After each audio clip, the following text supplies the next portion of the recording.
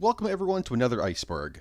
To celebrate the 40th anniversary of the Transformers franchise, I'll be doing one last Iceberg about the series.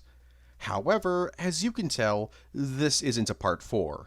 Instead, this is a remake/compilation of the other Icebergs that I've done. This is because my original two Transformers Icebergs are really bad. Don't watch them. So I'm remaking both Icebergs, along with throwing in the third part I did last year. And before somebody says, "What, you're not going to remake the third part too?" The third part is actually good, and you didn't watch it, so I don't want to hear it.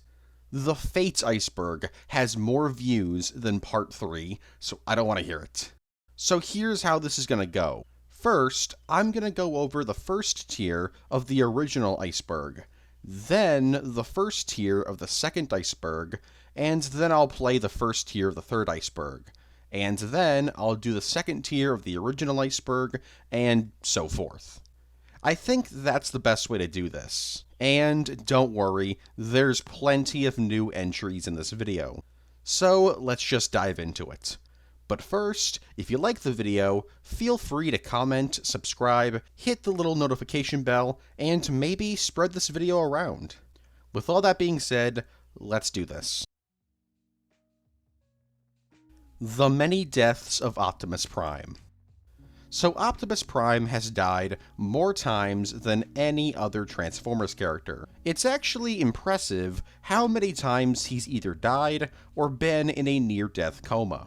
There's Orion Pax's death in the G1 episode War Dawn, his death in the 1986 film, the Prime Wars episode All Things Must Pass, his zombified death in the G1 episode Dark Awakening, the animated episode Transform and Roll Out Part 3, a flashback scene in the Headmasters episode Four Warriors Come Out of the Sky, the IDW comic issue Escalation Issue 5, the Headmasters episode Birth of the Fantastic Double Prime, the G1 comic issue After Death, the Prime episode Rebellion, the G2 comic issue A Rage in Heaven, the Prime movie Predacons Rising, the Earthspark episode The Last Hope Part 2, the film Revenge of the Fallen, the Decepticon campaign in the 2007 game, the Armada episode Crisis, the film Age of Extinction, and the IDW comic issue Ceremony.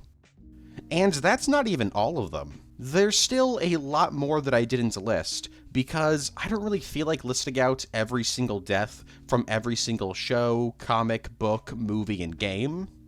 Barricade's Weird Survivals. So because the scene where Optimus kills Barricade was cut from the 2007 film, Barricade was one of the film's 3 Decepticon survivors, along with Starscream and Scorponok. However, unlike his peers, he doesn't actually return in Revenge of the Fallen in any capacity. But despite this, he returns in Dark of the Moon. But he dies again, being gunned down by Nest soldiers. But then, in the last night, Barricade shows up alive, for some reason, with a completely different body. Anyways, at the end of the film, Barricade was last seen being confronted by the British military, so he's probably dead. His returns from the dead have never been explained. Pepsi Convoy. Pepsi Convoy is a promotional character created in 2005 to promote, what else? Pepsi. At first glance, you might think that this guy is just Optimus Prime showing his support for Pepsi. But that's not actually true. He's his own character, who just so happens to look like Prime. The only piece of fiction that he's ever been in, Kiss Players, reveals that none of the other Autobots knew who this guy was before he became Pepsi Convoy. This story also reveals he doesn't really care about the Decepticons. He just wants to give Pepsi to the people of Japan. He also runs off of Pepsi, and so carries around a giant bottle fueling station. He's also got a CO2 soda gun that he uses to shoot Pepsi at people. Oh, and he's also made up of the same metal that makes up Pepsi Man. While his toy was a Japanese exclusive, Hasbro would release a Pepsi Optimus Prime figure in 2007. This is a variant of Optimus Prime who is a super fan of Pepsi. Or took a sponsorship deal to fund the Great War. Kibble.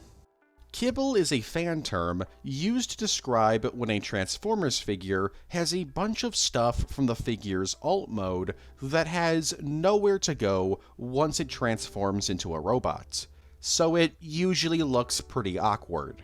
Kibble isn't always a bad thing, though. Some people think that Kibble can be pretty charming, while others think that it completely ruins figures. One of the most common forms of kibble is the backpack, which are usually just clumps of plastic on the figure's back. Funny enough, the term kibble has actually been used in Transformers media before to describe these kinds of parts, most notably in the original IDW continuity. Who is Cyclonus? In the 1986 film, we see Thundercracker become Scourge, and Megatron become Galvatron. However, Cyclonus is a bit of a mystery, because we see both Skywarp and Bombshell become Cyclonus. While this is happening, Unicron announces the pair as Cyclonus and his Armada. This is a holdover from earlier scripts where Cyclonus was going to have an army of clones similar to Scourge's sweeps. But because this line wasn't removed, this has caused a problem. Who turned into Cyclonus? Skywarp or Bombshell? Well, let's go over the evidence. For Bombshell, he's the one shown in the foreground, while Skywarp is in the background. And the 2006 IDW adaptation of the film has Cyclonus the Warrior ridden over Bombshell, while Armada is ridden over Skywarp. As for the evidence for Skywarp, it just makes sense that Skywarp and Thundercracker would become Galvatron's second and third in command, instead of Thundercracker and Bombshell. In the 2003 Madman Entertainment DVD release of the film, there's a bio for Cyclonus that reveals that Skywarp became him. The 2006 Sony release of the film features a cover featuring Skywarp being replaced with Cyclonus. In the bio given for the 2021 Masterpiece Skywarp figure, it's directly said that Skywarp becomes Cyclonus. And in the story Macrocosmic Seekers, which is meant to take place in the world of the original G1 cartoon, Cyclonus is shown to have Skywarp's teleportation abilities. So, who really is Cyclonus? We'll never know. Except we do. It's Skywarp. Rebranding. This is a quick one. Rebranding is a very simple concept. Hasbro takes a toy from one toy line and puts it into another toy line. This practice is done for a variety of reasons. As filler for a toy line, to be used as a store exclusive, or Hasbro wants to bundle the figure with another one in a bundle pack. Deleted scenes. Like with all films, the Transformers films have their fair share of deleted scenes. So here's a couple of them. For the 1986 film, right before Optimus and Megatron face off, originally, Skywarp, Blitzwing, Astrotrain, and Starscream would all attack Optimus at once, and tackle him. Originally, Inferno was going to appear in the film, and would have covered Ultra Magnus and the other Autobots as they escaped Autobot City. While he was cut from the film, Inferno's voice actor, Walker Edmiston, was still credited for Inferno in the film's credits. Originally, there was supposed to be a scene where Ultra Magnus, Trax, Red Alert, and Sideswipe would battle the Constructicons. During this fight, Red Alert would be killed. Shockwave would have been shown being killed by Unicron's attack on Cybertron. And finally, Ultra Magnus's death was originally going to be far more brutal, where the sweeps would tear him apart. For Transformers 2007, there was supposed to be a scene where Lennox was going to comfort one of his soldiers who was dying. During the Battle of Mission City, a woman would randomly have her clothes blown off. Because this is a Michael Bay film. Also, during the Battle of Mission City, Lennox would be shown grabbing some radios in a pawn shop. However, the lady running the store would argue with him about buying them. Originally, the fight between Ironhide, Ratchet, and Starscream was going to be a bit longer. Finally, while traveling in the desert, Lennox and his team would take a second to study a photo that Epps took of Blackout. For Revenge of the Fallen, the forest battle was slightly longer originally, and included more scenes of Starscream and Grindor. These scenes were added back in extended versions of the film. There was supposed to be a scene where Leo would discover the Alice in Wonderland animatronic that the Decepticon pretender Alice took the form of. Soundwave was originally intended to land on Earth. The Revenge of the Fallen Deluxe class figure is actually based on his Earth form from this cut scene. Sideways' death was originally going to be longer, with him actually shown fighting Sideswipe, and instead of Demolisher, Sideways was going to be the one who said, "The Fallen shall rise again." And finally, RC, Cronia, and Elita 1 were originally going to be able to combine into a single entity. For Dark of the Moon, originally, it was Mirage who would have been executed by Soundwave instead of Wheeljack. Well, maybe. We know that Mirage would have been the one executed during this scene, but it's possible that Starscream was the one who was going to kill him, as this is what happens in the film's novelization. However, in the film's animatics, it's clearly not Starscream who kills him. During the Optimus Prime Rampage scene, there was supposed to be a Decepticon with Blackout's body type who would be killed by Prime. He was actually seen in the Super Bowl spot. Originally, Skids and Mudflap would have returned in Dark of the Moon, and would have had a fight scene with Sentinel Prime.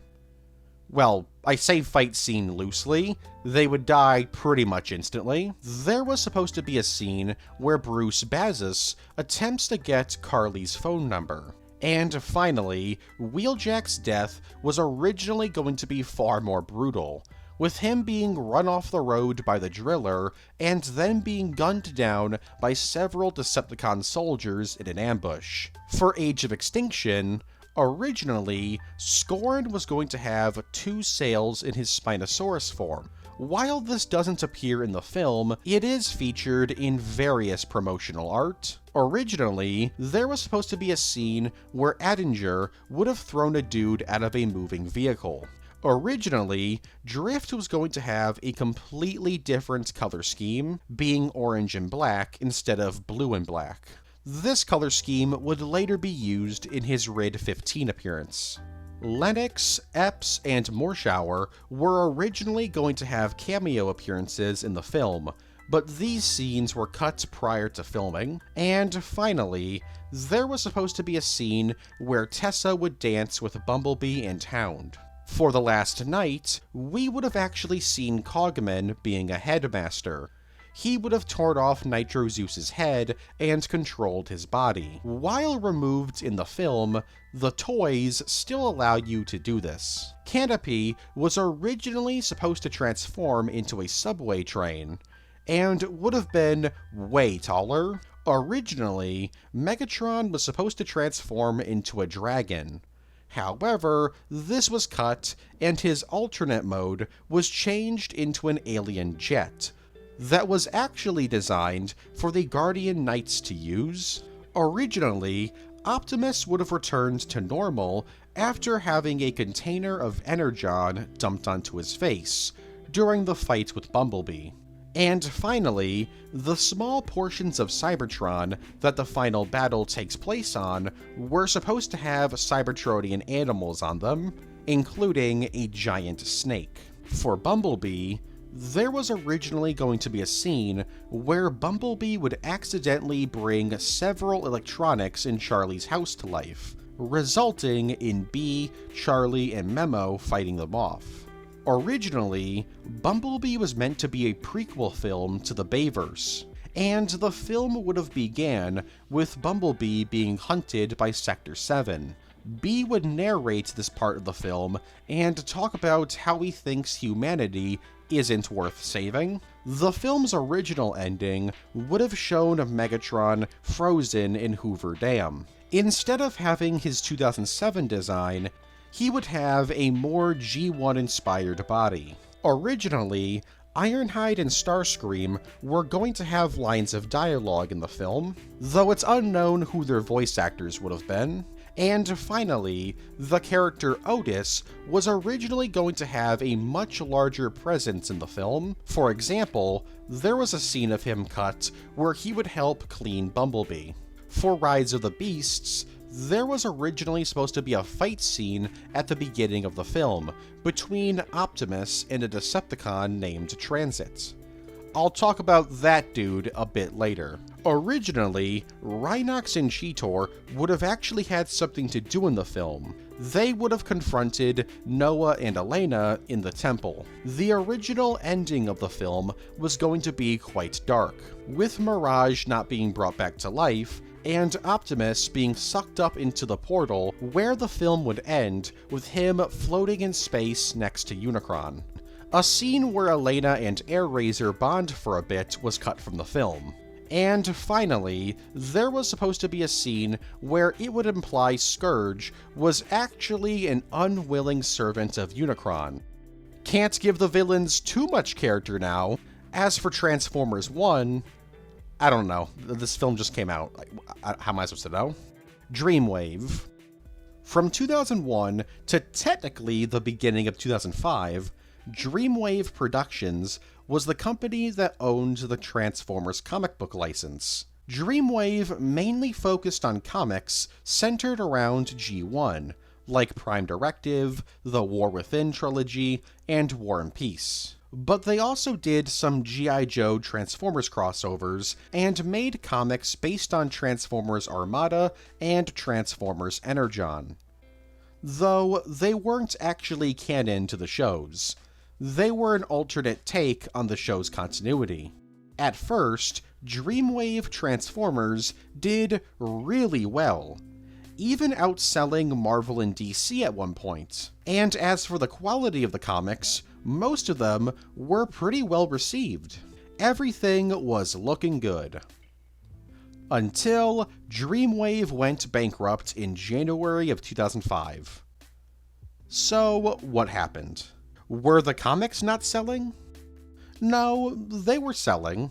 The main reason why Dreamwave went under was because one of the company's founders, Pat Lee, was a bit of a goof. Turns out, he and his brother Roger, who was the other founder of Dreamwave, were secretly transferring Dreamwave's assets to another company, Dream Engine.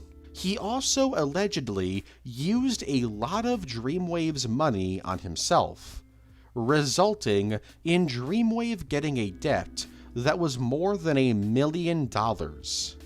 Oh yeah, and many of the artists who worked with Dreamwave claimed that they weren't paid for their services. So yeah, Dreamwave went under, and IDW swooped in to purchase the Transformers license, even releasing a few comics meant for Dreamwave. Despite its short run, Dreamwave comics had a massive impact on the Transformers franchise. For example, it was the first continuity to show Shockwave as a scientist. Not only that, but the Fallen was introduced in this continuity, and Megatron Origin was actually written for Dreamwave before being released under IDW. G1. So this is the quick one. G1 is a fan term used to describe fans who hate everything that's not G1. So Beast Wars, Animated, the Bay films, the new films, the Unicron trilogy, Rideau 1, Earthspark, etc. And by G1, I mean the original G1. Stuff like Devastation, Dreamwave, either IDW continuity, and Skybound are not included. Basically, these are just people who can't accept change and wish the franchise either died in the mid-1980s or stayed the same forever. Carbamia. The Socialist Democratic Federated Republic of Carbamia is a fictional country featured in 2 episodes of Transformers G1, Five Faces of Darkness Part 1 and Thief in the Night. According to a plaque, the country's population is 4,000 people and 10,000 camels. They're also extremely rich in oil. So obviously, the Socialist Democratic Federated Republic of Carbamia is an extremely racist parody of the Middle East. It was so racist that G1 voice actor Casey Kasem quit the show, resulting in Bluestreak and Cliffjumper never appearing again, and Teletran 2 having to be recast. Because Carbamia is extremely racist, it has never appeared again in any Transformers show, although it has been name-dropped in a few pieces of media, such as Shattered Glass. Evergreen. Evergreen designs are a term used to describe Hasbro's efforts to create a unified look for the Transformers IP. Since the late 2010s, they've been pushing for most Transformers media to have heavy G1-inspired designs, these being the Evergreen designs. For example, Cyberverse, Skybound Comics, kinda Earthspark, the War for Cybertron cartoon, the IDW comics, the Prime Wars cartoon, Rescue Bots Academy, kinda Transformers 1, and even the prologue to Bumblebee. So why is Hasbro doing this? Do they really just hate new designs? Well, no. It's just that these Evergreen toys can be stacked on shelves for a much longer period of time than toys based on a movie or show.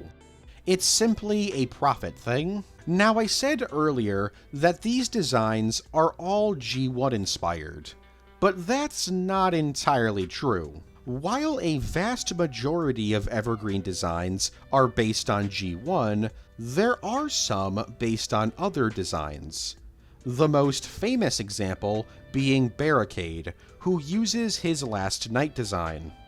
Oh my god, is that the Last Night's only impact on the brand other than killing the Bayverse films? My Little Pony. So because My Little Pony and Transformers are both owned by Hasbro, there's been plenty of crossovers between the two franchises. Although, they really only started crossing over once My Little Pony Generation 4 came out, My Little Pony Friendship is Magic, as that was the show that kickstarted Bronies. Because of this newfound success, Hasbro had IDW create 2 comic crossovers, Friendship in Disguise and The Magic of Cybertron. Being crossovers, these comics deal with the cast of My Little Pony interacting with a G1-inspired Transformers universe. Together, the Autobots and ponies chill out and do wholesome stuff, while also occasionally battling the Decepticons and My Little Pony villains like King Sombra and Queen Chrysalis. While these comics were undoubtedly the most popular crossover between the two IPs, there have been other crossovers. Granted, they haven't been as grand though. For example, in the Transtech universe, more on that later, Bumblebee is threatened to be sent to the My Little Pony Friendship is Magic fanfiction universe. In Age of Extinction, this dude turns some Transformium into a Rainbow Dash plush, only to then turn it into a gun. There were some Optimus Prime parts in the online game Fabulous Pony Maker, and there were even some Optimus and Bumblebee My Little Pony figures created. I said created, not released. Yeah, these have never actually been released. There's been some Transformers background cameos in the My Little Pony IDW comics. There were several BotCon My Little Pony exclusive comic covers. A parody of Transformers called Trotformers appeared in the show Tell Your Tale, and it was even revealed in a Hub TV bumper that Megatron is a brony. Overall, the Transformers and My Little Pony franchises have quite a few crossovers. Truck Not Monkey. So nowadays, Beast Wars is looked at as one of, if not the greatest Transformers show. However, when the series first started out, some fans weren't exactly hyped about it. This is where the phrase "truck not monkey" comes from. When Beast Wars was first revealed, some people took to online forums and expressed how mad they were that Optimus Prime was now a monkey instead of a truck. Basically saying that Transformers shouldn't do Beastformers. You know, except for the Predacons, and the Dinobots, and Steeljaw, and Mindwipe, and Tripticon, and the point is, they weren't happy. However, when the show actually started airing, most people stopped complaining because, well, for starters, Optimus Primal is not Optimus Prime, and the show's writing was really good. Truck Not Monkey has actually been acknowledged by various people who work on Transformers, and there's even been jokes about it in official Transformers media. Transformers Animated Season 4. Despite universal acclaim, Transformers Animated was cancelled after its third season, due to Hasbro moving forward with the aligned continuity, and not wanting to work with Cartoon Network anymore. Over the past decade and a half, more and more information has come out about what the plans were for the fourth season of Transformers Animated.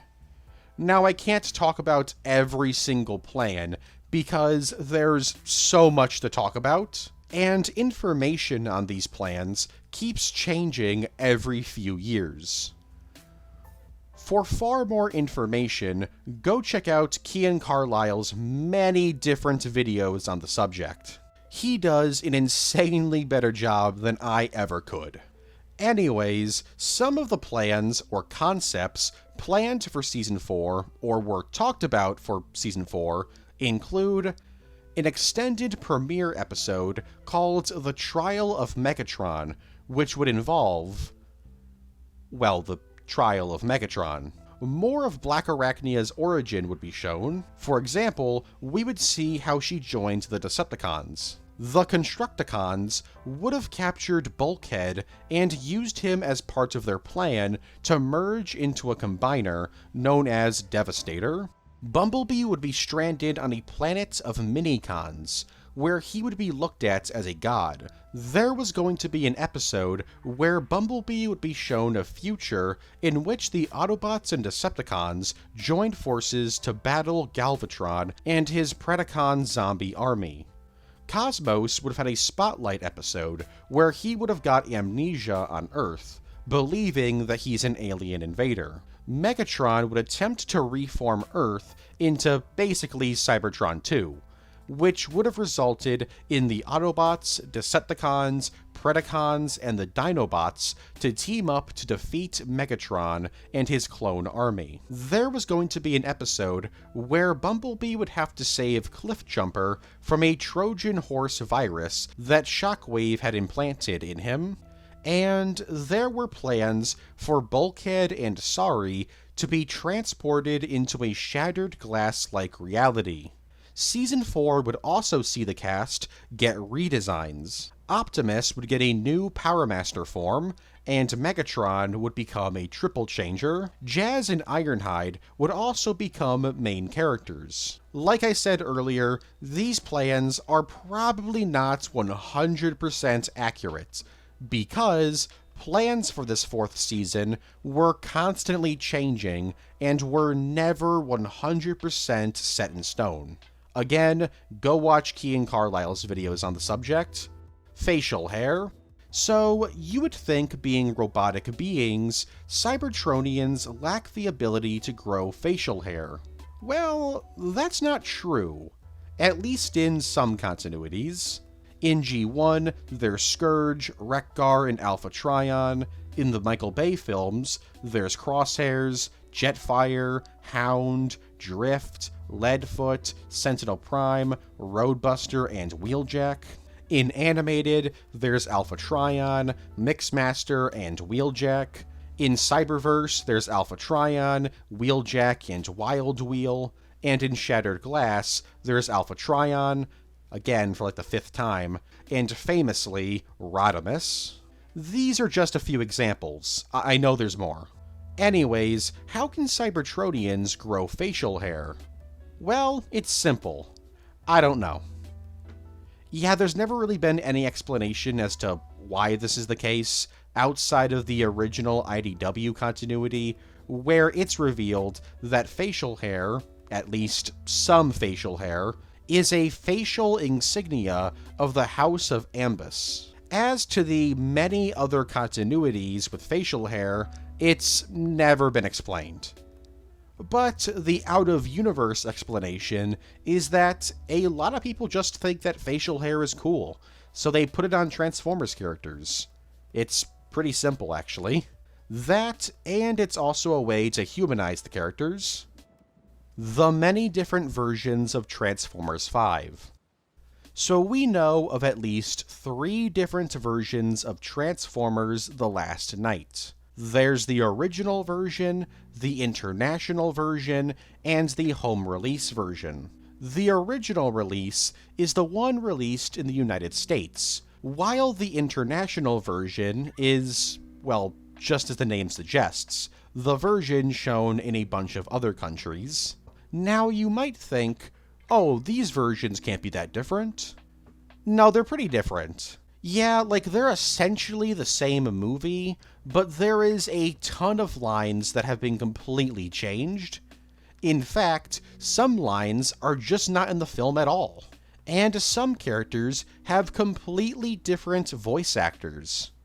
For example, Nitro Zeus, the GOAT, has 2 different voice actors. He's voiced by John DiMaggio in the original version, but voiced by Stephen Barr in the international version. The difference between the original and international versions of the film have been theorized to be the result of other countries receiving an earlier cut of The Last Knight. How this happened, I have no idea. But then there's the home release version, which makes some bizarre changes. For starters, Hound's red cross helmet has been changed to a blue cross, due to trademark issues with the red cross. Some comedy scenes, like Wheelie looking at a used car site, and Bumblebee randomly killing a small bug-like transformer, were cut. The strangest change was, for some reason, one of John DiMaggio's line reads for Nitro Zeus was replaced with Stephen Barr's line read. Overwatch. From July 9th to July 23rd, 2024, Overwatch 2 had a Transformers collab.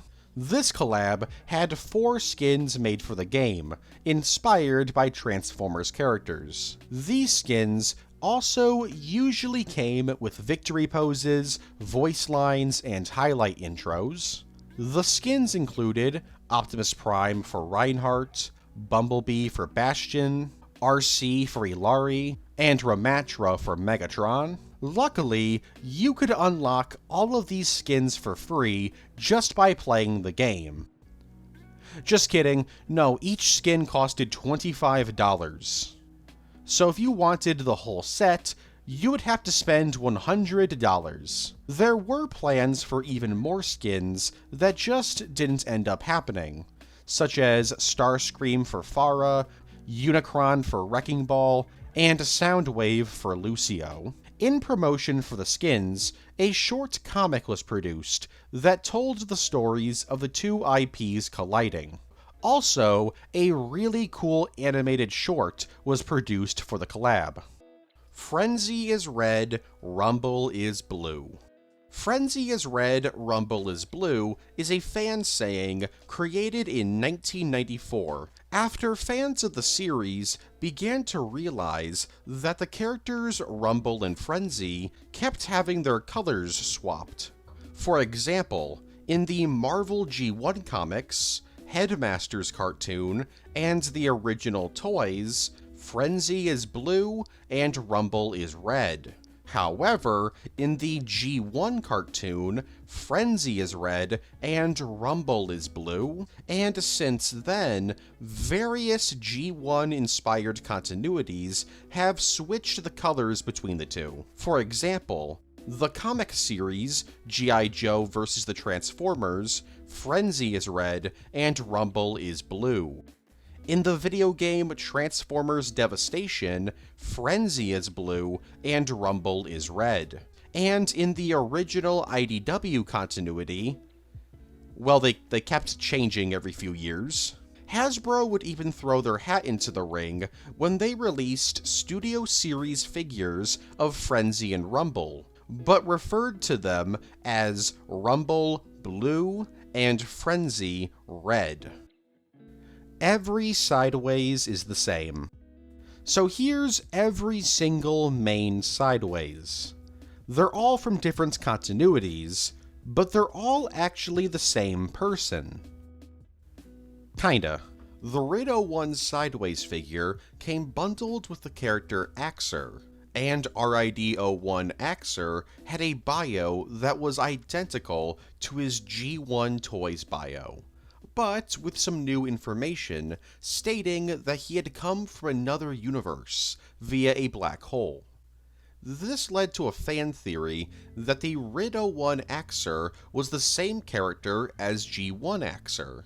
But then, in 2002, the online bio for Armada Sideways was released, and was nearly identical to RID-01 Sideways' bio. And because RID-01 Axer was packaged with Sideways, fans took to the idea that RID-01 Sideways was the same character as Armada Sideways. After all, it just made sense that both of these figures, bundled together, were both dimension hoppers. But then, the Robot Masters toy line came out in 2004. This was a Japanese exclusive toy line, and in this toy line, a Sideways figure was released, and was given brand new colors to match Armada Sideways. Now, normally, this would just be looked at as a little tribute to Armada, and nothing more. But Robot Masters had a storyline that was about various characters from other universes getting sent to the G1 cartoon universe. And because RID-01 in Japan is canon to the original G1 cartoon universe, many people believe that this meant that Armada Sideways became the Sideways of RID-01. And because of this, fans have come up with the idea that every single Sideways seen in the franchise is actually the same one, just reality hopping. This has even been acknowledged by Hasbro. For example, in the Allspark Almanac 2, Sideways from the animated universe is introduced with a design similar to his Revenge of the Fallen appearance, but with a color scheme matching his Armada appearance. And his bio mentions that he's from another dimension. But then, it was revealed in the complete Allspark Almanac that this fan theory wasn't true. But it was mentioned that every Sideways is a multiverse-hopping Decepticon. It's just that they're not the same one. Personally, though, nope, that's not true. My headcanon is true. All Sideways are the same. How does he come back after dying? Well, seeing how he was a servant of Unicron in the Unicron trilogy, I don't know, maybe it's some like Dark Energon Unicron magic stuff going on. Or maybe when he dies, he gets sent over to another reality. Anyways, the last thing I should mention is that this entire theory is built off of a misunderstanding. You see, the Robot Masters toy line was about time travel. Characters from different times set in the Japanese G1 continuity all coming to the same place. Not other universes. But because this was a Japanese toy line, information about it in the Western world in the early 2000s internet wasn't always correct. So that whole theory about Armada Sideways traveling to the G1 universe and becoming the RID-01 Sideways? Yeah, that's not even possible in that toy line's, continuity. Star Wars. Because Hasbro owns the rights to make Star Wars toys, Transformers and Star Wars have crossed over a few times. Well, kinda, not really. While there's never actually been a full-on Transformers Star Wars crossover story, there were a ton of Transformers Star Wars toys. From 2006 to 2011, Hasbro produced a ton of Transformers figures based on vehicles from the Star Wars universe. Although, instead of being like Optimus Prime but he turns into an AT-TE, or Megatron but he turns into a TIE Defender, the toys were actually what-if scenarios. For example, what if Han Solo and Chewbacca were Transformers who could combine to form the Millennium Falcon? A ton of characters got this treatment, from Obi-Wan Kenobi, Darth Maul, Rex, General Grievous, Yoda, Darth Vader, Ahsoka, Mace Windu, Luke Skywalker, Emperor Palpatine, Cad Bane, Jango Fett, and surprisingly, not Princess Leia. You would think a Leia figure where she turns into the Tantive 4 would be like a given, but I guess not. Thyre got a figure, but not Leia. There wasn't even a Dooku one. He could have turned into the Solar Sailor. It's so obvious. Most of the toys were either Clone Troopers or Stormtroopers, because Clone Troopers and Stormtroopers are insanely marketable. These Transformers figures also usually came with tiny action figures that could fit inside the ship mode's cockpit, though they would eventually phase this out. After 2011, this type of figure would be discontinued, until 2018, when Hasbro released two new figures based on the Millennium Falcon and TIE Advanced X1. But besides that brief return, it doesn't seem like these figures will ever make a comeback. Probably because most of these figures are extremely ugly looking. Seriously, look at these figures. More than half of them just look abysmal. GoBots. The GoBots were the Transformers' big competitor in the mid-1980s. Basically, in order to compete with Hasbro, Tonka created the GoBots and actually got them released a year before Transformers came out. And by create, I mean they mostly just re-released machine robo-figures. Unlike the Transformers, who turned into a wide variety of vehicles, the GoBots mainly just transformed into tiny versions of cars, trucks, and motorcycles. In promotion for the toys, Challenge of the GoBots was created, an animated series that ran for 65 episodes from 1984 to 1985, ending with a theatrical film in 1986 called Battle of the Rock Lords. So what's the lore of the GoBots? Well, GoBots is about a team of robotic aliens called the Guardians, battling the Renegades. The Guardians are the good guys, and the Renegades are the bad guys. The Guardians were led by Leader 1, while the Renegades were led by Psykill. Their war starts on their home world of Gobotron, but quickly spread to Earth. And yeah, most of their lore is just like watered-down Transformers lore. This cartoon is notable for a couple of reasons. For starters, it shared quite a few voice actors with Transformers G1, notably Peter Cullen, who voiced a ton of characters in the show. Also, GoBots featured a variety of female robotic characters, predating Elita 1 and her group of female Autobots.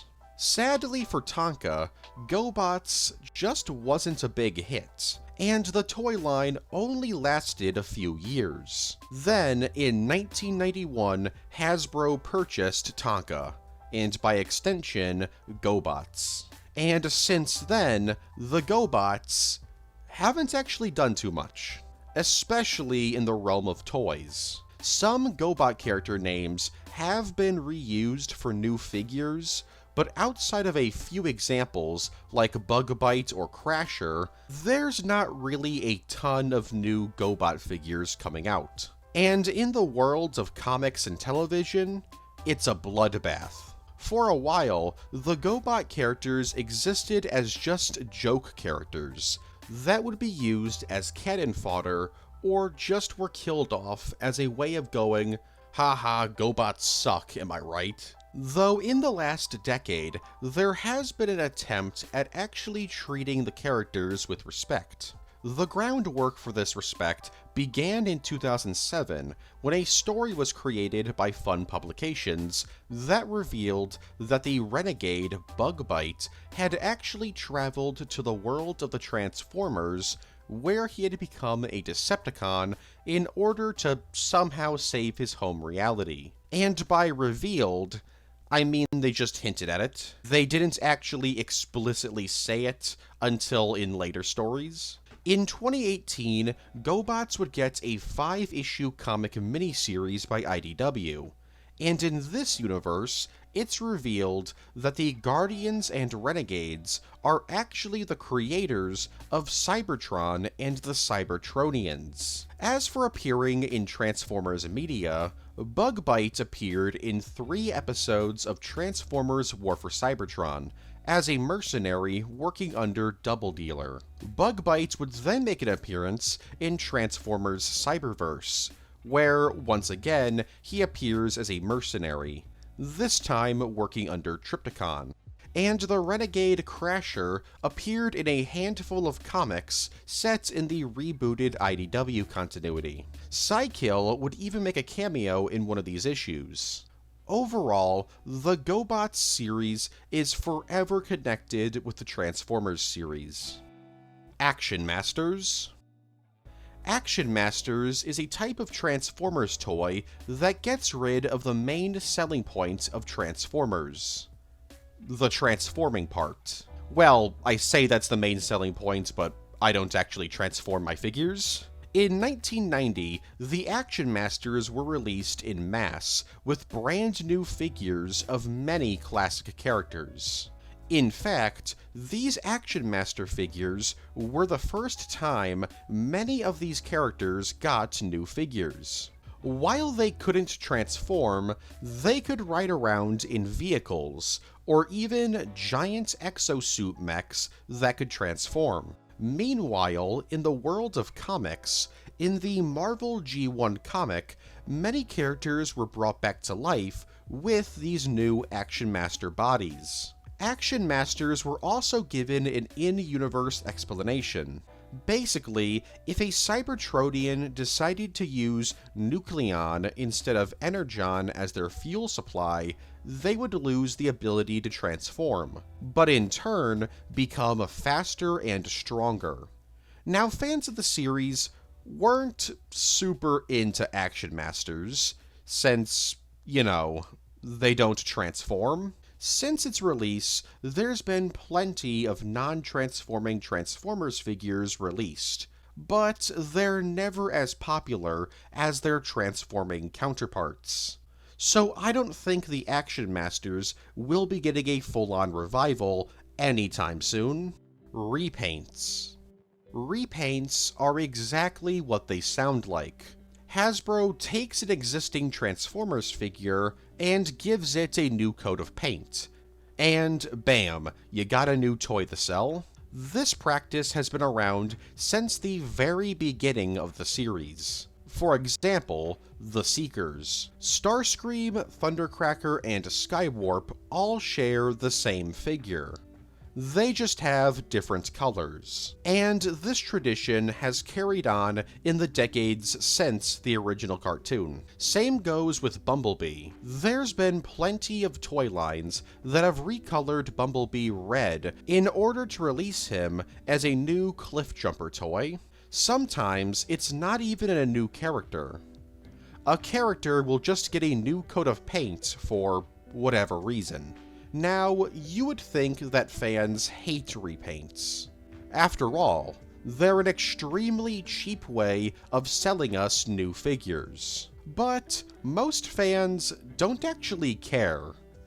I mean, I can't talk. I literally own War for Cybertron Siege Starscream 4 times, because I also bought the Rainmakers bundle. Scrapped Earthspark plans. Being the current Transformers show, we don't know a ton about scrapped plans for Earthspark. However, we do know a few things. Originally, Nova Storm was going to be Thundercracker. However, Hasbro refused to let Thundercracker be female for whatever reason, so they were instead given the name Nova Storm, and their paint scheme was changed to match the character. There was an episode planned where Nightshade would take in a bunch of Arachnamechs as lab assistants, but this would eventually lead to trouble. Originally, Tarantulas was going to appear in the Season 1 finale. The episode Warzone featured quite a few deleted scenes. For example, Ravage would infiltrate the Ghost facility and would bring back a remote control device to Soundwave and Starscream. Right after this, Starscream would have been the one who freed Shockwave. This episode would have also had a scene revealing that the Maltos and Megatron were visiting the War Memorial on the 15th anniversary of the war's end, something that Megatron does every year. Originally, Breakdown was going to die at the very end of the episode Security Protocols. There was also an episode planned where Hashtag would become an e-celeb, which would eventually lead to trouble as her human friends online would believe that she's a human. And finally, originally, Megatron would discover something that Optimus and Ghost were hiding from him, and upon discovering this, he would defect from Ghost and become an antagonist. Ask Vector Prime. Ask Vector Prime is a way for Hasbro, or really just Transformers mega fans who work for Hasbro, to have some fun with the community. Basically, somebody role-playing as Vector Prime from Transformers Cybertron would answer questions about Transformers lore. Sometimes they're serious answers, and sometimes they're just goofy answers that don't really answer anything. Ask Vector Prime originates from the official Transformers website back in 2005, in order to promote Transformers Cybertron. But its most well-known incarnation is its Facebook years. Created by the Transformers Collectors Club, From May to September of 2015, Ask Vector Prime got his own Facebook page where he answered questions. Although, from June to July of that year, Sideways would hijack the page and begin answering questions. This wouldn't be the last time somebody took over Vector Prime's Facebook page. Between Vector Prime's original run and his return in November of 2015, multiple hosts would take over the page. These included Baver's Bumblebee, Animated Sentinel Prime, Sidekill, the leader of the Renegades from GoBots, Skybite from Rido 1, Swindle from the Transtech universe, G1 Grimlock, and Spacewarp, a cancelled Decepticon toy from the Transformers Universe toy line. Upon his return in November of 2015, Vector Prime would continue answering questions until February of 2016, in which the Facebook page was finally retired. That was until November of 2016, where Vector Prime made his grand return and began answering more questions. Just kidding, all he did was promote a GoBots story, and then the Facebook page became defunct again. Ask Vector Prime had a ton of people involved in the writing process, and is responsible for some pretty interesting pieces of lore. For example, McAdam being secretly Alchemist Prime, confirming the Yellow Universe Optimus Prime figure from 2003 was a female Optimus Prime variant, and actually beat IDW to the punch in talking about transgender Transformers characters. The Transformers will return after these messages. Welcome to Burger King. Can I take your order? A Whopper. No cheese, no onions. Extra pickles. Sir, this is a drive-thru. You need a vehicle? Fine.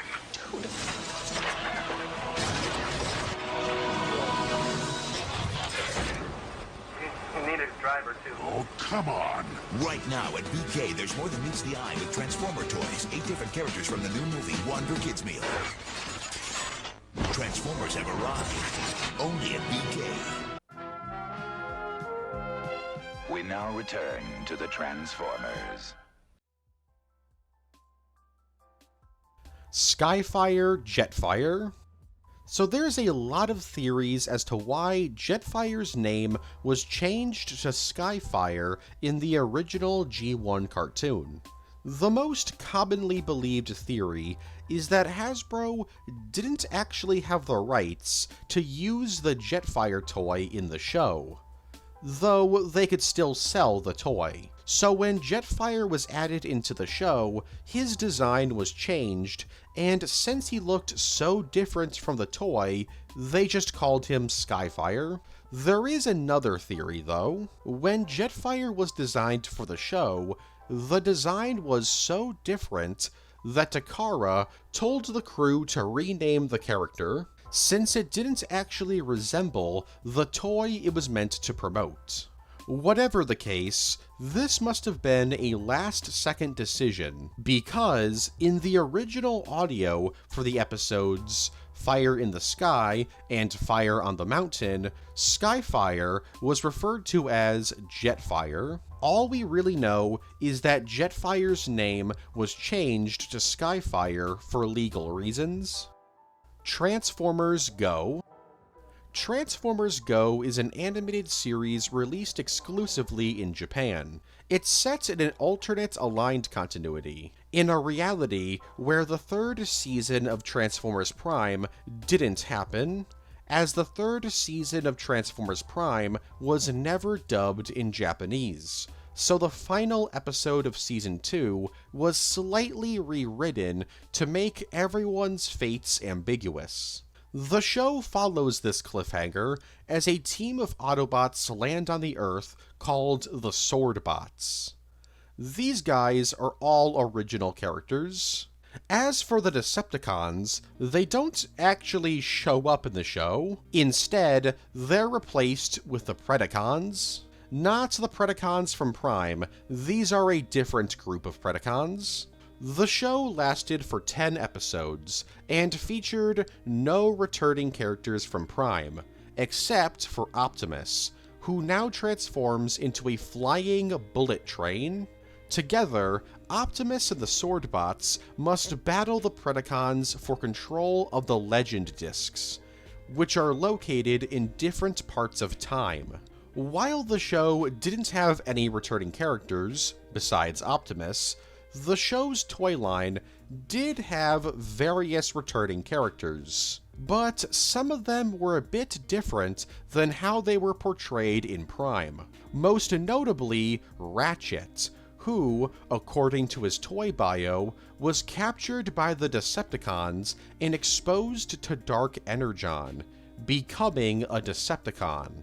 Also, another Nemesis Prime is introduced into the Aligned continuity, this time being an evil version of Optimus hailing from another dimension. Optimus Prime gets turned into an alligator. In the G1 episode City of Steel, Optimus Prime gets blown up and is rebuilt by the Constructicons into Alligator Con.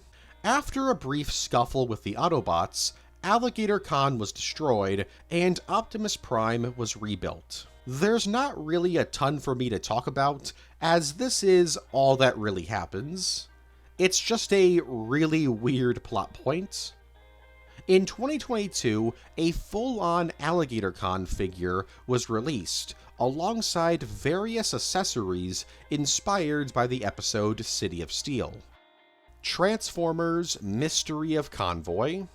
Fight Super Robot Lifeform Transformers Mystery of Convoy is a game released in 1986 for the Nintendo Famicom, and is well known for just not being a very good game. It's about Ultra Magnus traveling through 10 stages searching for Optimus Prime, who's gone missing while battling Decepticons. While searching for Prime, Ultra Magnus battles a variety of Decepticons, including clones of Megatron, Metasaur, Bruticus, and Trypticon.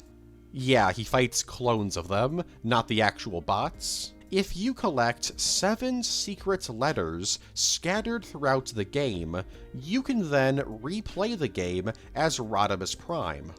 Oh, and also you fight a giant Decepticon logo at one point. Bumblebee actually shows up in the game very briefly to reward Ultra Magnus for killing a ton of Decepticons. He rewards this bloodshed by giving him a level skip. Mystery of Convoy actually received a sequel titled The Headmasters. This game featured 9 levels, where you play as either Rodimus Prime, Brainstorm, Chrome Dome, Hardhead, or Highbrow.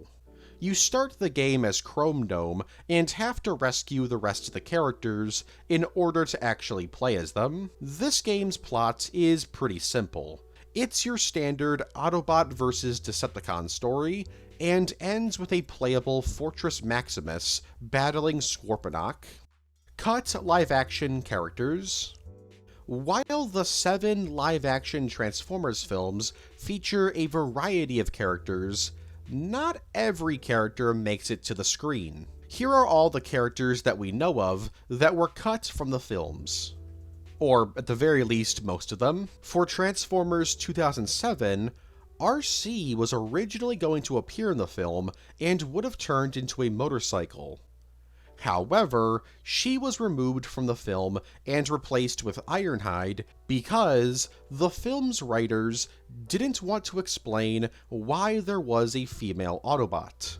Soundwave was going to appear in the film as well, and would have transformed into a helicopter. However, Hasbro stepped in and said that Soundwave's alt mode has to be sound or music related, so Soundwave was cut from the film and replaced with Blackout. I guess Hasbro changed their minds with Revenge of the Fallen and Dark of the Moon. Wreckage was a character planned to appear in the film and would have turned into a Striker infantry carrier vehicle. Despite being cut during development due to budget reasons, concept art for the character was used to create a toy also named Wreckage. Wreckage would also appear in multiple tie-in comics.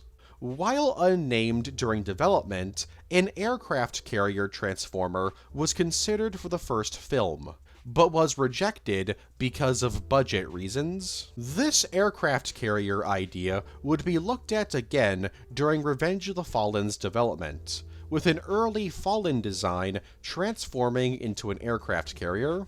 Prowl was originally supposed to appear in the film, but was cut because the film's writers thought an evil police car transformer was far more interesting of an idea, so Barricade was created.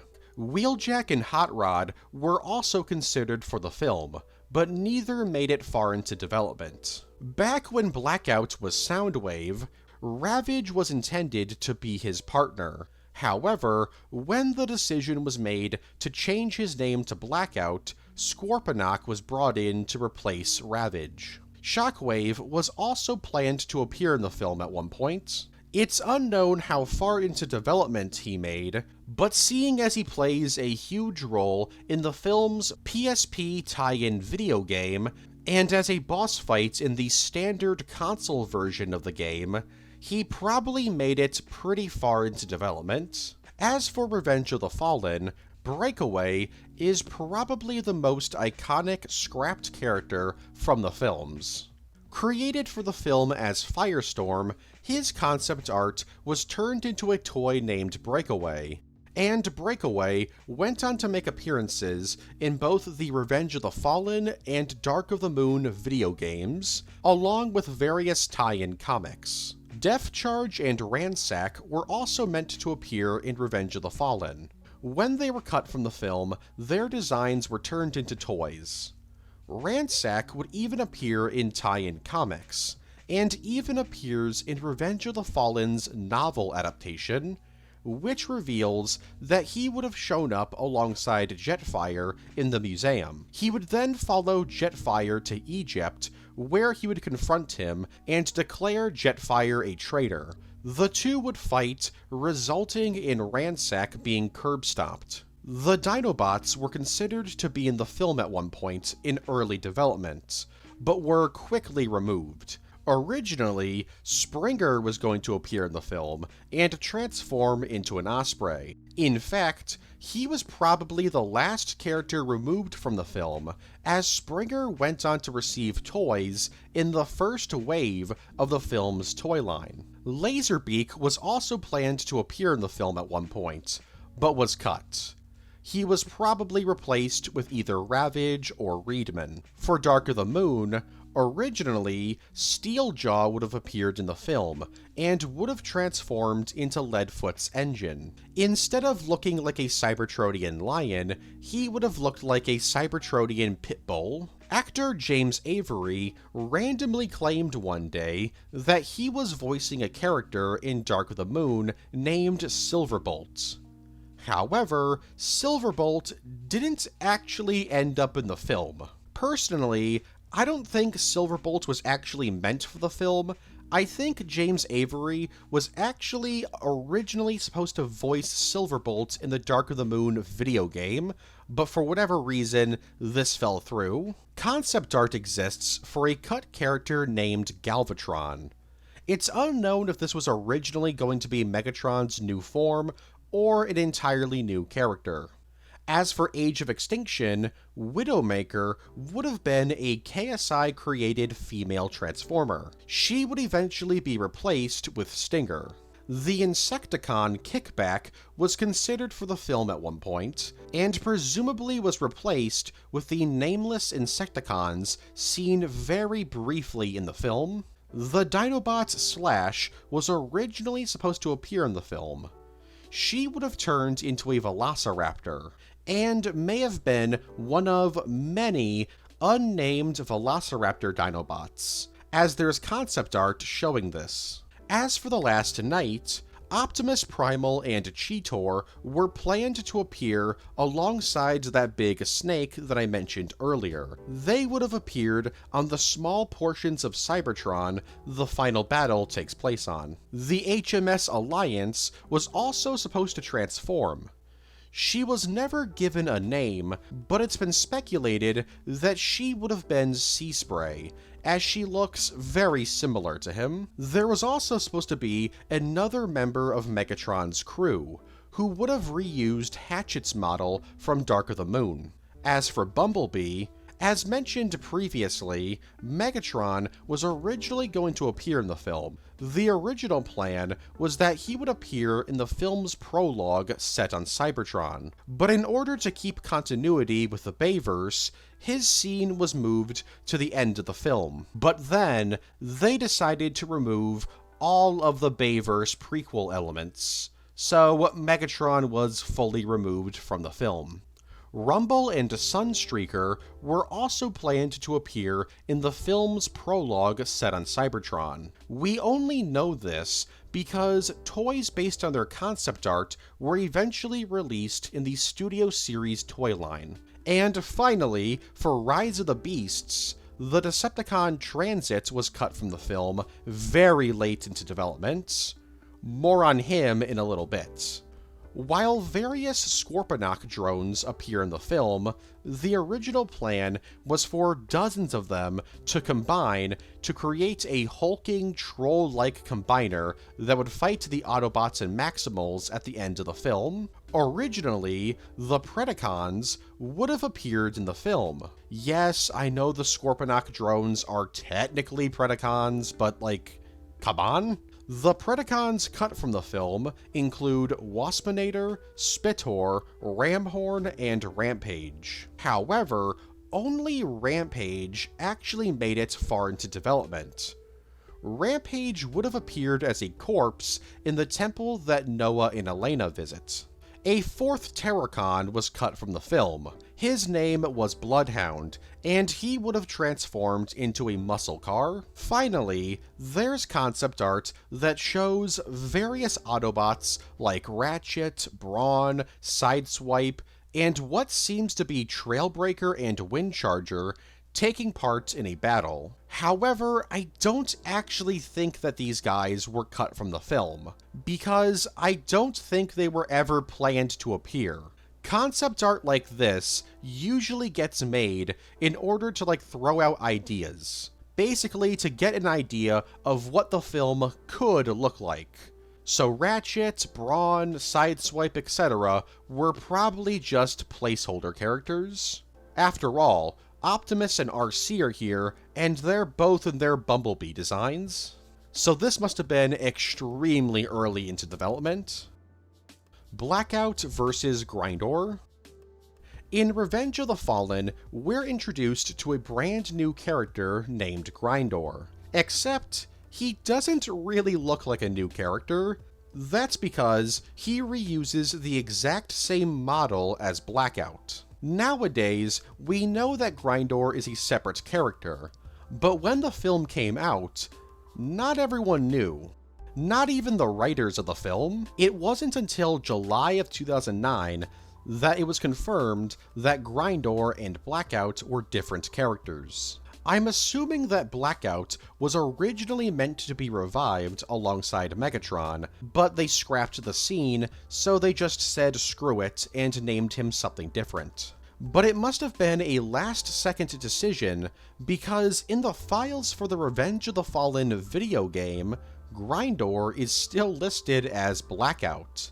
And in the book Revenge of the Fallen, the movie universe, Grindor is once again called Blackout. The same is true for Revenge of the Fallen, the Junior novelization, and the 2-disc special edition of Revenge of the Fallen. Though they look identical, technically, Grindor actually transforms into a different vehicle.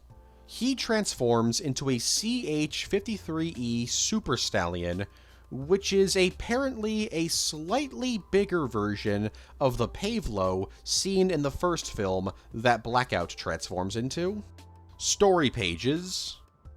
Story pages were 2-page spreads that tell a story through artwork with background information thrown around the 2 pages. These story pages featured original stories set after all of the Japanese exclusive G1 cartoons, like Victory, Headmasters, etc. Some of the stories told in these story pages included Transformers the Battlestars, where Optimus and Megatron were brought back to life just to fight again, and Operation Combination, where everybody decided to become a combiner for some reason. An army of combiners! While primarily created for G1, story pages would return in Generation 2, and also played a key role in introducing Japanese audiences to the cast of the 1986 film, as the film wasn't released in Japan at the same time as the United States.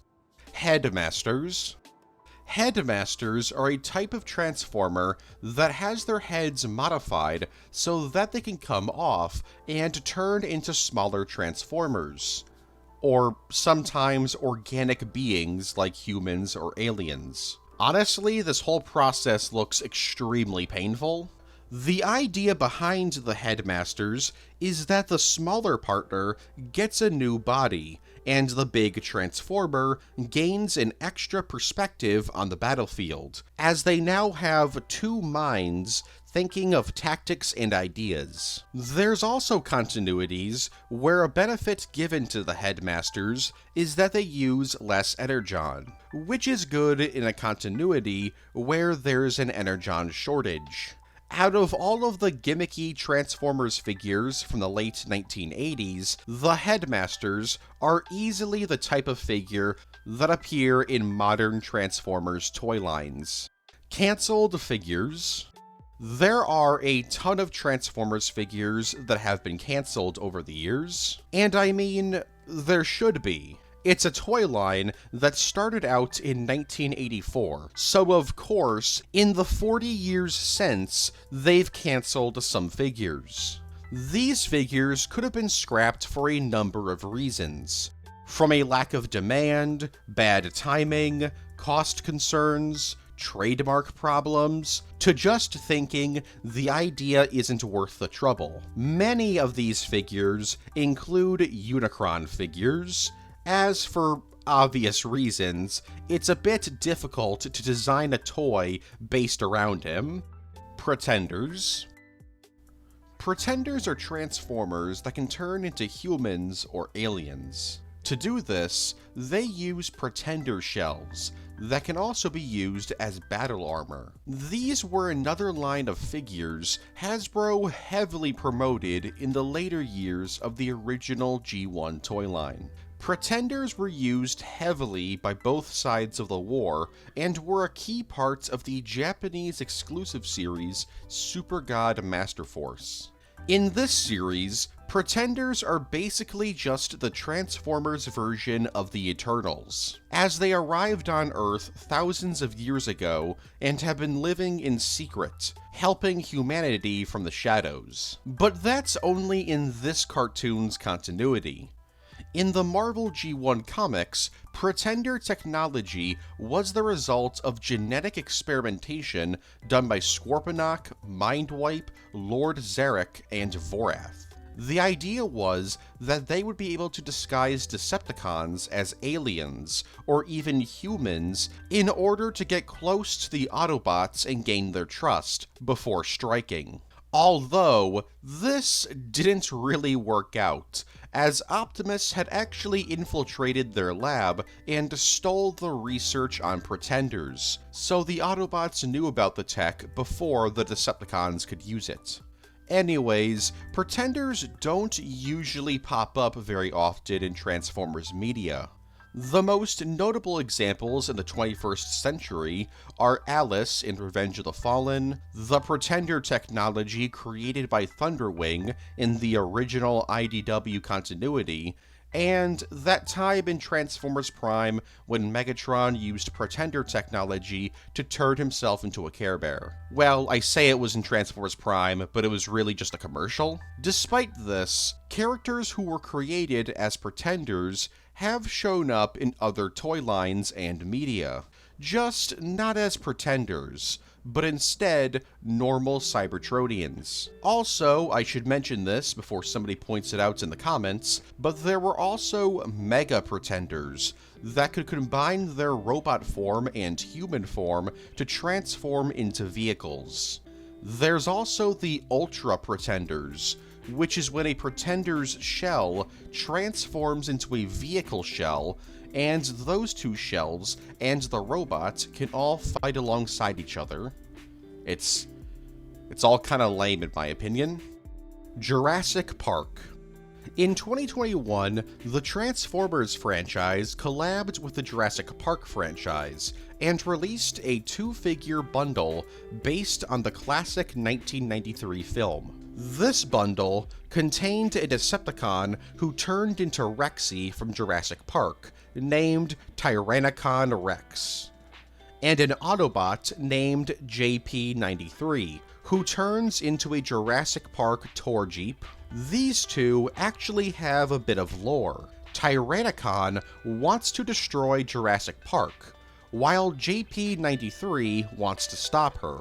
She probably wants to destroy Jurassic Park because Jurassic Park is using her for their T-Rex enclosure.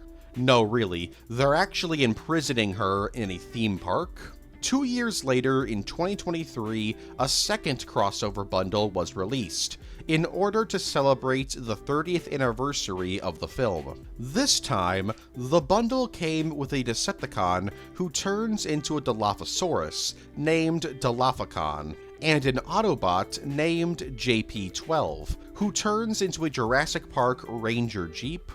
Target Masters. Target Masters are similar to Headmasters, as it's basically the same thing, but instead of turning into the Transformer's head, they turn into their gun. Basically, the idea is that either an organic being or another smaller Cybertronian transforms into a Cybertronian's gun, in order to take advantage of all the things a sentient gun can do. For example, making its own tactical decisions and target priorities. While not as common, there are double Target Masters. Basically, they're Target Masters, but instead of one guy turning into a gun, 2 people turn into one gun, or 2 people can turn into their own guns, but then they can combine to form a big gun. The Transformers PS2. The Transformers Call of the Future is a Japanese-exclusive Transformers game about Shockwave destroying Cybertron. This happens after Shockwave discovers Zell Quartz, a type of stone that draws energy from Zell Samin, the planet that it's found on. In the future, Shockwave absorbs the quartz and becomes all-powerful. In order to prevent this, the Autobots travel back in time to stop Shockwave from discovering it. The game features a pretty big cast of characters from all 4 seasons of Transformers G1, though most aren't actually playable and are just enemies or supporting characters that appear in cutscenes. The game features an Autobot and Decepticon story, like many other Transformers games, and despite having a bunch of references to G1, it's not actually considered canon to the Japanese Generation 1 continuity. Because the game is Japanese exclusive, a lot of the characters act differently than their normal G1 selves. For those that don't know, when G1 was dubbed into Japanese, many characters got new personalities or character quirks. For example, Wheeljack in the Japanese version of G1 is portrayed as being an old man. Despite this game having English dialogue and text, it was never actually released in the Western world. This is because the game had extremely negative reviews. Although, apparently it has a cult following nowadays. That voice! It must be Megatron! That's right! It's me! Optimus Prime!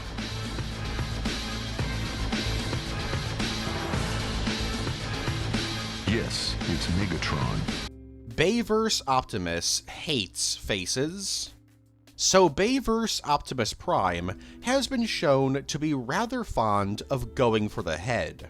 Don't believe me? Well, let's look at some examples. He stabs Bonecrusher through the head, rips Grindor's face apart, rips Megatron's head off, shoots Sentinel Prime in the head, he rips the Fallen's face off, he decapitates every single Infernicon, he tries to stab Bumblebee in the head, he throws Barricade into a pillar, causing his head to fly off in the 07 comic adaptation, slices Lockdown in half, including his head, rips Shockwave's eye out through his throat, and rips Scourge's head and spine out of his body. Alright, the last one was from Rise of the Beasts and not the Bayverse, but you get the idea. This dude loves destroying heads. Transformers The Ride.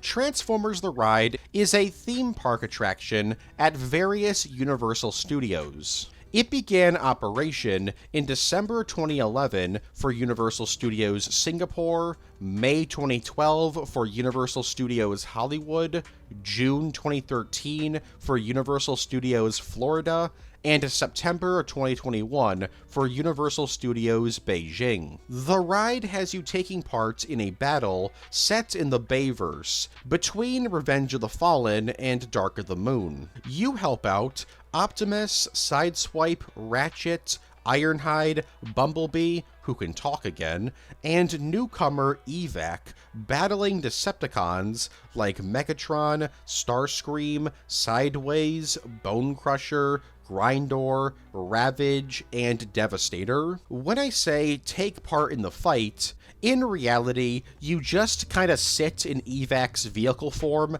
as he drives around the battle and eventually kills Megatron. You don't actually do anything. Obviously, the events in the ride aren't canon, because both Sideswipe and Megatron die, and half of the Decepticon cast should be dead.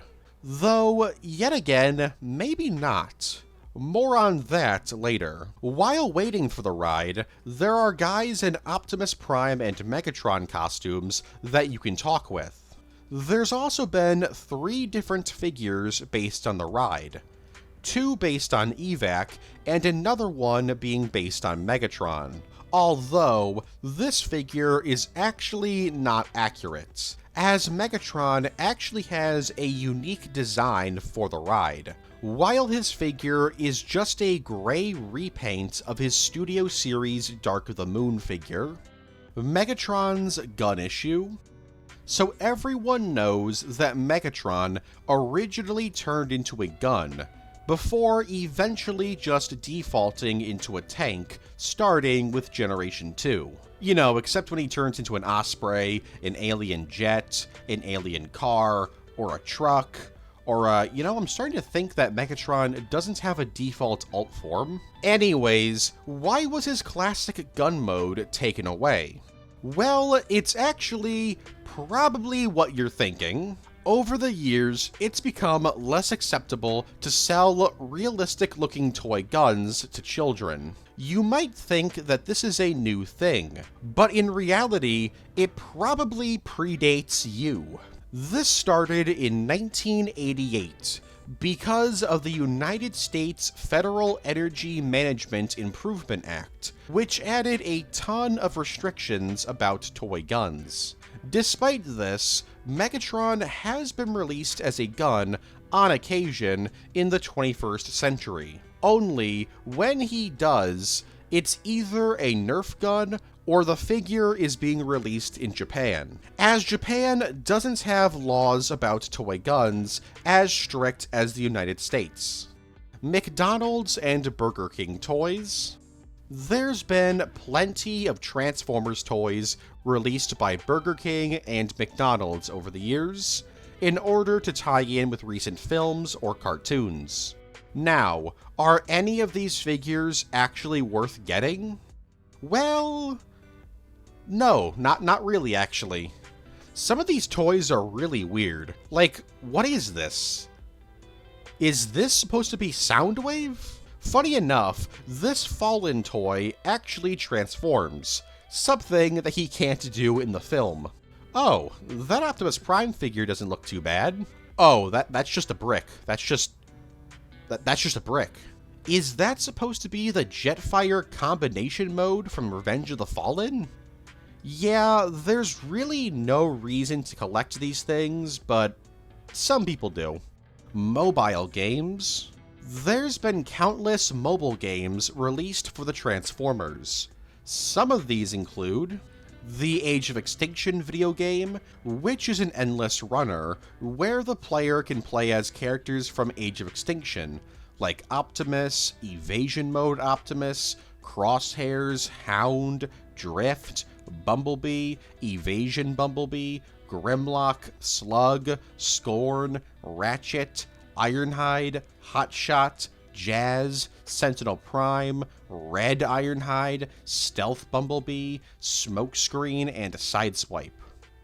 Wait, what were those last few? Yeah, they just kinda said screw it and began throwing out random characters into the game. There's the Robots in Disguise 2015 video game, which is a game based on RID 15, where you play as Autobots or Decepticons traveling around an open environment, battling bots trying to kill you.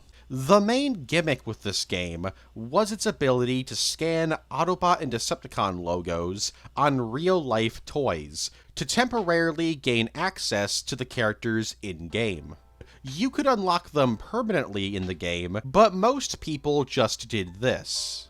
I mean, probably, I don't know. There's not really any stats about the percentage of people who scanned toys. There's Transformers Generation 1 Awakening, which was a turn-based strategy RPG based on episodes from the G1 cartoon. While the playable characters consist of characters from the first two films, there are actually a few characters from the movie and Season 3 onwards that show up, like Metroplex, Rewind, Eject, and Triptychon. There's Transformers Legends, which was a card game where you would collect G1 Transformers characters through cards. It ran from 2012 to 2015 and had a ton, and I mean a ton of events, where you could get exclusive cards. There's Transformers Battle Tactics, which was a chibi Transformers battle game where you would choose a team of Transformers characters to battle it out with other players. This game had an insane amount of characters, ranging from G1, the Unicron trilogy, Beast Wars Uprising, War for Cybertron, Fall of Cybertron, and Generation 2. Despite this, the game only lasted 1 year, and was replaced with Transformers Earth Wars. Transformers Earth Wars is a Clash of Clans knockoff. Yeah, let's call it what it is. It's focused on the Generation 1 Autobots and Decepticons battling it out while building bases. Earth Wars might actually hold the record for the most Transformers characters in a video game. While the game mainly features characters from G1, a few characters from Beast Wars, Shattered Glass, Victory, Beast Wars Uprising, and Beast Wars 2 have shown up. I mean, hell, they even got G.I. Joe characters. Then there's the Dark of the Moon video game, which, unlike its console counterpart, this game is actually an adaptation of the film. Although, it's more correct to say that it's a very loose adaptation, as there are a ton of differences. For example, Bumblebee kills Megatron, Sentinel is killed by Optimus without Megatron's help, Sentinel battles Decepticon drones on the moon, and Optimus revives Sentinel Prime with a fuel rod, not the Matrix. Oh right, and literally none of the Autobots outside of Optimus, Bumblebee, Ironhide, and Sentinel appear in the game. Side note, All of the weapons in the game come from War for Cybertron, which is admittedly kinda neat. This game might actually be lost media, as you can't play it anymore, and there's no complete walkthroughs on YouTube about it. There's Battle Masters, which was a Transformers boxing game based on the failed toy line of the same name. Released in 2014, it wasn't really popular and was really weird looking. The last game that I'll spotlight is Forged to Fight. This is a crossover fighting game allowing you to play as various characters from various continuities. And by various continuities, I mean just G1, the Bayverse, and Beast Wars. Although, technically Beast Wars is in the G1 continuity. And technically the Prime Wars cartoon does have some rep in the game, as Megatronus' design is from that show. The game features a pretty good amount of characters, and was extremely popular. Despite this, the game would be shut down in January of 2023. Until May of 2023, when Forged to Fight returned, with all of its microtransactions removed. But instead of it being on app stores, the game was now on Netflix's weird gaming service. Also, all 11 Bayverse characters were removed from the game. So now it's just a G1 fighting game with a handful of Beast Wars characters. Micromasters. Micromasters are extremely small Transformers with fuel-efficient bodies. They're usually the same size as humans. Hasbro really pushed these guys in the toy markets in the later years of the original toy line. Along with these small figures, there were bases sold that you could play around with. And some Micromasters were even able to combine. As mentioned earlier, Micromasters have appeared in some pieces of media before and gotten in-universe explanations, which I already said, but I guess I'll go into more detail.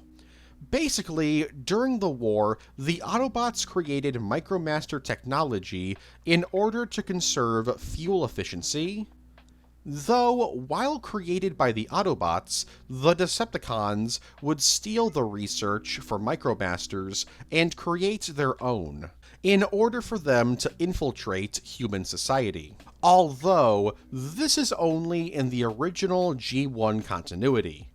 Other continuities have had different in-universe explanations, like in Dreamwave, where because of an energy shortage on Cybertron, Autobots and Decepticons joined forces and created tiny Micromaster bodies for them to transfer their minds into, while in IDW's original continuity, Micromasters are the result of experiments done on the beings of the planet Gorlam Prime by Giaxis.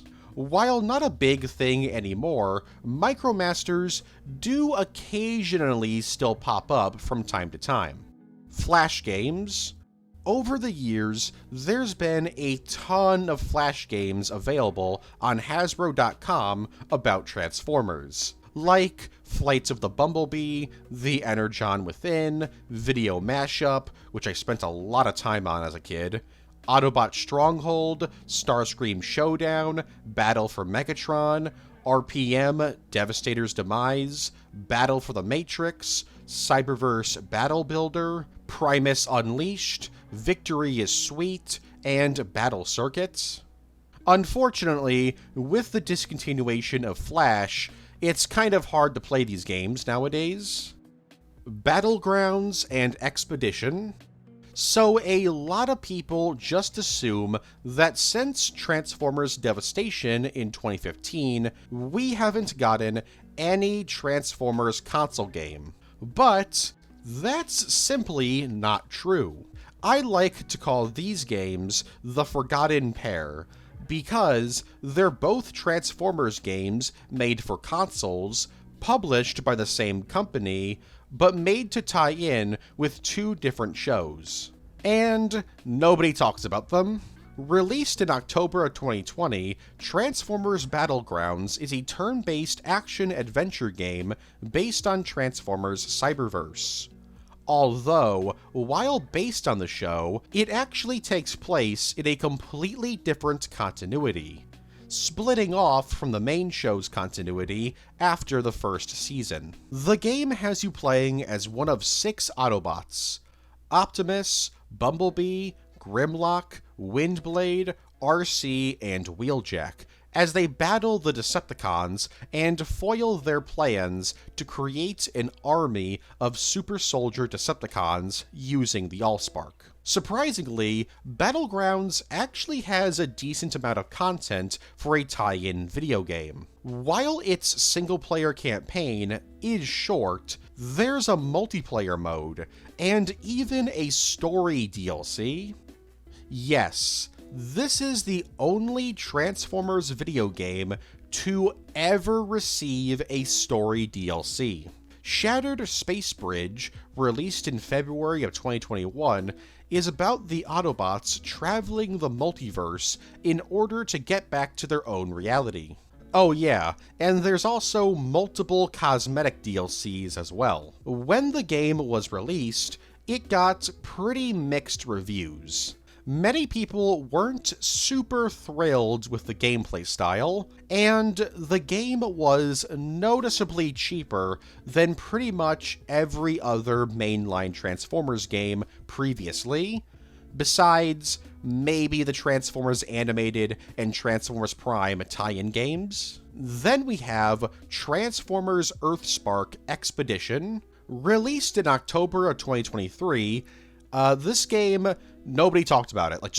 It just came out and nobody played it. Which, to be fair, isn't all that shocking, because this game looks even cheaper than Battlegrounds. In fact, it actually is cheaper.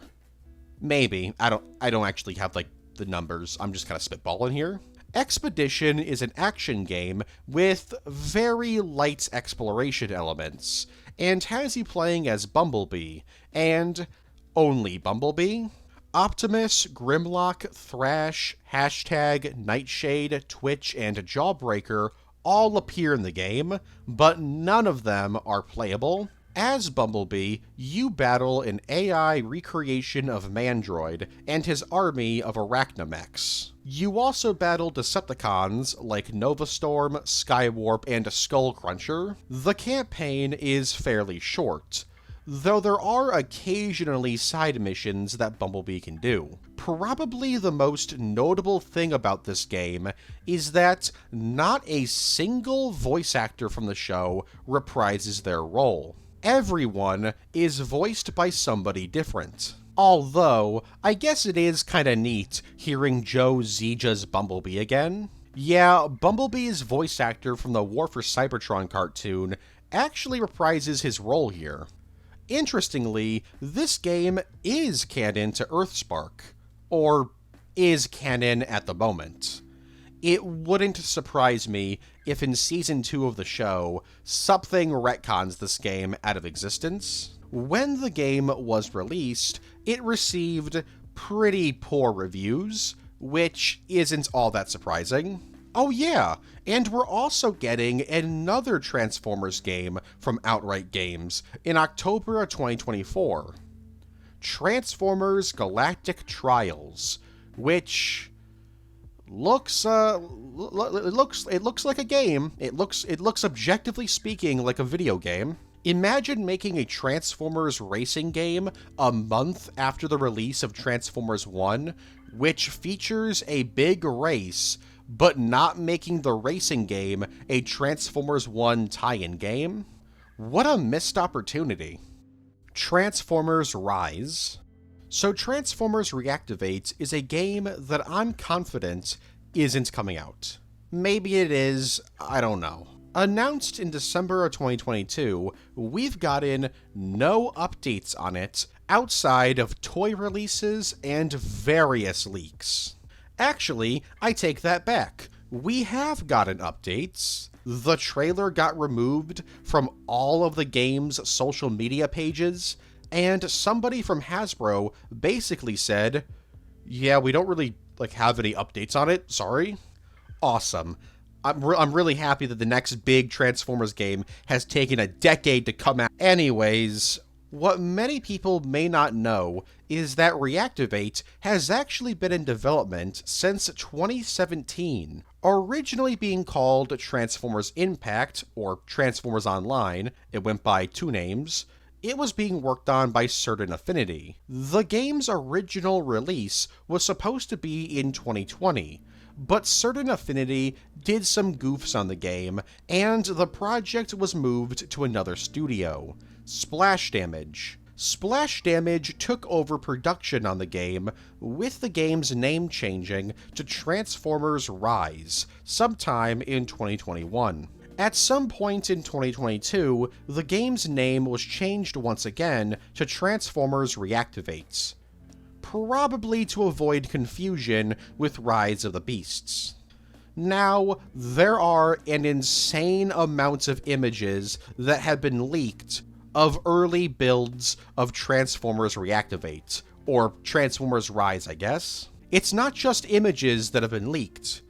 Entire cutscenes and gameplay videos have also been leaked. I'm pretty sure the entire roster of playable characters was also leaked at some point, but I don't know the legality of showing those images and videos, so I am not gonna do that. But yeah, Transformers Reactivate has been in development hell for quite a while.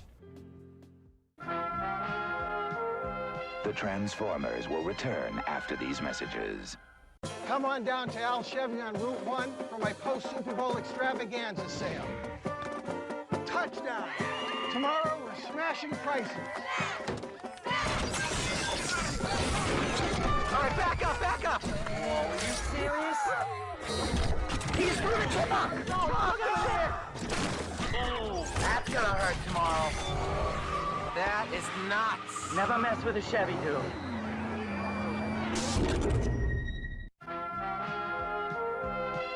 We now return to the Transformers. Michael Bay toy.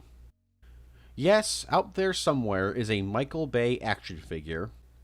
Created by some designers at Hasbro, this toy of Michael Bay was created as a thank you for Michael Bay's work on the 2007 film. This one-of-a-kind Michael Bay action figure rose to prominence once it was discovered that Paramount Studios had a picture of the figure placed inside the original Transformers 2007 DVD as an Easter egg. The figure itself is an Alternators Battle Ravage figure from 2004, just with Michael Bay's head on there instead of Ravage's, and the addition of an Autobot symbol. Megatron in Robots in Disguise 2015. Originally, Megatron was planned to return in Robots in Disguise 2015, after he abandoned the Decepticon cause at the end of Transformers Prime. Concept art of his Raid 15 design was created, with the idea that he would transform into a laser pistol as a nod to his original G1 incarnation. However, it was decided not to use Megatron in the show, and so this design would go unused, and Megatron's fate in the Alliance continuity remains a mystery. Beasties Transformers.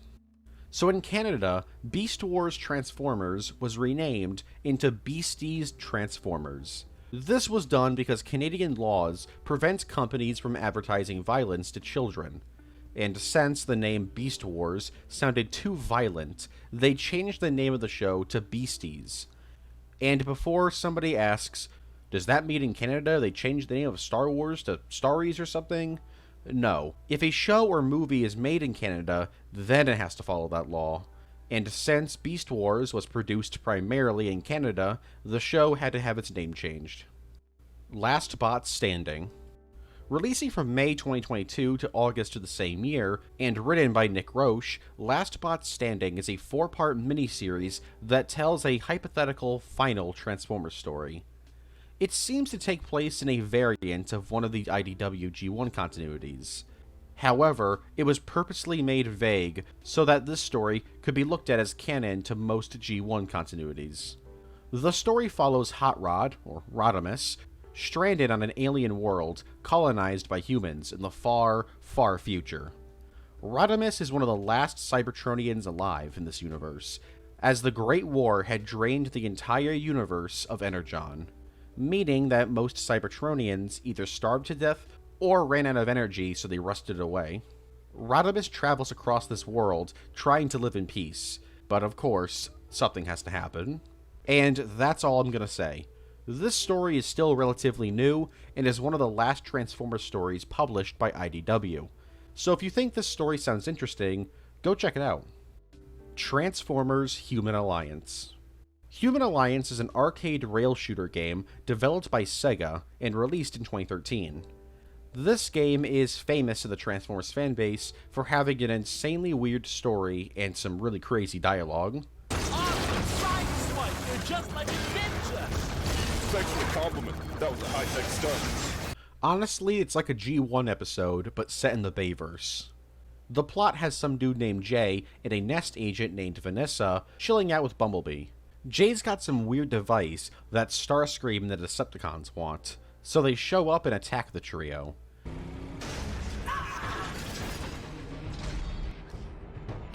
Starscream, you have no business here. Shortly after battling Starscream and Laserbeak, the Autobots and Nest head off to investigate an earthquake created by the Decepticons. There they battle Brawler, and kill him. Sideswipe, well done! No! They then travel to Africa. Shockwave shows up, loses a fight with Optimus, bails, and then Scorponok King shows up, and then the Autobots gotta fight him. They're able to take back Jay's device, which is apparently what's been causing multiple earthquakes around the world. Then the Decepticons start attacking the US West Coast. It is really bad. The whole city is burning. We have to find a way to disable the ship. We are counting on it now. Whoa! The armor is weak, though. Certain parts were damaged when we took it from the enemy. We have more battles to fight. Let's go. Transform and roll out! This attack is being led by Megatron, Starscream, and Skywarp, who was actually using his teleporting ability he had in G1 for like 2 episodes, so that's pretty cool. Dies though, so, rip. The story comes to an end with the trio traveling to Canada, where they're being chased by Megatron. Optimus Prime shows up, and the 4 of them are able to take on Megatron and destroy an Energon tower that Megatron was using to try and destroy the Earth.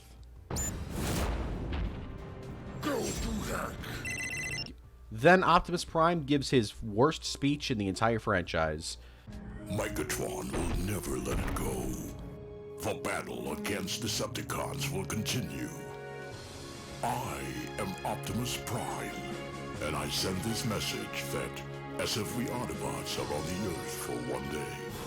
Last drop of blood will be drained for protecting the human beings against Decepticons. In 2018, a sequel to Human Alliance will be released, called Transformers Shadows Rising. Following the plot of Human Alliance and Dark of the Moon, Vanessa and Jay travel with the Autobots to the middle of the Pacific Ocean to attack a Decepticon underwater base. There they battle Starscream, Thundercracker, and Skywarp. I guess Starscream didn't die in Dark of the Moon, and Skywarp apparently didn't die in Human Alliance. After they infiltrate the base, they discover that the Decepticons have cloned various Autobots like Bumblebee and Sideswipe. There they travel to Wales, where they find out that Grimlock, Scorn, and Strafe are causing destruction. Not by choice though, they're being controlled by the Decepticons. They then travel to China to free a KSI base from Decepticon control. I don't really know why they'd want to do that, but whatever, I guess. They free the facility, but oh no, the Decepticons captured some KSI scientists and are bringing them to the moon. So the Autobots travel there, and Nemesis Prime shows up. Optimus and Nemesis fight, but suddenly Megatron shows up and kills Nemesis. It's still alive! What's happening? Long time, Megatron. I thought you were finished. Those insects tried to analyze me, but I just used them. Bring it on, Optimus! Optimus and the Autobots beat him up, and Megatron is launched into space, declaring that he'll be reborn. Then Optimus Prime gives another bad speech. Escape from here, friends. The light rises, and shadows are gone. There's a thin line between being a hero and being a memory. I am Optimus Prime, leader of the Autobots. Here's hoping we get a third game. The Rebirth Parts 4 and 5. Originally, Season 4 of G1 was going to be 5 episodes instead of 3. The original plan was that the Rebirth was going to be 5 parts long, and so a plot and script were written for those 5 parts. However, due to budget cutbacks, they had to take apart that 5-part storyline and squeeze them into 3 episodes. This is why so many of the newly introduced characters barely do anything, like Six Shot, for example. It's very annoying that these episodes never happened, because it would have given G1 100 episodes. Without those last 2, we're left at 98. What happened to Shockwave in Transformers Prime? During the finale to Transformers Prime, the TV film Predacons Rising, Shockwave gets mauled by a bunch of Terracon Predacons, and everyone just kind of assumed that he died there. But then, later in the film, he shows back up, noticeably damaged, and convinces Predaking, Skylynx, and Darksteel to work with the Autobots and fight Unicron. And then he bails. He doesn't work with the Autobots to take down Unicron. Dude just completely dips. Years later, when the sequel series, Robots in Disguise 2015, began airing, that some of the Decepticons left alive at the end of Transformers Prime would show up in the show at some point. And that did end up happening for some characters. Starscream and Soundwave both appeared in various episodes. Megatron was going to show up, but I already talked about that. So that just leaves Shockwave and Arachnid. And neither of them showed up in Red 15. It can be assumed that Arachnid was eventually defeated because, one, I doubt the Autobots would just let her and her zombie Insecticon army chill out on Cybertron's moon. And secondly, because we see Insecticons in Raid 15, and they are not zombified. And it's not like the Fall of Cybertron Insecticons, it's the Prime Insecticons. Are they the same species? God, the Cybertron games just should not be canon to the Prime and Raid 15 universe. It's just, they don't work. Anyways, as for Shockwave, nobody really has any idea. Sure, he could have just been arrested by the Autobots following the film, but that's kind of a boring answer. As for if there were any plans on Shockwave appearing in Raid 15, we actually have no idea. However, it doesn't really seem all that likely, as Raid 15 showrunner Adam Beechin was asked about Shockwave's status, and he simply said he doesn't know. My guess is that Shockwave just hid away in his secret lab on Cybertron. I'm honestly surprised they didn't make Shockwave the big twist villain of Raid 15. Like, imagine if it was revealed that Shockwave infiltrated the Autobot High Council as Longarm. Not only would it be a cool nod to animated, but it would wrap up his story pretty well. Why didn't they do that? Mega Empress. Mega Empress is a weird character. Created for the Transformers Unite Warriors manga, she's basically Megatron but a woman. She was created via Megatron's spare parts, and upon her creation, she immediately began planning to take over the Decepticons. Armed with a fusion cannon and a giant axe, Mega Empress declared herself to be the Empress of Destruction. She was also the master at seduction. No, I'm not joking. Mega Empress was extremely skilled at seducing people, and would use this ability to gain loyalty from various Cybertronians. Though some of her loyal minions weren't loyal because they wanted to bang her, some were straight up created by her. These are the 4 guards, her bodyguards. There's 4 of them, I know, it's not a very creative name. A group of female Cybertronians that turned into helicopters that she built. And together, the 5 of them could combine into Megatronia. Mega Empress has remained a very obscure character, and hasn't really done much outside of the Unite Warriors manga. And by not much, I mean not at all, because she has literally never appeared outside of that manga. There was a toy of her made though, so that's neat. Friday the 13th, 2009 is canon to the Bayverse. So your immediate response to this statement is probably, no, you're wrong. And you're right. But maybe you're wrong. You see, the 2009 Friday the 13th reboot, at first glance, has nothing to do with the 5 Michael Bay Transformers films. However, if you look closer, you'll notice that one of the film's main characters is played by Travis Van Winkle, who plays Trent in the first Transformers film. And in Friday the 13th, he plays a character named Trent. Not only that, but both Trents are bullies and jocks, and Michael Bay produced this reboot. So there's a fan theory that these two Trents are the same character, which, if that's the case, means that Jason Voorhees exists in the Bayverse, and Trent is very much dead. Transit is a character who's become kind of a fan favorite, despite him not really showing up very much. Most people know him from Rise of the Beasts, and by know him from Rise of the Beasts, I mean not from Rise of the Beasts, because he was scrapped from that film. We only know that he was going to be in the film because 1, his vehicle mode was seen on set, and 2, because his CGI render was found on Takara Tomi's Rise of the Beasts website. Because of his design and the fact that he turns into a bus, a vehicle mode that's surprisingly not very common in the Transformers franchise, people took a liking to him, and were very disappointed that he was scrapped from the film. Here's hoping that the deleted scene featuring him is either released as a Blu-ray extra, or put back into the film as part of a director's cut or something. Human Alliance.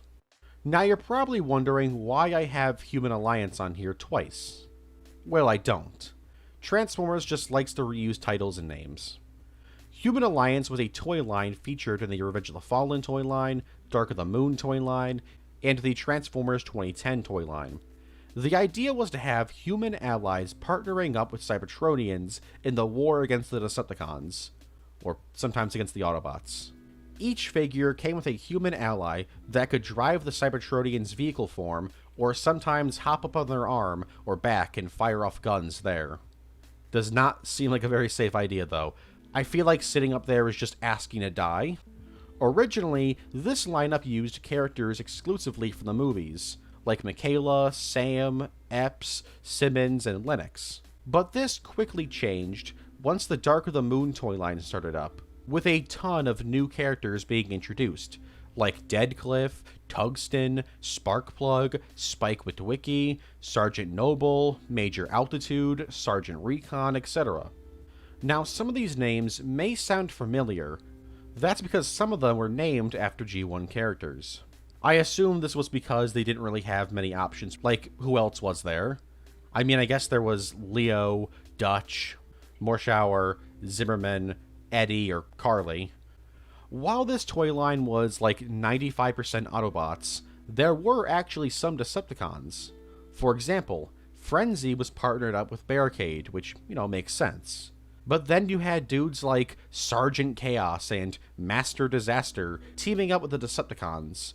These dudes were mercenaries and rogue nest agents that I guess were okay with being enslaved. Oh, and Dylan Gold from Dark of the Moon was partnered up with Soundwave, which, that one makes sense. Silver Knight Optimus Prime. So in Age of Extinction's toy line, there were a few variants of Optimus Prime called Silver Knight Optimus Prime. This was just Optimus Prime in his Age of Extinction and Last Night appearance, only he's silver now. While a lot of people believe that this Silver Knight design was just a toy original design, like Stealth Bumblebee, there's actually evidence to suggest that this design was going to be in the film at one point. And by evidence, I mean it was flat out confirmed to be in an earlier draft of the film. In this earlier draft of Age of Extinction, Optimus Prime was going to take on this Silver Knight look upon discovering Lockdown's armory after he and the Autobots escaped Lockdown's ship. While this upgrade was removed from the film, a similar scene was included in which Optimus Prime grabs a sword from the armory and frees the Dinobots. Though remnants of the Silver Knight upgrade still remain in the movie, as this upgrade was how Optimus Prime gains the ability to fly at the end of the film. So yeah, if you were confused as to why Optimus Prime can suddenly fly at the end of the film, that's why. They scrapped a scene and they just forgot to scrap the other stuff that connect to that scene. Galvatron Imperius. So in the Unicron trilogy, Megatron goes from Megatron to Galvatron, back to Megatron, then to Galvatron, back to Megatron, and finally back to Galvatron. That wasn't the original plan, however. Early ideas for Transformers Energon had Megatron referring to himself not as Megatron or Galvatron, but instead Galvatron Imperius. This would have happened, but Hasbro stepped in and said that they needed to call him Megatron in order for them to protect the trademark on his name. Purple Soundwave. In the Marvel G1 comics, Soundwave wasn't his usual shade of blue, but instead purple. And he was purple for the entire comic run. Well, in the US. The UK comic had him blue. So why was this? Well, there's two theories. The first was that this was an attempt at making Soundwave look more distinct from the other Decepticons, since a lot of them already had blue as part of their color scheme. This was the main theory for quite a while, until another theory took its place. You see, in one of the very first Transformers commercials, Soundwave's color scheme was lavender instead of blue or purple. And so, people have speculated that the artists working on the comic simply mistook his color scheme for being a light purple. Dark of the Moon gets leaked. Several months before the release of Dark of the Moon, the comic adaptation of the film was put on Amazon. And this Amazon listing contained several pages of the comic that you could actually read. The first 7 pages, and the final 7 pages of the comic for some reason. And because of that, not only was Sentinel's betrayal spoiled, but also the entire ending of the film. This rightfully ticked off a lot of people who worked on the film, and so the ending of the film was changed. The original ending had Optimus Prime killing Sentinel in a way that was a lot less brutal, and he accepts a truce with Megatron.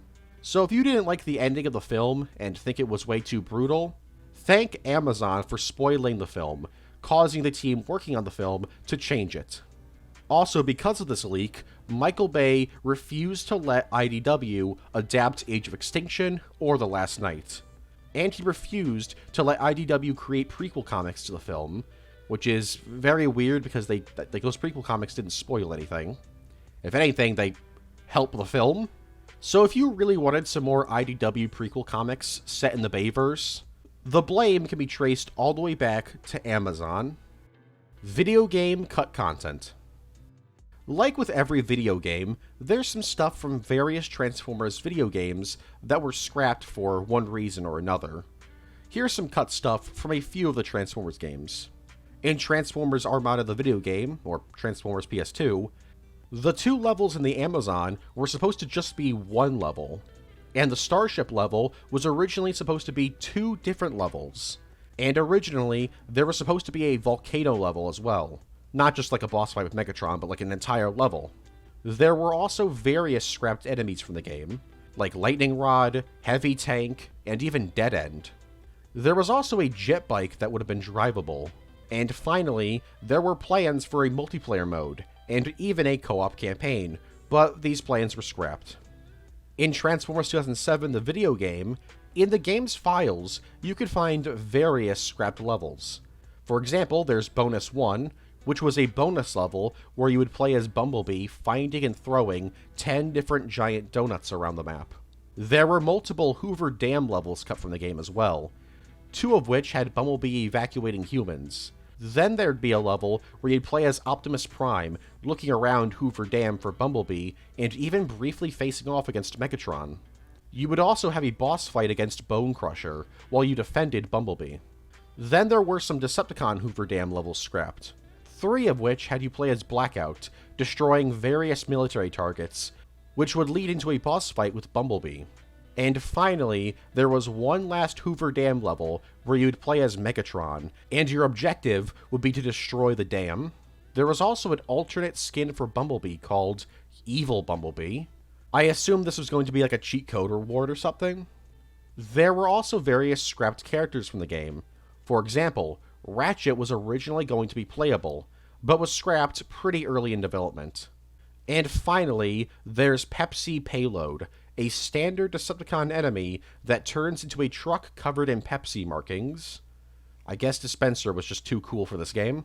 In Revenge of the Fallen, the video game, which is the most underrated Transformers video game, might I add, originally, Bumblebee's stealth skin was going to be in the game at launch, but was scrapped and later added back in with DLC. There's also 3 different scrapped multiplayer maps, like West Canals, Cairo Ruins, and Cairo City. There was also some scrapped levels. For example, in the Autobot campaign, there was one level in Shanghai where you'd have to destroy some strange tower that looks like an Energon collector. There was also a level in West Coast where you'd have to follow around a probe. There was also a level where you'd have to destroy that same Energon collector thingy in Egypt. There was also supposed to be survival missions where you'd face off against endless waves of enemies. As for the Decepticons, there'd be a level in Shanghai where you'd race around. There was also a mission where you'd fly around the Atlantic chasing after a probe, and there was going to be a mission in Egypt where you'd have to destroy some entrances to some tombs. And finally, at one point in the game's development, you were going to be able to play as the Combaticon Scout, the Combaticon Warrior, and the Combaticon Sniper. In War for Cybertron, there's a ton of scrapped melee weapons that were found in the game's files, like the Prong Dagger, Hunting Dagger, Lancing Spear, Longsword, Broadsword, Fighting Staff, Warhammer, Serrated Blade, Halberd Axe, and the Ceremonial Staff. There was also a Repair Raid turret that was scrapped. In Dark of the Moon, the video game, there's also some various scrapped weapons, including the Gatling Gun, Repair Ray, Scatter Blaster, and a variant of the submachine gun. There was also a scrapped cutscene that was found in the game's files, which features Optimus Prime broadcasting some message. I have no idea what he's trying to say, however, because there's no audio. In Fall of Cybertron, there was originally going to be a scene in which Cliffjumper explains the golden ages of Cybertron, and how he went on a mission to Tiger Pax to look for a Sentinel shield generator for the Ark. He also mentions how he fought a giant worm. Also, the EMP shotgun from War for Cybertron was meant to return, but was scrapped during development. Broadside was also planned to appear in the game at one point. Concept art of him reveals that he was supposed to turn into the Energon transports seen in chapters 6, 7, and 8 in the game. Springer and Prowl were both considered for the game as well, but both were scrapped. Finally, in Fall of Cybertron, there was going to originally be a boss fight where you'd play as Grimlock, and you'd have to battle a giant Insecticon beetle. In Rise of the Darkspark, Barricade from War for Cybertron was cut from the game during development. He was going to be playable in the game's escalation mode. And finally, in Transformers Devastation, Ratbat was originally going to appear during Soundwave's boss fight and help his master battle the Autobots, but for whatever reason, he was removed from the game fairly late into development. Beast Wars Megatron's real name. So Beast Wars Megatron's real name isn't Megatron, or I guess it is his real name, but it wasn't his original name. So what was his name before that? Well, in the original Beast Wars cartoon, it was never revealed. However, in 2 different continuities, he was given 2 different names. In the 2021 IDW Beast Wars comic continuity, Megatron's original name was Galavar, while in Beast Wars Uprising, his original name was Gnashteeth. Personally, I like that name more than Galavar, but both are solid. Pablo. When Wheeljack's design in Rise of the Beast was revealed, it was controversial to say the least. After the near-perfect design from Bumblebee, many people were pretty annoyed that Wheeljack's design in Rise of the Beasts was such a departure from his iconic look. And because his van alt mode had the name Pablo on it, fans began to refer to him as Pablo instead of Wheeljack. This started out as like a negative thing, making fun of the character, but over time, it seems that fans have actually warmed up to this design, and the whole Pablo meme is now looked at much more positively. Unit E. Unit E was one of Hasbro's many attempts at making a shared universe between Transformers, G.I. Joe, Gem, Micronauts, Mask, etc. Originally a one-shot comic released at Comic-Con 2011, This comic story had various Hasbro properties being put together by a team called Unit E, who live in a space station outside of space and time in order to face off against the Micronauts villain, Baron Karza. This little comic wasn't meant to be a full series. It was just Hasbro's way of testing the waters to see if people wanted a connected universe. They must have gotten a good response, because in 2013, the logo for the Unit E organization began appearing in the background of some Transformers Prime episodes. And in the final episode of Prime, Jack, Miko, and Raph were recruited into the organization by Agent Fowler. This went nowhere, but it was originally supposed to. The original plan was that this would lead into a Mask series, a Gem series, an Inhumanoid series, a G.I. Joe series, and a Candyland series. And all of these shows would take place in the same continuity, and there'd be this big Unit E crossover event. This didn't happen for reasons that haven't been fully revealed. After these plans fell through, Unit E was pretty much abandoned, though Jack, Miko, and Raph were originally going to make guest appearances in the first season of VIII, now all grown up as members of Unit E, but these plans were scrapped. Carnage and C Minor. The original G1 cartoon is well known for its animation mistakes. However, no episode in the series is as broken as Season 3's Carnage and C Minor. This episode is often regarded as one of the worst in the entire show because of its animation mistakes. For example, dead Autobots like Huffer and Brawn both show up in the episode. Ultra Magnus literally picks up Scrapper and Hook like they're dolls. Defensor fights alongside Hotspot, who's meant to be a part of him. Broadside and Blaster are shown to be extremely small next to Ultra Magnus. Devastator and Superion are shown to be the same height as Soundwave. Bone Crusher is seen fighting alongside the Autobots. Soundwave shown with an Autobot symbol. Characters just vanish between shots. Soundwave's mouth plate rarely moves when he talks, and there's much, much more. To top this all off, Ask Vector Prime confirmed that the harmony sung by the people of the planet that the episode takes place on creates time-space anomalies, which means, in-universe, every error in this episode actually happened. So I guess Huffer and Brawn got briefly resurrected for a split second, only to die again? BotBots. In 2018, the world was introduced to the BotBots, a sub-series in the Transformers brand that focused on chibi-like characters who turned into mundane items. The plot behind this series was that some Energon accidentally turned a bunch of stuff from a mall into Cybertronians, and during the day, they chilled out, disguised as everyday things. But at night, they come alive and do some wacky stuff. Instead of Autobots versus Decepticons, or Maximals versus Predacons, or Optimus versus Mal'Ganis, the BotBots have a bunch of factions called Squads. BotBots was created to introduce kids to the wild world of collecting tiny little figures. And in March 2022, the line got its own animated series, and is pretty much exclusively a comedy series. Now, this sub-series has been pretty controversial in the Transformers fandom, and people have claimed the show is like Teen Titans Go, Powerpuff Girls 2016, and Thundercats Roar, if anyone remembers that. Now, I have no opinion on BotBots myself, but this whole argument is very funny to me, because Transformers is a universal franchise, meaning that there's stuff for every single age range. So, like, if you want more, like, adult stuff, go read the comics or, like, watch some of the shows. The show's not for you. Like, oh well, who cares? Fortnite.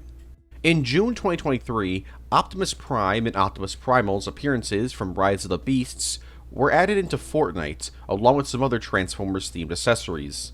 So now you can have Optimus Prime whipping Nene with Adonis Creed, Piccolo, Claire Redfield, Anakin Skywalker, Mikasa, Miles Morales, Neymar Jr., Beast Boy, Frankenstein's Monster, Carnage, Mr. Meeseeks, Han Solo, Snake Eyes, and Mr. Bean!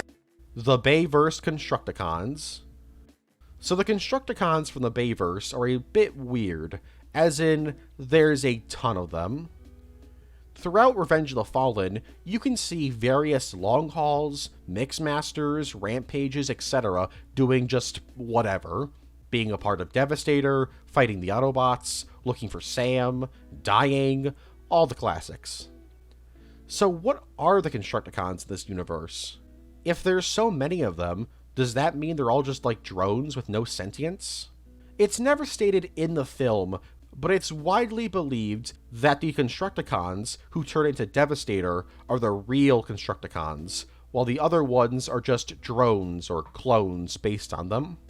This is the theory that I personally go with. Although at the same time, that means that like one of Rampage's drones was like willing to make a deal with Sam, so that shows that he's got some kind of sentience. Although he is a Bayverse Decepticon, so he's probably just like lying, but still, that shows some kind of sentience, right? Backing up this theory is the Tales of the Fallen IDW comic series, released only a few months after Revenge of the Fallen. While the IDW prequel comics aren't canon, it is interesting to see that the writer of issue 3, Chris Mowry, used the idea of Constructicon drones. So, are the Constructicons drones, or are they sentient? I don't know. All I know is that Longhaul's design is awesome. The Transformers will return after these messages. The age of extinction is upon us. To survive, one crucial thing is needed. Up to 6 times long-lasting power from Duracell. No ordinary battery lasts like it. We now return to the Transformers. Original casting. Like every other film ever made, the live-action Transformers films have had various actors audition for roles who just didn't make the cut. There's also been actors considered for roles, but either the actor turned down the role, or they were never even asked. Here's a list of a few actors we know were considered for roles, or auditioned for roles in the live-action Transformers films. For Optimus Prime, Liam Neeson was considered. For Cade Yeager, Dwayne Johnson and Jonah Hill were considered for the role. For Sergeant Epps, Ashley Walters was considered for the role. For Frenzy, Howard Stern was considered for the role. For Leo, Jonah Hill was considered for the role. For The Fallen, James Arnold Taylor was considered for the role. And actually, he voiced him in the video game. For Shockwave, David Warner was considered for the role. For either Skids or Mudflap, Lester Green was considered for the role. We don't know which one. As for the call center man that Lennox calls during the fight with Scorponok, Aziz Ansari was considered for the role. Yeah, we know about an actor who was considered for that role, but not like Michaela or Carly, Vivian, Sam's parents, Noah, Elena, Charlie, etc. Like, it's awesome. And finally, Robert Pattinson auditioned for Revenge of the Fallen, but it's unknown what character he was auditioning for. RC's ass. So, as a fan of RC, in both character and design, I'm always happy to see her in a piece of Transformers media. But did you know there are people who work on Transformers who have similar opinions on RC?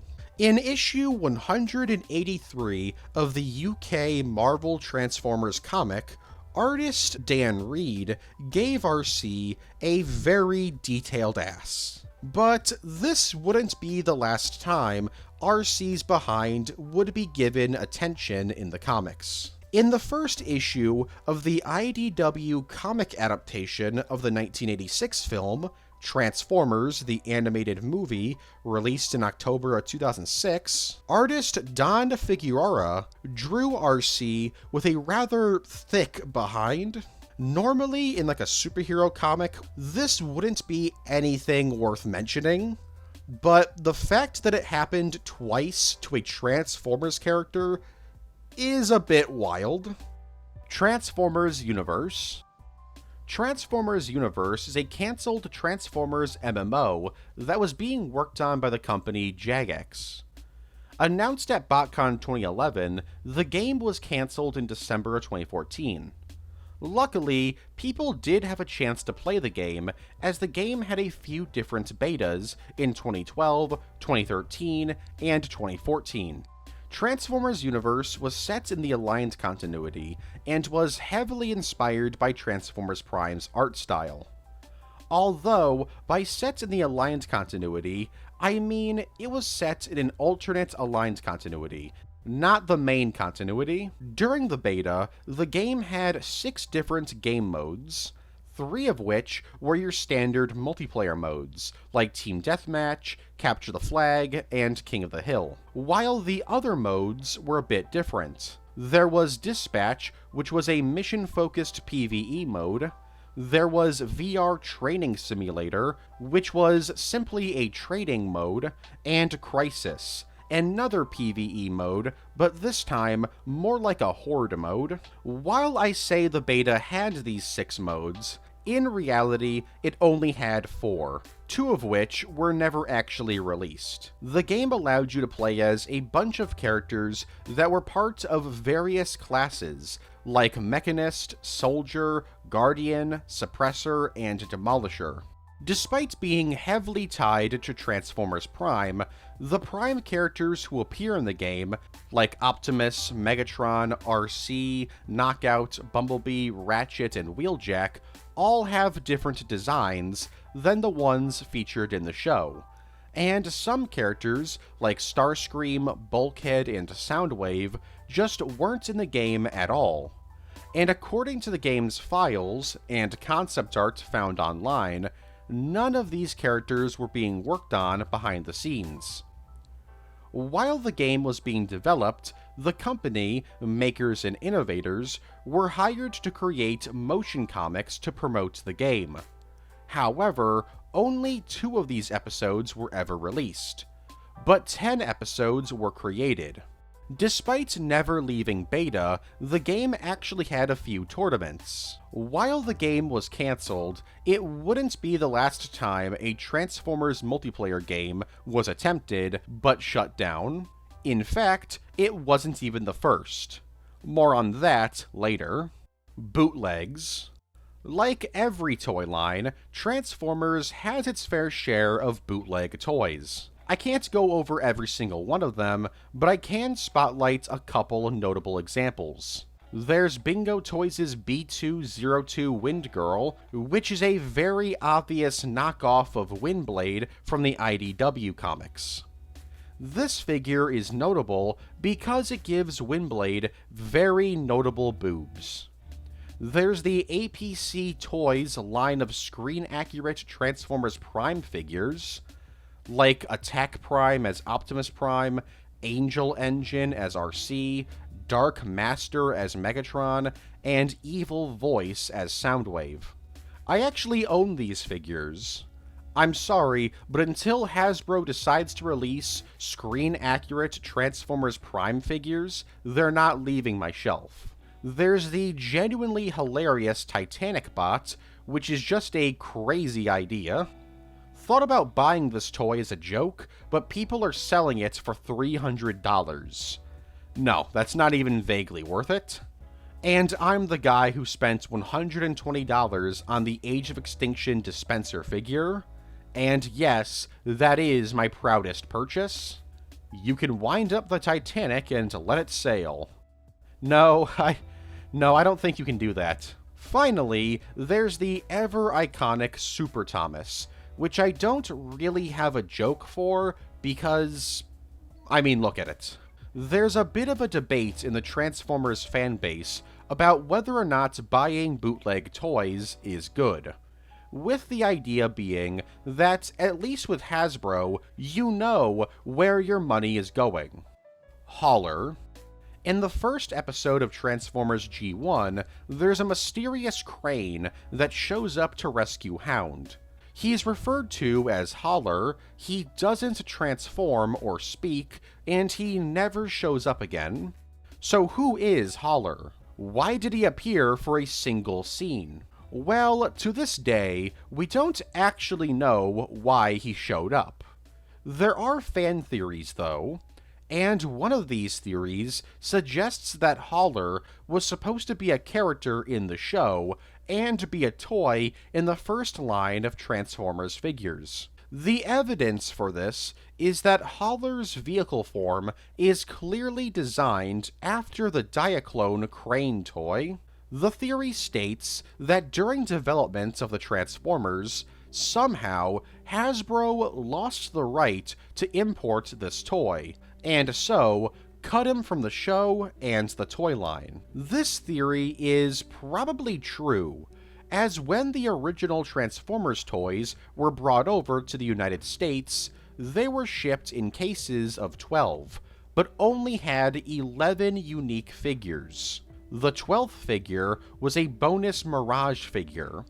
Despite all of this, Haller has actually become a full-on character after a toy of him was created in 2003, a green recolor of Grapple. This led to him being given the backstory that he was a former Constructicon who joined the Autobots and loved to change his color scheme. He also loved traveling, so after Episode 1, Haller hauled ass and left the show to travel around the world, explaining why he wasn't in the rest of the show. Although, I say that, but technically via a retcon, he appears in the Season 3 episode 5 Faces of Darkness Part 4, but I'll talk about that a bit later. 2 Grimlocks. When Robots in Disguise 2015 began airing, many people were confused by Grimlock's appearance. Not because he looked different, but because he acted completely different. He had a total new personality. This is especially weird because, while not canon, the Prime comic series Rage of the Dinobots and Beast Hunters had Grimlock acting like his Fall of Cybertron self. So what happened to Grimlock after Fall of Cybertron? And how did he become this version of the character? Well, the answer is he didn't. Grimlock was originally going to be a completely different Dinobot, an original character who turned into a red Stegosaurus. However, because of Age of Extinction, Hasbro forced the show's crew to turn this Stegosaurus into Grimlock. After this decision was made, there was an attempt at adapting Grimlock's personality from the Cybertron games. However, because of how brutal and more mature that take on the character was, producers felt that he would feel out of place in a show that was mostly pretty upbeat. So it was decided to just have this Grimlock be a different Grimlock, meaning there's 2 different Grimlocks in the Alliance continuity. This Grimlock would even appear in Rescue Bots Academy, where it would be revealed that his original name was Steelwall before he changed it to Grimlock. Brawl vs. Devastator. So Brawl in the Bayverse has a bit of a name issue. In the film and credits, his name is listed as Devastator. In fact, Brawl even calls himself Devastator in the film. This is despite him obviously not being Devastator.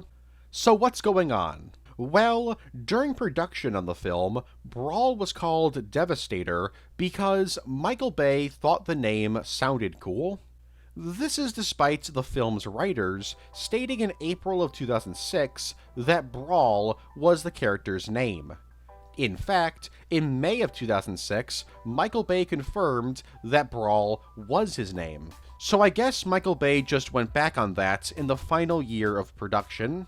Despite what Michael Bay thinks, Hasbro has made it very clear that Brawl is this dude's name, as in IDW tie-in comics, the tie-in video games, and various toys would list the character's name as Brawl.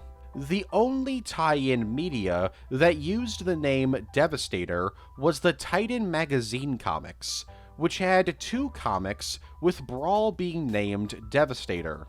However, in the magazine's 3rd issue, it would be revealed that in the Titan Comics universe, there's 2 identical Decepticons, one named Devastator and the other named Brawl. Just to make it even more confusing, Transformers Portal. Transformers Portal is probably the most obscure Transformers cartoon out there. Created exclusively for Russia, in September of 2016, Transformers Portal began having its episodes uploaded to YouTube. This series is a crossover between Robots in Disguise 2015 and the Prime Wars toy line Titan's Return.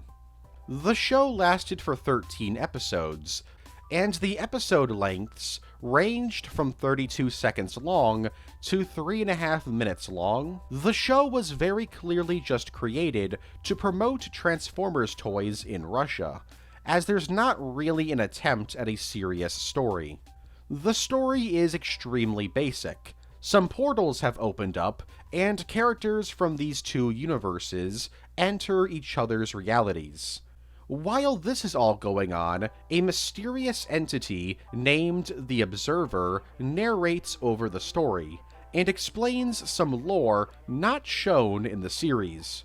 At the end of the series, the 13 Primes show up and say, "Revealing the existence of Cybertronians to so many humans was a really bad idea, guys. We gotta fix this." So they give Vector Prime a whole bunch of power, and Vector Prime reverses time back to before the first portal opened up, making it so the events of the show never happened. Dispenser and Doobot. In Transformers 2007, when Sam accidentally drops the Allspark in Mission City, he brings to life a few random objects, including a Mountain Dew machine. This Mountain Dew machine came to life and instantly began attacking people, shooting them with soda cans. Now, this character wasn't created with a name, but was given the name Dispenser at BotCon 2007, after a suggestion for a name was given to Hasbro's head of marketing for Transformers, Greg Lombardo. He probably wasn't created with a name because he was literally a last-second addition to the film. While Transformers 2007 doesn't show what happened to Dispenser, the IDW tie-in comic Alliance reveals that immediately after the Battle of Mission City, Dispenser was killed by Ratchet. Dispenser's addition to the film was part of a promotional deal with Mountain Dew, which also led to the creation of the greatest video game ever made, Capture the Cube.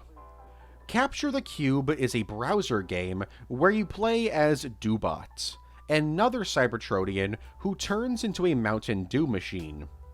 Set before the events of the film, Doobot travels to Hoover Dam in an attempt at capturing the Allspark. He travels through Hoover Dam, disguising himself as a Mountain Dew machine, which somehow works. Now, you might think that Doobot and Dispenser are Decepticons. However, that's not the case. They're part of a third faction known as the Mountain Dewbots, who want to capture the Allspark to turn Earth's oceans into Mountain Dew. Despite being created as promotional characters, these two have become fairly popular meme characters, and Dispenser actually received 2 different toys: a non-transforming figure in 2008, and a not screen-accurate toy in 2014. Because of licensing issues, this Dispenser toy now fires out cans of Mood Whiplash instead of Mountain Dew. Now here's a fan theory. Because Michael Bay doesn't consider the IDW Comics canon to the films, what if the Mountain Dew machine we see in Leo's room in Revenge of the Fallen is Dispenser in disguise? Generation 1, Season 5. So many people don't realize this, but Transformers Generation 1 actually went on for 5 seasons. But the people who know about this 5th season don't usually consider it an actual season. Which is honestly fair, because it's basically not. Season 5 of Generation 1 was just a collection of reused episodes. 3 from Season 1, 9 from Season 3, and 3 from Season 4. Yeah, the best season of the show, Season 2, didn't get any rep. But instead of Season 2, the 1986 film was aired in its place. But instead of it just being the movie, the 1986 film was cut up into 5 different episodes. This led to Season 5 having 20 episodes. But was Season 5 just made up of re-aired episodes? Not entirely. While a vast majority of the episodes were just re-aired episodes, or the movie, each episode began and ended with a stop-motion Power Master Optimus Prime telling a story to a live-action kid named Tommy Kennedy. This Power Master Optimus Prime was massive and was made of wood.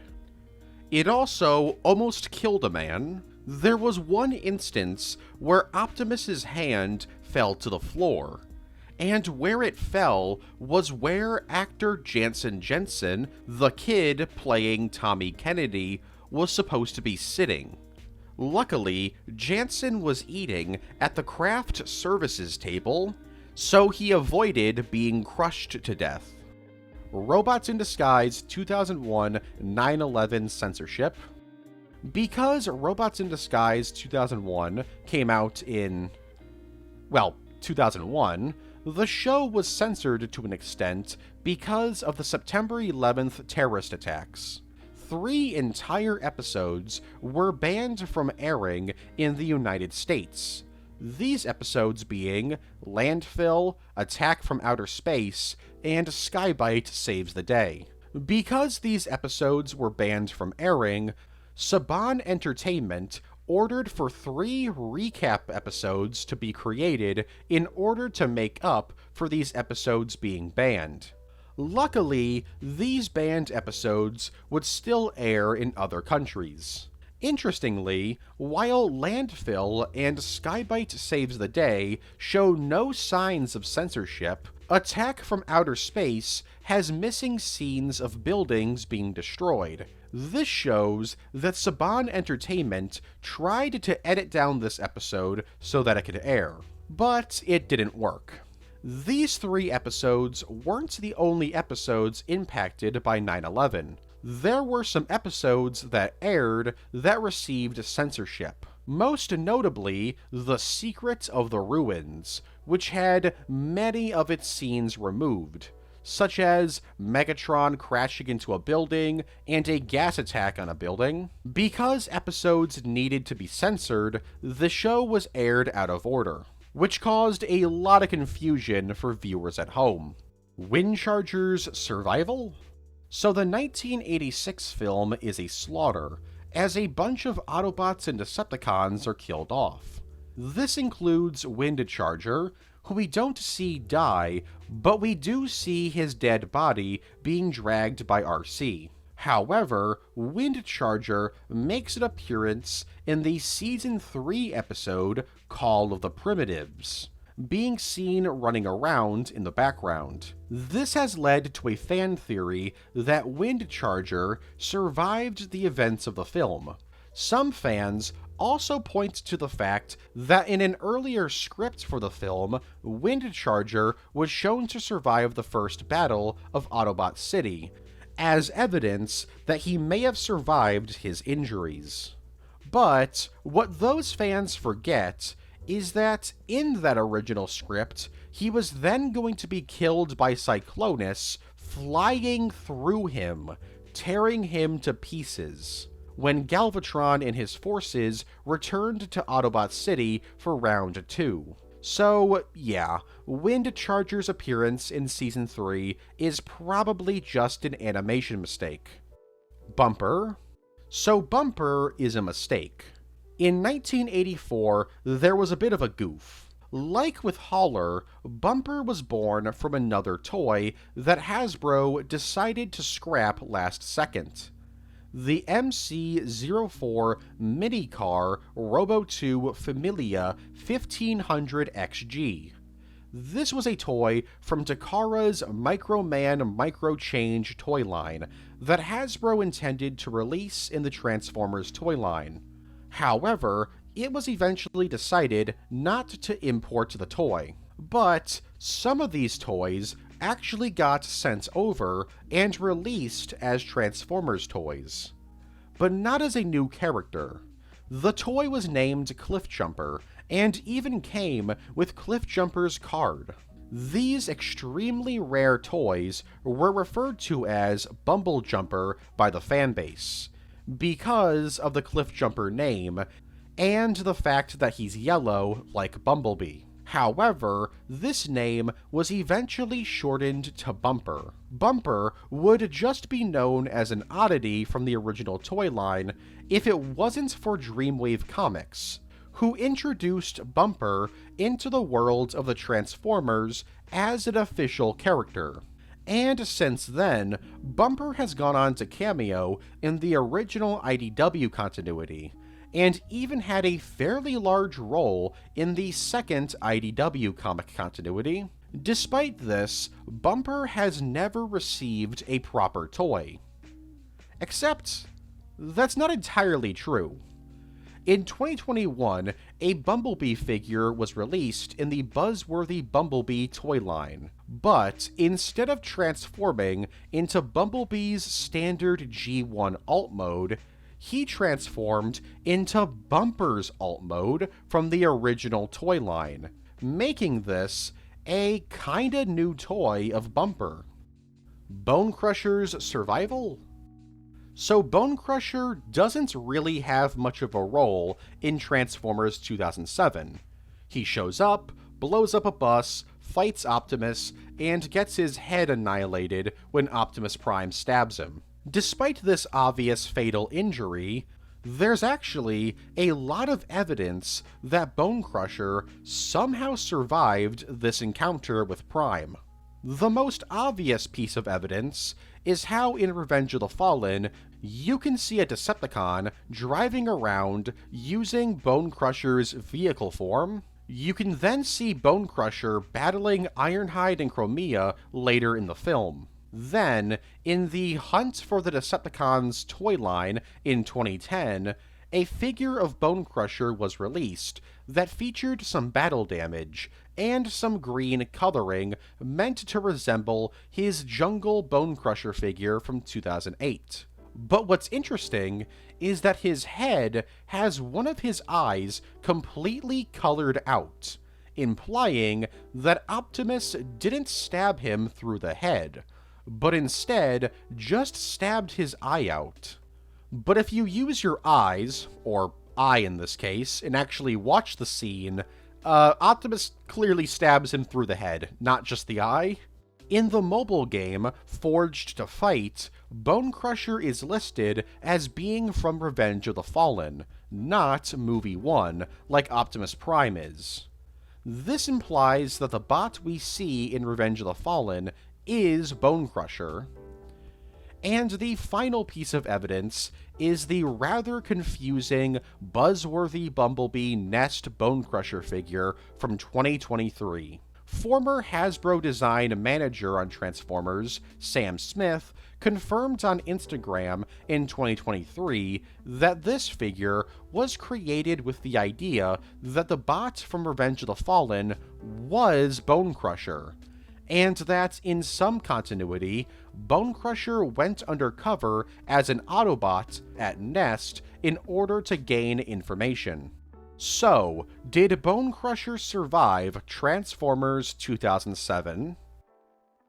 I don't know. Reproduction.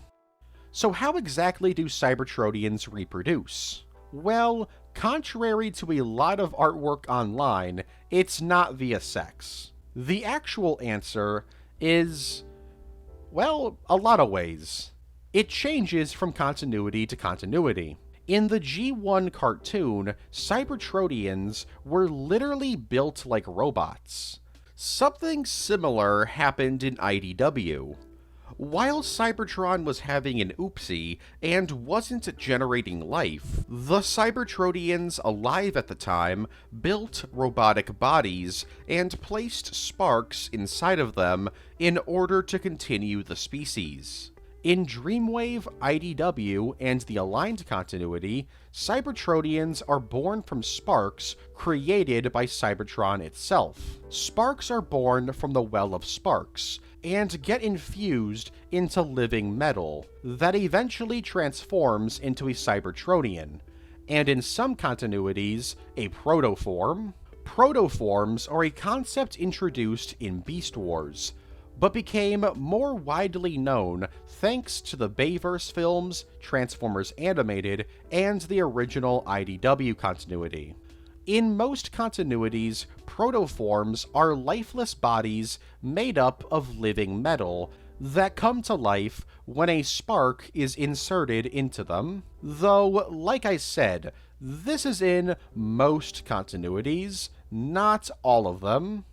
Like in the Bayverse, it's clear that the protoforms serve more as a base form for a Cybertronian without a vehicle form, which is why we never see any of them transform in the films. But where do protoforms come from? Well, in most continuities, like I said, they're made up of living metal native to Cybertron, so they usually form there. In IDW's original continuity, protoforms grow like normal people, but much faster than an actual person. But in the Bayverse, it's a bit more complicated, thanks to Revenge of the Fallen and Dark of the Moon. It seems that protoforms come from hatchlings, weird fetus-like Cybertronians that live in energon sacs. It can be assumed that these hatchlings are naturally created on Cybertron. Side note, this is the craziest Transformers comic panel ever. Megatron is literally using babies as a shield. So you're probably now wondering, if Cybertronians don't reproduce via sex, how come there's characters who are very explicitly shown to be related? This is usually the result of one of two things. A spark is somehow split, so the two halves of that spark enter two different protoforms. And when the protoforms become Cybertronians, they become siblings. The other explanation is that some Cybertronians just consider some of their friends to be like siblings to them. Generation 2 cartoon. G1 Season 5 wasn't the only repackaging of old G1 episodes. From June 1993 to November of the same year, in order to promote Generation 2 and show off some sweet early 1990s TV CGI, most of the first two seasons of G1 were re-aired as Generation 2, and had some very strange changes made to them. For starters, the opening was changed to feature a CGI Optimus Prime battling Ramjet. Striving to save the world from the evil Decepticons, the heroic Autobots are led by Optimus Prime. He's more than meets the eye, he's a robot in disguise. Going ballistic to destroy the Autobots and conquer mankind, the evil Decepticons are more than meets the eye. Heroic Autobots versus evil Decepticons with the fate of planet Earth hanging in the balance. Transformers Generation 2. And because this show was being brought to us by the power of the Cybernet Space Cube, when the show had a scene transition, instead of the classic Autobot and Decepticon logos, a CGI scene transition would occur.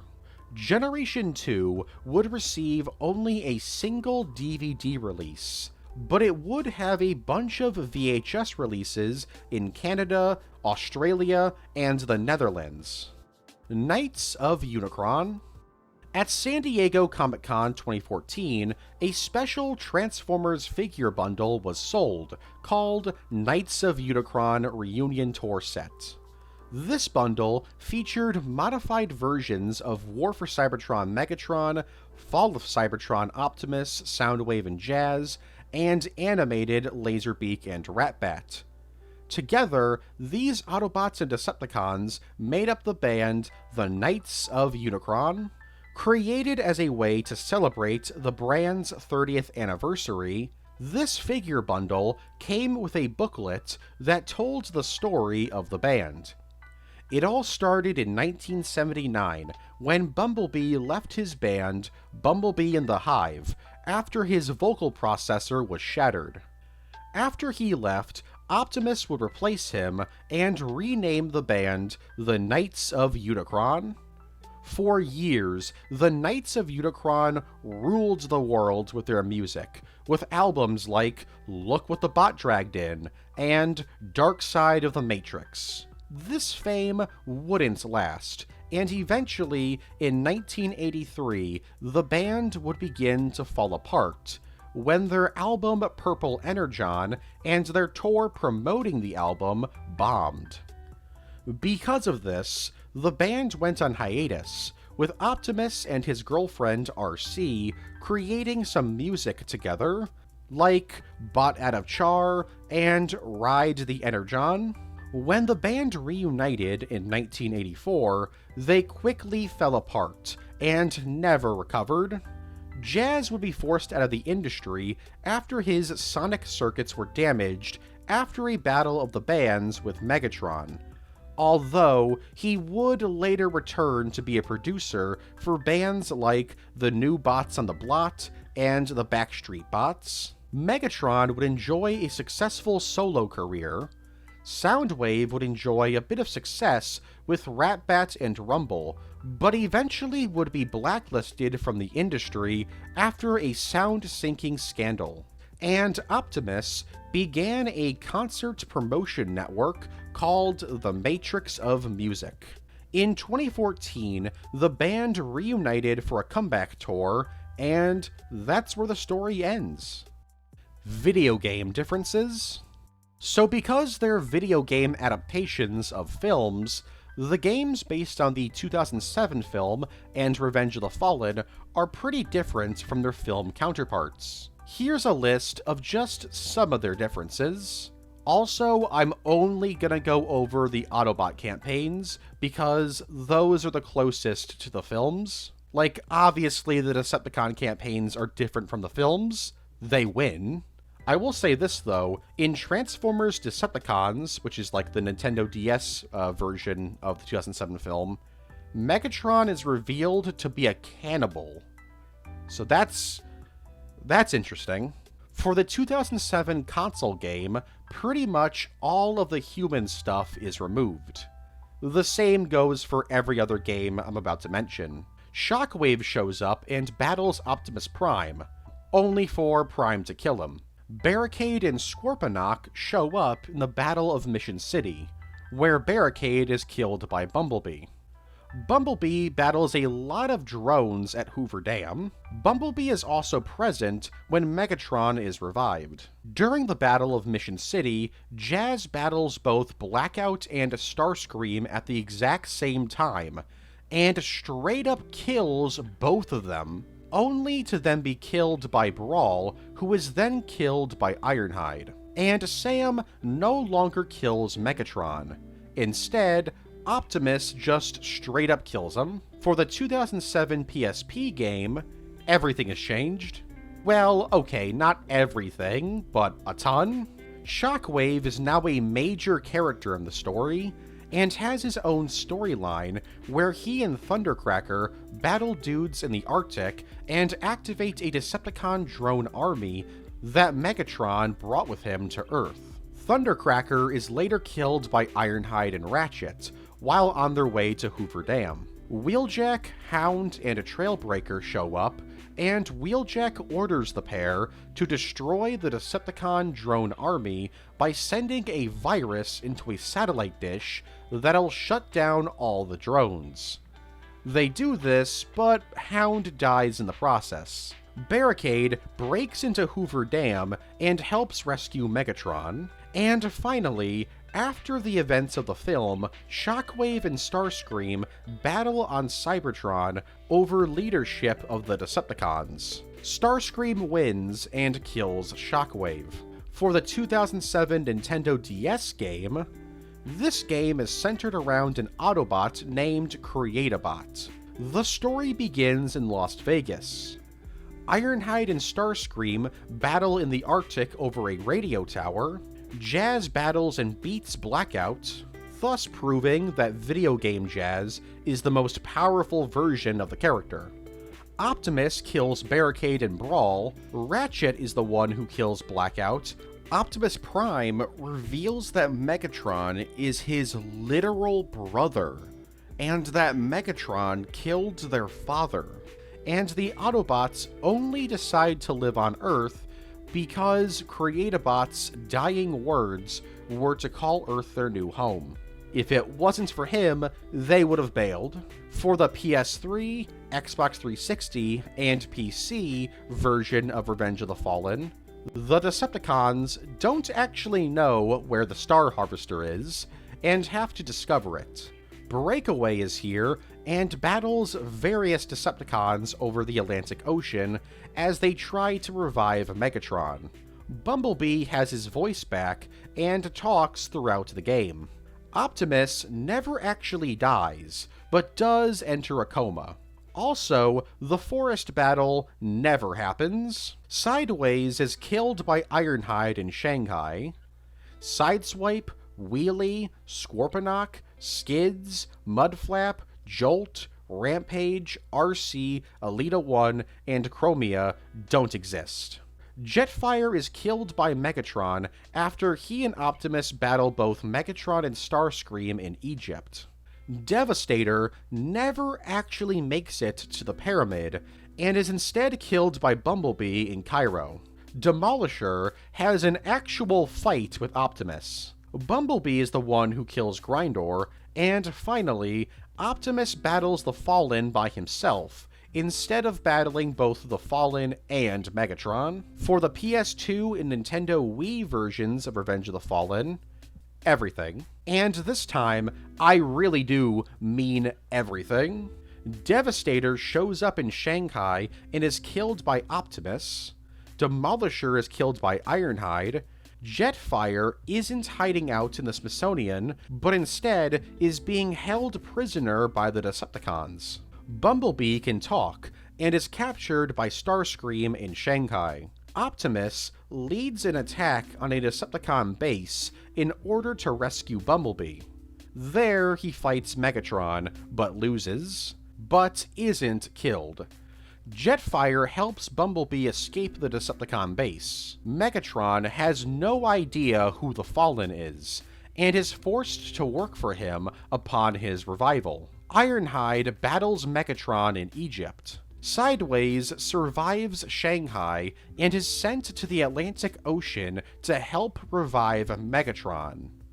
How is he able to do this? Well, in this universe, there's a bunch of highways connecting military bases over Megatron's final resting place. After defeating Optimus in a fight, Megatron and Starscream are sent to Russia in order to retrieve an artifact for the Fallen. Outside of Optimus, Bumblebee, Ironhide, Jetfire, Megatron, Starscream, the Fallen, Sideways, Devastator, and Demolisher, not a single character from the film appears.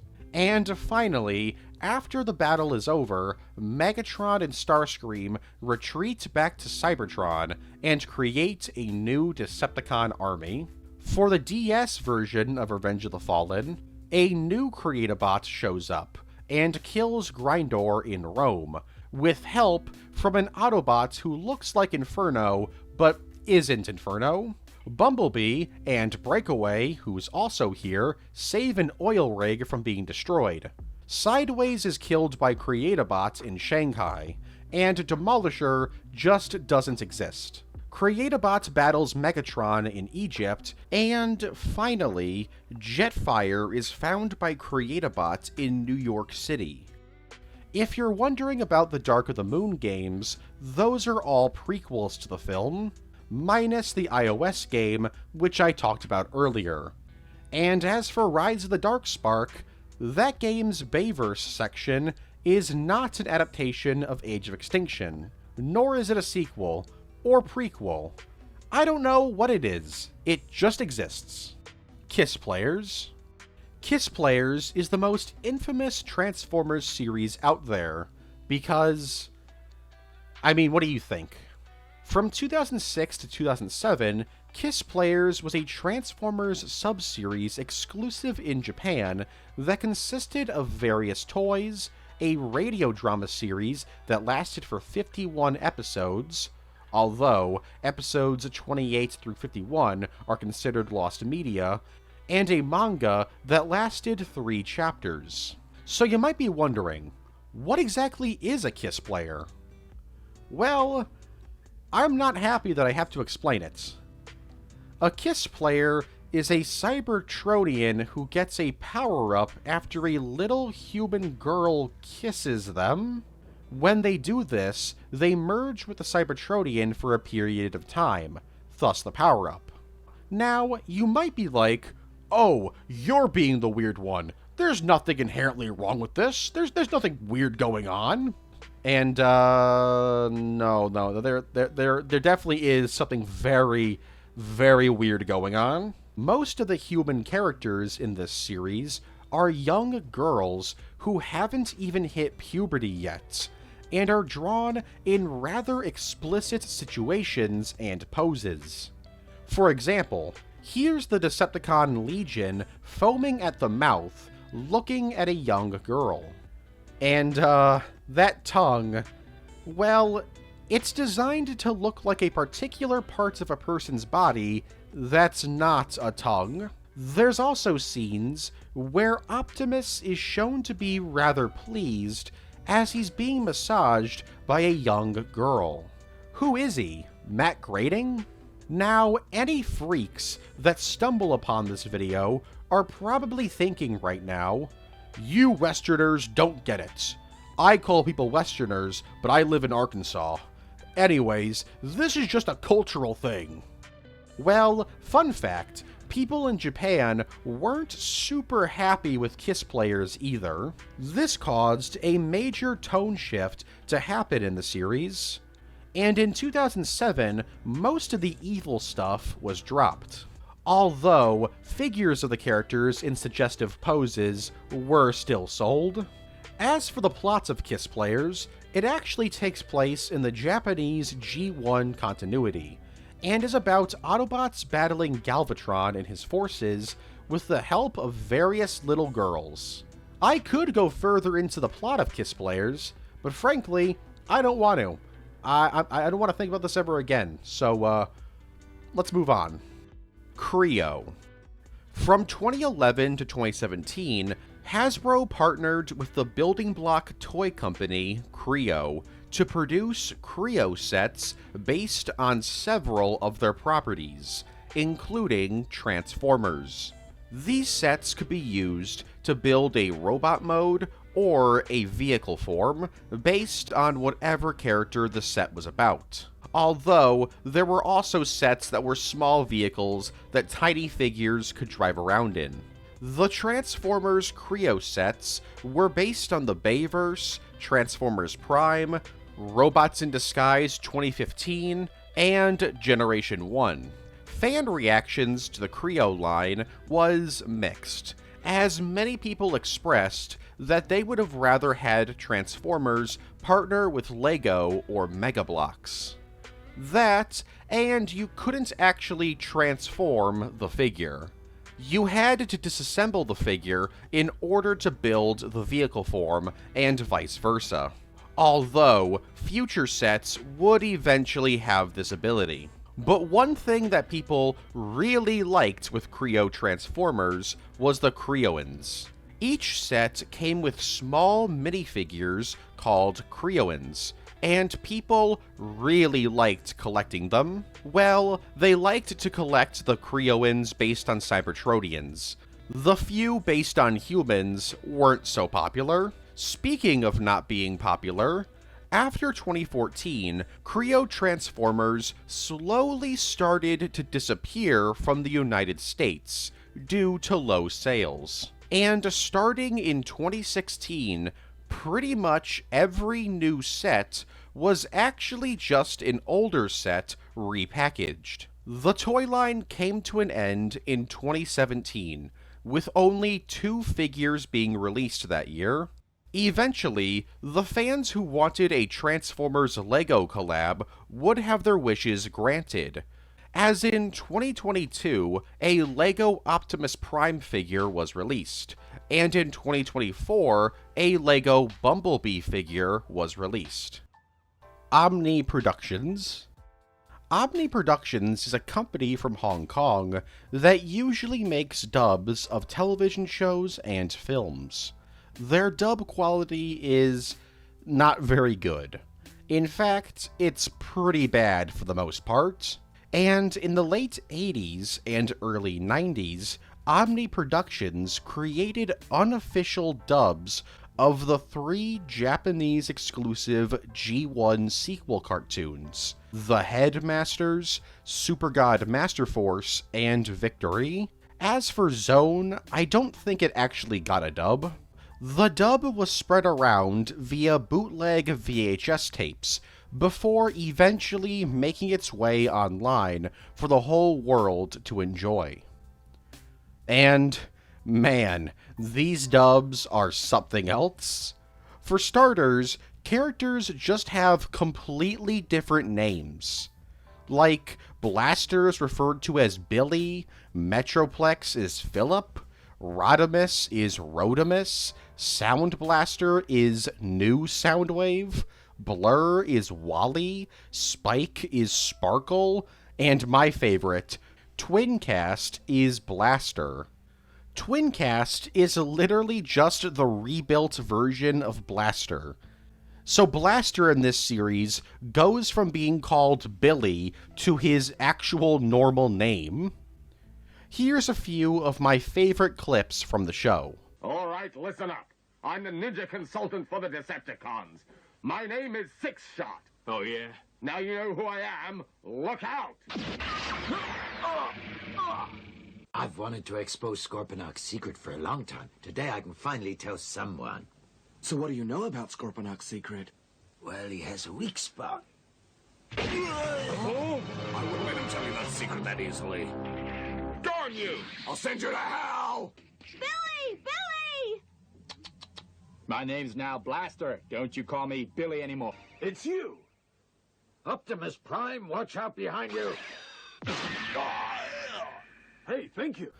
Because of how hilarious they are, these dubs have actually been included in a few official DVD releases. Here's hoping one day we get an official 4K release of this. Ah, who am I kidding? We don't even have Blu-rays of G1. Shattered Glass. Created in 2008 for an exclusive BotCon figure bundle and comic, Shattered Glass is a Transformers sub-series where the Autobots are evil and the Decepticons are good. Since its creation in 2008, Shattered Glass has received quite a few toys over the years, although most, if not all of them, are just repaints or modified versions of older figures. The story of Shattered Glass is told via comics and text-based stories released in the Transformers Collectors Club magazine. Originally, the series had a very 90s edge to it, but after a while, this was dropped. The original story of Shattered Glass was told by Fun Publications, and this version of Shattered Glass seems to be the more popular version of the story. It's also the most expanded upon and explored. Fun Publications also produced a Beast Wars Shattered Glass storyline, which took place in their already established Shattered Glass continuity. This universe came to a close in 2015, when the Autobots and Decepticons ended their war, and began to try living in peace. The evil Optimus Prime of this universe even became fully redeemed, after meeting a fragment of Unicron who was actually a good guy. He restored Prime's sanity, and thus Optimus Prime became Nova Prime. Then, in 2021, IDW took a shot at the Shattered Glass continuity, with a 5-issue miniseries that served as a reboot. This would receive a follow-up in 2022, and probably would have gotten at least one more sequel, but IDW lost the Transformers license in 2022. So after 10 issues, the IDW Shattered Glass story was forced to end. Sad fact, the final issue of this miniseries would be the last ever IDW published Transformers comic ever, released in December of 2022. Shattered Glass will probably get another reboot eventually, but until then, there's plenty of Shattered Glass to go around. Angry Birds? Releasing in October of 2014, Angry Birds Transformers is a crossover game between Transformers and Angry Birds. Basically, the game has bird and pig variants of the Autobots and Decepticons battling it out. The story involves the Autobirds battling the Deceptihogs over control of Piggy Island. This only happened because the Eggspark landed on the island, giving everyone there the powers of the Transformers. There's also the Eggbots, who are a third faction who forces the Autobots and Decepticons, or Autobirds and Deceptihogs, to join forces and battle the evil Egg Army. The game plays similar to previous Angry Birds titles. However, instead of using slingshots to destroy buildings, your character runs in the foreground, and by tapping the screen, you stop your character, and they take fire at the building. You can also transform into a vehicle in order to avoid attacks. The game features a pretty extensive list of characters, as each bird and pig have multiple different forms. For example, the Red Bird has an Optimus Prime, Ultra Magnus, and Blur variant, while the King Pig has Megatron, Brawl, and Shockwave. Shockingly, the game is still ongoing and is being updated with new content as we speak. Or as I speak, as this is my video. But the game isn't the only Angry Birds Transformers content out there. A 4-issue comic miniseries was released from November of 2014 to March of 2015. Alongside the comic, there was also a toy line and a few books. Hearts of Steel. So in the mid-2000s, IDW really wanted to create their own kind of what-if, or Elseworlds banner, and they wanted this for the Transformers. Basically, alternate universe takes on the Autobots and Decepticons. This idea was called the Transformers Evolutions. And the idea behind this was that several 4-issue-long comic miniseries would be released under this banner, each miniseries telling a standalone story in its own continuity. Sadly, this didn't take off, and only one story was ever created: Transformers Hearts of Steel. Written by Chuck Dixon and releasing from July of 2006 to September of the same year, this story tells the tale of what happens when the Autobots and Decepticons arrive on Earth in the distant past, but don't enter stasis. Well, they do enter stasis, but first they fight each other in the Ice Age. After fighting in the Ice Age for a bit, they would all enter stasis mode and wake up in the 19th century. The story sees the Autobots teaming up with humanity to face off against the Decepticons. Some of the humans that the Autobots help out include Mark Twain and John Henry. Surprisingly, while designed for the series, Megatron never actually shows up in the series. Instead, the Decepticons consist primarily of Soundwave, Shockwave, Starscream, the Insecticons, Skywarp, Scourge, Octane, and Astrotrain. In fact, Astrotrain was actually built by the Decepticons on Earth.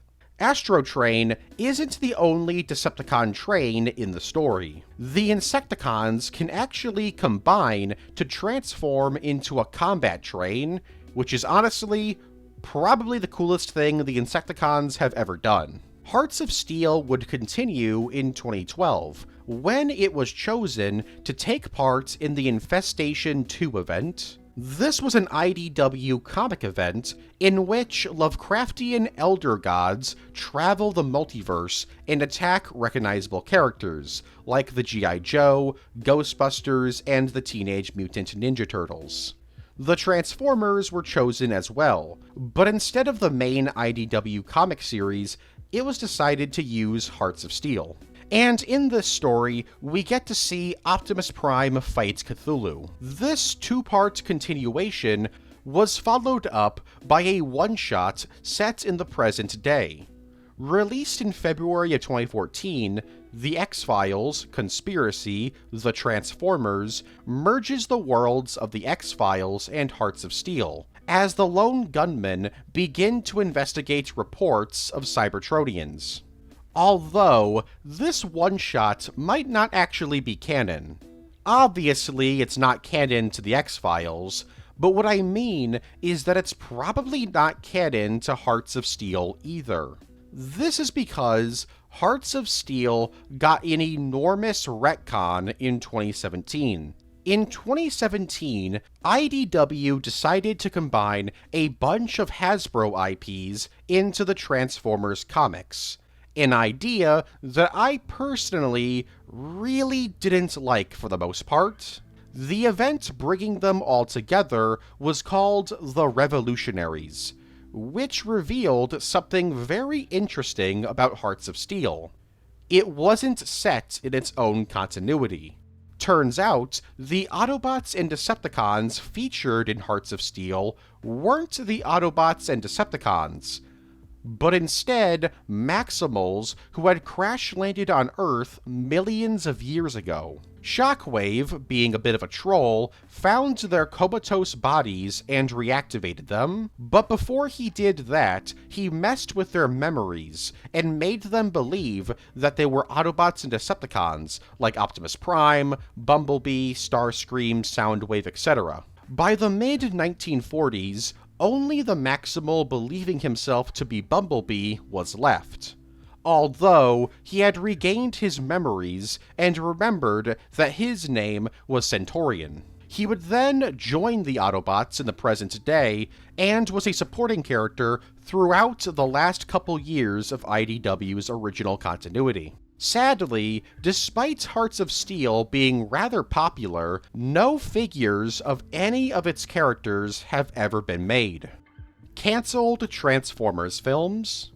So far, we've gotten 7 live-action Transformers films, and an 8th one on the way. But many other films were being planned at one point. For starters, there were ideas thrown out about Transformers films set in the Bayverse that were going to take place in ancient Rome and feudal Japan. These films never ended up happening because the last night bombed, killing the Bayverse. There were also plans about a Transformers film set in medieval times with King Arthur. This movie was scrapped in favor of having King Arthur stuff in The Last Knight. A sequel to Transformers The Last Knight was scheduled to be released on June 28, 2019. However, this obviously didn't happen because The Last Knight failed. We don't really know anything about this scrapped film, outside of the fact that Unicron and Quintessa would have been the film's villains. Probably the most famous scrapped Transformers film is Operation Skyfire. This was a film being pitched as a World War II epic involving Bumblebee helping a spy organization stop a bunch of Decepticons during World War II, including Megatron. Yeah, one of the plans for the film was that Megatron was somehow gonna get unfrozen and go on a rampage, working with the Axis powers. And presumably, he would get frozen again by the end of the film. The film would also introduce a new Autobot that turned into some kind of World War II bomber plane. Presumably, this guy would have been Skyfire.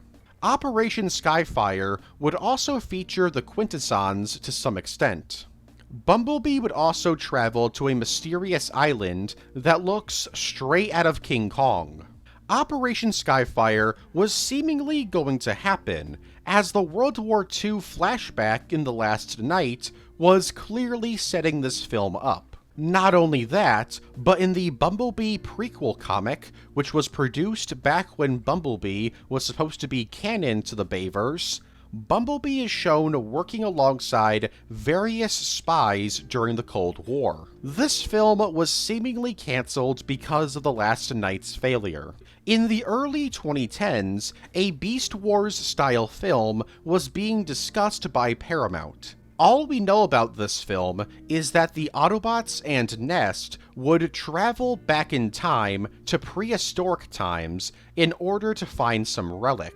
There they would meet the Dinobots, who were guarding the relic. Megatron would also be revived and would travel back in time to steal the artifact. There, he would get a dinosaur alt mode, and Optimus would gain a giant ape alt mode. So basically, Bayverse Optimus and Megatron would literally become Optimus Primal and Beast Wars Megatron, despite them being entirely different characters. The last film that I'll mention is a film that's not actually cancelled, at least officially. In March of 2021, it was announced Angel Manuel Soto was hired to direct a Transformers film that would be written by Marco Ramirez. All we know about the project is that it's supposedly going to be a standalone story set in the new film continuity. But since March of 2021, there hasn't been really any updates on the film. The closest we've gotten was in 2023, where it was revealed that the film was on hold. Personally, I don't think this film is going to happen. I'd like it to, but I'm not optimistic. NESA Transformers. Announced in 2017 for a 2020 release, NESA Transformers is a toy line and cartoon series crossing over Transformers with the 2003 cartoon The Legend of NESA. The show was intended to be released exclusively in China, but Hasbro has said that it's possible NESA Transformers could be released in other countries as well. However, the show wasn't released in 2020, though a trailer for it was released in December of 2019. So, was the show cancelled? Well, everyone thought so. There was literally no updates on the show for 4 years. So many people, including myself, believed the show was cancelled due to production issues caused by the COVID-19 pandemic. However, out of nowhere, in August of 2024, it was announced the show was not only still coming out, it was being released in 2024 and had a new title, My NESA and Transformers. It's planned to run for 52 11-minute long episodes. The show is about a young boy who accidentally gets caught up in a space bridge that sends him to a world where the Autobots and the legendary hero Neza battle the Decepticons, who are working with the evil Shiji. It turns out the Decepticons are trying to invade the boy's home reality, so the Autobots and Neza have to stop them. As for the cartoon's toy line, the toys are mostly just repackaged Cyberverse toys, which isn't too surprising since the cartoon is using Cyberverse's animation style. Although, there are some new figures, mainly figures of Neza. There's also been a few building block toys released, not Lego, not Mega Bloks, or even Creo, but instead, Xiaomi. Probably mispronounced that. Transtech. Transtech is two different things in the Transformers franchise. The first is a cancelled show and toy line. Planned to be the sequel series to Beast Machines, Transtech would continue the story of the Maximals and Predacons, and would even bring back Optimus Prime, Starscream, and Shockwave from G1 in some capacity. Def Charge from Beast Wars would also return. And that's all we really know about the show's story. A few prototypes of the show's toy line were made. However, they didn't get far into production, as Hasbro shut down the project due to Beast Machines not performing very well. That, and Hasbro was having massive staff layoffs around this time. But this cancelled cartoon would eventually inspire the Transtech continuity. Beginning in 2008, Transtech is another universe created by the Transformers Collectors Club, and had its stories told in its club's magazines, alongside blogs on Facebook. The Transtech universe takes place in a universe where there was never an Autobot and Decepticon war. Instead, the Autobots and Decepticons work together and watch over the multiverse. This universe is also a hub for multiversal travelers, as Cybertronians who travel the multiverse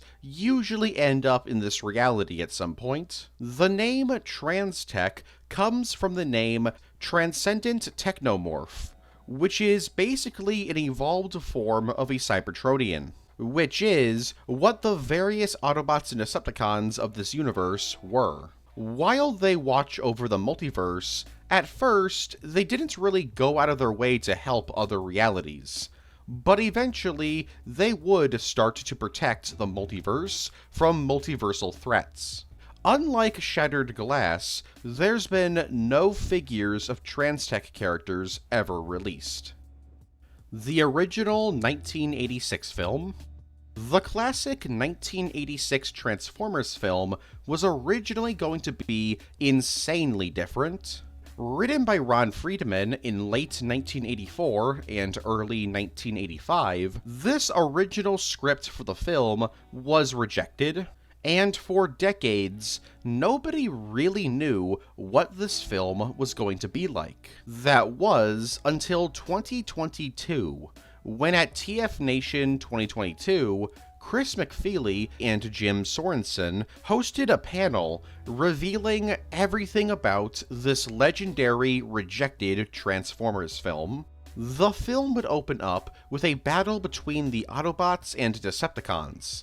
The Autobots here consisted of Magnus, Hot Rod, Wheeljack, RC, and Cup, who's named Tanker in this version of the film. The fight gets crazy when the new Autobot Rails shows up.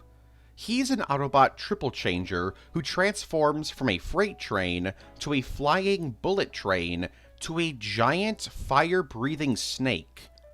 While he's annihilating the Decepticons, Optimus Prime and Megatron have their final battle, which results in both of them dying. After the battle, Megatron's spark is transferred into an urn, and a fight breaks out over who should be the next Decepticon leader.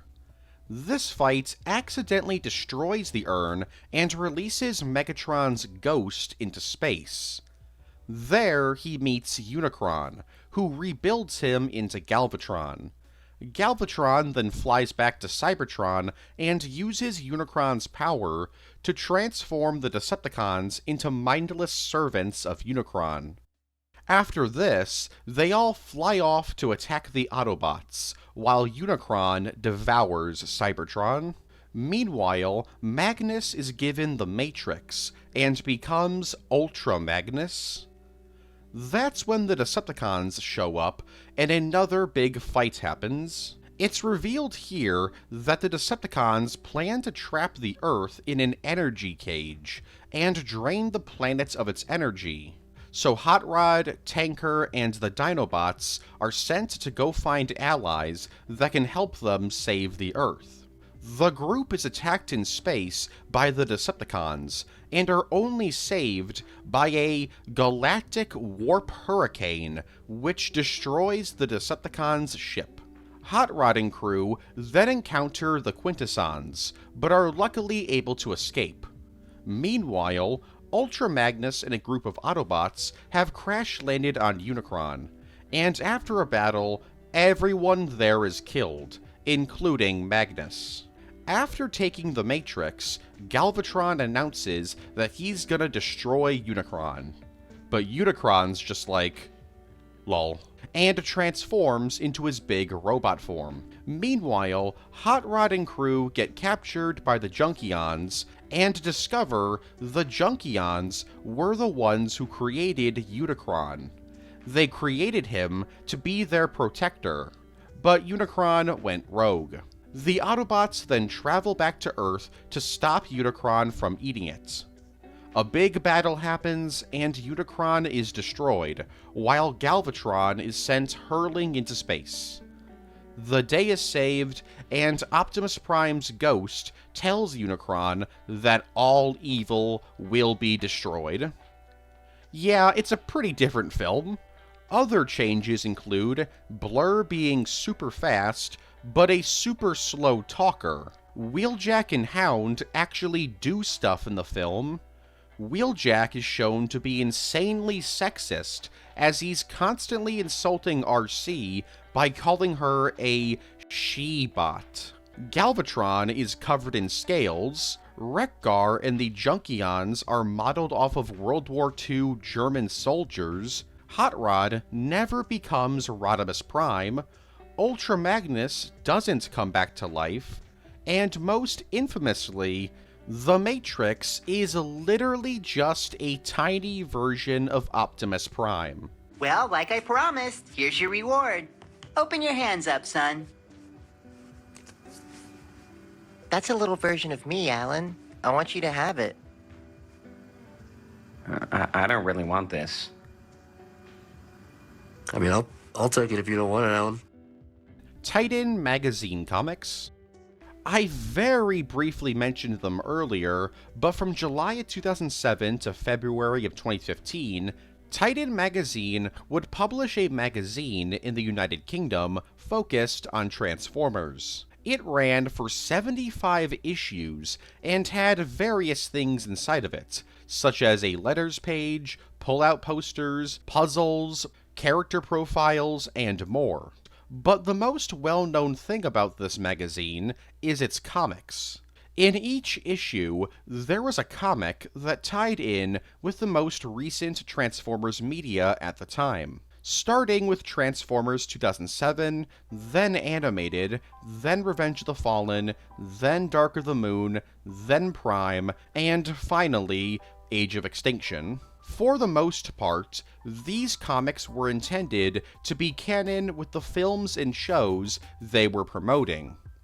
Although, they can't really be canon for various reasons, including continuity errors, and the fact that Michael Bay made it clear he doesn't consider IDW tie-in comics canon. So what are the chances he found the Titan Magazine comics canon? Probably the most interesting thing about these comics is that from issues 9 to 25, instead of tying in with a film or show, Titan Magazine decided to tell a what-if story. This world would be dubbed the Twilight's Last Gleaming Universe. It would tell the story of what would happen if the Decepticons had won the Battle of Mission City, with Sam being killed and Optimus Prime being beaten into a coma.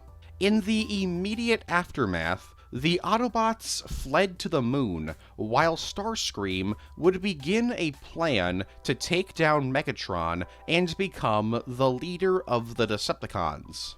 Part of his plan involved baiting the Autobots to come out of hiding and fight Megatron. So, the Autobots did just that, and actually won using a nanovirus. They also destroyed the Allspark, stopping the Decepticons from terraforming the Earth. And from here, the story is about the Autobots trying to help rebuild Earth, while two groups of Decepticons, one led by Starscream and the other led by newcomer Stockade, try and take over the Earth. The story came to a close with the Autobots and Stockade joining forces to stop Starscream. Should also mention that this universe actually gives Michaela some character, as she becomes a resistance agent. In February of 2015, the magazine would come to an end due to low sales. Transformers Legends. Transformers Legends is a Transformers manga released from 2014 to 2019. This manga series was aimed at older Transformers fans, and were either uploaded online or packaged with toys. The series focused on the Maximals and Predacons working at the company Axelon Trading Company. In this reality, Transformers is a franchise of toys, comics, and cartoons, and the Maximals and Predacons are fans of the franchise. And each of the main cast is a huge fan of a specific part of the franchise. Silverbolt loves the Bayverse, Waspinator is a fan of obscure trivia, Rhinox hates everything that's not G1, Rat Trap loves Beast Wars, Optimus Primal doesn't actually care about Transformers and just buys them for his son, and Tigatron loves Kiss players. Should also mention here that in this universe, if you love Transformers too much, you'll get Transformers sickness, which literally turns you into a Transformer. I guess that's what happened to the kid in the old G1 toy commercials.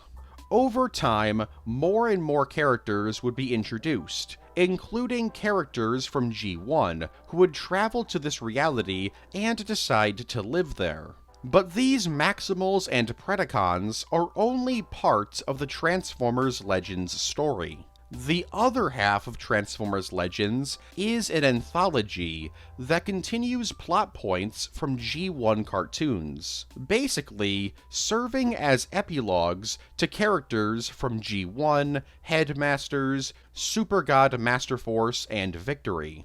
That, and they usually fix continuity errors featured in the shows. As for its reception, Transformers Legends is in a bit of a weird spot. On one hand, people really like it for its obscure Transformers references, its art, and its comedy. While on the other hand, the comic does feature some homophobic and especially transphobic jokes, which is pretty lame. There's also the sexualization of some characters, which is controversial. Overall, Transformers Legends is a complicated manga that has yet to receive a full English translation. In fact, the few English translations that do exist are fan-made. I highly doubt an official translation will ever be released.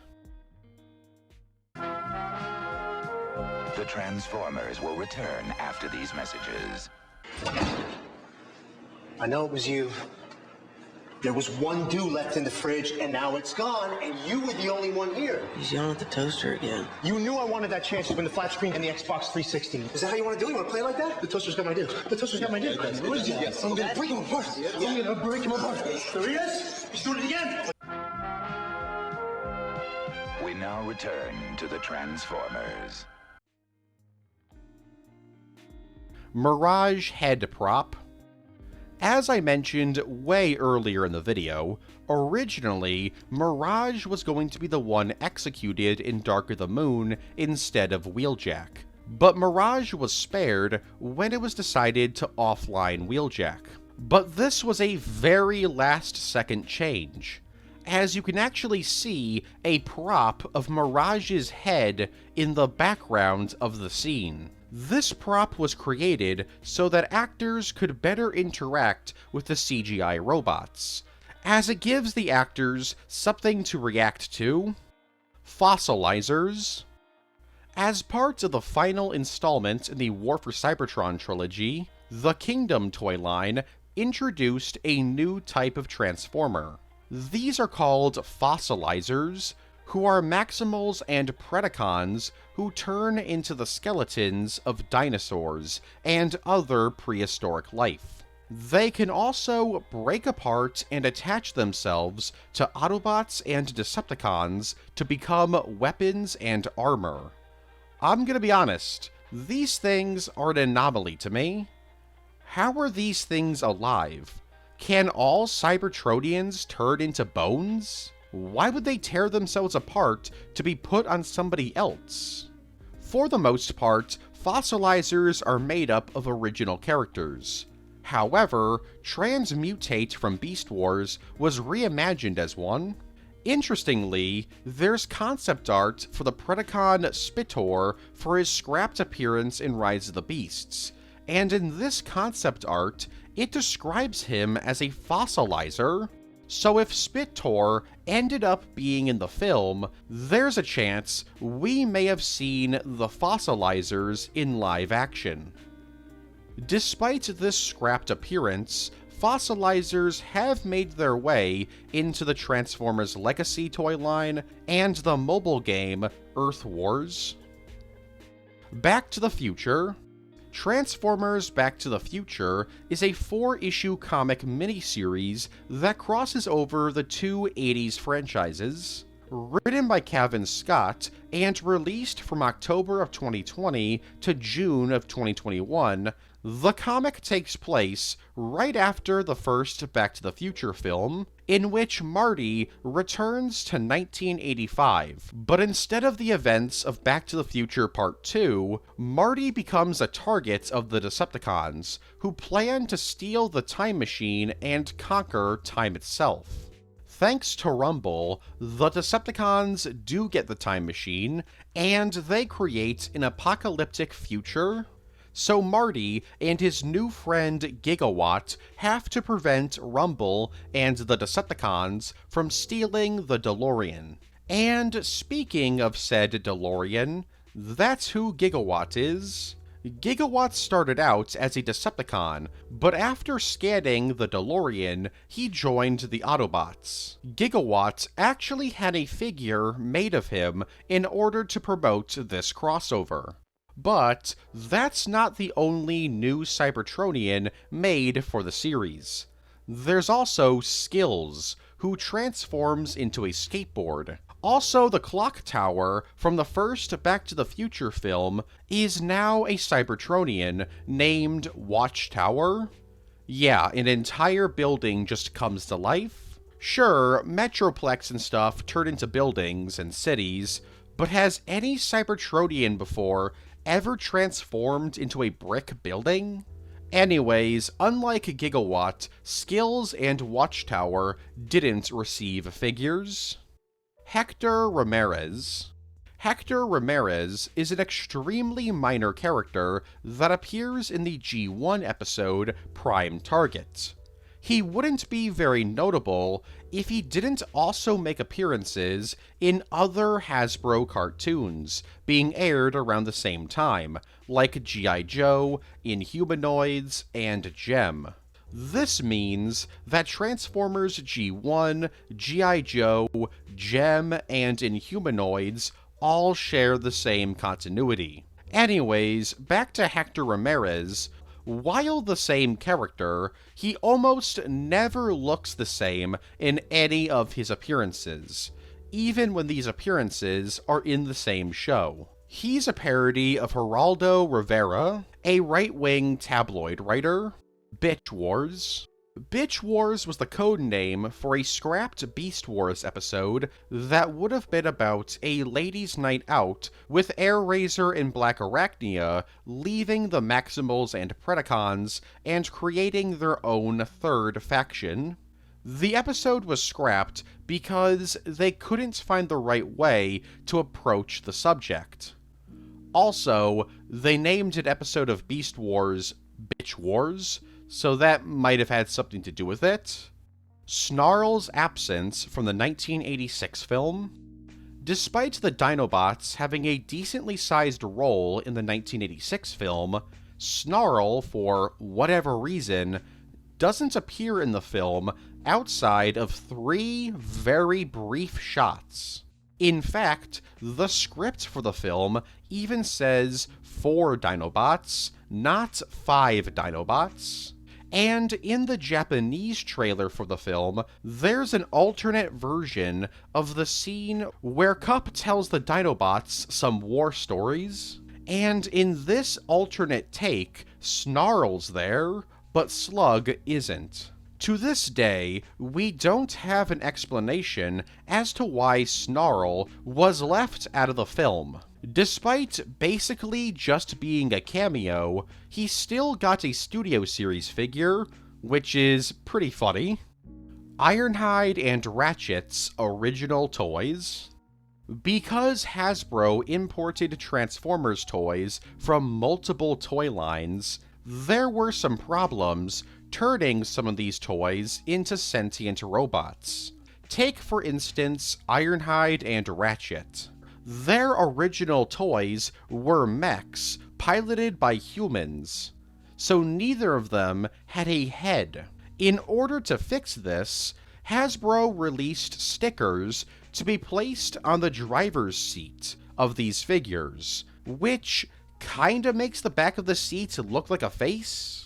Thankfully, their designs were completely remade for the cartoon, though you can actually still find their original toy models in early issues of the Marvel comic, before Marvel got the heads up that their designs would be changed. Jolt.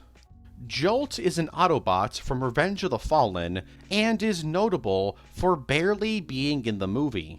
Seriously, if you add up every scene he's in, it's like 20 seconds. He was added into the film very late into production in order to promote the Chevrolet Volt. Despite this, he plays a decently sized role in the film, where he's the one that combines Optimus Prime and Jetfire's corpse. But that's it. The rest of his scenes are just him in the background. Despite his one major scene, Takara and Hasbro were told that Jolt had been scrapped from the film, so they stopped production on toys of Jolt. But when people from Hasbro and Takara saw Jolt's vehicle form in trailers for Revenge of the Fallen, Hasbro and Takara quickly went back to work on the toys. Because he was added last second, Jolt didn't appear in any tie-in comics, books, or video games until roughly 7 months after the film's release. But hey, at least he appeared in Transformers Rising Storm, the prequel comic to Dark of the Moon. Oh, he's dead. He died. Sadly for Jolt fans, or as we call ourselves, Jolt Nation, it took until 2021 to get a screen-accurate Jolt figure. All previous figures were based on concept art. Last thing I want to mention here is that some people claim you can see his head in Cade's junkyard in The Last Night, However, that's clearly not his head. Side note, Jolt is a Godzilla fan, which is pretty cool. Generation 2 exists in the Unicron trilogy.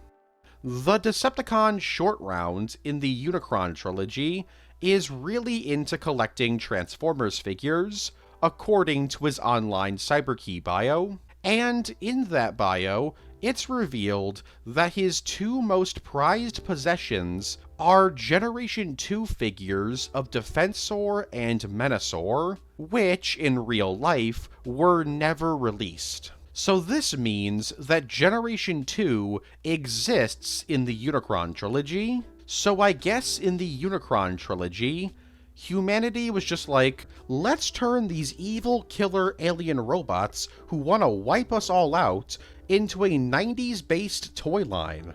That sounds like a cool idea. Blitzwing's abandoned plotline. In the G1 5-part episode 5 Faces of Darkness, Blitzwing temporarily allies with the Autobots after he finds out that the Quintessons are manipulating Galvatron. He tried to explain this to Galvatron, but Galvatron being Galvatron refused to believe him. So Blitzwing works with the Autobots to defeat the Quintessons, and they're able to stop the Quintessons, but in the process, Galvatron accuses Blitzwing of betraying the Decepticons, and banishes him from the faction. Rodimus Prime would offer Blitzwing a place in the Autobots, to which Blitzwing said that he would think about it. Despite this promise, Blitzwing would never appear in G1 ever again. But that wasn't the original plan. Originally, Blitzwing was going to return in the episode Starscream's Ghost, where he would be friendly with the Autobots. However, this episode was rewritten to feature the new triple changer Octane. Because of this, Octane replaces Blitzwing's role in the episode. The episode's kinda weird, because they never explain why Octane's friendly with the Autobots. He just kind of is. It's honestly a shame in my opinion. I think seeing Blitzwing being an ally to the Autobots would have been a cool development. But I guess that was never meant to be. Blitzwing would even rejoin the Decepticons, as he's shown working with them in the Headmasters, so I guess in the Japanese continuity, Galvatron just kinda got over it. Godzilla.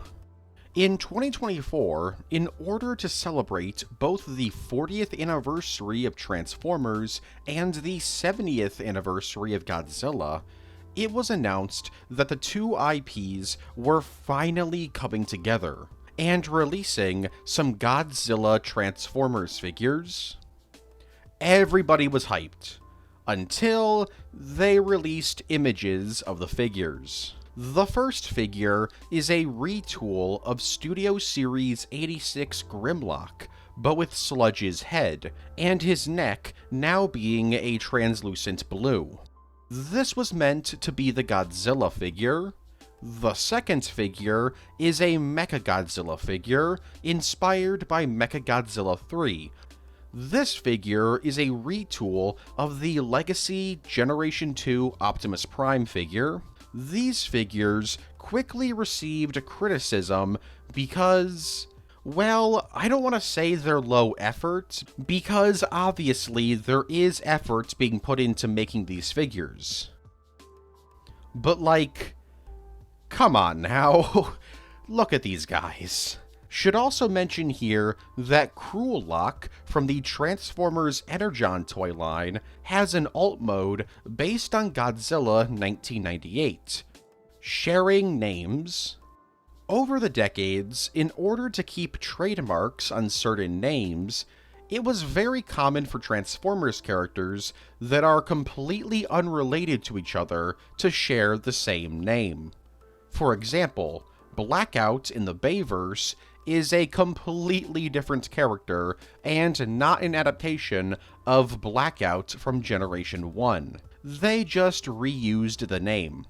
There's also Silverbolt from both G1 and Beast Wars, along with Inferno from G1 and Beast Wars. Again, they are completely different characters. Nowadays, though, it seems that for the most part, this doesn't happen as much. The most recent example that I can think of is Battletrap from Rise of the Beasts and Battletrap from Generation 1. Sam Witwicky is dead. In The Last Night, it's mentioned by Anthony Hopkins. I know his character has a name, but let's be honest, neither I or you care about it, that he's the last of the Order of the Witwickens, and since it's shown that Sam was a part of this order, that means that Sam has to be dead. This also probably means that Sam's parents are dead as well, and probably Carly too. I think that this is a pretty good guess, because Cemetery Wind was hunting down the Autobots. And where would Bumblebee be located? Probably with the Witwickies. So Cemetery Wind probably had them all killed. Maybe even Michaela was killed as well, since she knew a bunch about the Autobots. But before I move on, I should probably clarify something about the Order of the Witwickens, because there's some misinfo out there. A lot of people believe that in order to be a member of the Witwickens, you have to be a Witwicki. But that's not true, because we know a bunch of people who were members of the Order who just can't be related to Sam. Like the Wright brothers, Stephen Hawking, Isaac Newton, Frederick Douglass, George Washington, Leonardo da Vinci, Harriet Tubman, Nikola Tesla, Albert Einstein, Mozart, and Catherine the Great, just to name a few. And obviously, Anthony Hopkins' character is not a Witwicky. Side note, Stephen Hawking was still alive when The Last Night came out. He would later die in 2018. But since The Last Night takes place in 2023, I guess this actually works. Did Michael Bay predict Stephen Hawking's death? Cancelled Armada game sequel?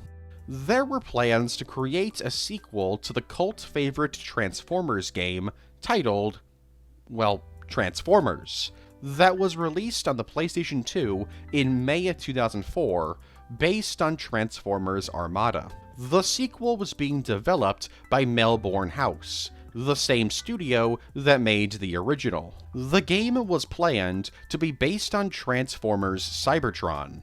The game would have taken place immediately after the events of the Armada game, and would have had players traveling across the galaxy in order to find the Cyber Planet keys, in order to activate Primus and save Cybertron. I like how this game's continuity just skips over Energon completely. Anyways, after a few months of development, Atari forced the studio to work on another project, canceling the game. But that's not all.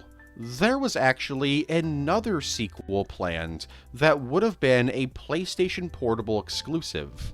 Titled Transformers Second Strike, the game would use reused assets from the PlayStation 2 game. However, it would have a completely different gameplay style, being a strategy game. Sadly, this game never made it past the proof of concept stage. Terminator. Written by John Barber, Transformers vs. the Terminator is a 4-issue crossover miniseries that ran from March of 2020 to September of the same year.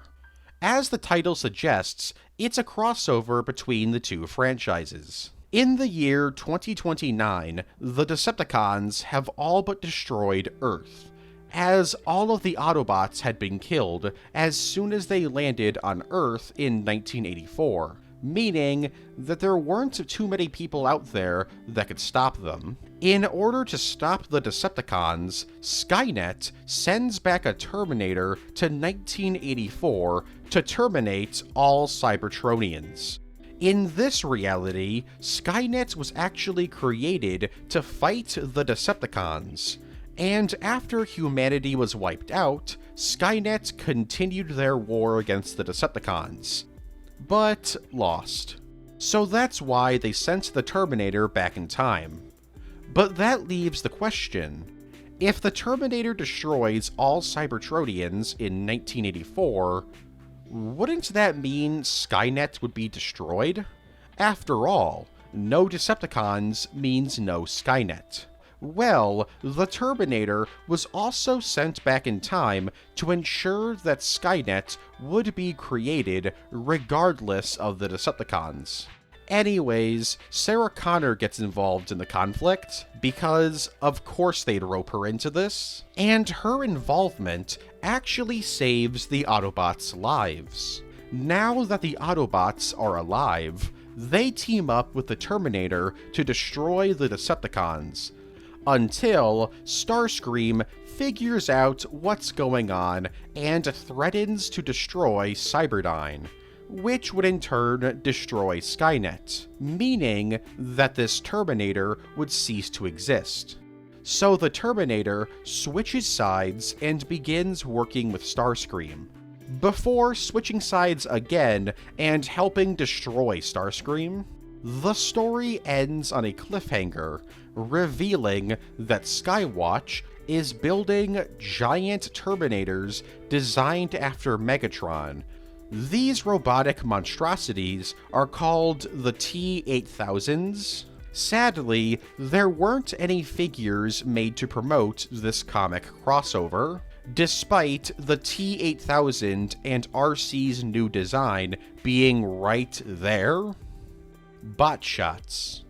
Botshots was a toy line that began in 2012, and was about chibi versions of G1, Unicron Trilogy, Bayverse, and Prime characters.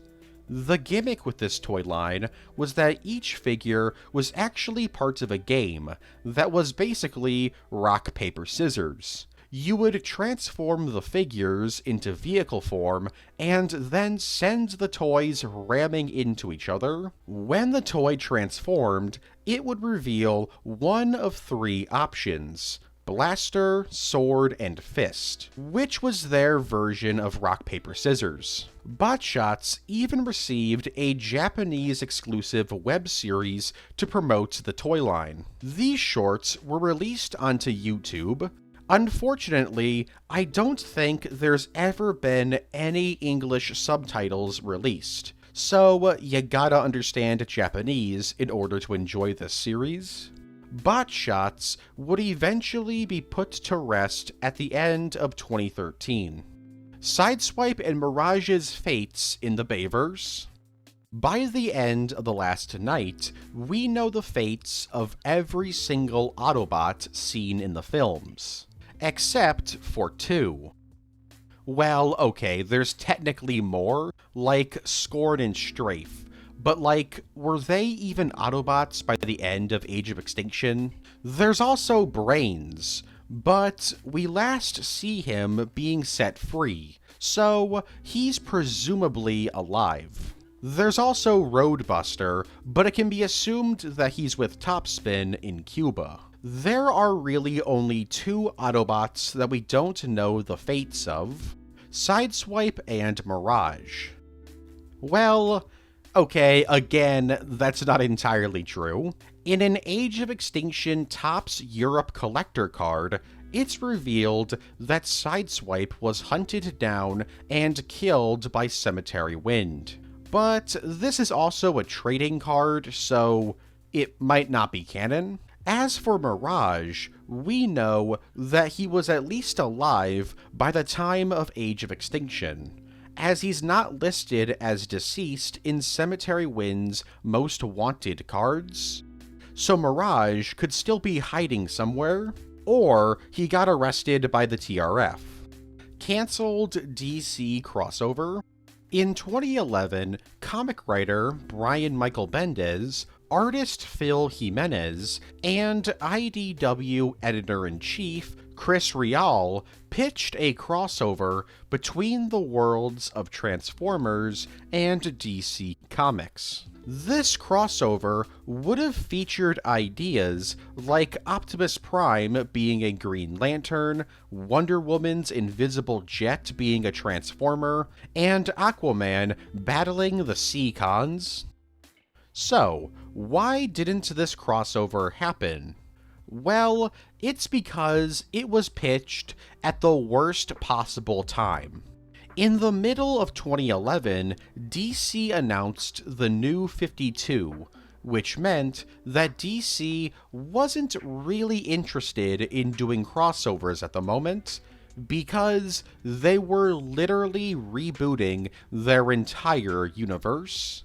So because of the New 52, we never got to see this crossover happen. Fox censorship. While airing Beast Wars, Fox decided to censor certain episodes of Beast Wars because, at times, Beast Wars could apparently be too extreme for children. Some scenes that were censored include Tarantulas being impaled, Cheetor being brutally beaten, Rhinox grabbing Dinobot by the throat, Tarantulas being set on fire, and Silverbolt being headbutted. Fox would then go on to censor Rideau 1 in the aftermath of 9/11, but I already talked about that. Rat Trap and RC. In the Beast Wars episode Transmutate, it's revealed by Rat Trap that RC is his great aunt. This was in reference to how Beast Wars' voice director and Transmutate's voice actress, Susan Blue, also voiced RC in G1. As for an in-universe explanation, I don't really know what this means. The only thing that I can think of is that when Rat Trap was a protoform, somebody watched over him, meaning that they had a kind of parental role. And that person, whoever that was, had their own parental figure for when they were a protoform, and whoever watched over them was like a sister to RC. Or, Rat Trap's just joking. In the Transformers Legends manga, the two are explicitly shown to be related, with Rat Trap even mentioning that he used to bathe with RC while he was growing up. Regardless of how it's possible, it's clear that Rat Trap and RC have a weird relationship. Topspin's lack of a voice. In Dark of the Moon, Topspin is the only Autobot in the film not to talk, aside from Bumblebee, obviously. But Topspin was originally supposed to have lines in the film, as it was announced in an Idaho newspaper that Bill Fagerbach was going to be the voice of a Chevy Impala stock car in Dark of the Moon. Seeing as Topspin is the only stock car Autobot who doesn't talk in the film, it can be assumed that he was supposed to voice Topspin. To this day, nobody knows why Topspin's lines were removed from the film. The only thing that we do know is that Topspin did eventually talk in The Last Night, where he was voiced by Stephen Barr. The Survivors. The Survivors was a third party in the Marvel UK Transformers comic, where the Autobot Wreckers and the Decepticon Mayhem Attack Squad abandoned their factions after feeling abandoned and ignored by their allies. This happened after the two sides joined forces to battle Galvatron. In the resulting battle, most of their teammates were killed. So the remnants of the Wreckers and Mayhem Attack Squad joined forces and became the Survivors.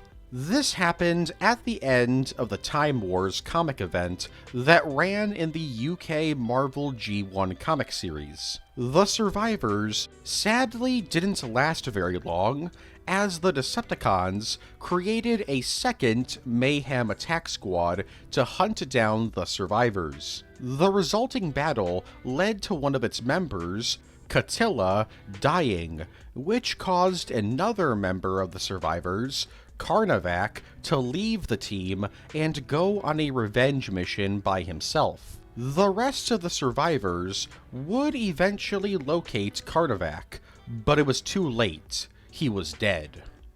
Or at least, they thought he was. Carnavac faked his death, and together, the team, alongside Grimlock's own team, Earth Force, was able to defeat the Mayhem attack squad, and after this adventure, the survivors were folded into Earth Force. Sadly, despite being a really cool concept, the survivors idea has never been brought back in any piece of media. Q Transformers. Q Transformers was a Japanese-exclusive Transformers toy line released from 2014 to 2016. The toy line was about collectible chibi Transformers characters. The character designs used for the chibi characters were taken from G1 and the Bayverse. In order to promote this toy line, an Endless Runner mobile game was created. This game, titled Q Transformers Mystery of Convoy Returns, is a parody of the game Mystery of Convoy that I talked about way earlier. And speaking of parodies, a web anime was released in order to promote the toy line. This series is a parody cartoon that stars Optimus Prime, Bumblebee, and Lockdown of all characters, just chilling out and talking to each other, making various jokes about the Transformers franchise. In fact, a lot of the show's dialogue was actually improvised. And because of that, we got stuff like Optimus Prime daydreaming about RC bathing, and a guest appearance from Yukimura Sanada from the video game series Sengoku Basara. This is by far the most popular aspect of the Q Transformers subseries, as the series got 2 seasons and even got DVD and Blu-ray releases. Back to the toy line real quick. There were actually various crossover Q Transformers toys, like toys based on Evangelion, Hello Kitty, and Snoopy from Peanuts for some reason. Q Transformers lasted from 2014 to 2016, and despite its various collabs, it's become kind of forgotten about. The mess that is the Aligned Continuity. The Aligned Continuity was Hasbro's attempt at creating one massive Transformers universe that would be connected through games, shows, comics, and novels. Starting with the video game War for Cybertron, everything seemed pretty good. Until it wasn't. You see, Transformers Prime was also set in the Aligned Continuity, and while I love that show, I'm not gonna lie and say it connects with War or Fall of Cybertron very well. This is because the creative team behind the show didn't want to be hammered down by the games. Basically, if some lore stuff was introduced in the games, they didn't want to follow that lore, they wanted to create their own. And because of that, we have some inconsistencies. For example, in War for Cybertron, Megatron absorbs Dark Energon and uses it to basically kill Cybertron. While in Transformers Prime, he absorbs Dark Energon again, but this time begins to hear Unicron's voice in his head. There's also the fact about how Cliffjumper is shown on the Ark at the end of Fall of Cybertron, yet he's also shown landing on Earth with RC during Transformers Prime. Then there's Rescue Bots, and by extension, Rescue Bots Academy. And surprisingly, Rescue Bots actually connects with Prime and RID-15 pretty well, as various characters guest star in the show, like Optimus, Bumblebee, and Sideswipe. Blur from Rescue Bots even shows up in RID-15. And speaking of RID-15, there are some problems. For example, at the end of the show, a list of various Autobots that are blacklisted by the Cybertron High Council are shown. And Cliffjumper, Tailgate, Sea Spray, and Alpha Trion are all shown to be some of the Autobots who are blacklisted. This is, despite all of these characters being shown to be dead by RID-15. Tailgate is shown being killed off in the Prime episode, Predatory. Cliffjumper is killed in the series premiere for Transformers Prime, Darkness Rising Part 1. And even dies a second time in Darkness Rising Part 2. Sea Spray is mentioned as being killed off in the Prime episode Loose Cannons, and Alpha Trion is shown to be dead by the events of Transformers Prime. And speaking of Prime, the Prime video game doesn't really work with the show it's tied to, as it's supposed to take place during its second season. But because of the Decepticon cast, it just doesn't fit. Meanwhile, in the Robots in Disguise tie-in comic, Predaking, who somehow returned to Earth, is seen with Starscream's severed arm, despite the Robots in Disguise episode, Minicon Madness, showing Starscream with both of his limbs still intact. Granted, this comic is non-canon, but it's still really weird that they even did this. There's even some goofs in the Cybertron games, as in the Cybertron portions of Rise of the Darkspark, which takes place before Fall of Cybertron. Bumblebee shows up for a mission, but doesn't say a word, implying that he's lost his voice. That, and Megatron has his revived form from Fall of Cybertron during the events of the game. Granted, this is probably just because Rise of the Darkspark was largely made up of reused assets from Fall. But still, it's technically a continuity error. Overall, the aligned continuity, while one of my favorite Transformers continuities, is one giant mess. The Transformers will return after these messages. Who's delivering these strawberry peanut butter M&Ms? That big truck.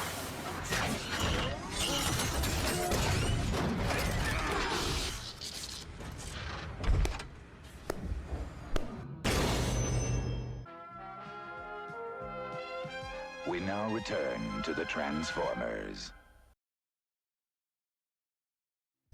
Female Sunstreaker. Sunstreaker never saw an appearance in Transformers Animated, but he does exist in the show's continuity. He's mentioned in the Allspark Almanac too, as being captured during the Great War. But then, 5 years later, in the complete Allspark Almanac, Sunstreaker is mentioned again, but this time they're referred to as a she. So we got a bit of a continuity error here. This continuity error was eventually turned into lore via Ask Vector Prime in 2015, where he claimed that a character named Natasha Pyrnak did some wacky time travel stuff and somehow changed Transformers Animated's timeline. And in this revised timeline, Sunstreaker was now born a woman. RID-01 originally had 52 episodes. Originally, Robots in Disguise 2001 was going to go on for 52 episodes. However, due to low ratings and low toy sales in Japan, the studio behind the show decided on reducing the amount of episodes to 39. Rollbar and the Sonic RS. During the filming of Age of Extinction, fans noticed an odd car on set, that being the Sonic RS. This caused fans to debate for months on end whether or not this car was actually a Cybertronian or not. It didn't help that there were some shots of the car in the trailers where it got the focus, and there's some shots in the trailers that show the car moving without a driver. This debate lasted almost until the release of the film, where it was finally confirmed that the Sonic RS was not a Cybertronian. But then it was confirmed it was a Cybertronian, just not in the film. Much like Landmine and Longarm from Transformers 2007 and Stratosphere from Revenge of the Fallen, Hasbro took the Sonic RS and used it as a vehicle mode for a character in the film's toy line, that being Rollbar. Rollbar wouldn't be the only character created from a random vehicle from Age of Extinction. In the same toy line, Hasbro released VIII, a Decepticon based on the SUVs used by Cemetery Wind in the same scene as the Sonic RS. It's not mentioned anywhere, but I assume because this dude's name is VIII, it's meant to imply that all the Cemetery Wind trucks are Cybertronians, or KSI drones called VIIIs. Corey Burden's brief role in War for Cybertron. Corey Burden has actually played Shockwave in 3 different Transformers projects: G1, Animated, and War for Cybertron. Well, kind of War for Cybertron. Shockwave wasn't in War for Cybertron normally, but you could unlock him as a pre-order bonus from GameStop, or you could later purchase him as DLC. When using Shockwave in the game's multiplayer, he doesn't actually speak. Instead, Corey Burden provided Shockwave's voice in a GameStop pre-order commercial. This by itself isn't super notable, but what is notable is that Corey Burden went on to talk about how he regretted doing that commercial. He felt that the jokey nature of the commercial was out of character for Shockwave, and because the performance was so rushed, he thought he didn't sound like himself in the final commercial. Shockwave, you're in charge now! Excellent. Again? Soundwave, transformative. When your hit percentage exceeds mine, you may choose the soundtrack. Lever Transformer. In Fall of Cybertron, in Chapter 5, Cut and Run, you can find the Lever Transformer, who is a very sad character, I think. When you find him, he does a little dance. So, he must be happy, right?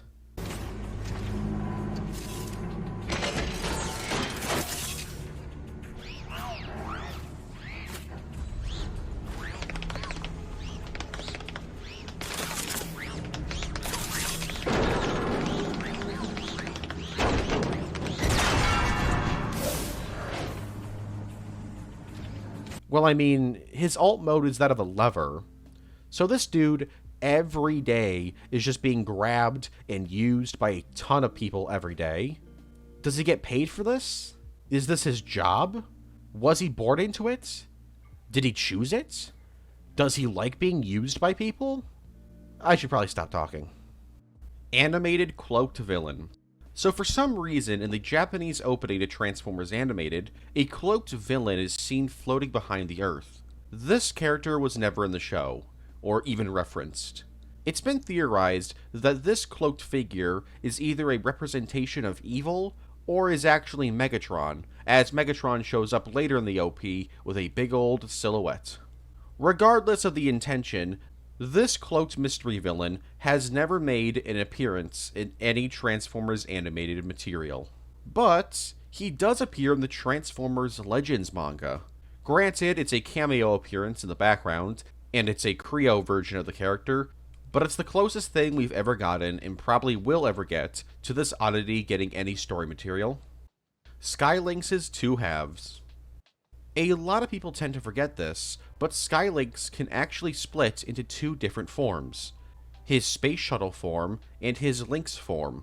These aren't 2 different sentient beings, but instead 2 different entities controlled by the same consciousness. While he's continued to use both of these forms in comics, a lot of people still tend to forget that he can do this, since a lot of fans have only watched the cartoons, movies, and played the games. And Skylynx has only used this ability once in G1, and not at all in War for Cybertron. Thrust is Scorponok. In the Japanese version of Transformers Energon, Transformers Superlink, there was an episode that was never dubbed into English. This episode was titled Return, Our Scorponok. This episode revealed that Scorponok in Energon was created by Alpha Q out of the spark of a wandering Decepticon spirit. And because Scorponok's voice actor was also the voice actor of Thrust from Transformers Armada, and Thrust died at the end of Armada, many have speculated that Scorponok is actually just a reincarnated Thrust. Now, outside of the voice actor and the wandering Decepticon spirit mentioned, there really isn't any evidence to suggest that Thrust is actually Scorponok, but it's an interesting theory. It's also pretty odd that this episode was never dubbed into English. I'll also mention this. While the Dreamwave Energon comic is set in its own continuity, it is worth mentioning that both Thrust and Scorponok appear in issue 30, so at least in that continuity, it's confirmed that they're not the same character. Legacy cartoon. So you know how the War for Cybertron series ended on a cliffhanger? Well, we're probably never going to see what happens next. But there were plans at one point to do a sequel series to War for Cybertron, based on the Legacy toy line. However, Netflix rejected the show, as it didn't fit with the company's mandates at the time. And in order to keep good relations with Netflix, Hasbro refused to see if any other streaming service or television network were interested in hosting the series. And so the Transformers Legacy cartoon never happened. All we know about this cancelled series is that it would have been lighter in tone than War for Cybertron, and it would have been set centuries after the events of War for Cybertron. Scrapped IDW plans. In June 2017, writer Marigold Scott revealed some plans that she had for IDW's original Transformers continuity that she didn't have time to tell. Some of these ideas included an issue of Titan's Return focusing on the McAdams crew defending their bar from being destroyed, Ironhide and his private security firm going on wacky adventures, having an issue about all the original female Transformers from G1 forming a team. I think she means Elita 1's group from the G1 episode The Search for Alpha Trion. Metroplex would have gotten an avatar he could use to walk around and talk to people on Cybertron. Elita 1 would threaten to restart the Great War after taking over Kaon and creating a militarized city-state. And everyone on Cybertron would be initially freaked out by Elita 1, since her color scheme is literally the color of Energon. So it'd be like if you met a dude who was painted in blood. There's some more things that she mentioned, so I'll leave a link to her blog post about all of this stuff in the description below. We also know about 2 different cancelled miniseries.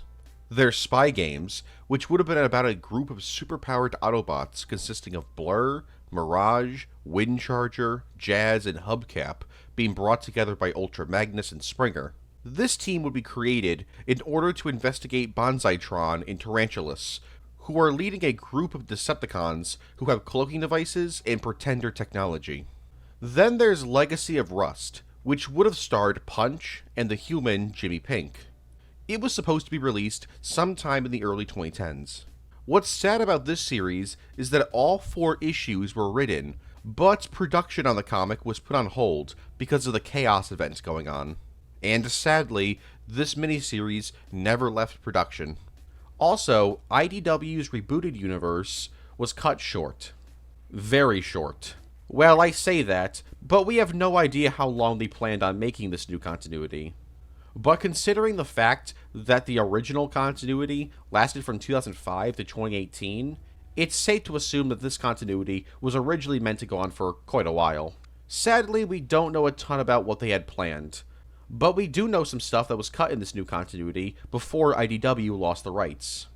Like how the character Rubble was originally created to be a human who somehow got transported to Cybertron.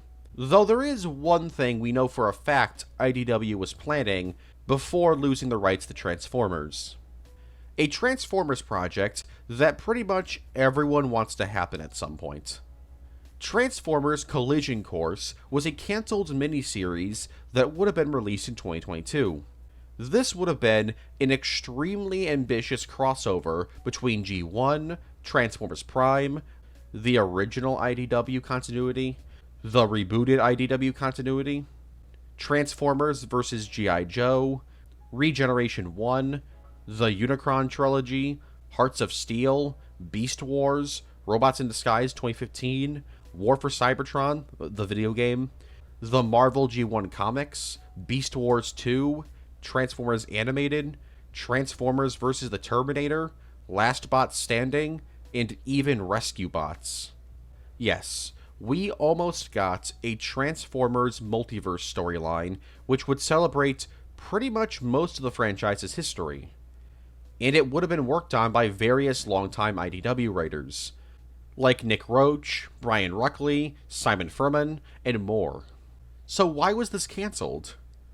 Well, it's simply because IDW was losing the Transformers license, and didn't have enough time to create this series.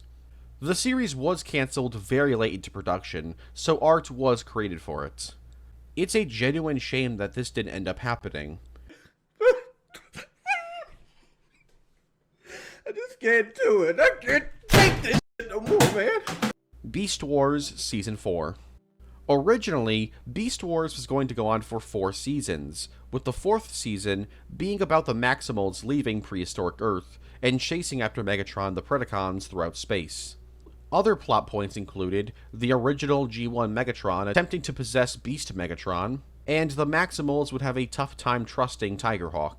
This season was scrapped due to Hasbro wanting to create Beast Machines, so the decision was made to end the show with Season 3. At least that's how the story goes. You can find a lot of threads online about Season 4 of Beast Wars, and to see people discussing plans that were apparently shared on now-defunct websites. The closest I could find to evidence for these claims being true is an archived Fox Kids fall press release statement from February 10th, 1999, in which a show called Beast Hunters is mentioned as a sequel to Beast Wars about the Maximals battling Megatron, who's still in his Transtech body, and the Predacons. This show pitch was reworked into Beast Machines. But if you could find actual evidence about this Season 4 being true, let me know in the comments. I couldn't find anything. Megatron's dead friend. So in the Generation 2 comic series, Megatron dissolves the Cybertron Alliance and begins a new war with the Autobots and Earth, because his friend was killed by Earth's military. Now, who is Megatron's dead friend? Well, for nearly 20 years, nobody really knew. In fact, for those 20 years, this was the only image we had of him. It wouldn't be until the Transformers Legends manga that we would get some more info on the dead friend. And even then, it wasn't a lot. He was apparently a peace envoy and once healed Megatron back to health. Ask Vector Prime would reveal his name was Kiloton, and after learning that Megatron had gone missing, he spent millions of years traveling the universe looking for him. That was until he got tired and became a peace-loving scholar. So yeah, Megatron's dead friend, aka Kiloton, doesn't really have a lot going for him. Though he does have a toy. Kinda. In 2015, Ask Vector Prime would confirm that Kiloton transformed into a revolver. This revolver was released as a toy in the 1980s, as part of the Microchange toy line. However, Hasbro never actually released this toy as a Transformer, because... well, obviously. So while not official, this is the closest we'll ever get to a toy of Megatron's dead friend. Yandere Arachnid. In the Japanese dub for Transformers Prime, Arachnid is a bit of a different character.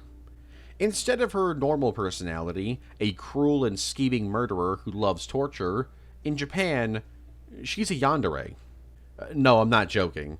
She's portrayed as being obsessed with collecting the heads of, quote, handsome boys, and is trying to get Jack, not to tick off RC, but instead because she's shown to be attracted to him, calling him a hunk, cute, and darling.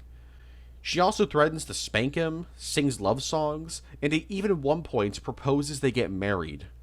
Obviously, she would have just killed him afterwards and mounted his head on her wall, but yeah, in Japan, Arachnid was a yandere. Roller and Dark of the Moon. So the Autobot Roller from the Dark of the Moon Cyberverse toy line was modeled off of one of the many Autobot soldiers you can see at the very beginning of the film piloting the Ark. As I've mentioned in past Icebergs, and this one, Hasbro will often take existing vehicles in a film and create a Transformer around that. So with Roller, this was the opposite of how Hasbro usually does things. They took a CGI model and gave him a vehicle form, although at the same time they did give him some new things, like an arm cannon and some rover kibble. Regardless, it's kinda odd. As for which soldier he was meant to be in the film, I got no idea. But I'm gonna say it's this one. That's Roller. That's canon now. Ironhide, Grimlock, Lugnut, and Sea Spray in Prime. Transformers Prime had a variety of different characters that were meant to appear in the show. These characters were either removed entirely or reworked into another character. Sea Spray was going to appear in Season 3, where it would be revealed that he had survived his encounter with Dreadwing, and would have a personality based on Quint from Jaws. He would have also had a whistle as one of his main weapons. This whistle would apparently terrify Viacons. Sea Spray was cut from the show due to time restraints placed on the show's team. Grimlock was also planned to appear at one point. And yes, unlike the Raid 15 Grimlock, this was meant to be the same Grimlock from Fall of Cybertron, and plans were in place to have his design be similar to his game counterpart. He was cut from the show for an unknown reason, though Grimlock and the rest of the surviving Dinobots did appear in the Transwarp Prime comic miniseries Rage of the Dinobots, and its sequel, Beast Hunters. However, these aren't canon to the show. Actually, take this Grimlock thing with a pinch of salt, because I can't actually find any source to this claim. Maybe Hasbro wanted him to appear in the show because of Age of Extinction, but since Prime ended in 2013, a year before Age of Extinction, they cut him? Not really sure about this one. Then there was Ironhide, who was going to be one of the main characters of Transformers Prime. He was even in the initial lineup of characters. He was scrapped and replaced with Bulkhead for two reasons. One, the personality given to Ironhide in this show fit more with Bulkhead, so they just decided to use Bulkhead. And the second reason was that Hasbro was afraid that children would be confused as to why Ironhide was alive, despite him dying in Dark of the Moon. A different continuity. And finally, Lugnut was going to be in Transwarp Prime at one point, and would have had Breakdown's role in the show. This was first revealed via promotional blurbs released for the episode Deus Ex Machina, which mentioned Lugnut by name. It would later be revealed that Lugnut was replaced with Breakdown because the show's team wanted a land-based Decepticon instead of another Decepticon who flew. Demolisher versus Scavenger. There's a bit of confusion surrounding two different characters from Revenge of the Fallen. Demolisher, the big guy that showed up at the beginning of the film, transforms into a white mining excavator. However, due to the only scene he appears in taking place at night, you can't really see his color scheme very well. To make matters worse, the first toy of him released made him red. Not only that, but his appearances in Revenge of the Fallen's video game and comic adaptations were also red. So what happened? Well, his video game appearance, comic appearance, and toy appearance were all based on his concept art, which was the exact same as his normal design, except instead of white, he was red. This was actually his CGI model for quite some time, but for whatever reason, they changed his color scheme at the very last second.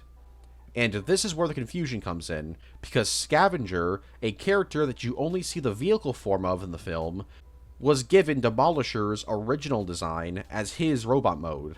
So because of this, toys of Scavenger are often confused with Demolisher, and vice versa.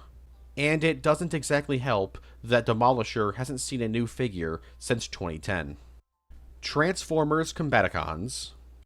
Released in March 2023, Transformers Combaticons is a 22-minute long fan-made pilot for a Transformers series that sadly doesn't exist. Created by Keegan Carlisle, along with a variety of different animators, artists, and musicians, Combaticons tells the story of the Combaticons. Obviously. Going on a little adventure, and that's all I'm going to say about it, because you can go watch it for free. And I'm not going to spoil a passion project that was released like 3 months ago. It received a pretty positive reception, and another Combaticon project was put on Kickstarter, but sadly it didn't reach its intended goal. Hopefully, we'll get to see more of this universe's versions of the Combaticons. But until we get some more Combaticon content, go watch the pilot. In fact, even if we have more Combaticon content, still watch the pilot, because it's pretty good. The link to the video is in the description below. Who's your Prime? In December 2016, Hasbro released a poll that let fans vote on who would become the next person to bear the Matrix of Leadership. Basically, who would be the next Prime? The candidates were Hound, RC, Starsaber, Shockwave, Optimus Primal, Megatron, Ultra Magnus, Thunderwing, and an unknown character, just called Unknown Evil. This would later be revealed to be Deathsaurus. And so the fans voted, and in February 2017, we got the answer. Fans voted for the most boring answer, Optimus Primal. Don't get me wrong, it's cool that this led to Primal getting a new toy in a prominent role in the second worst Transformers series, but I don't know, man. Wouldn't it be way more interesting if, like, Megatron became a Prime? Or RC? Shockwave? Hell, Deathosaurus? I don't know, man. This whole poll was kind of a letdown in my opinion. Bruticus's size. So there's a lot of animation errors in Transformers G1. One of the more frequent errors is combiners being the same size as a normal Autobot or Decepticon for like a shot or two. These errors are usually pretty quick. Most people don't even notice them. However, in the Season 3 episode, Fight or Flight, Bruticus shares several scenes with Galvatron where he's shown to just be a little bit taller than him, and he talks normally. Normally, Bruticus talks in incomplete sentences, like Grimlock. Here, he talks like a normal dude.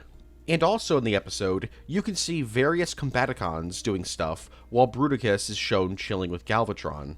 So in just a few quick scenes, there's 3 different errors for just one character.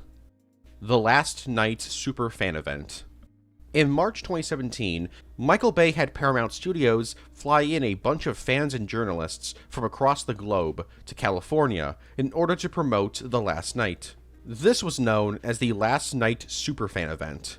Not only did these fans get exclusive sneak peeks at the worst Bayverse film, but they also got to go on Transformers The Ride, meet up with an animatronic recreation of Squeaks, forgot that dude existed, be given a tour of Paramount Studios, getting to see film props up close, like a life-size model of Bumblebee, and the dead grandma prop from Bad Grandpa.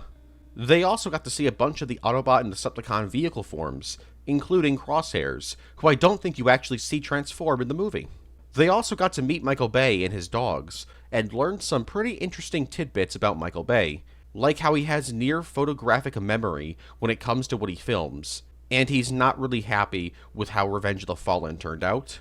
Overall, it seems like it was a fun trip. All of this information comes from Greg Sepelik, who wrote out his experience on TF Wiki, one of the best wikis out there.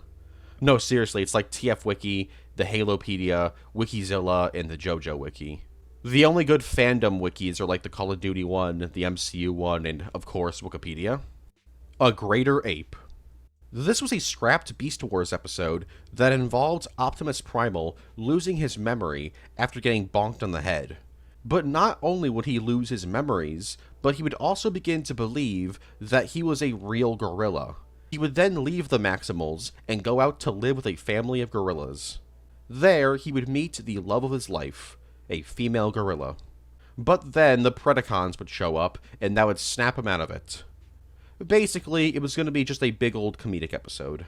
The only reason why this episode didn't end up happening was because it would require the team working on the show to create a bunch of new gorilla models, and that just wasn't something they were willing to do for just a single comedy filler episode. Because you gotta remember, they were on a tight budget with Beast Wars. The Lost Animated Shorts. At BotCon 2009 and 2012, 2 Transformers animated shorts were shown off. These shorts were fully completed, but for whatever reason were never released officially by Hasbro or Cartoon Network. And so, besides these 2 showings, these shorts remained unreleased and unseen for nearly 15 years, becoming lost media. However, in 2022, Kian Carlisle was able to convince Marty Iceberg to release them to the public. And just like that, these shorts are no longer lost media. The names of these shorts were Starscream's Fantasy and Logo. So yeah, we got new Transformers animated content in 2022.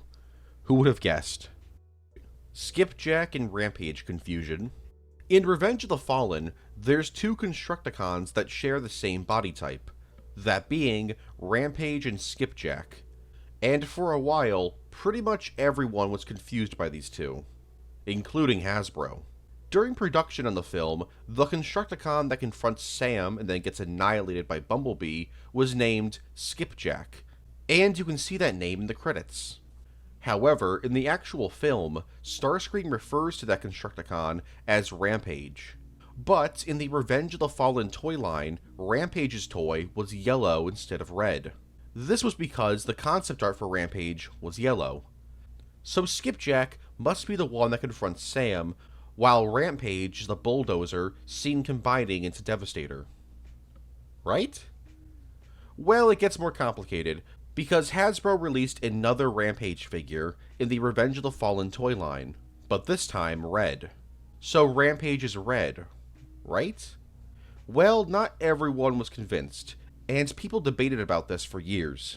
Until in 2020, when Hasbro shut the debate down. When they released the Studio Series Devastator figure, the yellow bulldozer that combined into him was named Skipjack, while Rampage's Studio Series toy was red, and his bio directly mentions his interactions with Sam and Bumblebee in the film. So finally, we have our answer. Rampage is the red one who threatens Sam, while Skipjack is this dude. It is a weird entity that only gets its name from an episode script just calling it, it. First appearing in The Return of Optimus Prime Part 2, if you don't count its extremely brief cameo in Five Faces of Darkness Part 2, it lives inside the Matrix of Leadership and talked to Optimus Prime when he made a little mental trip into the Matrix in order to search for a cure for the hate plague. It told him the way to defeat the hate plague, and that was that. No, really, from 1987 to 2015, it wasn't seen or mentioned. But yes, in 2015, it returned for a very brief cameo in the Legends manga. And nothing about it would be explained. It was just a background cameo. It wouldn't be until 2021 where we would finally get an explanation as to what it is. In the Generation Select special manga, it was revealed that it was the leader of the Quintessons thousands of years ago. He would lead his forces and invade Cybertron, enslaving Primus and trapping him inside Vector Sigma, in order to bring life to the Cybertronians they built. So yeah, it was a Quintesson. Kind of a boring answer in my opinion, but luckily IDW's reboot continuity in 2020 gave us a different explanation. Granted, in a different continuity. In this continuity, it is the representation of Cybertron's experience with the hate plague. Yeah, it's weird, and I'm okay with Transformers never talking about it again. The Transformers will return after these messages. I won.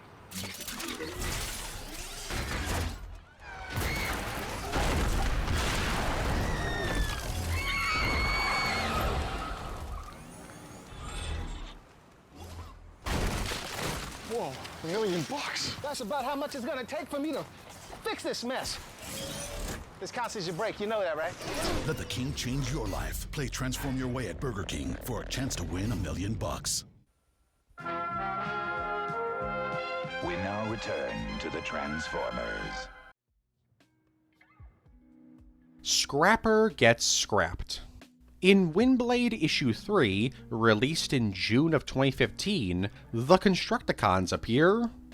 However, their appearance is a bit of a goof, as Scrapper is seen among the Constructicons. For those that don't know, Scrapper was actually killed off in the original IDW continuity in June of 2010, in his own kinda spotlight issue, where he's brutally killed by Spike Witwicky.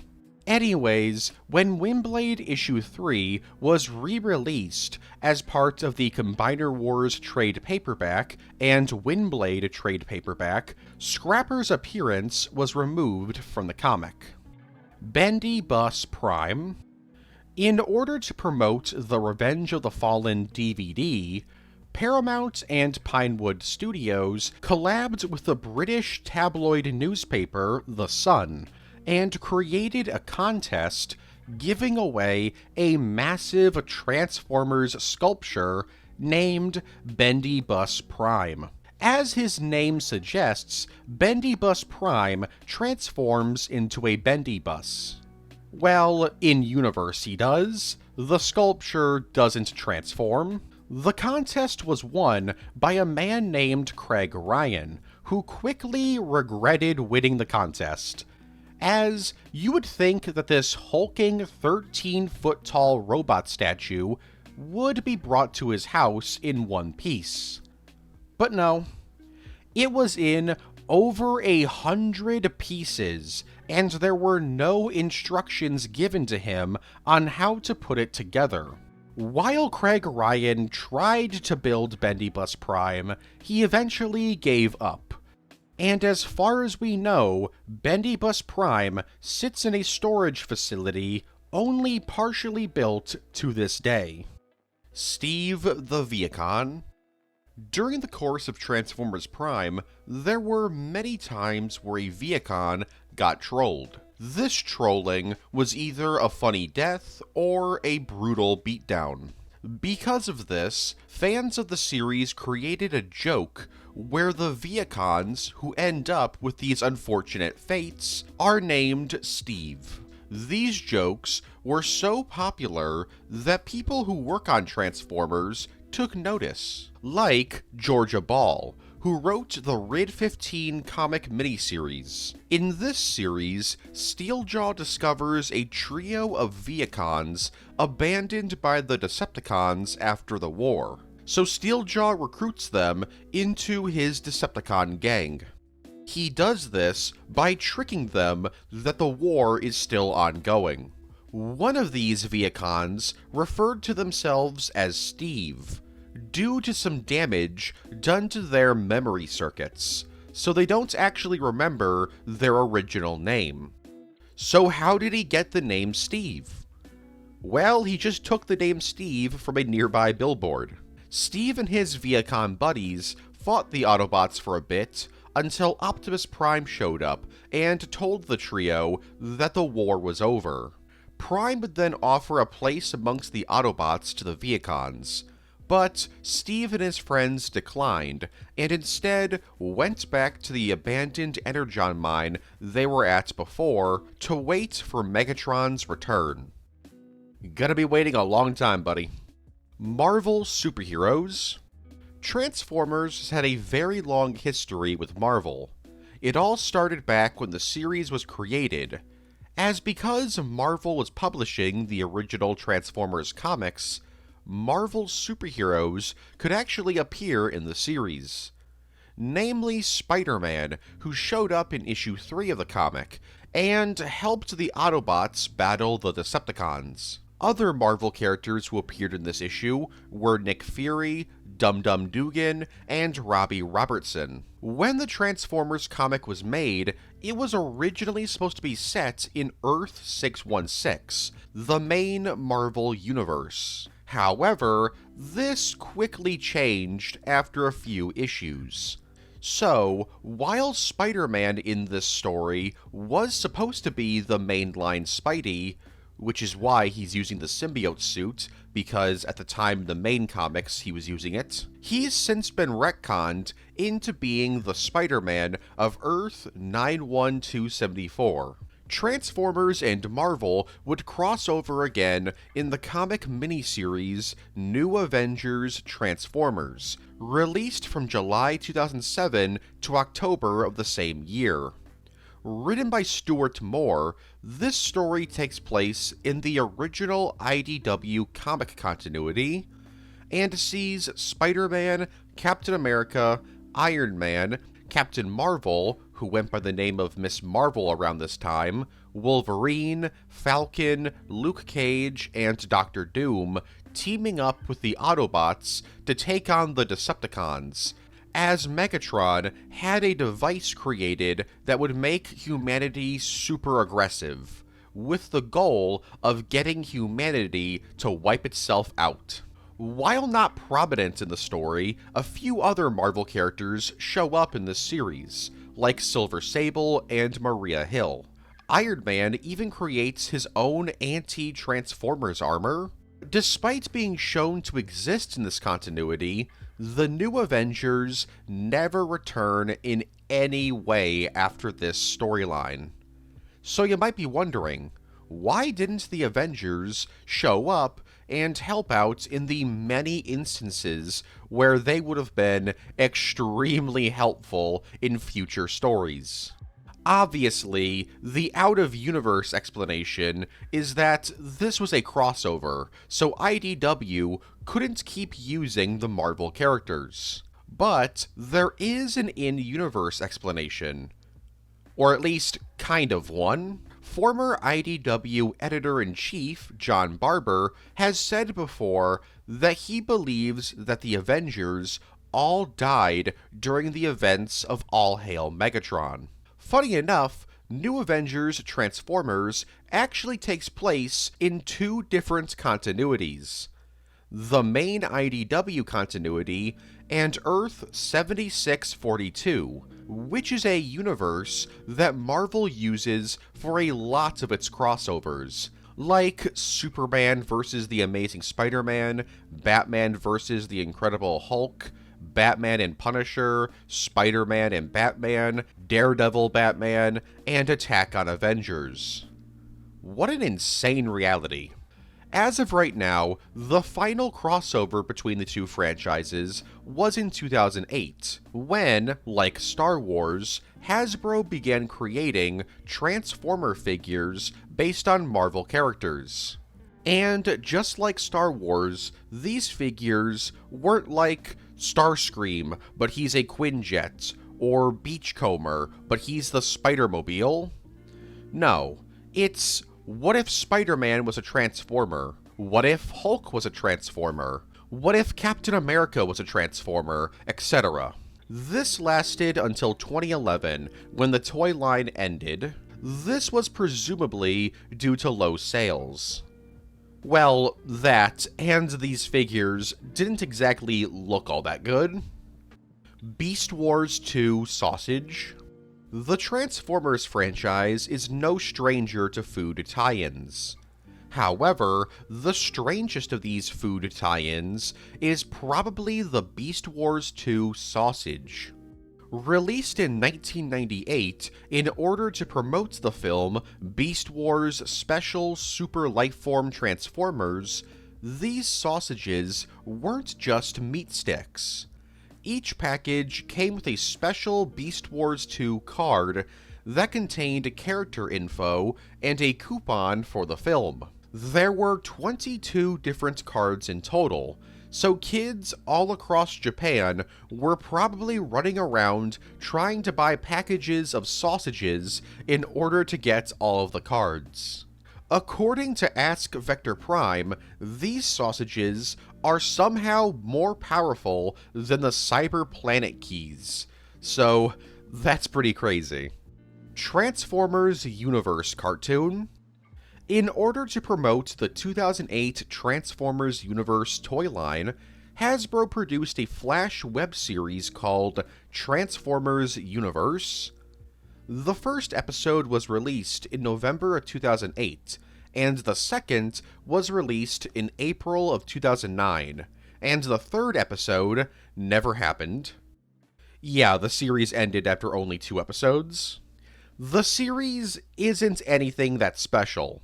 The first episode, titled Action Blast 1, tells the story of how the Autobots and Decepticons came to be, and ends with the factions landing on Earth. This episode uses designs heavily inspired by G1. That last fact is only notable because in the next episode, Fight for Energon, The characters no longer have G1 designs, although they are partially inspired by them. This short is about Optimus and Bumblebee battling Megatron and Cyclonus over, you guessed it, oil. The only other thing of note about this episode is that it reveals Bumblebee's eyes can extend from his head, which is just all kinds of wrong. Dream Mix TV World Fighters. Dream Mix TV World Fighters is a Japanese-exclusive platform fighter very clearly made to ride off of the success of the Super Smash Bros. Series. Like Super Smash Bros., this game is a crossover between various franchises. Developed by Bitstep and released for the GameCube and PS2 in December of 2003, Konami, Takara, and Hudson Soft characters do battle across various stages. The game features characters from Castlevania, Metal Gear, Microman, Bomberman, Adventure Island, and of course, Transformers. 3 Transformers characters to be exact: Optimus Prime, Megatron, and Devastator. Prime is unlocked by default, but Megatron is a secret hidden character you have to unlock. Devastator isn't actually playable, but instead he's in the background in a stage centered around him. Since this is a fighting game, Optimus and Megatron have various skins, and most of these skins are actually based on real toys. There's the Ultra Magnus movie preview version skin, the Shining Ultra Magnus skin, and the JAF Con Black Convoy skin. For Megatron, he's got his Japanese first release colors, a skin based on the eHobby Black Megatron toy, and Megatron but gold. Yeah, this one's not based on a toy. This game is also notable for not just being the only platform fighter to feature Transformers characters, but also for being the final piece of media that Seizo Kato would play Megatron in, as he would retire from the role in 2007 and pass away in 2014. Stealth Force.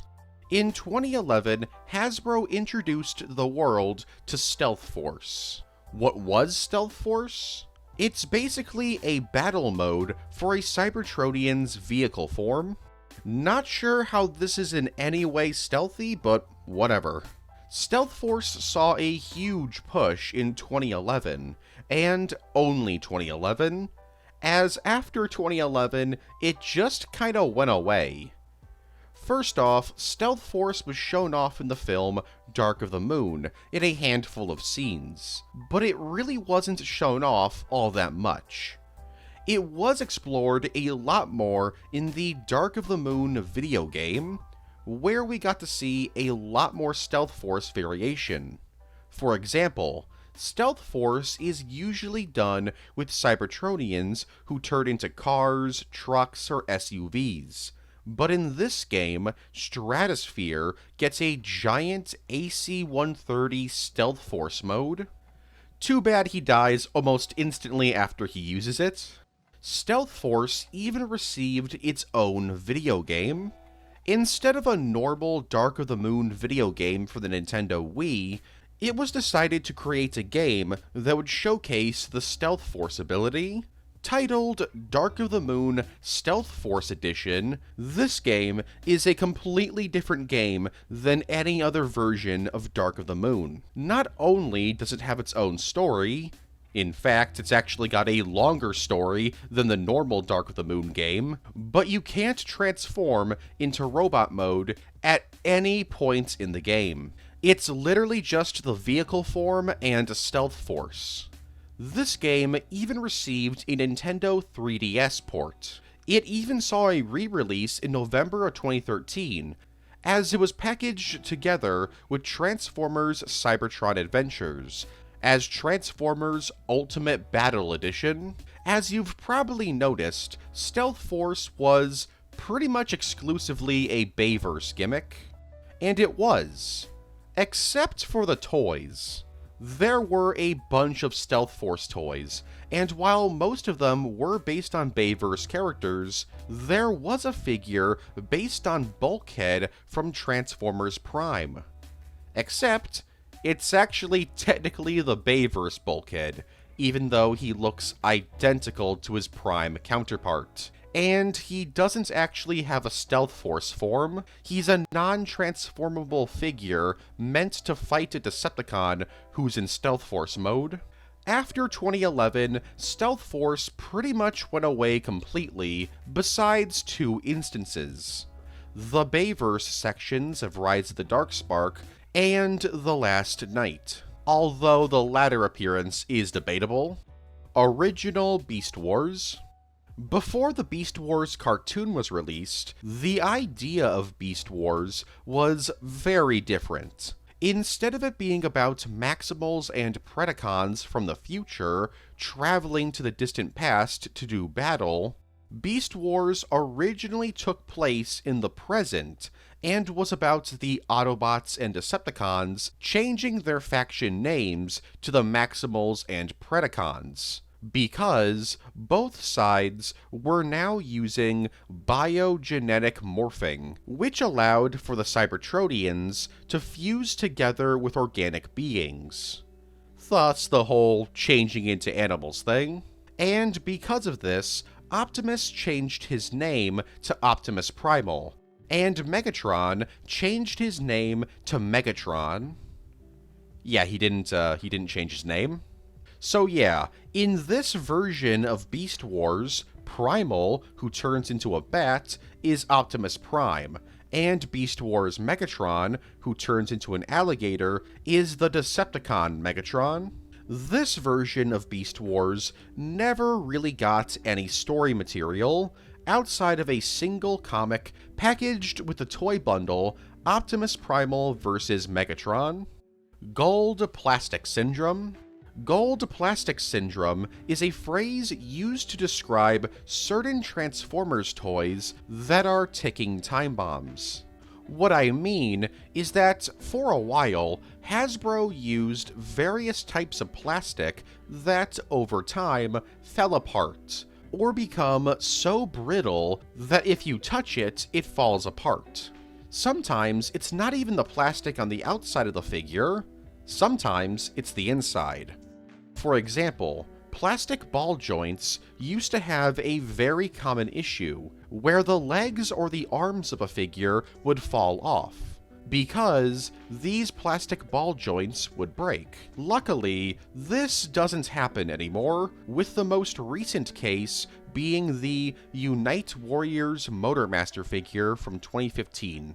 But for quite a while, this issue plagued the franchise. It's become so infamous that people who work on the franchise have even made it canon in certain continuities. For example, Gold Plastic Syndrome was an ancient virus in the animated universe. Luckily, Red Alert was able to find a cure. This was revealed in the Allspark Almanac 2. Transformers Heavy Metal.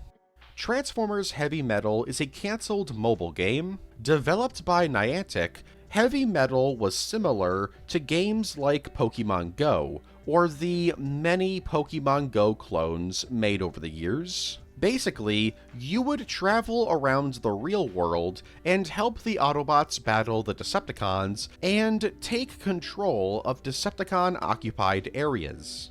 The gameplay of Heavy Metal was turn-based. Both the player and enemies had energy pools that would deplete as you used attacks. There were also minicons you could collect, which you could then use to replace your character's moves in battle. But if you found a minicon that you didn't want, you could then exchange them for Energon.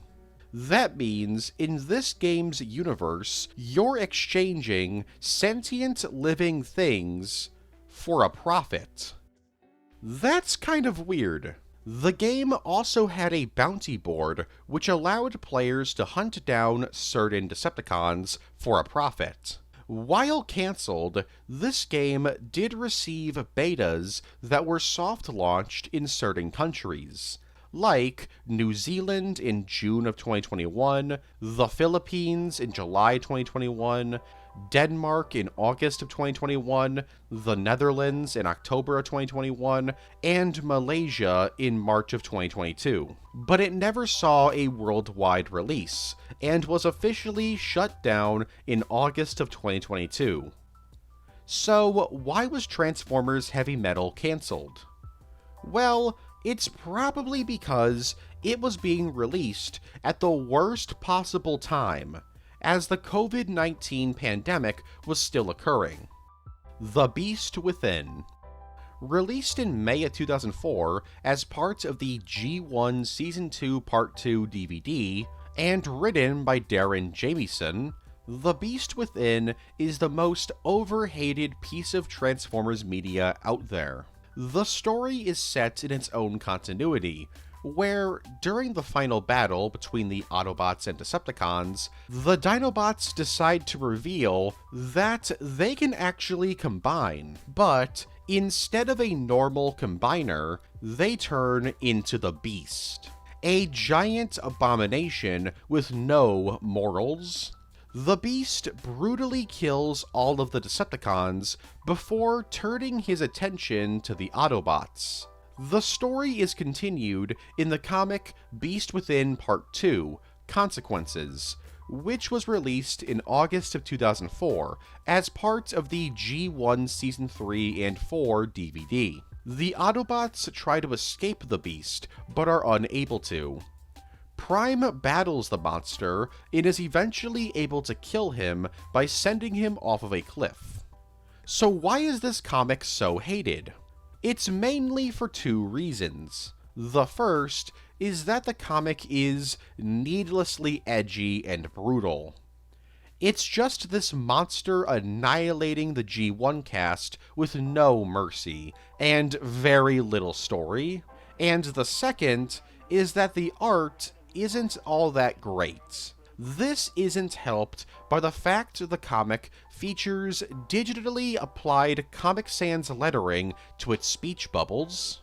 In my opinion, yeah, The Beast Within sucks, but I've seen people make the argument that The Beast Within is worse than stuff like Kiss Players, Energon, and the Prime Wars cartoon. Like, come on guys. This is a DVD tie-in comic that barely reaches 20 pages. Energon is 51 episodes long, and Prime Wars is 32 episodes long, and Kiss Players, well, it's Kiss Players. It's crazy to me that this comic is still hated this much in 2024. Cyber Missions. Released from January of 2010 to September of the same year, Transformers Cyber Missions is a web series produced by Hasbro and created by TJ Studios. The series attempts to take place in the Bayverse continuity, but due to various continuity errors, it simply can't. The series was created to promote 3 toy lines all at once: the Revenge of the Fallen toy line, the 2010 Transformers toy line, and the Power Core Combiners toy line. Because of this, various characters from these toy lines appear in the series, and battle the likes of Optimus Prime, Bumblebee, Ironhide, Ratchet, and Sideswipe. The series ran for 13 episodes, and is known for being pretty bad. The show was heavily criticized for its stiff animation, mediocre voice acting, loud and unfitting sound effects, and its extremely simplistic plots. I mean, just look at this.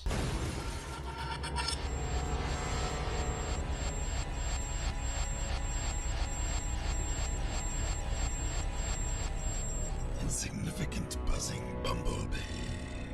The Autobots will regret leaving their smallest soldier to guard Nest Command. Wouldn't you agree, Optimus?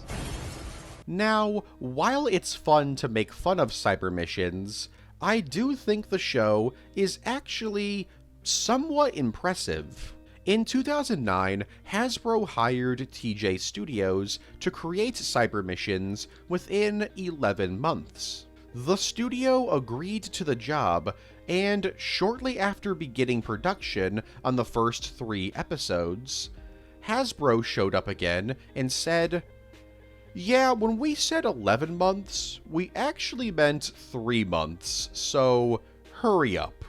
So the entire series was just made in 3 months.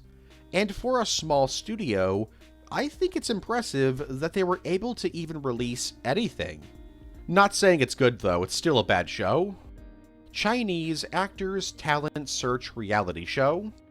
Transformers 4 Chinese Actors Talent Search Reality Show is a competition series created for China. The series was created in order to select 4 actors from China to make background appearances in Age of Extinction.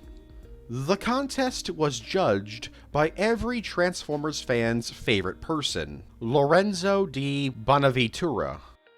Other judges included Sid Ganis, the chairman of Geoflix Enterprises, Megan Colligan, the president of marketing and distribution at Paramount Pictures, Lindsay Bayman, the senior vice president of the business affairs department at Paramount Pictures, and Liang Longfei, vice president of M1905.com.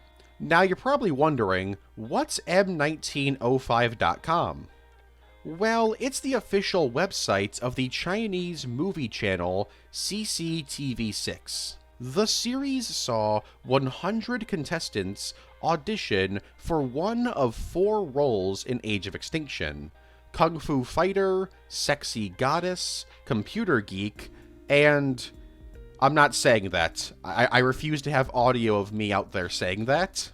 Contestants would audition for these roles by answering questions, acting out scenes, or even singing. So, who won the contest? First, there's Byron Lee, who played a Hong Kong police officer. Then, there's Candice Chow, who played that one woman in the elevator. Then there's Teresa Daly, who played the assistant to the Minister of Defense. And finally, there's Austin Lin, who played Harold Ettinger's driver. As you can see, they all played extremely important roles. So important that I can't even find images of half of these characters. Fun fact, all of the winners were already actors. So they were always gonna win, because they were going up against everyday people. Awesome. Luckily, this entire show has been saved from becoming lost media by TF-RAW Transformers Multimedia Archive. Transformers Online. Transformers Online is weirdly the name of 2 different Chinese-exclusive Transformers multiplayer games, so I'll talk about them both. The first Transformers Online was developed by NetDragon and began beta testing in August of 2011, before fully launching the game in May of 2012. It was an MMORPG meant to tie in with Transformers Prime and the rest of the Aligned continuity. The story of the game had players either joining the Autobots or Decepticons as they take part in fights across Earth and space. There was even a brand new location created for the game called Tiger Pax, a Cybertronian city that had somehow got caught in Earth's orbit. Well, Tiger Pax isn't like completely new, it's been in multiple things prior, but like, this version of Tiger Pax is unique. The war between the Autobots and Decepticons gets some new players, as a brand new faction, the Star Seekers, show up. Led by Thundertron, these guys are space pirates that want to wipe out Cybertronians. and by Cybertronians, I mean beings from Cybertron. This is because in the Aligned continuity, the Starseekers came to be after Cybertron cut off all contact with colony worlds after the Cosmic Rust Plague began spreading around.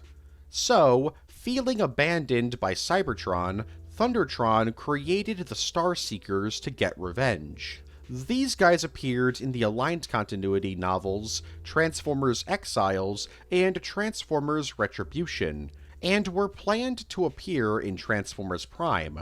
So this appearance in Transformers Online was meant to connect all 4 of these pieces of media. As for Online's gameplay, we don't know a ton about it, outside of it featuring both PvE and PvP combat. You could also create your own character, create weapon loadouts, and could even get new vehicle modes by scanning vehicles in the game's maps.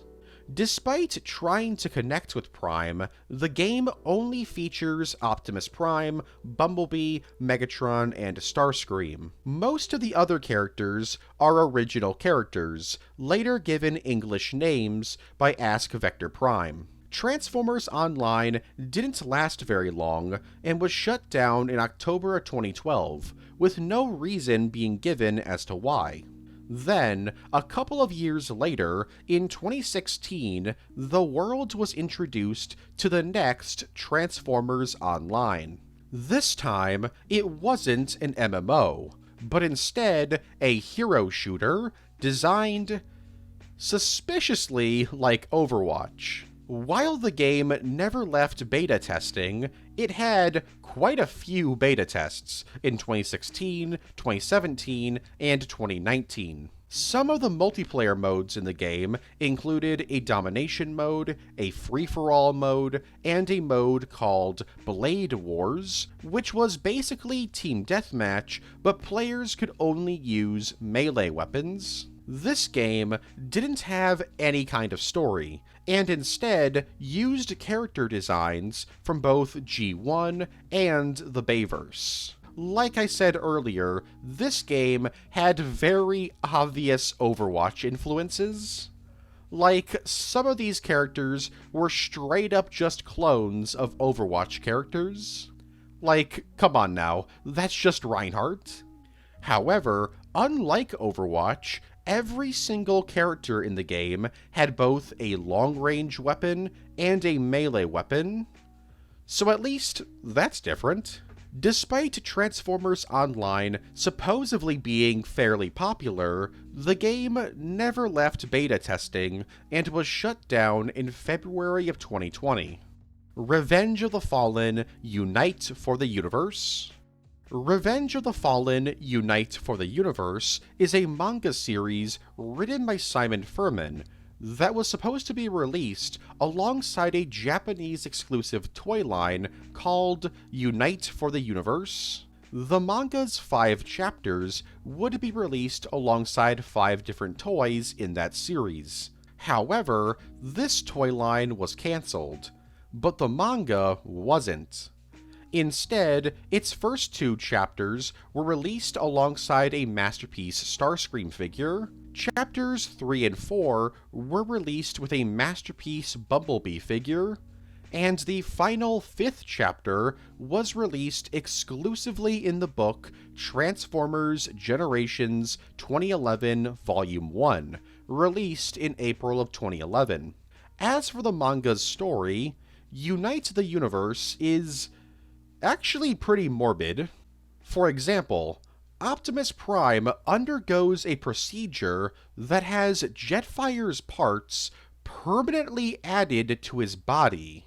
This is part of Project Unite, a nest project that, I kid you not, is all about taking parts from dead Cybertronians and permanently adding them to the Autobots in order to make them stronger. And the Autobots are cool with it. But I guess so are the Decepticons, because Starscream steals research for the project and uses it to merge Sideways and Bonecrusher's corpses into him. He does this so that he can become so powerful that he can take out Megatron and become the leader of the Decepticons. But he goes insane after the procedure, causing the Autobots and Megatron to join forces to defeat him. So yeah, this whole story is about the Autobots and Decepticons wearing the corpses of their fallen allies. Megan Fox's audition. So Megan Fox played Michaela Baines in the first 2 live-action Transformers films. In 2009, Megan Fox revealed in an interview that her audition for Transformers was fairly unique, as she worked on Michael Bay's car. This led to many people spreading rumors that Michael Bay had made Megan Fox wash his car in a swimsuit for the audition. However, these rumors are not true. Megan Fox has since talked about her audition for Transformers, and revealed that she didn't even really work on the car. She was asked to mimic mechanical work on a Ferrari. And since Michaela in the movies works on cars, this makes perfect sense to be in the audition. She also stated that she never washed Michael Bay's car, and she was fully dressed the entire time. We actually know that this is 100% true because we actually have a screenshot of her audition thanks to Michael Bay. So no, Michael Bay didn't have Megan Fox do anything messed up while working on Transformers. Although, he did record a 16-year-old Megan Fox in a bikini underneath a waterfall for Bad Boys 2. He even had a scene in Bad Boys 2 where a 16-year-old Megan Fox was in a bikini and 6-inch heels dancing in a strip club. So, Michael Bay is a really weird guy. You know who's also weird? Jimmy Kimmel. Megan Fox talked about the whole Bad Boys 2 filming stuff on his show, and when Megan Fox stated the whole thing was a microcosm of how Michael Bay's mind works, Jimmy Kimmel said, quote, "Well, that's a microcosm of how all our minds work, but some of us have the decency to repress those thoughts." Yeah, I know he's joking, but that's a really weird joke, Jimmy. Sector 7 ARG. In order to promote Transformers 2007, Paramount created a viral marketing campaign centered around Sector 7. The ARG had 3 major aspects you could use to discover the story. Sector7.org, the BuzzNet group Stop Sector 7, and the real-life Sector 7 mobile command unit that traveled around the United States. Although, it was mainly in Rhode Island, Ohio, Massachusetts, and Illinois. On the Sector 7 website, you could use passwords like Bye Bye Powers, Takara83, and Code Black to reveal hidden information about the Transformers film lore. These codes were given to players via comic issues, BuzzNet groups, the film's trailer, and text messages sent to the players. The story of the ARG is fairly simple. It follows a hacker named Agent X, who began leaking Sector 7's history in the early to mid-2000s, leading up to the release of Transformers. Yeah, the release of the film Transformers. This ARG doesn't actually take place in the Bayverse continuity, but instead our own world. In this continuity, the 2007 film is based on actual events that supposedly happened. It's also revealed that Hugo Weaving is a Sector 7 agent and convinced Michael Bay to let him work on the film so that he could watch over production. In fact, it's revealed the entire Transformers brand was created by Sector 7 in order to hide the existence of Cybertronians. One of the most interesting things about this ARG is that in one of the photos meant to depict Starscream arriving on Earth, Starscream looks like his G1 counterpart. The ARG would return in 2009 to promote Revenge of the Fallen, and introduces Leo into the story, along with 2 new websites to visit. This revival of the ARG didn't last super long. It only lasted a month, while the original ARG lasted from February to July of 2007. Side note, don't go to any of the websites that I mentioned here. They've all either been shut down or been bought by other people. Estrela Transformers. So Transformers has a very strange history in Brazil. In 1985, Hasbro gave the distribution rights to the Transformers series in Brazil to a company named Estrela. Their first line of figures consisted of various small Transformers toys, and toys from another toy line called Power-Trons, or Powertrons. These toys had unique names, like Saltman X, Saltman Z, Porsche, and Turbo. Even the Transformers characters brought over to Brazil, like Bumblebee, Brawn, and Windcharger, had their names changed. These toys, referred to as the Robocars subline, actually had a few variants. For example, Volks, who was originally Bumblebee, had various different color schemes, like yellow and black and silver and black. After this run of toys, Estrela would re-release the Robocars subline, but this time, something was a little bit different. Not only did all of the Robocar toys get new paint jobs, but they also got brand new factions. The 6 Robocar toys were split into 2 groups of 3. The good guy team, Optimus, and the bad guy team, Malgadus. These guys don't really have any lore, although these 2 factions, the Optimus and the Malgadus, would make appearances in stories set in the Transtech and Beast Wars Uprising continuities. In both of these continuities, Malgadus were a group of revolutionaries, and in Beast Wars Uprising, Optimus was a faction of corrupt elite beings that led a dystopian society. Outside of these brief appearances, the Optimus and Malgadus characters haven't really done anything, and honestly, I don't really see that changing anytime soon. RC's complicated IDW origins. RC in the original IDW continuity is a bit of a controversial character. She is well liked and is often considered one of the best versions of the character. But there's something about her that a lot of fans aren't really a fan of. You see, Simon Furman is not the biggest fan of Cybertronians having genders. And so, early into his career at IDW, he had the idea to give a reason as to why RC was female. Now, this isn't the first time Simon Furman's done this. In issue 234 of the UK Marvel Transformers comic, released in September of 1989, RC is revealed to have been created by the Autobots after a mob of human feminists begin insulting the Autobots because they didn't have a woman on the team. Yeah, it's not great. But her pre-retcon IDW origin is worse, in my opinion.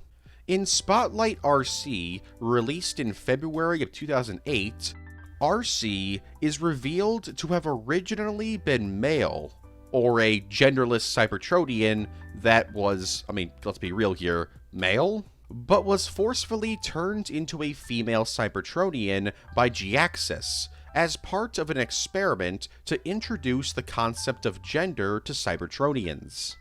You see the problem here, don't you? I don't think it was Simon Furman's intention, as he's a fan of the idea that all Cybertronians are genderless, but this story comes off as kinda transphobic.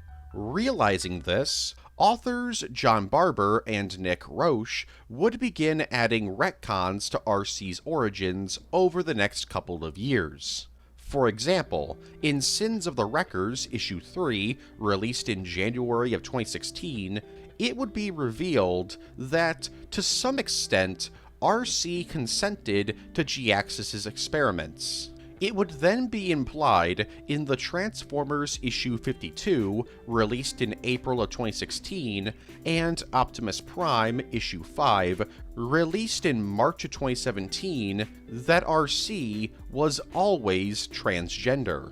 And finally, in Optimus Prime issue 25, released in November of 2018, it was finally retconned that RC had actually come to G-Axis and asked him to help her transition. Rise of the Chevy Autobots. Rise of the Chevy Autobots is a promotional browser game created to promote Transformers 2007, and obviously is a collab with the car company Chevrolet. The game had players create their own Autobot, but there was a rule. You had to transform into a Chevy. Thus, the Chevy Autobots. The game's story is about the Chevy Autobots, who are a group of Autobots commanded by Bumblebee, battling a Decepticon drone army while searching for the Allspark. This Decepticon drone army was led by two Decepticons, Maelstrom and Mainframe. Maelstrom is a clone, or a sentient drone version of Mainframe, and is killed in the story by the Chevy Autobots, after battling them for a month straight. As for Mainframe, he's a rather unique individual. He's a Decepticon outcast that pretty much every Decepticon hates. He was exiled from Cybertron and the Decepticons because of his lust for power. That, and he has the power to drain energy from anything, living or non-living, and after doing that, he can clone whatever he drained. For example, he could drain the energy from a Chevy, and then use that energy to create a duplicate Chevy. In fact, the drone army that the Chevy Autobots are fighting are all mindless drone variants of Mainframe. He duplicated himself to create his own army. Mainframe also had the ability to absorb the minds of other Cybertronians and keep them prisoner inside of his own body. But despite all of his powers, he would be killed by the Chevy Autobots. As for the gameplay of Rise of the Chevy Autobots, players play in PvP and PvE battles in order to gain upgrade points to upgrade their Chevy Autobots' abilities. The game also featured a variety of contests. Upon winning the contest, you would either get a real-life prize or some prizes in the game. Because it was a promotional game, Rise of the Chevy Autobots is often forgotten about. Information Administration Teletran 15 Go-Go. Information Administration Teletran 15 Go-Go is a companion series to KISS players. Yeah, we're not done yet. While most people consider this series to be a sequel to KISS players, that's not actually true, as the series began being released in July of 2005, a year before KISS players began, although it does eventually continue the KISS players' story. The series consists of 26 one-page manga chapters that tell the story of Teletran 15, a humanoid supercomputer created by the Autobots. The story follows her and her friend, Teletran 10, another humanoid supercomputer, time-traveling through the Japanese Generation 1 continuity. They're doing this because the mysterious Black Panther Man, aka Ravage, told them to do this and gather information about Cybertronians throughout time, so that Teletran 1 could be repaired. However, what the two supercomputers don't know is that Ravage intends to use this data to go back in time to 2005 to rewrite time in order to create a future free of war. However, he would eventually be stopped by both Teletran 15 and Teletran 10. Thankfully, this series is a lot tamer than Kiss Players, although there are still some rather sus moments. Some notable things that happen in this series include Starscream's ghost possessing Teletran 15 and discovering what Kiss Players are. Upon discovering what Kiss Players are, Starscream travels to Earth in order to possess a little girl to become the most powerful Kiss Player of them all. Yeah, it's weird. The main Kiss Players characters also appear in the story, and work with Primus to destroy Unicron. The series came to an end in June of 2007, and since then has become somewhat forgotten about. The Transformers will return after these messages. Genius. Hi, I'm Michael Bay, director of Hollywood hits such as Transformers, and I demand things to be awesome. Awesome pussycat. Awesome house, awesome yard. Awesome barbecue, awesome pool. That's why I'm getting Verizon Files. With the awesomest upload and download speeds. Isn't that right, awesome Verizon guy? Yes, sir. Blows cable away. And you know what the word for that is? Awesome? Bingo. Introducing upload speeds over 1,000% faster than cable. Come on, I got something cool to blow up in the backyard. Let's go. Come on. Yes, sir. This is fiber optic straight to your door. This is Fios. We now return to the Transformers. Transformers Beginnings. Transformers Beginnings is a motion comic adaptation of the IDW movie prequel comic written by Chris Rial. Well, it's an adaptation, but it also skips a ton of the comic's story. Like, most of issue 1 and a good chunk of issue 2 are just not adapted. It features some returning voice actors from both the movie and G1.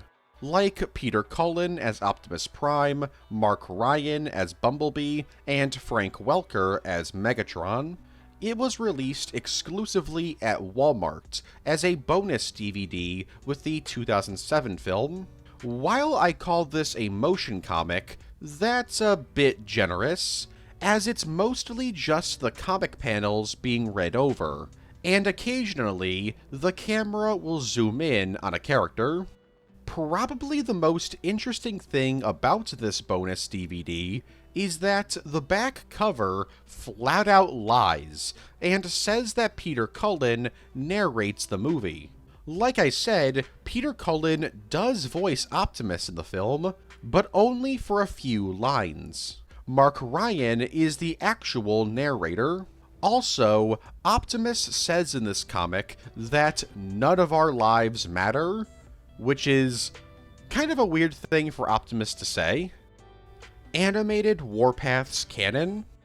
Every single version of Warpath features his iconic tank cannon inside of his chest. That is, all but one. In Transformers Animated, his tank cannon was changed to a radar dish. This is because in the animated continuity, Autobots don't transform into weapons of war. So, instead of turning into a tank, he turns into a radar station. Although, in-universe, Warpath modified his radar dish to be able to fire sonic pulse rounds. Regardless, he's the only version of Warpath without a cannon in his chest. Trench. In Transformers: The Last Knight, Very briefly, you can see an Autobot chilling out in Cade's junkyard who transforms into an excavator. This character wasn't given a name, nor was he even acknowledged by the film. Seriously, nobody even looks at him, he just appears. I didn't even notice him when I first saw the film.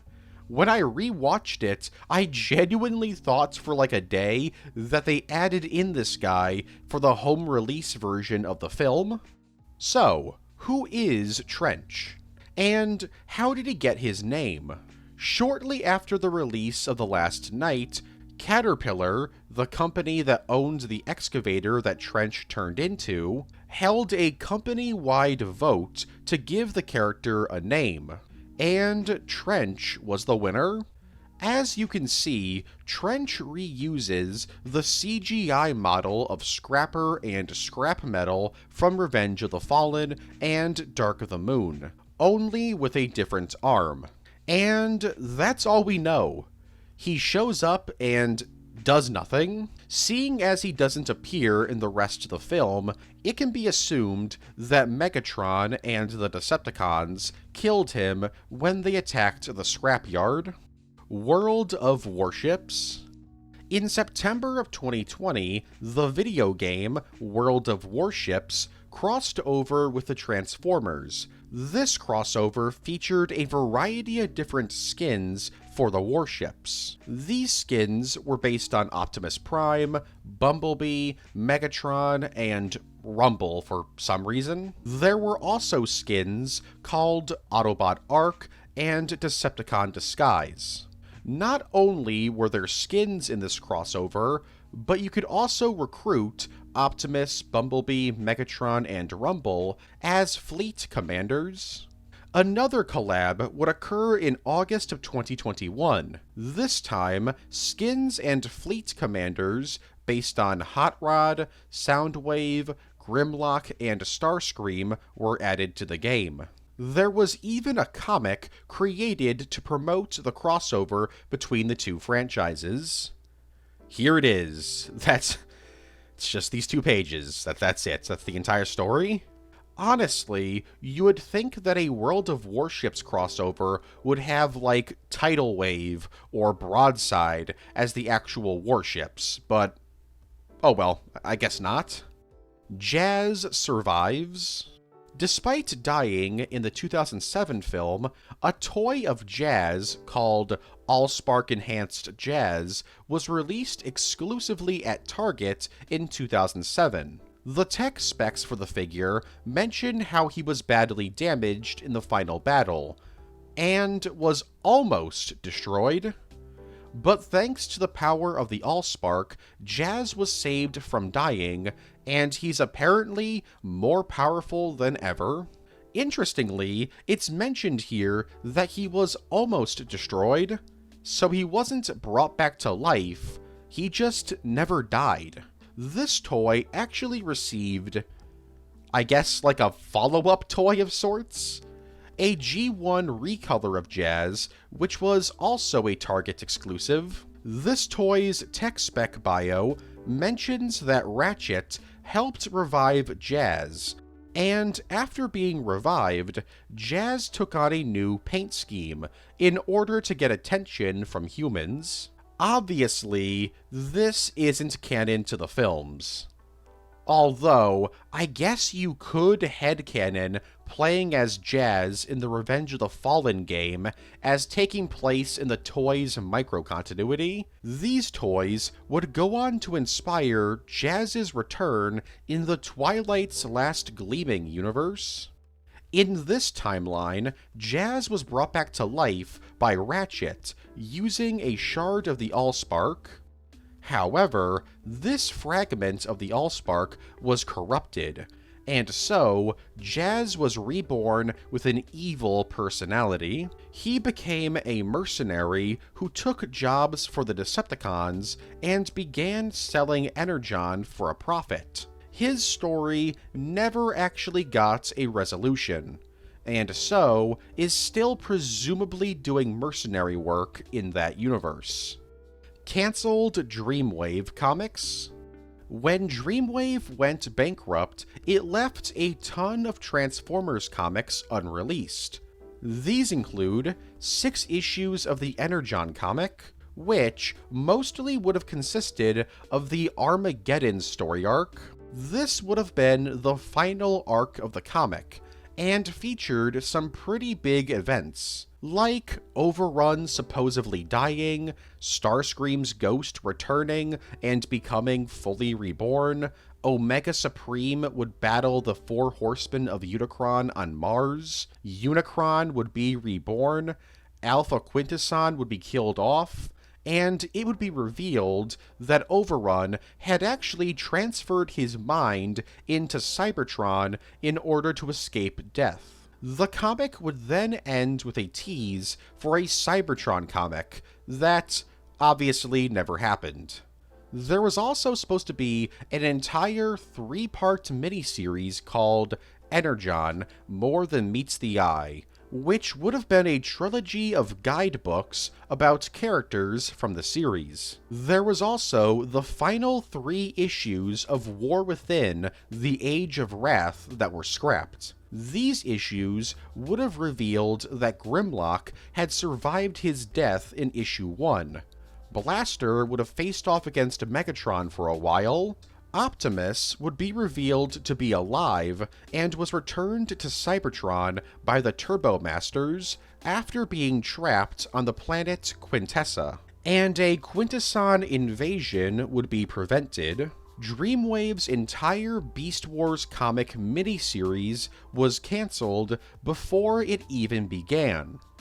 Although, while cancelled, a lot of Dreamwave's Beast Wars story was reused in the IDW comic miniseries Beast Wars: The Gathering. Nearly the entirety of the comic miniseries Transformers G.I. Joe Divided Front was scrapped. Only its first issue was ever released. The series would have revealed various secrets about the Joes and Cobra, and dealt with a Cybertronian Cold War. The Autobots and G.I. Joe would team up to defeat Cobra, although they would both somehow become public enemy number 1 after the Cobra member, Destro, does something. The story would seemingly end with Megatron helping the Autobots and G.I. Joe to defeat Cobra once and for all. 4 issues of the 3rd volume of Generation 1 were cancelled as well. These issues would have seen the return of the Dinobots. Elita 1 and the other female Cybertronians would be revealed to be agents of the Quintessons, and humanity would face off against Cyclonus, who was sent to Earth by Unicron in search of Scourge. Finally, a story called Rules of Extinction was cancelled.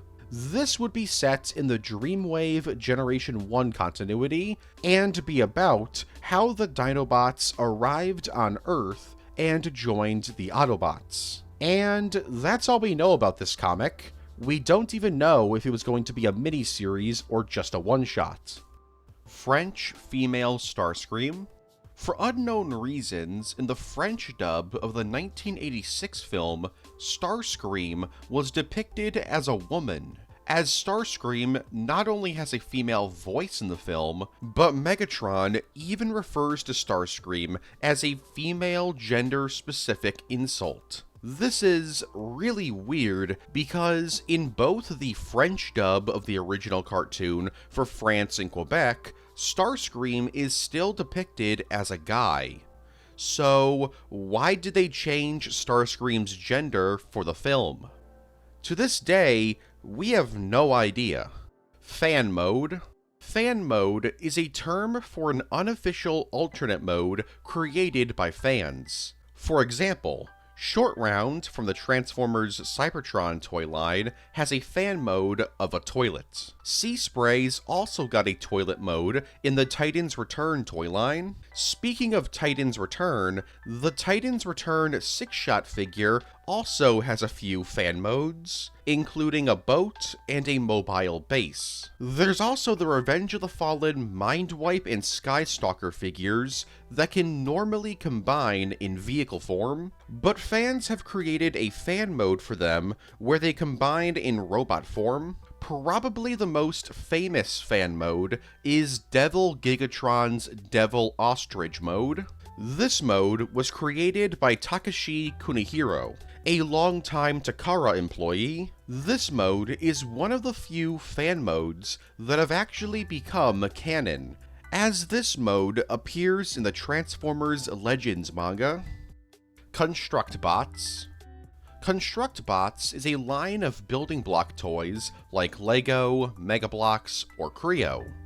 These Construct Bots are highly posable and customizable, as you can swap pieces from different sets. And unlike Creo figures, you could actually transform these characters from robot form to vehicle form without having to disassemble them. These figures were released from 2013 to late 2014, before being discontinued. If I had to guess why these toys were discontinued, it's probably because of either low sales, or they were hurting the Creo Transformers toy line's sales. Construct Bots had figures for G1, Transformers Prime, and Age of Extinction. Though the latter two lines had a very big problem. These toys used rubberized ball joint tips, which are prone to dry rot after a few years. So think gold plastic syndrome, but worse. Sideswipe and Sunstreaker switch up. When Transformers came to the United States, Sideswipe and Sunstreaker were just some of the many characters introduced. Prior to being sent to the United States, Sideswipe and Sunstreaker had their personalities created.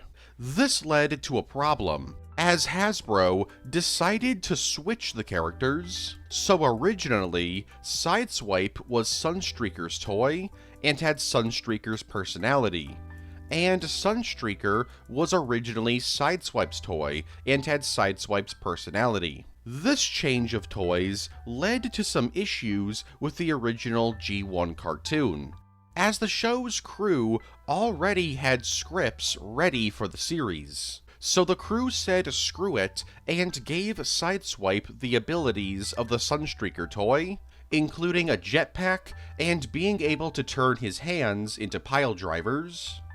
Six Shot and Great Shot.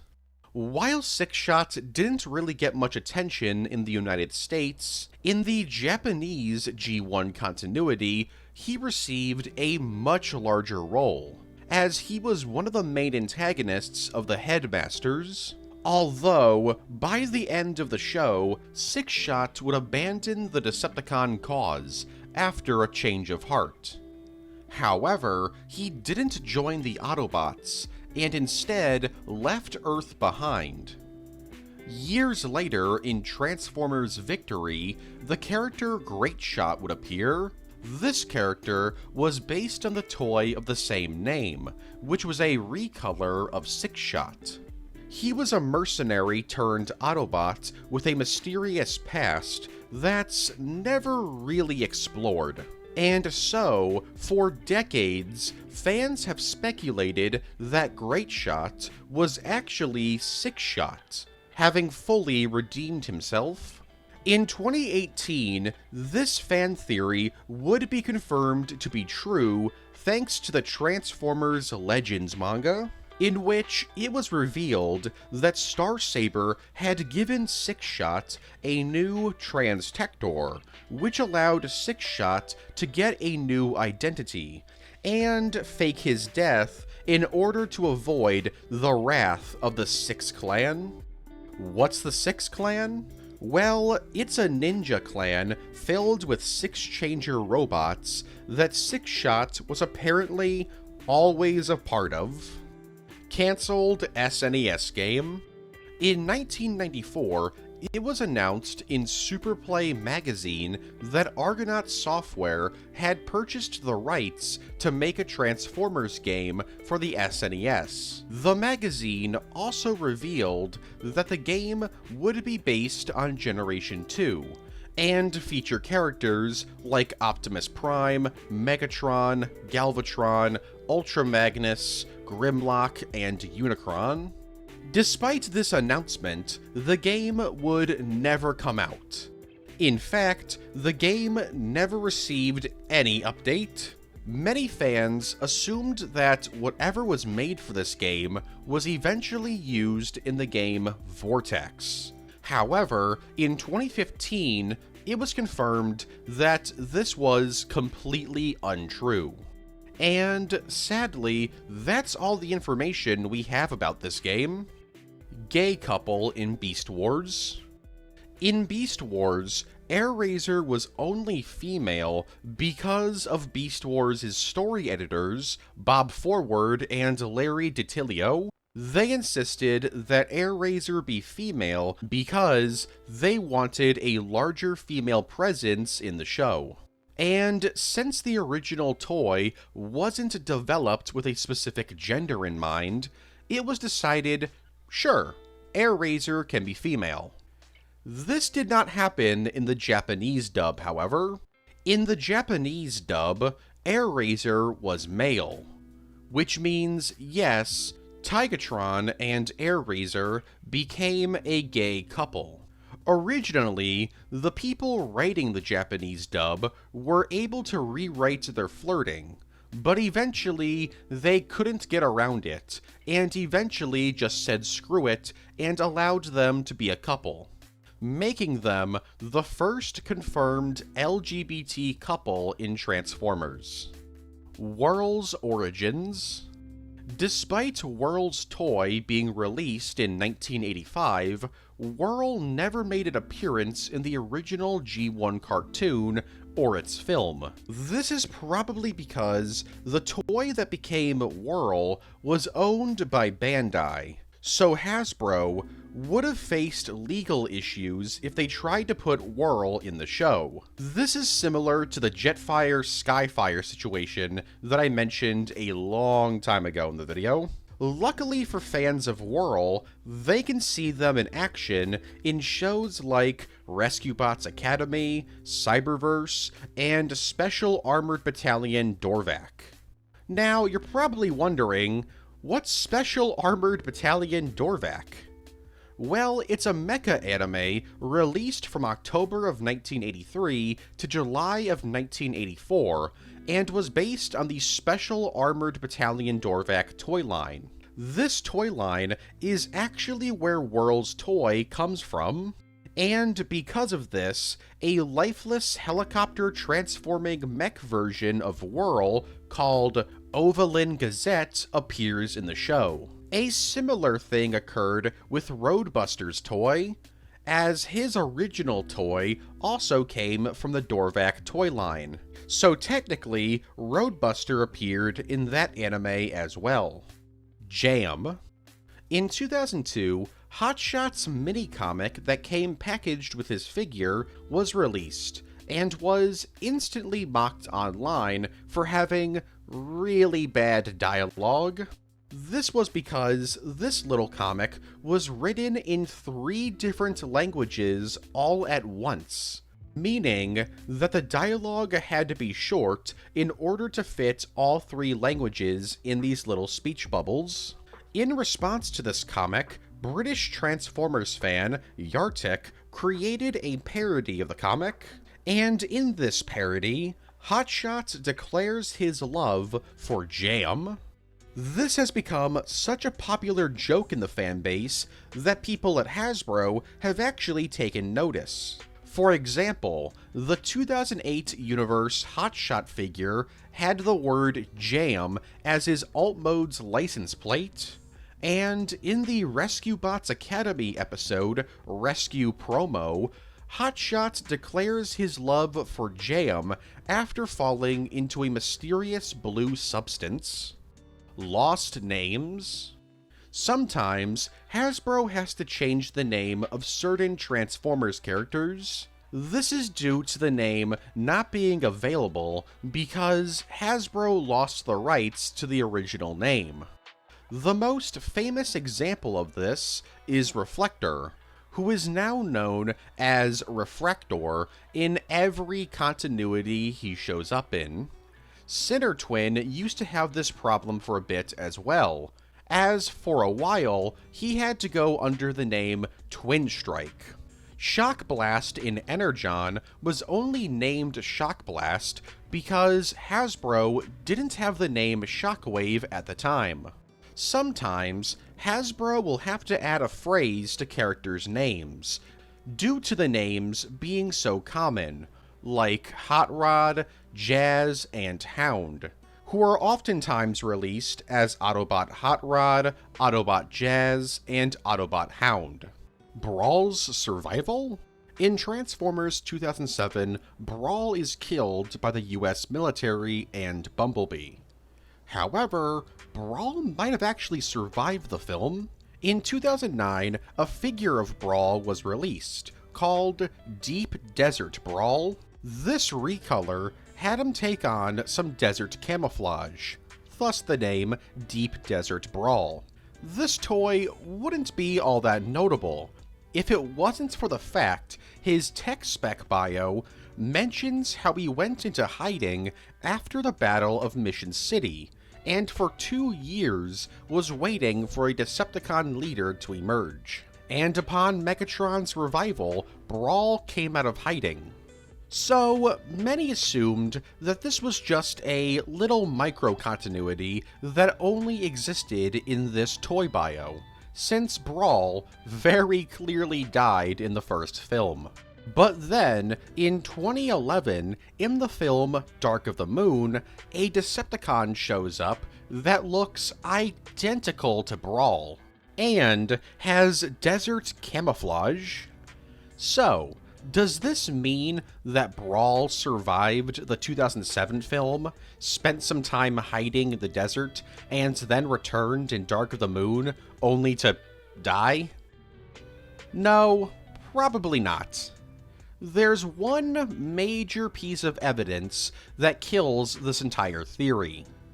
There's actually 2 different Brawl lookalikes in Dark of the Moon in the same scene, implying that these are drones who look similar to Brawl.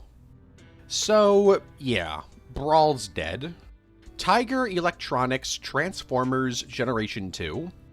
In 1993, a LCD handheld game made by the infamous toy company Tiger Electronics was released, based on the Generation 2 toy line. In the game, you play as Optimus Prime, battling Decepticons while driving down a road. There's not actually much gameplay to this game, as you just move left and right to avoid being shot at, and can temporarily summon some Autobots to help you. You can attack, but only when you're transformed. Oh, and there's no music in the game at all. For whatever reason, in 2020, this game was re-released. I guess for nostalgia? This re-release is the exact same game. The only 2 differences are that the packaging art is different, and the button labeled Transform now reads Convert. Transmorphers? So the Asylum is a film company that's rather infamous. They're known for making low-budget knockoff films of recently released blockbusters. For example, instead of Pacific Rim, they made Atlantic Rim. Instead of Battleship, they made American Warships. Instead of Indiana Jones and the Kingdom of the Crystal Skull, they made Alan Quatermain and the Temple of Skulls. Instead of High School Musical, they made Sunday School Musical. Instead of 2012, they made 2012 Doomsday. And, well, I can keep going on and on and on, but you get the idea. In 2007, in order to ride off the success of Transformers, the Asylum created the film Transmorphers. The film has practically nothing to do with Transformers, outside of it featuring giant alien robots. These robots are called Z-Bots, and are trying to annihilate humanity and terraform the Earth. The film takes place 300 years after the Z-Bots arrived on Earth and began their invasion. In 2009, in order to rip off Revenge of the Fallen, the Asylum created a prequel titled Transmorphers Fall of Man that tells the story of how the Z-Bots invaded Earth and the early days of the fight against them. And just like the first Transmorphers, this film doesn't really have anything in common with Revenge of the Fallen, besides the giant killer robots. The Asylum would then retire the Transmorphers series until 2022, when a single Transmorpher made a cameo appearance in the Asylum film 2025 Armageddon. This cameo only happened because this film is a celebration of the Asylum, so it features a bunch of Easter eggs and callbacks to their previous films. Finally, in 2023, the Asylum released another Transmorphers film, titled Transmorphers Mech Beasts, which is obviously a knockoff of Rise of the Beasts. The film takes place 20 years after the original film, and is about humanity battling a new species of alien robot invading the planet. Hopefully, they don't make any more. Although, I say hopefully, but, I don't watch them, so they don't really bother me, but... You know what, I keep making them. I don't really care. Transformers Milk Caramel. Transformers Milk Caramel was a brand of candy that was sold from 1985 to 1988. This candy included two different things. The first being chocolate-covered caramel candies. Obviously. And the other being small rubber models of Transformers characters, like Optimus Prime, Starscream, Soundwave, Megatron, etc. The candy was made by the company Kabaya, and they created these little rubber models for the original G1 cartoon, Headmasters, and Super God Master Force, which means there's a ton of these little figures to collect. 213 to be exact. These rubber models are similar to the Decoy line of Transformers toys. These were small rubber Transformers models that were sold in Japan in gacha machines in the late 1980s, though they would be imported to the United States in 1987 and 1988 in Italy. GarageBot and Loader. In Dark of the Moon, there's two background Decepticons named GarageBot and Loader. While I say they're background characters, technically Loader does have plot relevance, as he's the one who brings the pillars to Chicago. Although you never see him transform, and he's on screen for 10 seconds, so he might as well be a background character. They would be completely forgettable background characters, but they actually both appear in Age of Extinction as playing cards. You can see both of these characters on Attinger's playing cards. Also, it's really obvious that GarageBot's name was meant to be GarbageBot, but there was a misspelling, so it's just GarageBot now. And according to this card, GarageBot is actually alive, while Loader is dead. Smite. In November of 2021, Smite had a crossover with Transformers, with Optimus Prime, Megatron, and Starscream being added to the game as skins, along with a variety of different Transformers-themed cosmetics, like avatars and loading frames. There were even announcer packs themed around the Transformers. This was all parts of a Transformers Battle Pass that ran from November 16th, 2021 to January 25th, 2022. As for the skins, Optimus was a skin for Geb, Megatron was a skin for Ra, and Starscream was a skin for Jing Wei. Prime, Megatron, and Starscream's skins and announcer packs were actually voiced by their actors from the War for Cybertron cartoon. Tactics was a game created by Hasbro that crossed over Marvel Comics, Star Wars, and of course, Transformers. The game had you take a bunch of characters from each franchise and battle it out. The idea was that you would take these various characters and then set them up for a battle. You would then defeat your enemies by either using melee attacks or missile firing attacks. You could also move your units around for a limited amount of moves in order to close in for a melee attack or to dodge incoming missile attacks. While Hasbro made a bunch of these things from 2005 to 2006, the toy line went on an indefinite hiatus, aka cancelled, in 2007, resulting in an entire wave of these figures being scrapped. As for the Transformers characters in the game, the character designs were pretty much exclusively from the Unicron trilogy. Some G1 figures, and even figures based on the first live-action film, were planned, but were cancelled when the series was shut down. Well, most of these figures were cancelled. G1 Optimus, G1 Megatron, Armada Skywarp, and Energon Landquake were figures from this cancelled Series 2 that actually did see a release, but only in a very limited capacity. Transformers GT Mission GTR.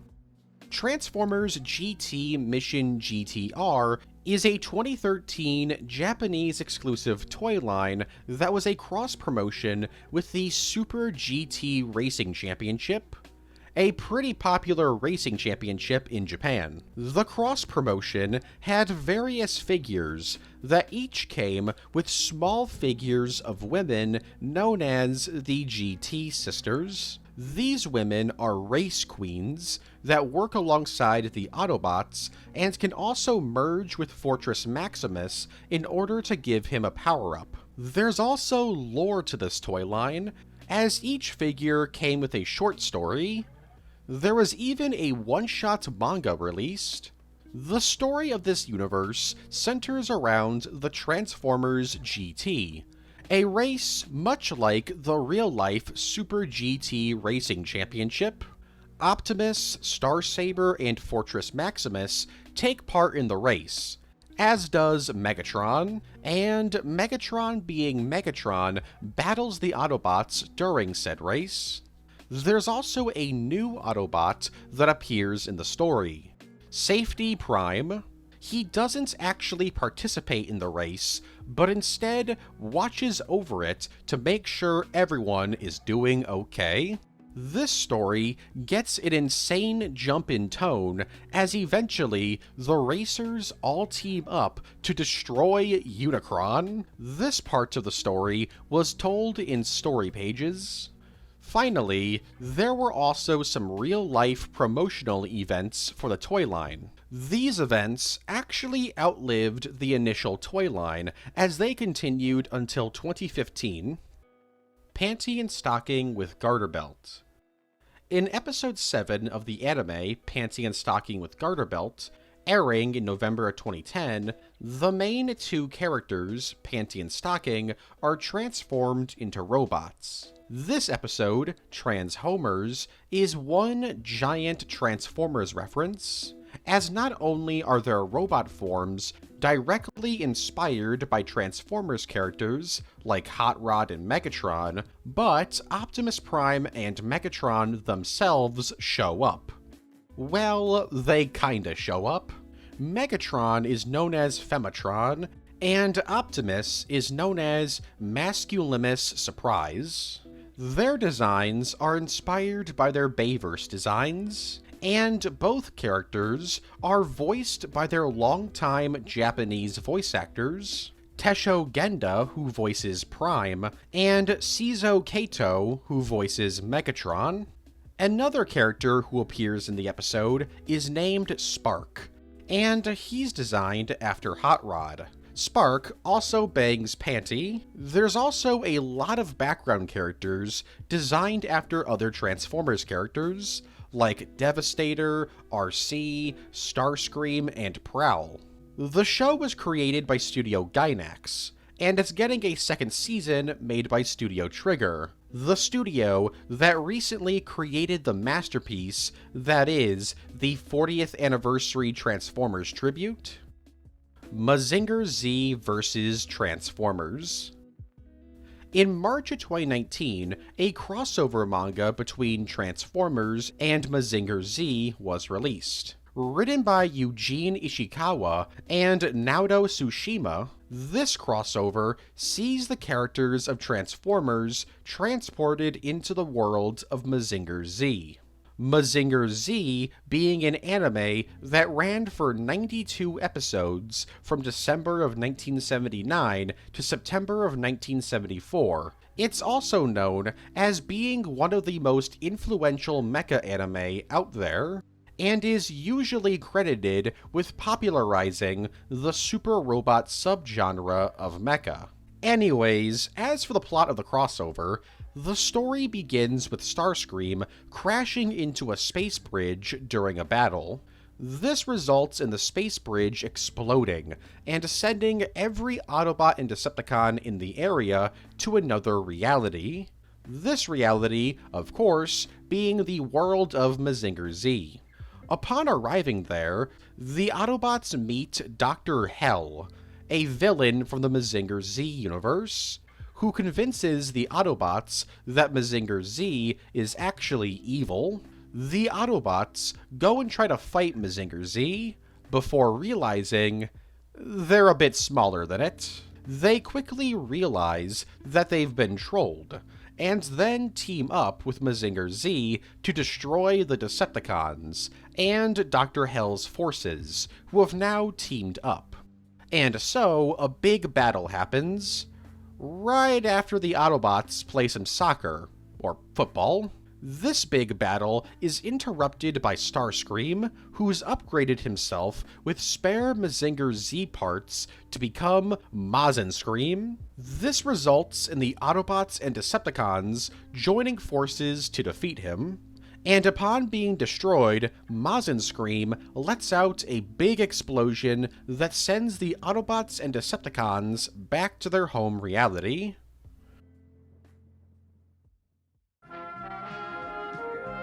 The Transformers will return after these messages. What you doing? Waiting for Bumblebee to transform. Cool. Sweet. What you guys doing? We're waiting to see if Bumblebee transforms. Cool. Sweet. The Transformers have returned, and right now with a BK Kids Meal featuring a BK Burger Shots 2-pack, you can get your very own Transformers toy, one for Kids Meal. Oh, man. That ain't no Bumblebee, just some dude's car. Now at BK. We now return to the Transformers.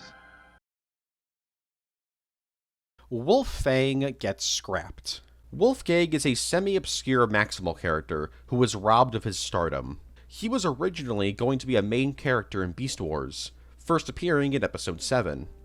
However, because Beast Wars had a pretty limited budget, the studio behind the show, Mainframe, would have to spend extra time and money to create an entire new animation model for Wolfgang. But then the studio had an idea. What if instead of Wolfgang, they used Tigatron, because he would just be a small tweak of Cheetor's animation model, so it'd save them money and time. And the rest is history. So while Tigatron has gotten all the fame and glory, appearing in comics and even showing up in a new cartoon, Wolfgang sits in the back, forgotten by most Transformers fans, only appearing in a handful of comics. Though he did get a new toy in 2022, so that's pretty cool. Greg Berger toy. Greg Berger has quite the history with Transformers. He's done voices for various characters across the franchise, like Lockdown in Rise of the Darkspark, Stockade from VIII, and Jetfire from G1. However, he's most known for his role as Grimlock in G1, Devastation, the Prime Wars trilogy, Rise of the Darkspark, and Fall of Cybertron. He's so connected to Grimlock, He might as well be Grimlock. In fact, he kind of is Grimlock. In 1989, Grimlock received a figure in the Pretender's subline, and his human Pretender shell actually resembled Greg Berger. I'm not sure if this was a coincidence or not, but regardless, there's kind of a Greg Berger toy out there. Transformers Cyberverse Season 4. So Transformers Cyberverse went on for only 3 seasons. Okay, yes, technically there was a 4th season, but not a full-sized 4th season. As revealed by Maycat in a Q&A, plans for a 4th season of Cyberverse were being discussed before the decision was made to end the show. Some of the ideas planned for this 4th season included Starscream's return, where he would have gotten a redemption arc and would have had amnesia after almost dying. He would also have a psychic shard of Windblade. There were also plans to have several crossovers with Transformers G1, Shattered Glass, the Aligned Continuity, and Transformers Animated. There were also several characters planned on being introduced in this 4th season, like Ultra Magnus, Obsidian, Transmutate, Lightbright, Nickel, Rumble, Frenzy, Knockout, Thunderclash, and Jazz, who would be female. Despite Jazz's toy bio stating that he's a guy. Whatever, it's a toy bio, who cares? Also, Black Arachnia was planned to appear in the 1st and 2nd seasons of the show, but was scrapped. So it's possible they could have decided on introducing her in the 4th season. Dropshot. Dropshot is a pretty obscure character in the Transformers franchise. He has appeared in several continuities, but he hasn't really done much. However, his Unicron trilogy incarnation is pretty notable. While Dropshot doesn't appear in Armada, Energon, or Cybertron, he does appear in the Armada comic and the Energon comic. And in these comics, his character model wasn't entirely original. It was based on a cancelled Triple Changer figure that was meant to be released in the mid-1980s.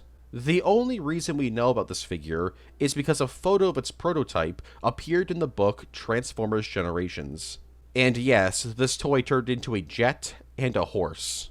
Weird choice, but whatever works, I guess. Although this is a cancelled toy, so I guess it didn't work. Shockwave and Genshin Impact.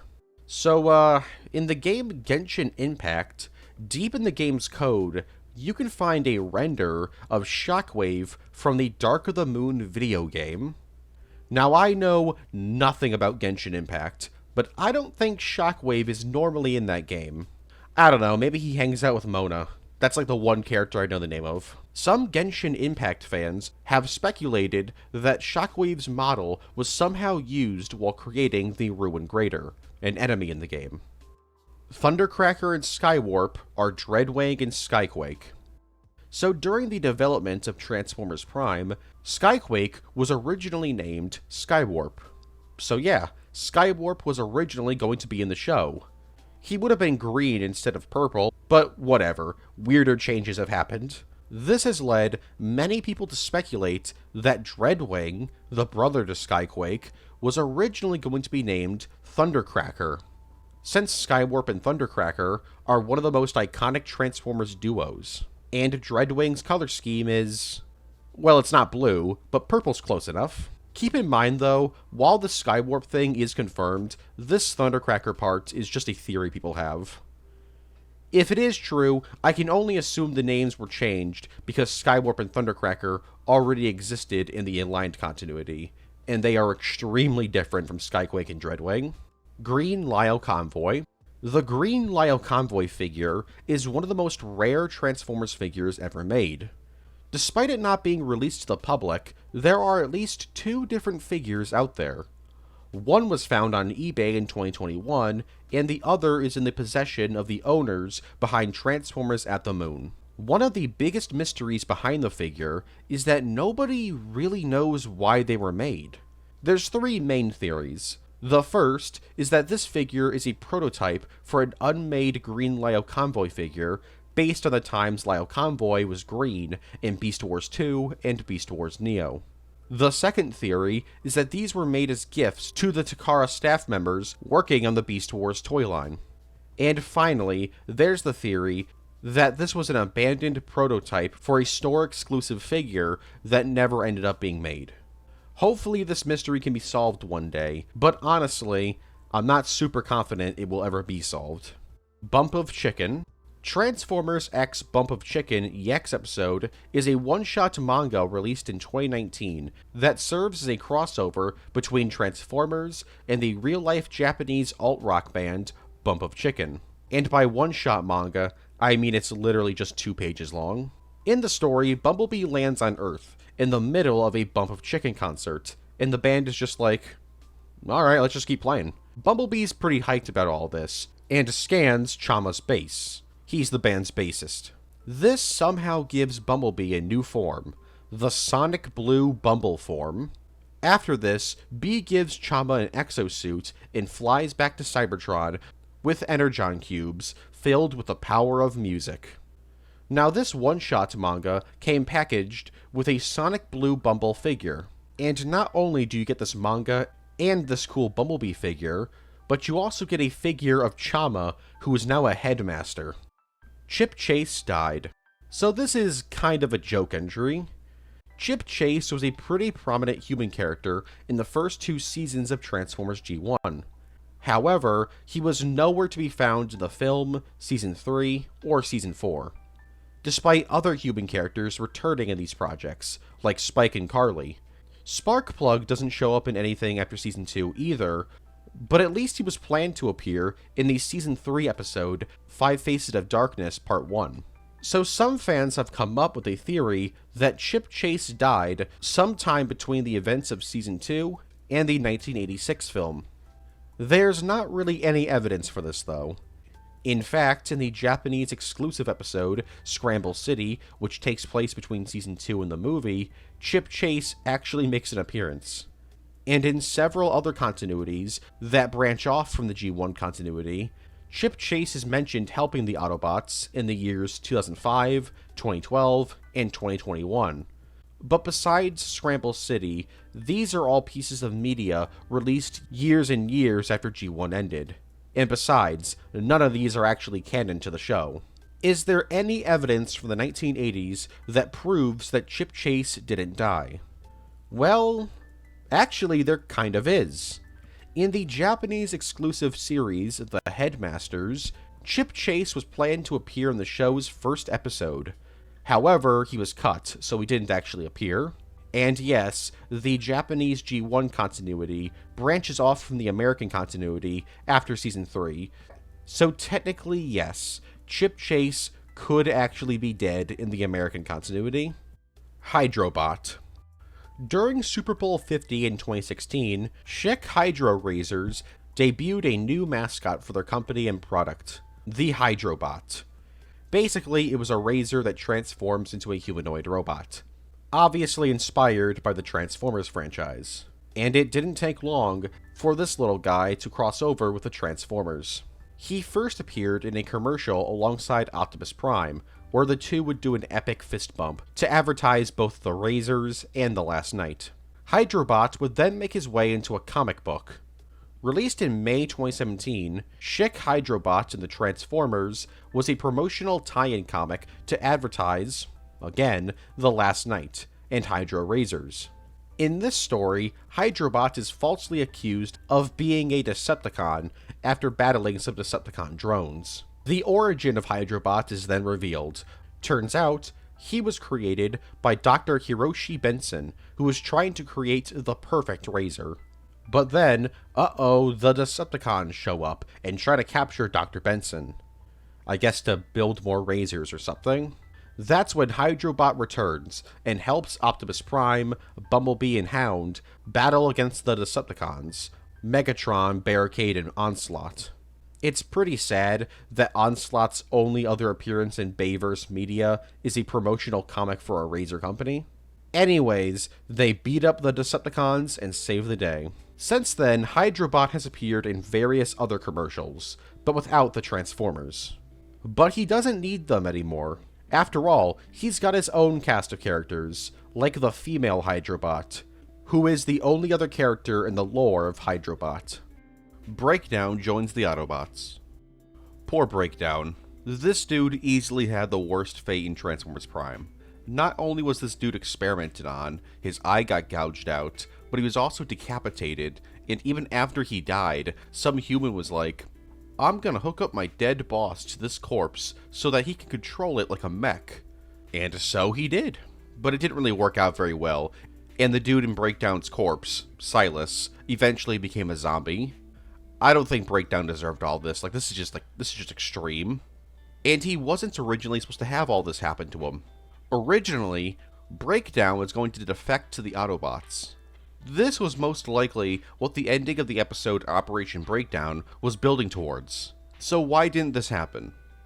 Because Prime's production was a nightmare, and they often killed characters off just so they didn't have to pay for the voice actors, and Breakdown was one of them. This original plotline was more than likely what led to Knockout being chosen as the Decepticon defector in the last episode. Armada Minicon limitations. So Armada's toy line featured Minicons extensively. You could take Minicons and plug them into any Autobot or Decepticon you want from that toy line. However, that wasn't the original plan. The original idea behind the Minicons is that each one would only work for a specific Autobot or Decepticon. For example, Swindle could only be plugged into Starscream. This was changed due to toy designers being afraid that kids would end up breaking the toys trying to shove Minicons into random figures. That, and they were worried that kids would become so frustrated by this they would stop playing with Transformers figures. Powerglide is a cheater. Alright, so this is another kind of joke entry. In the G1 episode, The Search for Alpha Trion, Powerglide is shown to be in a relationship with the Autobot Moonracer.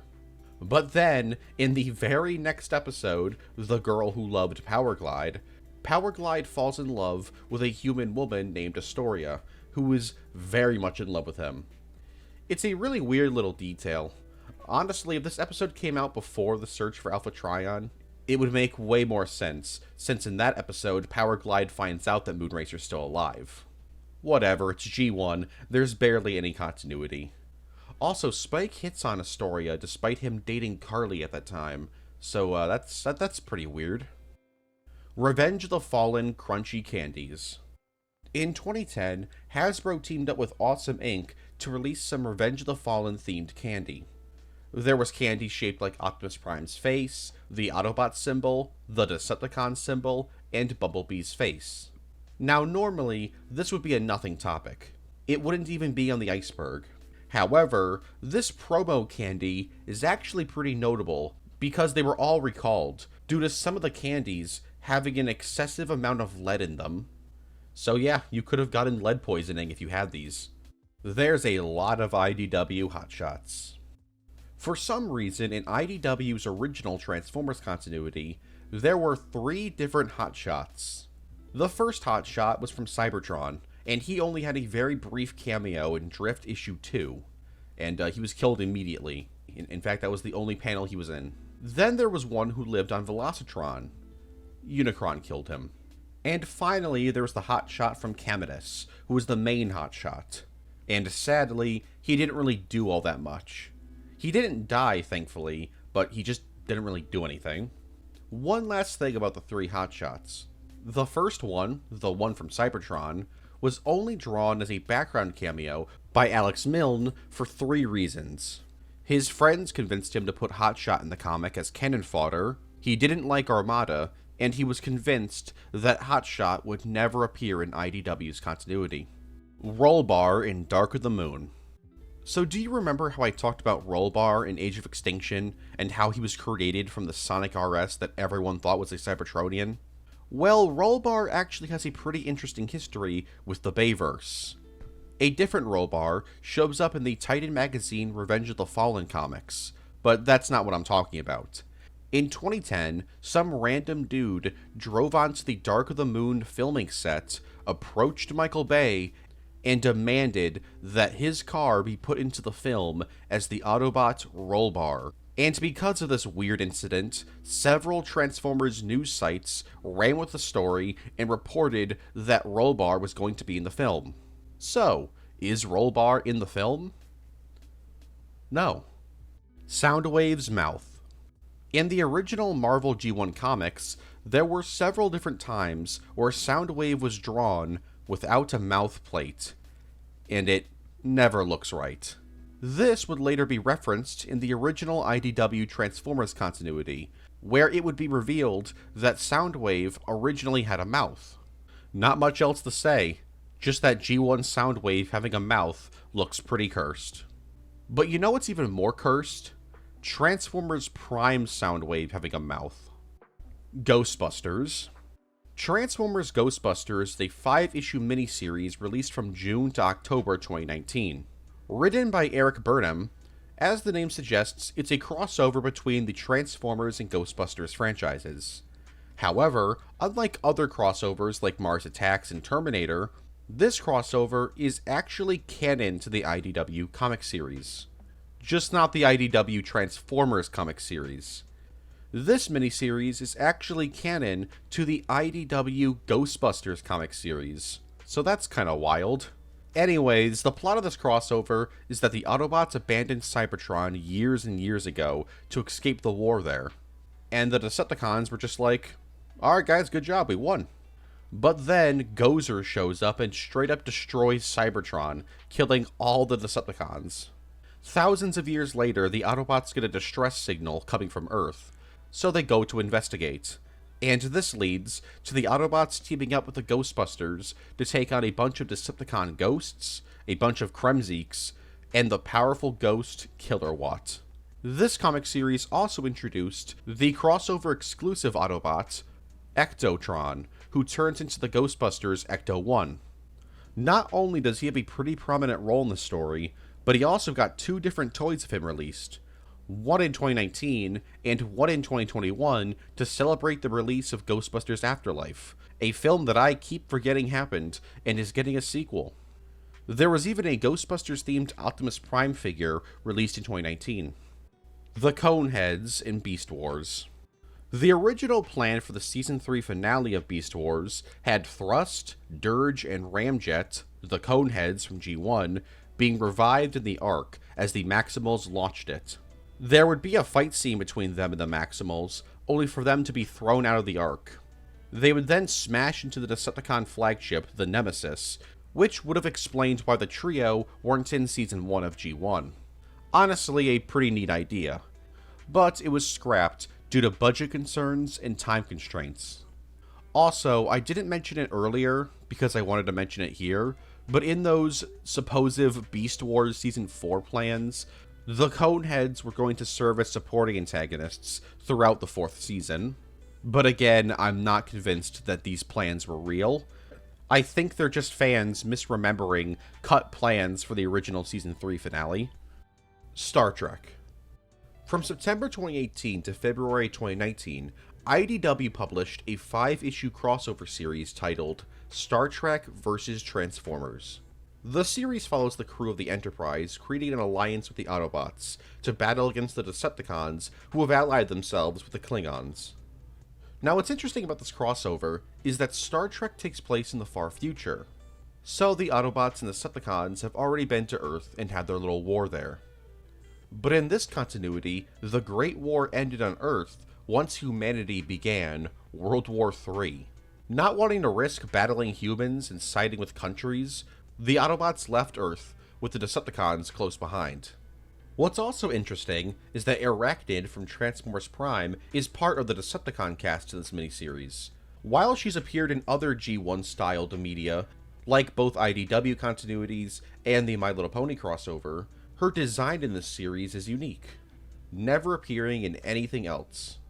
Unlike the Ghostbusters or Back to the Future crossovers, which both included some figures, no crossover figures were released to promote the Star Trek crossover, which is really weird because Fortress Maximus turns into Fortress Tiberius in the story. Yeah, a Star Trek ship becomes a Transformer. I guess it would be too expensive to create a Titan-class figure for a crossover, but still, they could have made like a scaled-down Fortress Tiberius figure or something. Vehicle forms getting a second life. So some of the vehicles used to portray the Autobots and Decepticons in the Bayverse went on to be used in real life. For example, Sentinel Prime's Rosenbauer Panther fire truck was repainted and given to an airport to use.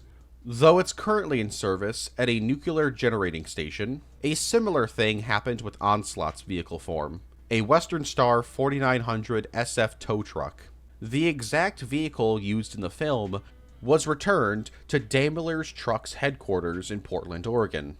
So if you've ever gotten your truck towed in Portland, Oregon, Onslaught may have been the one towing your truck. Then there's all of the military vehicle forms, like Brawl, Blackout, Grindor, etc., and I'm pretty sure most, if not all of them, were returned to the US military after filming was done. Alpha Q was a little girl.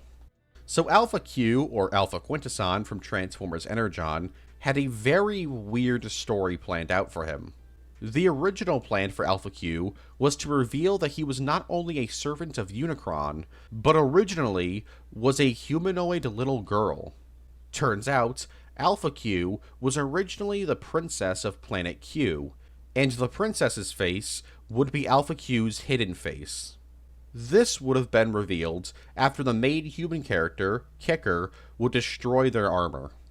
This didn't end up happening, most likely because it was kind of a weird idea, but remnants of this idea still remain in the Japanese version of the show. It's why Alpha Q in the Japanese version sounds like a little kid when they talk in their true voice. No remnants of this plan remain in the English dub. Mission to Cybertron.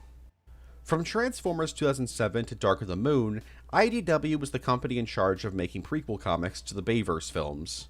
Titan Magazine would also create some, but they were usually random stories that can't really be considered canon, and they never really tried to be canon anyways. They even made some for Age of Extinction that just cannot be considered canon, because Optimus Prime and Bumblebee are in their Age of Extinction designs before the events of the film. Anyways, prequel comics to the Bayverse films were extremely rare after Dark of the Moon. Not counting the Titan Magazine comics, because they just don't really fit, and I don't really think they were trying to fit in, there were only 2 comics released after Dark of the Moon that attempted to be canon, and fill in the gaps between films. I'll talk about the more controversial and debatable one later, but for now, I just want to talk about Mission to Cybertron. Published not by IDW, but by Avalanche Comics, and released in September 2017, Mission to Cybertron is a one-shot comic that explains why Optimus Prime was in stasis mode upon reaching Cybertron in the last night.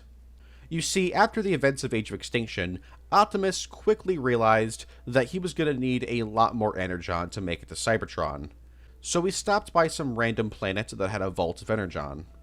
As he tried to open the vault, he got attacked by some old Sentry dude who's like, "Hey, this is our planet's last bit of Energon. That goes and we all die, so can you just, like, not take any?"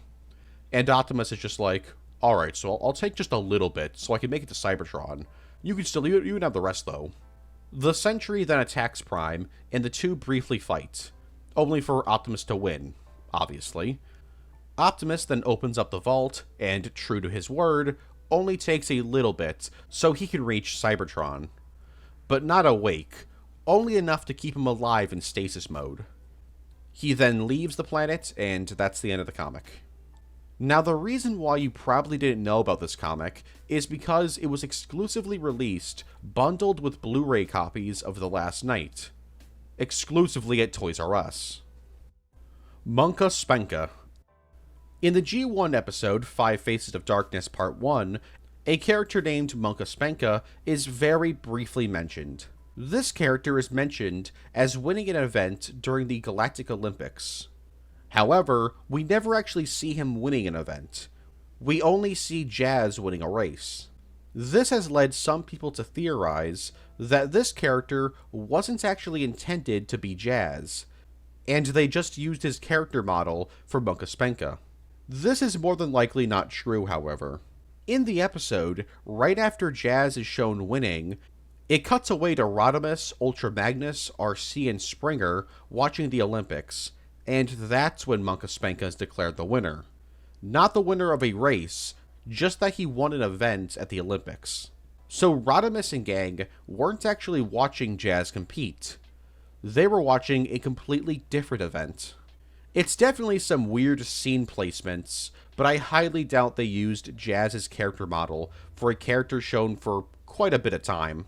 Especially since they created other character models exclusively for that scene. So like, why not just create another one? Or just like, don't have Jazz there. But here's a new theory that nobody's ever thought of.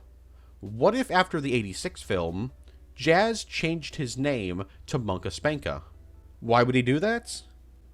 I have absolutely no idea.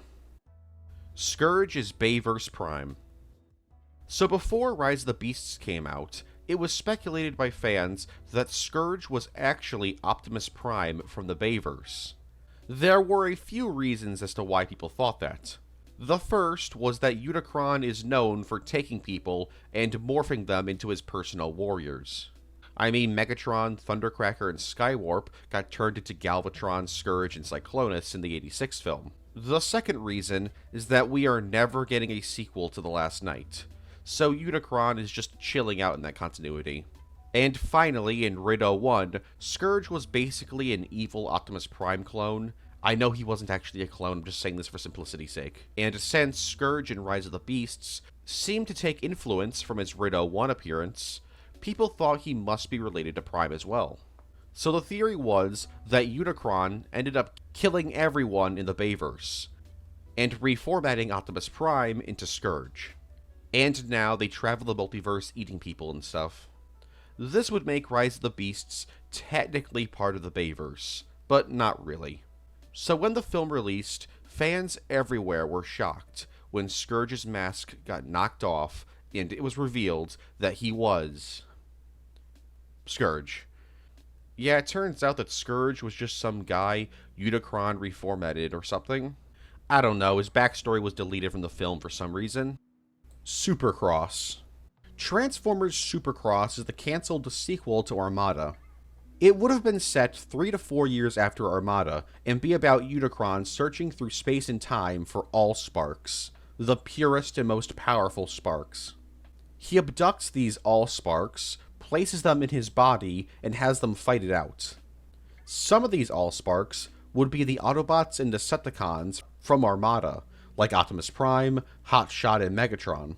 Due to them being inside Unicron, it would result in these Cybertronians being mutated, some gaining the ability to combine, while the abducted Minicons became the hyper-aggressive Omnicons. Meanwhile, Megatron would try to harness Unicron's spark to become ultra-powerful, but this causes him to mutate as well. Now, because Unicron was grabbing people from various different timelines and universes, several characters from other Transformers shows would make appearances, like G1 Soundwave and Grimlock, Cheetor, Rat Trap, and all 3 members of Team Bullet Train combined into Rail Racer from Rido 1. Also, all 3 main Armada human characters, Rad, Alexis, and Carlos, would return. The show would end with the ghosts of hundreds of classic Transformers characters sacrificing themselves to kill Unicron. So why didn't this show happen? Well, 2 reasons. The first was that this show's plot was pretty complicated, and the second was that the name Supercross wasn't able to be trademarked. The series was pitched by Aaron Archer, and luckily ideas he had for Supercross would inspire other pieces of Transformers media, including the 2003 Transformers Universe toy line, and characters combining would be a huge gimmick in Transformers Energon. The Transformers will return after these messages.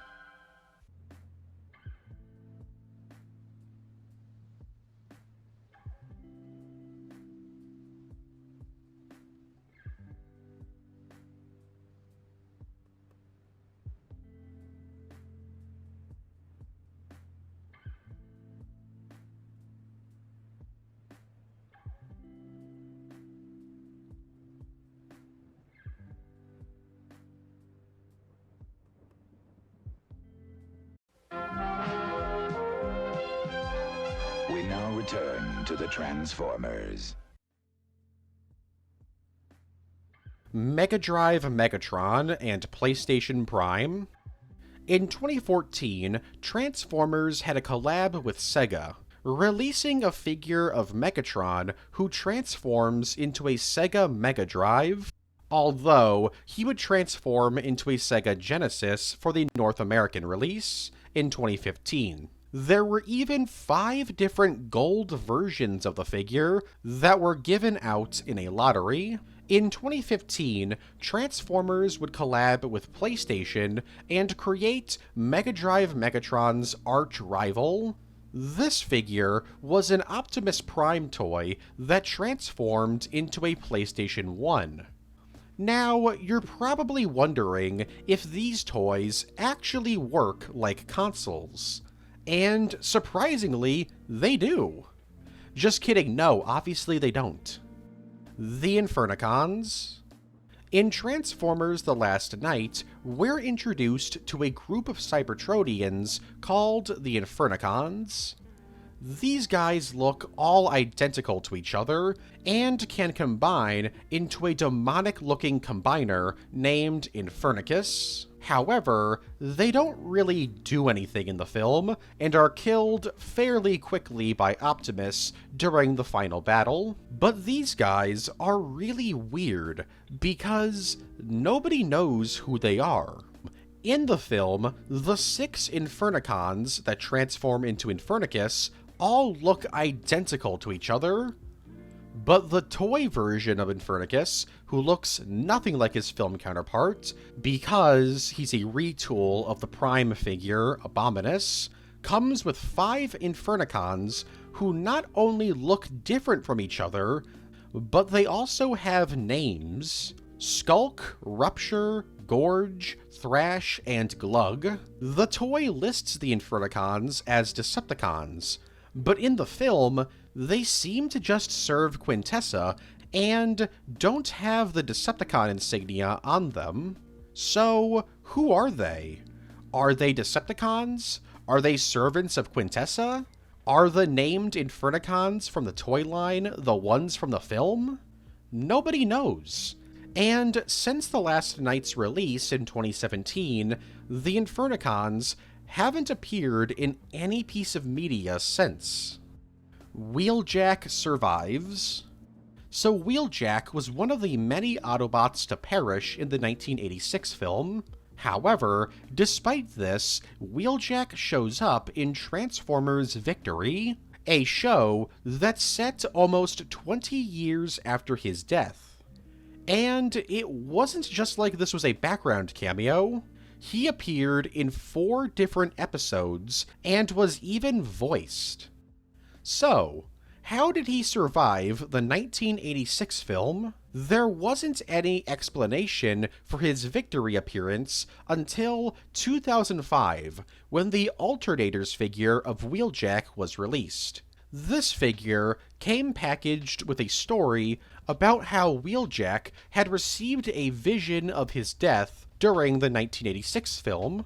Knowing he's going to die, he uses the Genetronic Translink system. This was a device that allowed for a single spark to control multiple bodies. So he created a second body for himself, so that after he died during the attack on Autobot City, his spark would then transfer into this new body. So, that's how he appears in Transformers Victory, except not really.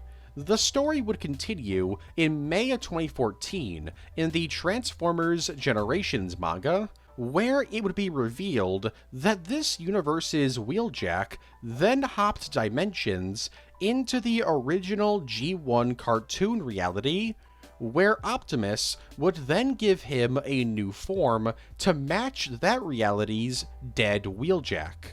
So basically, Wheeljack from another dimension saw his death in the future, created a second body, died, then hopped into that second body, only to then travel to the main G1 cartoon continuity to replace that universe's dead Wheeljack. It's needlessly complicated. They could have just said he got better. Gravedigger. In the G1 episode 5 Faces of Darkness Part 4, a flashback shows how Megatron was built by the Constructicons. However, there's a bit of an issue with this scene, because the scene shows 8 Constructicons, despite there only being 6 Constructicons in the cartoon. Now, Holler was eventually retconned into being one of these extra Constructicons, but who's the last one? Well, that would be Gravedigger. In 2012, it was revealed that Gravedigger was the long-lost member of the Constructicons, and was actually Bonecrusher's little brother. The name Gravedigger comes from the choose-your-own-adventure book Dinobots Strike Back, released in 1985, as Gravedigger was the original name of Scrapper. And because author Casey Todd, who was writing the book, was using outdated information, he called Scrapper Gravedigger. But before the release of the book, he got the update. So all mentions of Gravedigger were replaced with Scrapper. Well, all but one. Long story short, Gravedigger has now been retconned into the original G1 cartoon. And I guess by extension, the choose-your-own-adventure book Dinobots Strike Back. The really weird Galvatron and RC cover. Transformers Heart of Darkness is one of the more controversial bits of IDW's original continuity, mainly for its art, which is a mixed bag. However, there's something a bit strange in this 4-issue miniseries. Issue 4 features this cover, which is a bit weird. First off, it's rare to see an official Transformers comic have RC drawn in such a suggestive pose. But it gets weirder. In Optimus Prime issue 10, released in August of 2017, it's revealed that Galvatron, who by the way is his own character in the IDW continuity, and RC are twins. So, yeah, this cover hasn't aged very well at all. I've seen some people argue that this comic cover was meant to be a reference to the original Star Wars poster, but, like, that's not true. Like, Leia isn't even drawn remotely in the same position that RC is. I guess for this single comic cover, RC is just rather attached to her brother. Nike. In 2007, Takara collabed with Nike to release Transformers figures that turned into Nike shoes. 3 of these figures were released, and released under the line Sports label, 1 of Megatron, and 2 of Optimus Prime. They're really weird because obviously they transform into shoes you can't use, but the shoelaces are real laces. And because of this, they're really long and seem to get in the way of the figure. Interestingly, there seems to be a 4th figure that was made. In 2007, a 4th figure appeared on eBay. This was a red recolor of the Megatron figure, and the seller listed the toy as Starscream. Despite this, Takara has never acknowledged this figure's existence. To this day, nobody knows what this figure was. Was it a bootleg? A prototype that never saw a release? A custom, modified Megatron figure? Chances are, we'll never know. Slag. Throughout his appearances in the original G1 cartoon and its film, Slug went by the name Slag. However, when he made his return to television screens in Transformers Animated, he had his name changed, going by the name Snarl, despite there already being a Dinobot named Snarl. But in the game Fall of Cybertron, released in 2012, he would go by the name Slug, which is now his name in every single continuity he appears in. But why did Hasbro change his name in the first place? Well, it's because his original name was actually a rather explicit insult in the UK. And having a Transformers character whose name is literally just an explicit insult is not something that many people at Hasbro were cool with, and so his name was changed permanently to Slug. There was even a joke made about this in the original IDW continuity. In the issue More Than Meets the Eye, issue 25, released in January of 2014, it's revealed that off-panel, RC had explained to him that his name was actually rather offensive to some people, so he changed it. Titanfall April Fool's Day prank. On April 1st, 2014, IGN did an April Fool's joke by releasing a trailer for a non-existent DLC for the game Titanfall. The DLC promised Optimus Prime would join the game's ranks as a pilotable Titan. He would have a gigantic axe for a weapon, and would be voiced by Dave Fennoy. This DLC would also include a brand new Linkin Park song, titled Primetime. Optimus would also have the ability to cloak himself and transform into his truck form. This trailer was extremely popular when it was dropped, and it actually convinced quite a few people that it was real, but of course, IGN would later reveal that this was all an April Fool's Day prank. There's no playable Optimus Prime in Titanfall. Remember when Respawn referred to the Titanfall universe as the Apex Legends universe? We're never getting Titanfall 3. Disney. From 2009 to 2011, Takara collabed with Disney to create various Transformers toys based on Disney characters. And by Disney characters, I mean Mickey Mouse, Donald Duck, and Buzz Lightyear. That's it. There's no like Goofy or Minnie or anything like that. Also, by various Transformers toys, I really only mean 3, as there were only 3 molds ever created, with the rest of the toy line being repaints. The Mickey Mouse and Donald Duck figures also came with tiny Mickey Mouse and Donald Duck figures that could ride inside the Transformer. These toys were released exclusively in Japan, at least for the most part. A handful of them were also released in Australia. The other Dinobots. So the core Dinobot group consists of Grimlock, Swoop, Sludge, Slug, and Snarl. This has stayed the same for most of their incarnations. However, there have been some continuities where new Dinobots join the roster, so here's a list of the non-regular Dinobot cast. Side note, I'm not talking about every single dinosaur transformer, so Optimus Prime T-Rex will not be listed here. Yeah, Optimus Prime was a T-Rex in Rescue Bots for a bit. Wild stuff. In the Bayverse, there's Scorn, who transforms into a Spinosaurus. And he's really the only addition in the Bayverse.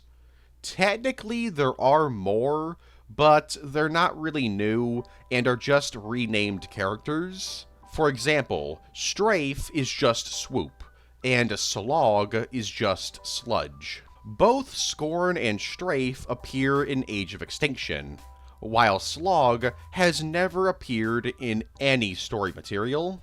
Speaking of Strafe, an actual different version of Strafe appears in the original IDW continuity. She's rather unique, as she's the only Dinobot who doesn't turn into a dinosaur. She's from the colony world of Caminus, and was experimented on by Bludgeon, which gave her a monstrous alternate mode. There's Slash, who turns into a Velociraptor. She was originally going to be in Age of Extinction, but was cut. Despite this, she's made a few cameos in G1-style continuities, like Transformers Legends and Earth Wars. She would later make her on-screen debut in Rescue Bots Academy. There's also the Decepticon Kakiryu from Transformers Victory. Originally a Decepticon, he would later defect and join the Autobots. And after joining the Autobots, he joined the Dinobots under the name Grim Master. He transforms into a Triceratops, so I guess the Dinobots have two Triceratopses. Then there's Scar, who comes from the original IDW continuity, and he's actually the reason why the Dinobots have dinosaur modes in the first place. Immediately after getting these new dinosaur modes, the Dinobots kinda lost their minds for a bit. And during this chaos, Grimlock actually killed him. This event would haunt Grimlock for the rest of his life. During Scar's brief time as an actual Dinobot, he turned into an Ankylosaurus. And finally, there's the GOAT, Paddles. Only appearing in the Transformers Legends short story collection from 2004, Paddles is a really chill Dinobot who turns into a plesiosaur.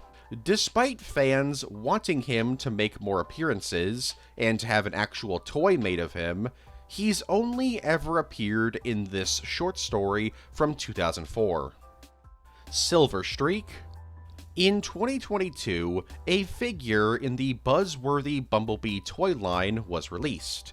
This toy was called Autobot Silver Streak, and was a retool of the Earthrise Smokescreen figure. For a lot of people, this was just a whatever toy. However, this toy has a really weird history connected to it. So you know how it's like a meme in the original G1 cartoon that Blue Streak is not blue, but silver? Well, because of this, from 2003 to 2010, when Hasbro lost the rights to the name Blue Streak, they began referring to the character as Silver Streak, since, you know, he's silver. And so, in the original IDW comics, Blue Streak started referring to himself as Silver Streak. But then, in Transformers Bumblebee Issue 1, released in December of 2009, Blue Streak makes a cameo appearance, and he's blue. But what's even weirder is that this is a continuity error, as by this time in the comic, Blue Streak shouldn't be on Cybertron. This led to many fans assuming that the Blue Streak was a new character. But it was later revealed that no, he wasn't. This was, in fact, a continuity error. In 2011, Hasbro got the trademark on Blue Streak again, and all was right in the world. But then, in 2015, the Masterpiece Blue Streak figure was released, and his colors were based on the Diaclone toy that Blue Streak was originally based on. So, he was blue. But for some reason, it was mentioned on the figure's box that this character wasn't actually Blue Streak, but instead a mysterious Cybertronian pretending to be him. And in 2022, that Silver Streak figure was released, and he's blue. So it seems that Hasbro has decided that Blue Streak is in fact a different character from Blue Streak, and his name is Silver Streak. So Blue Streak is silver, while Silver Streak is blue. Transformers just does not make any sense sometimes. Top Gun.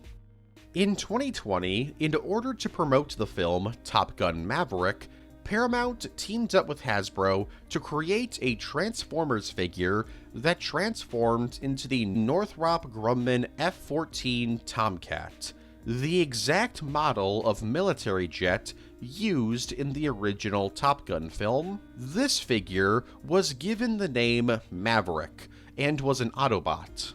Obviously, there's not really any lore about this dude, outside of the fact that he loves to play volleyball. Now, this figure is notable because it was made to promote Top Gun Maverick. However, Top Gun Maverick was delayed 2 years, so it released in 2022, meaning this figure came out to promote a film that you couldn't even watch at the time of its release. In 2022, when the film did come out, the figure was re-released, but without most of its accessories. The Predacons work for China, and the Combaticons work for North Korea. The original IDW continuity liked to explore Decepticons working alongside human groups post the Great War. The most famous example is Skywarp, who joined G.I. Joe. There's also Thundercracker, who joined the Earth Defense Command and even became a screenwriter after the war. He even got a pet dog. God, IDW Thundercracker is just the best. While these examples are well known, what's not as well known is how the Predacons and Combaticons did some work for some rather infamous governments. First off, after the war, China hired the Predacons to become the country's guardians. Basically, they would prevent people from entering the country and defend its borders from other countries. So why did the Predacons do this? Well, it's pretty simple. The Predacons were actually Chinese nationalists. No, obviously they're not, I'm just messing with you. It's because the Chinese government were supplying them with artificially created energon. Meanwhile, the Combaticons fled to North Korea for a bit. They did this to avoid becoming prisoners of the human group Skywatch. The North Korean government only allowed the Combaticons to stay in the country if the Combaticons worked with them to invade South Korea. The Combaticons agreed and actually attacked South Korea in the name of North Korea. Upon returning to North Korea, the Autobots showed up and a fight broke out. And since this took place so close to the Chinese border, the Predacons showed up, and a fight between the Autobots and Predacons begins. The fight eventually ends with the Combaticons defeated and the Predacons returning to China. Eventually, the Predacons would abandon their Chinese allies, as China would lose the resources needed to create Energon. The King. I showed the commercial earlier, but in 2009, Burger King once again partnered with Hasbro to release toys based on Transformers. But this time, it was a bit different. Not only were there toys, but there was also a scratch ticket contest called Transform Your Way. By scratching a ticket on one of Burger King's products, you could theoretically win a new car, a ton of money, or free food. In order to promote this contest, a commercial was created featuring a giant robotic version of the Burger King mascot, the King. Transforming into a Burger King broiler, the King lives inside a random Burger King and destroys the restaurant if you win. The King robot was actually designed by Josh Nizzi, who's designed Autobots and Decepticons for the Bayverse films, starting with Revenge of the Fallen. Transformers Deviations. Released in March 2016 and written by Brandon M. Easton, Transformers Deviations is a what-if story published by IDW. It tells the story of what if Kup prevented Hot Rod from getting involved in Optimus and Megatron's fight. So, what would happen? Well, for starters, Optimus Prime doesn't die, but Megatron does. And Starscream stays the Decepticon leader. After Starscream becomes the leader of the Decepticons, Unicron confronts Starscream and offers Starscream the same thing he did Megatron in the film: a ton of power in exchange for him working for Unicron and destroying the Matrix. And Starscream, being Starscream, agrees. Meanwhile, the Autobots decide to storm Cybertron to destroy the Decepticons. However, on the ride to Cybertron, the Decepticons attack the Autobot shuttles. Ultra Magnus's shuttle crash lands on Junkion, while Prime's shuttle is forced to land on Quintessa. While on Quintessa, Prime and crew free all of the prisoners, and even save Krennic from dying. Meanwhile, Hot Rod is forced to escape with Daniel Witwicky, as Ultra Magnus's shuttle is destroyed, killing Ultra Magnus, Springer, and RC. The surviving Autobots then regroup, and Optimus Prime decides to confront Unicron by himself. When Optimus arrives at Unicron, he's met by the upgraded Starscream, now called Megascream. It's here that it's also revealed that Unicron has given Soundwave, Dirge, Thrust, and Astrotrain the ability to combine with Starscream in order to make him even more powerful. So a big fight happens, and Prime is nearly killed. Hot Rod, who followed Optimus here, is able to save Optimus's life. He then uses the Matrix to destroy Megascream and Unicron, but he also perishes in the resulting explosion. With Hot Rod's sacrifice, the day is saved. This comic is rather controversial, because the story is pretty much just, wow, Hot Rod and the Season 3 cast suck. I mean, the only Season 3 characters to survive the story are Cup and Blur. It's overall a fairly mediocre story, at least in my opinion.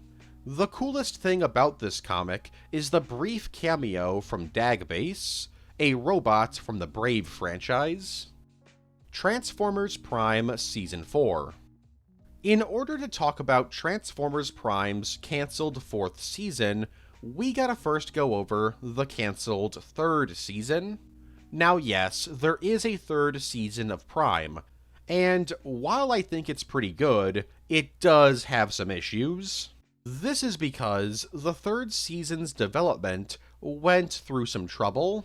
Because Prime's writers wanted to do their own thing and not be restricted by the rest of the Alliance continuity that Hasbro was pushing, tensions between the two parties were pretty high, especially since each episode of Prime kept going over budget. This led to budget cuts and a reduced episode count for Season 3. But that was the least of the writers' concerns. The original plan for Season 3 was that it was going to be set entirely on Cybertron and have a Wild West tone to it. The Maximals and Predacons would also make appearances in this season. However, Hasbro didn't want this, and instead wanted Season 3 to be focused on beasts, like monster bots. Not the monster bots, but monster-like Cybertronians. In particular, dragons. This obviously resulted in Season 3 changing dramatically, which pretty much doomed plans for the 4th season. Now, what were the plans for Season 4 of Transformers Prime? Well, remember how I mentioned that the Starseekers were going to show up in Prime? Well, they were originally going to be the new secondary villains of the 4th season, and sadly, that's all we know about the 4th season of Transformers Prime. Except, maybe not. Because everything I just said about Season 4 might not be true. According to the former creative manager for Transformers, Rick Alvarez, in 2022, Thundertron and the Starseekers weren't going to show up in Transformers Prime Season 4. But instead, the show set after Season 4, and this sequel show would have taken place on Cybertron, and it would have been a big multi-faction civil war about fighting for control of the planet. In fact, Season 4 of Prime might not even been a thing at all.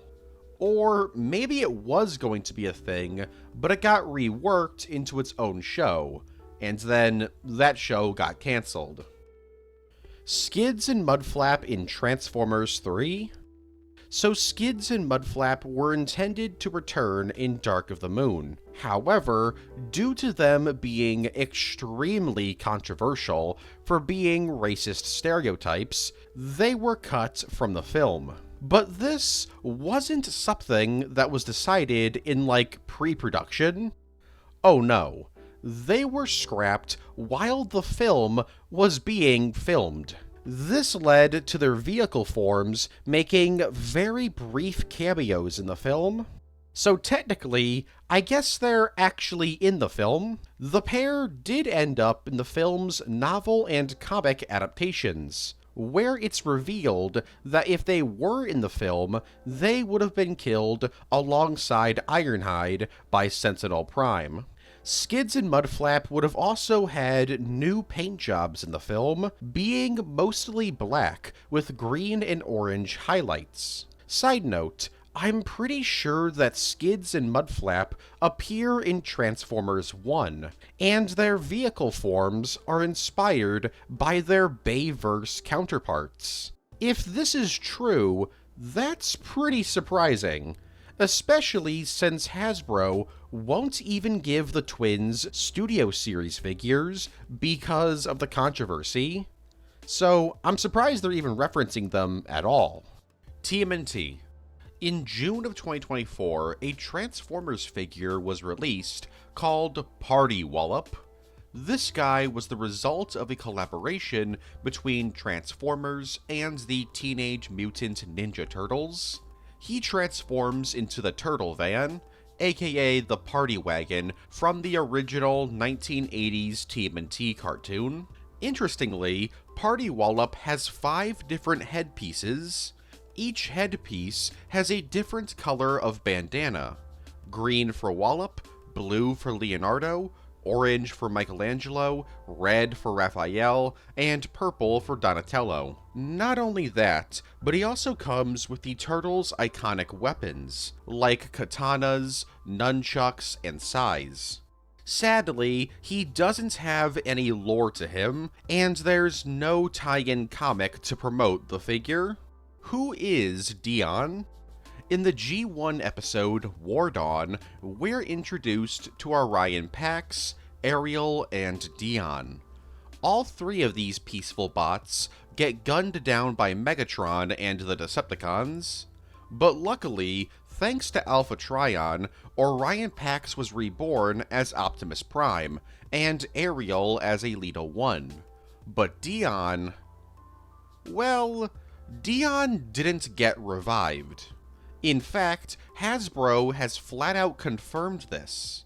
However, before Hasbro confirmed this, fans theorized for over 20 years about Dion's fate, with many fans assuming he was either rebuilt as Ultra Magnus or Ironhide. These 2 were chosen because Dion was Orion Pax's best friend, so it only makes sense that Dion would be rebuilt into Optimus's second-in-command.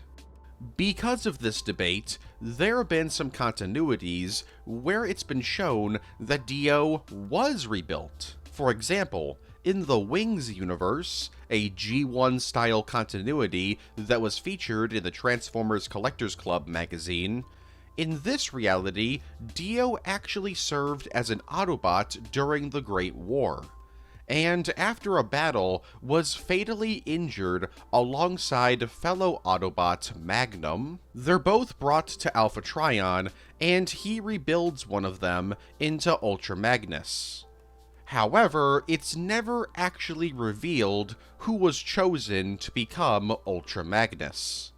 Although, look at Magnum, he's probably Ultra Magnus. But again, this is in another continuity. In the original G1 continuity, Dion just died. He didn't get rebuilt.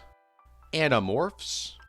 In 1999, the Animorphs franchise received a toy line created by Hasbro. Now, this book series and TV show have pretty much nothing to do with Transformers, besides the fact that it involves characters transforming. But the toy line did have something to do with Transformers.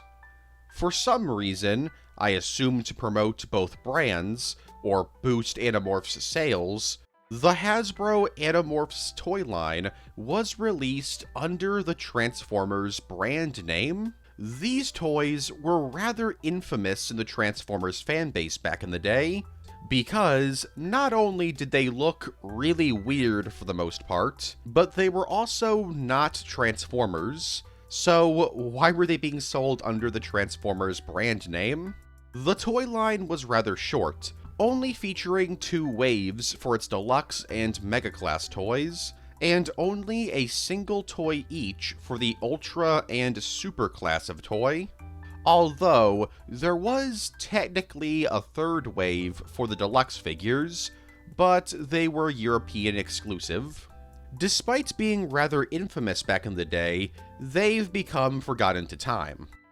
Transformers Battle Universe. Transformers Battle Universe is probably the most obscure Transformers fighting game ever made. This is because it was released exclusively for Hasbro's NetJet system. Basically, you plugged in a controller to your PC, which then brings up the NetJet system, and then you download games from the internet. And Transformers Battle Universe was one of those games. The game featured 10 playable characters from G1, Animated, Beast Wars, and the Bayverse. Though, despite not having any rep in the game's opening animation uses the Cybertron theme song, and one of the game's maps is based on the main setting of VIII. As for Battle Universe's gameplay, it's a 3D fighter in which you fight in pretty decently sized arenas. You can also transform from robot mode to vehicle form whenever you want. At least, you can do this in the game's adventure mode. This mode is the closest the game had to a campaign, though there's no story. You just battle 5 different enemies one at a time, but you have to summon them by picking up the Matrix of Leadership, which spawns in the map. Transformers Battle Universe features 5 different maps, 3 based on G1, 1 based on VIII, and 1 based on Animated. Sadly, because the NetJet system was a failure, it was discontinued at the end of 2009, which meant that Battle Universe wasn't playable anymore. That was until 2017, when fans actually got the game back up and running. Beast Wars Uprising.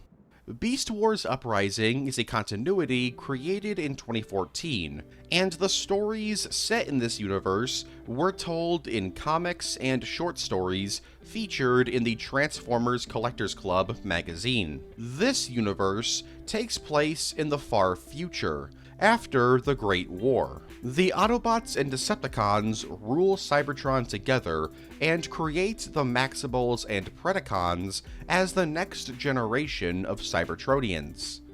But there's a twist. Instead of everybody living peacefully, the Maximals and Predacons are second-class citizens that are forced to fight in gladiator matches for the entertainment of the Autobots and Decepticons, who have become dictators. They now refer to themselves as the Builders of Cybertron. They might seem all-powerful, but they have one major problem. Cybertron's energon supply has been getting lower and lower, so the Builders can't really move all that much. So in order to maintain their control over Cybertron, most of the Builders have literally built themselves into Cybertron, so they're basically living statues that control the planet. The few that don't do this use exo-walkers to help them move around. This is why the Maximals and Predacons are so small. Their bodies don't need as much energon to survive. And speaking of the Maximals and Predacons, they eventually get tired of being entertainment for their rulers, and begin a full-scale revolution. This continuity has actually received quite a few toys over the years, although pretty much all of them have been retools or recolors. Since 2016 and the end of Fun Publications' time working on Transformers, Beast Wars Uprising hasn't really been revisited, but it still has a small yet passionate fanbase. Red Armor Warrior. So, I don't really know what to say about this show. Satria Baja Merah, aka Red Armor Warrior, is an Indonesian Transformers knockoff show that may have been released in 2021? Episodes of the show were uploaded to YouTube in 2021, but I don't know if they actually aired on TV in 2021. This is because there's literally no information on this show online, and there's no English subtitles, so I don't really have anything to talk about. All we have are 6 episodes that tell a story about some people in Indonesia coming into contact with giant transforming robots who battle each other. Some are friendly and hang out with the humans, while others seemingly want to destroy all of humanity. Most of the robots are designed after Bayverse characters. For example, the main bad guy bot is very clearly modeled off of Megatron from the 2007 film. If you have any information on this show, please let me know in the comments. Gilthor. Gilthor is a character who originates from the Transformers 2010 story pages released from December of 1986 to June of 1987. In the aftermath of the Quintessons resurrecting Optimus Prime as a zombie in the G1 episode Dark Awakening, the Quintessons learned from their failure and began work on a robotic duplicate of Optimus Prime. But it wasn't just Optimus that the Quintessons wanted to rip off. They contacted the Decepticons, who gave them information on Megatron. This allowed the Quintessons to create a fusion between Optimus Prime and Megatron, named Gilthor. Gilthor had an insane amount of weapons. For example, he had the Destro gun, which was basically Megatron's fusion cannon, but 1,000 times more powerful. There was just one small problem with Gilthor. He had no spark, which meant he wasn't alive, and by extension, couldn't really do anything. That was until Starscream's ghost flew in and possessed Gilthor, meaning that Gilthor is a 3-way combination between Optimus Prime, Megatron, and Starscream. Sadly, outside of the story pages, and an appearance in the manga The Story of Super Robot Lifeforms, The Transformers, and I guess a brief background cameo in the Creo Transformers webcomic, Gilthor hasn't appeared in anything. That's probably because, until 2019, there wasn't actually an official English name for the character. But now that we have one, maybe one day Gilthor will appear again. Evangelion. In May 2014, a crossover between Transformers and Neon Genesis Evangelion was released by Takara. This crossover was primarily just a toy, an Optimus Prime figure painted to look like Eva Unit 1 from Evangelion. He even came with a trailer decked out with the Nerve logo. The backstory to this toy was told on Takara's website. In this reality, the angels from Evangelion are causing chaos in Tokyo 3. So Nerve teams up with the Autobots to defeat them. So Optimus, Wheeljack, Bumblebee, Sideswipe, and Skylynx get ready to battle the angel Sachiel. However, before they can actually fight, the ghost of Starscream shows up and merges with the angel, allowing Starscream to be reborn as Angel Scream. Eva Unit 1 is then given the green light to battle Angel Scream, but before Eva Unit 1 can be sent out to fight Angel Scream, Optimus scans the Eva unit, which gives Optimus a ton of power and makes him grow to the size of a kaiju. Optimus, the Autobots, and Nerve then work together and are able to destroy Angel Scream. After the battle, Optimus returns to his normal size and is recruited into Nerve as an official member. And that's it. The story was told in 4 chapters, released from May to November of 2014, leading up to the release of the Eva Unit Prime figure in November of that year. Death's Head. Death's Head is a character created for the UK Marvel G1 comic. He's a bounty hunter who came into conflict with both the Autobots and Decepticons, like Galvatron, Rodimus, and Cyclonus. Originally intended to be a one-off villain, Death's Head was a very popular character, which allowed him to make a few more appearances in the Transformers comic.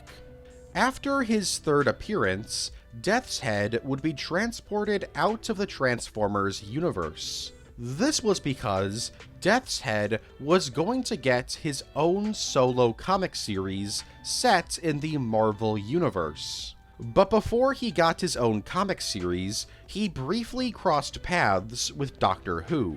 In this encounter, the Doctor shrunk Death's Head down to the size of a human and sent him to the Marvel universe. Now you're probably wondering, how come Marvel was able to use Death's Head outside of the Transformers comics? Well, Marvel had actually gotten the rights to Death's Head. How did they do this?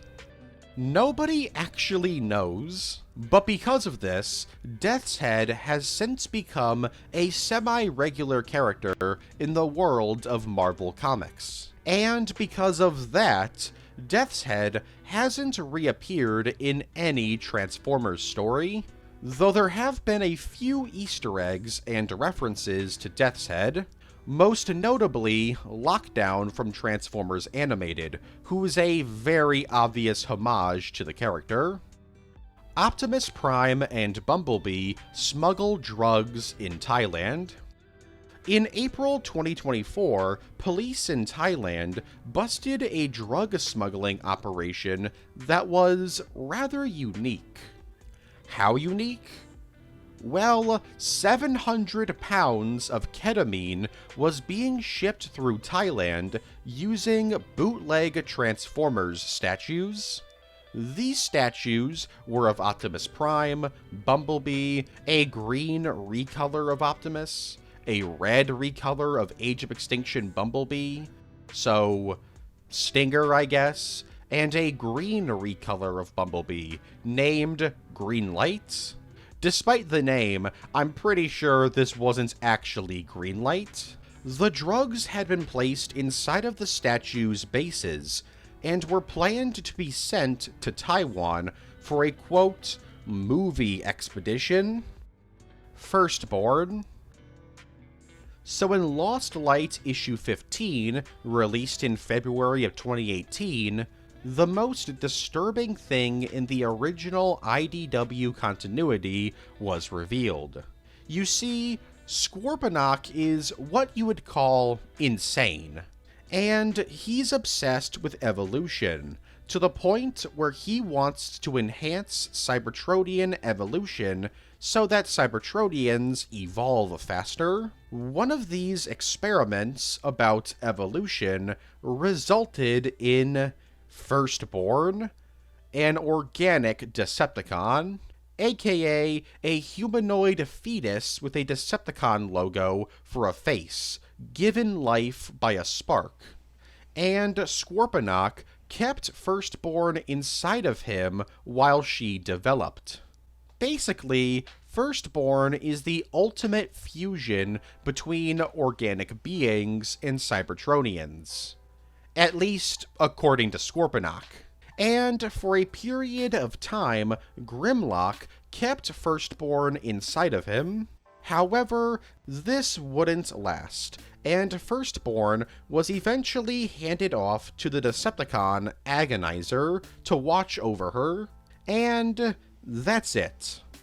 Firstborn didn't actually appear all that much, and pretty much all of the story surrounding her was dropped in order for author James Roberts to focus on the final arc of the series.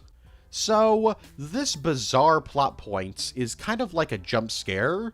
It showed up, scared people, and disappeared. Car and Cable.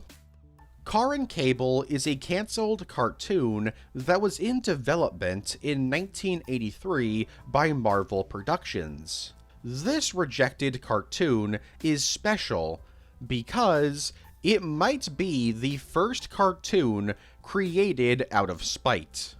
In 1983, when Hasbro and Marvel Comics were creating the story of the Transformers, a story treatment was created and handed over to Marvel Productions in order for them to create a Transformers cartoon, but Marvel Productions and Marvel Comics did not like each other in 1983. And so, the people over at Marvel Productions said, "Nah, I'm gonna do my own thing," and created Car and Robot. This cartoon would be about a sentient robot named Muffer who turned into a Volkswagen. He lived with a family of 3, and together they would go on wacky Hanna-Barbera type adventures. Concept art created for the show found its way into the magazine Comics Feature in January of 1985, which is part of the reason why we know that Car and Cable was even a thing in the first place. Car and Cable didn't get far into production before it was cancelled. Meanwhile, Transformers got 4 seasons, a movie, and a comic series. Oh, and an entire multi-billion-dollar franchise lasting 40 years. Prowl 2? So despite Prowl's death in the 1986 film, he appears in a few episodes of The Headmasters. This is because the 1986 film wasn't released in Japan until 1989, so the people making the show didn't know that he was supposed to be dead. This led to a lot of people wondering how Prowl could be alive. And in 1997, a Maximal toy was released, named Prowl. This caused fans to speculate that this Prowl was in fact the original Prowl, now somehow a Maximal. But that still didn't answer the question. How was he alive? Well, it got even more confusing in 1999 when another Maximal figure named Prowl was released. And it was clear that this new Bird Prowl Maximal was not the same character as the Lion Prowl Maximal. Then, in 2005, the Binaltech Prowl figure was released, and alongside it was a short story that explained how Prowl was still alive. Turns out, when Wheeljack saw his death in the future and created a new body for himself, he also gave Prowl a new body to transfer his spark into. Except, this was a bit of a failure, and the process nearly killed Prowl. The human Chip Chase would then sacrifice his life to transfer his life essence into Prowl's body. When Chip Chase did this, his life essence merged with Prowl's memory data that was stored inside of the body. This caused him to become a separate entity named Prowl 2. And it turns out that Prowl 2 is the Bird Maximal from 1999. But the original Prowl was still alive. Kinda, not really. His spirit was sent through the multiverse, and eventually was recovered and finally placed inside of the Binaltech body that Wheeljack had created for him. And when this happened, Prowl 2 ceased to exist, and all of the maximal features went away. Prowl would then travel with his universe's Wheeljack into the main Marvel cartoon continuity, where he would replace that universe's Prowl, much like how Wheeljack replaced that universe's Wheeljack. And so, that's how Prowl appears in the Headmasters. But wait, what about the Lion Maximal Prowl? Well, in the Beast Wars sourcebook released in 2007, written by Simon Furman and Ben Yee, it would be revealed that this Lion Prowl was the original Prowl. Apparently, Prowl had survived into the far future and become a Maximal Elder. Transformers is an insane series. The Transformers will return after these messages.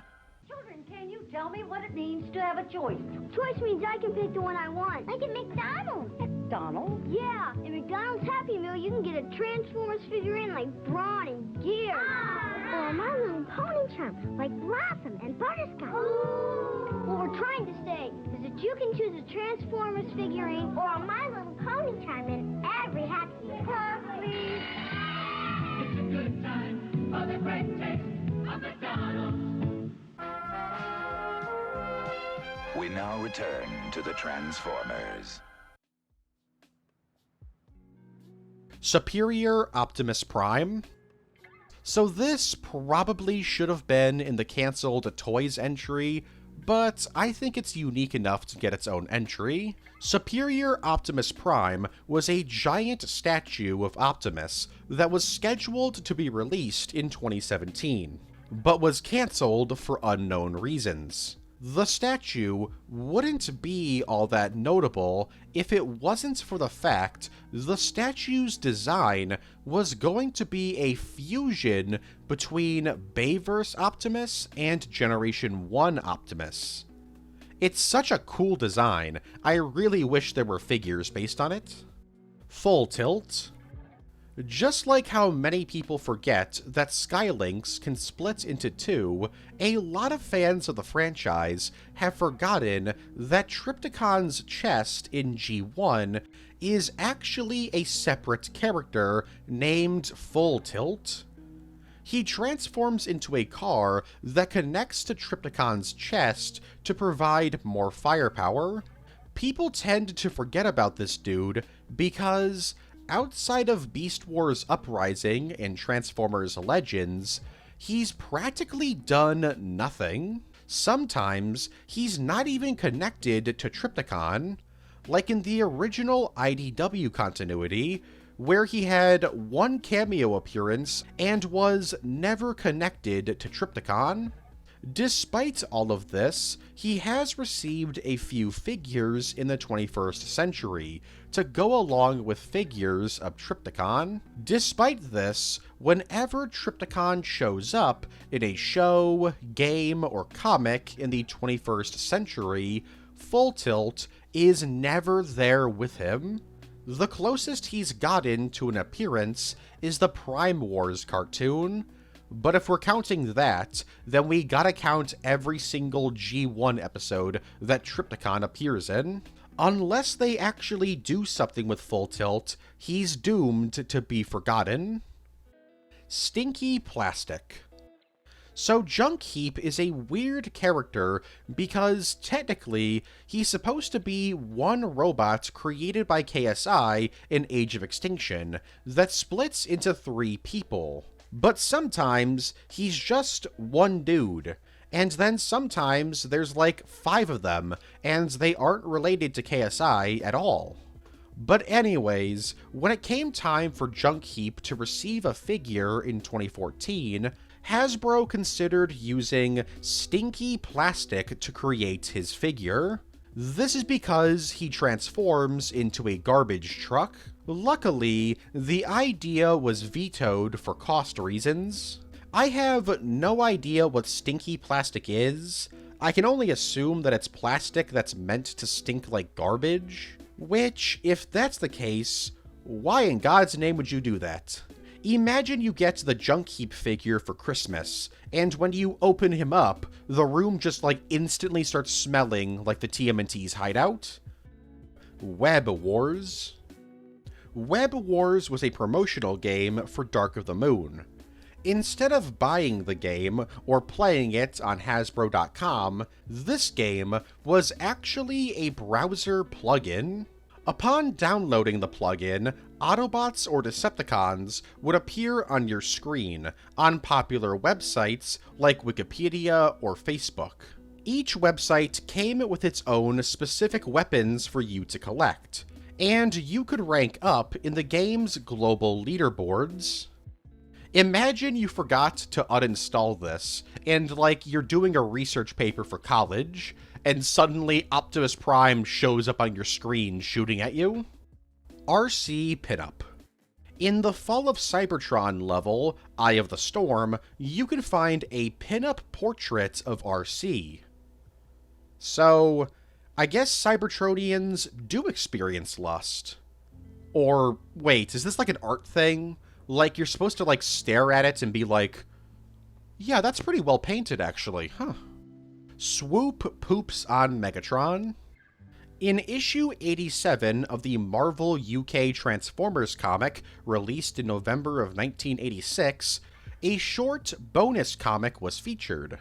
This comic features Swoop battling Megatron, but instead of using blasters or swords to fight him, Swoop simply poops on him. There's nothing else for me to say. Secret Transformers Autobot Rescue Squad.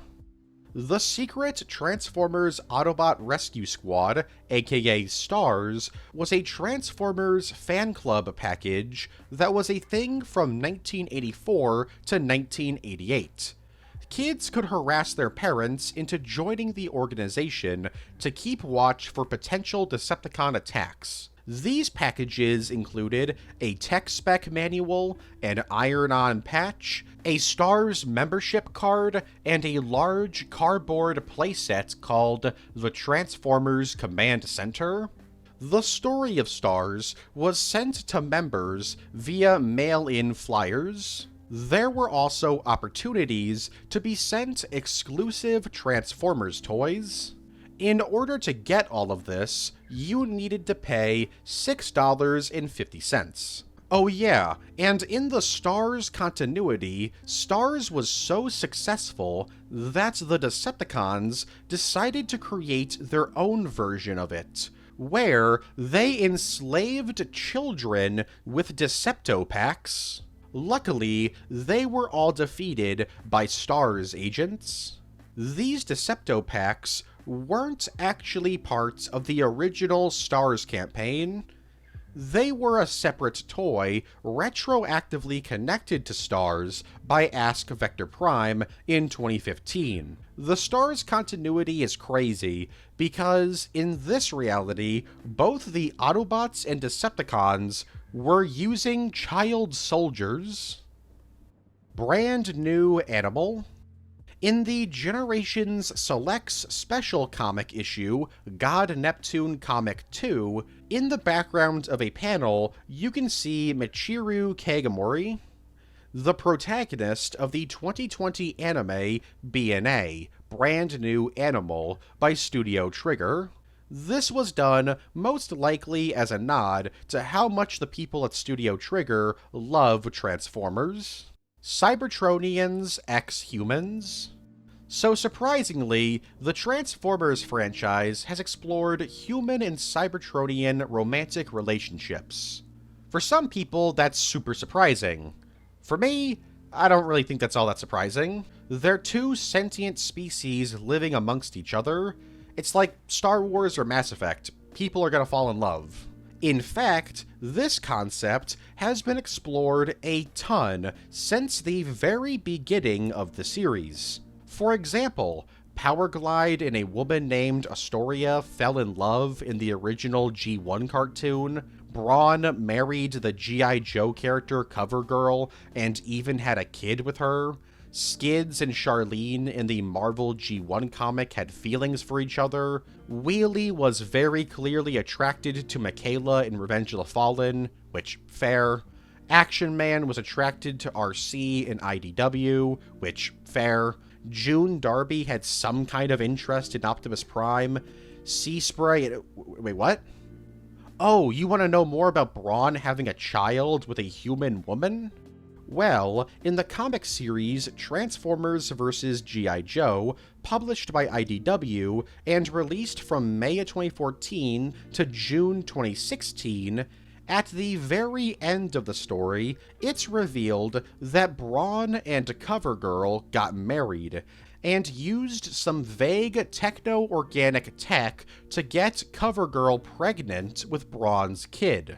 This technology is described as, quote, a combination of binary bonding, headmaster technology, and techno-active core technology. I don't know what that means. Transformers Beast Wars Diorama Story. Released exclusively in Japan in 2007 as a series of video shorts packaged with Beast Wars Telemoka figures. This short series starts off as a retelling of scenes from the Beast Wars cartoon. But in episode 11, the series is turned into a crossover between Beast Wars and the cast of the first live-action film. In the story, the Maximals and Autobots team up after a time portal opens up, sending the cast of the Bayverse into this reality.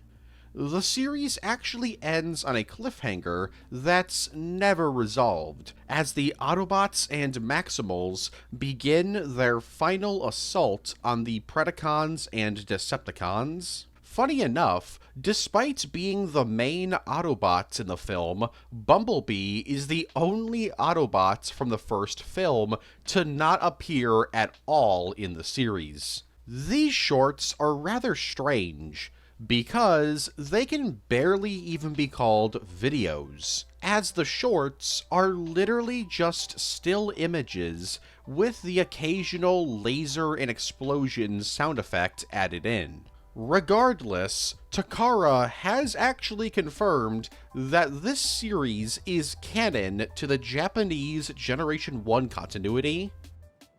Street Fighter II X Transformers. In 2017, Hasbro partnered with Capcom in order to create Transformers figures based on Street Fighter characters. This was in celebration of Street Fighter's 30th anniversary. The lore behind this crossover is that Optimus, Hot Rod, and RC travel to the Street Fighter universe after Megatron travels there in search of more power. Upon arriving there, Megatron teams up with M. Bison, who allows Megatron to scan him, giving Megatron M. Bison's psycho power and fighting abilities. When the Autobots arrive, they scan Ryu, Ken, and Chun-Li to take their fighting skills in order to battle Megatron. There's a big fight, and ultimately, Megatron and M. Bison are defeated. The crossover had 4 figures: Optimus as Ryu, RC as Chun-Li, Hot Rod as Ken, and Megatron as M. Bison. Not only that, but Street Fighter characters were also released as headmasters for the figures. Well, all of them except for Chun-Li. Originally a Japanese exclusive, these figures would be released in the United States in 2022 in celebration of Street Fighter's 35th anniversary. Built to Rule. Built to Rule was the first Transformers building block toy line, and it was a complete and utter failure, as it barely lasted a single year. If you thought the Creo and Construct bots looked kinda odd, you haven't seen Built to Rule. Released in 2003, these toys had some major problems. They were extremely awkward to build, they looked incomplete, and it was really hard to pose them. The Built to Rule toy line had toys based on Transformers Armada and Transformers Energon, and there was a mix of small sets, medium sets, large sets, and one extremely large set. Because Built to Rule was an utter failure, this line has been largely forgotten about, but it is technically a fairly important toy line because it was Hasbro's first attempt at a building block Transformers toy. A Bathing Ape. A Bathing Ape is a Japanese fashion brand with several stores across Japan. And from 2011 to 2021, they partnered with Takara several times to produce multiple Optimus Prime toys for them. Most of these toys are recolored Optimus Primes in unique color schemes, while others are bare brick figures of Optimus Prime. There's even been several masterpiece figures of Optimus in Bathing Ape brand attire. I guess in whatever continuity this Optimus came from, he just decided to retire from the war and become a model for a bathing ape. Quest for Cybertron. Transformers Cybertron Quest for Cybertron is probably the most obscure cancelled Transformers game ever. This is because the game was being developed not for PC or any mainstream consoles like Xbox or PlayStation, but instead Hasbro's Ion console. This was a console Hasbro produced in 2006 that was intended to be an educational platform. Only 6 games were ever actually made for it before Hasbro gave up and abandoned the console, and Quest for Cybertron was not one of those 6 games released. Planned for a holiday 2006 release, the game was going to use motion tracking technology to allow players to interact with objects on screen. The motion tracking technology in question was the iToy. The game was being made for kids 7 to 10 years in age, although in a press statement it was stated that adults could have fun playing it. Somehow I doubt that. Scrapped Shattered Glass stories. We know of a few cancelled Shattered Glass storylines, and by a few, I mean 2. The first is Ultimate Salvation. We don't know much about this story outside of it being the original ending for Shattered Glass. There might be more information about this somewhere, but the only source of information that I could find about it was from the Transformers Collectors Club forums. And not only do I need an account to access the website itself is down.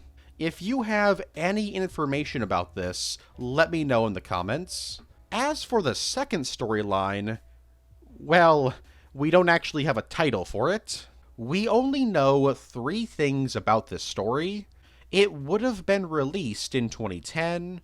It was going to be about Cyclonus and his Target Master partner, Krunix, and would have been written by Pete Sinclair.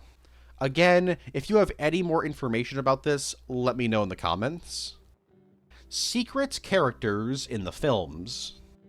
Back in 2007 and 2009, when the first two live-action films were released, fans speculated that each of these films actually contained secret Transformers characters. Now, what do I mean by that?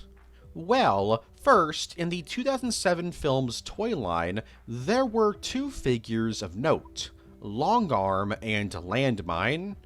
Longarm's vehicle form was based on the tow truck that Michaela uses during the first film's finale to carry an injured Bumblebee throughout the battle.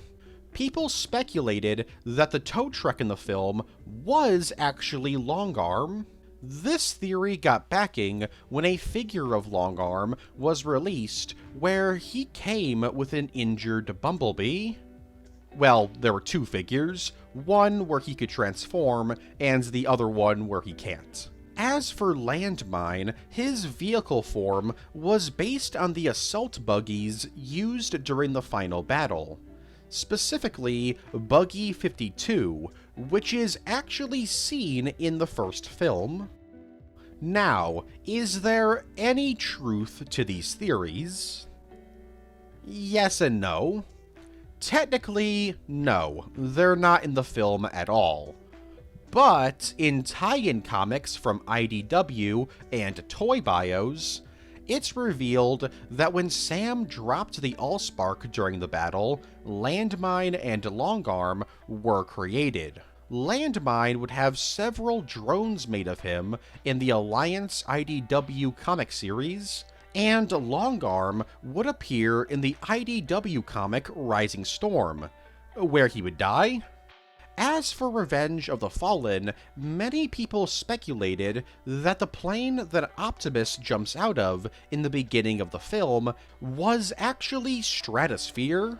The only real evidence for this is that Stratosphere's figure comes with an extremely tiny Optimus Prime toy that can be stored in his vehicle form. There's no actual story evidence or even toy bios to suggest that this theory is true. 7-Eleven. In 2018, Optimus Prime decided to help out humanity not by fighting evil, but by working for 7-Eleven in Japan, where he transports stock to 7-Elevens across the country. But yeah, in 2018, Japanese 7-Elevens received 7-Eleven Optimus Prime figures you could buy.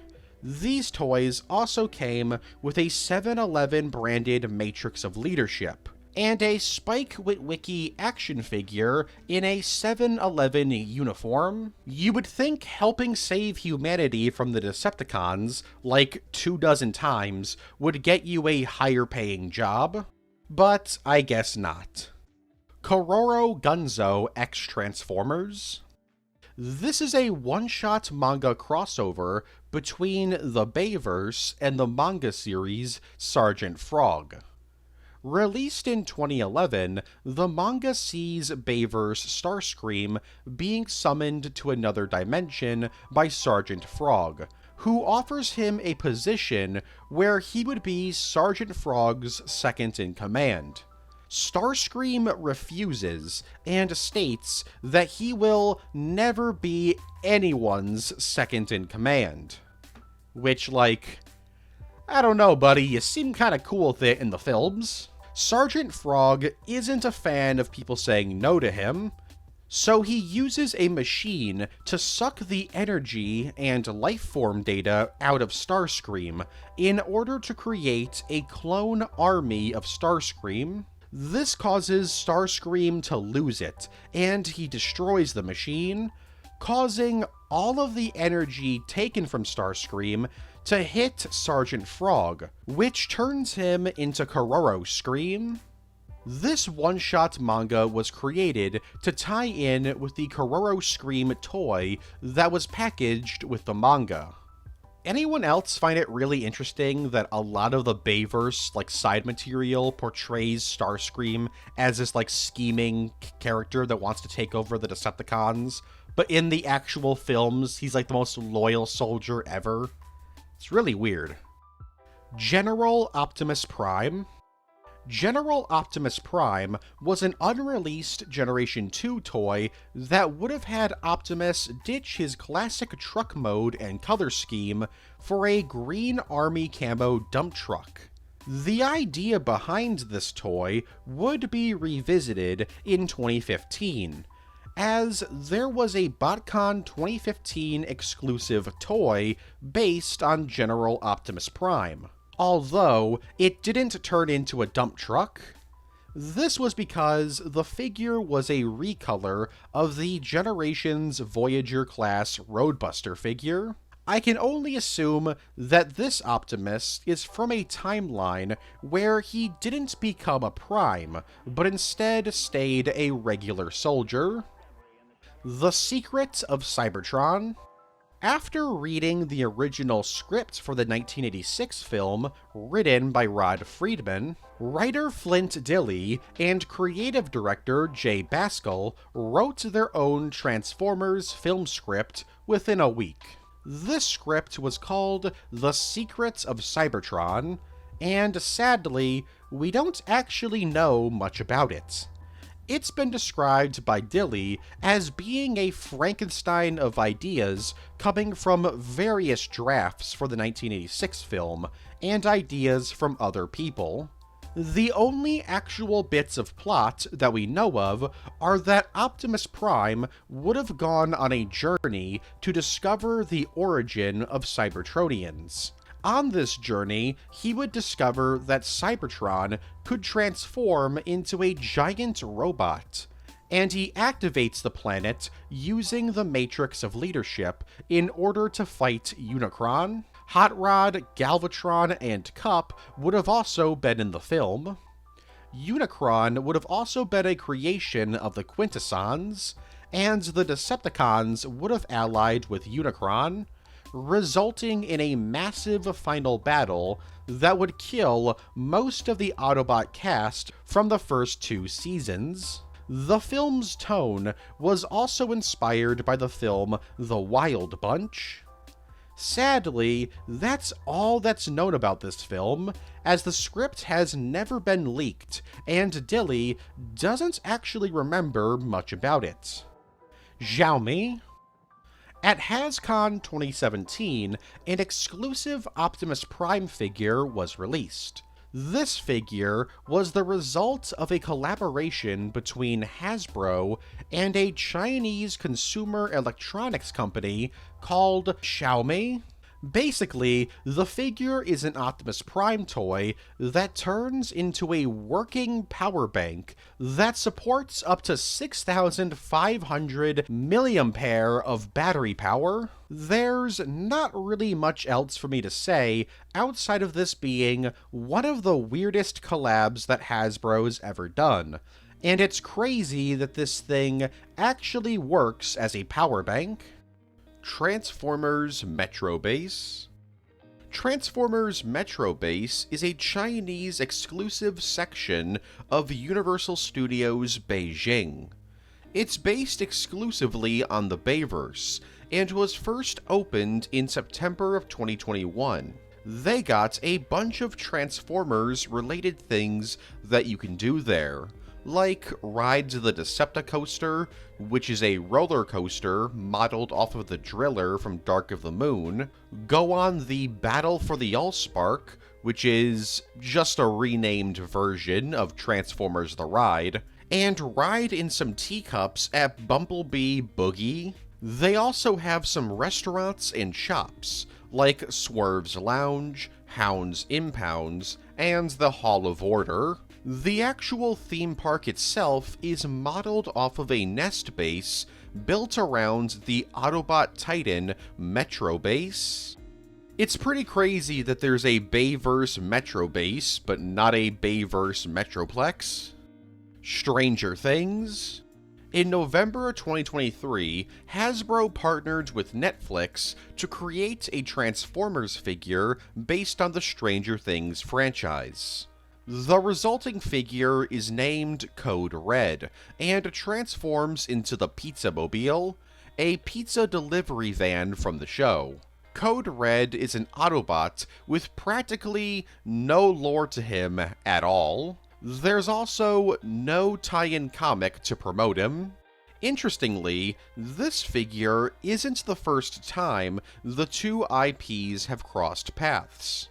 In the Stranger Things Season 3 episode, Susie, Do You Copy?, an Ultra Magnus toy is brought to life. Commodore 64 game. Released for the Commodore 64 and ZX Spectrum in 1985, The Transformers is the first ever Transformers video game. Players control Optimus Prime, Jazz, Hound, Mirage, or Bumblebee as you battle the Decepticons, and the Decepticons have robo-cloning, which means there's like 100 different sound waves, starscreams, etc. The game even saw a sequel released in 1986.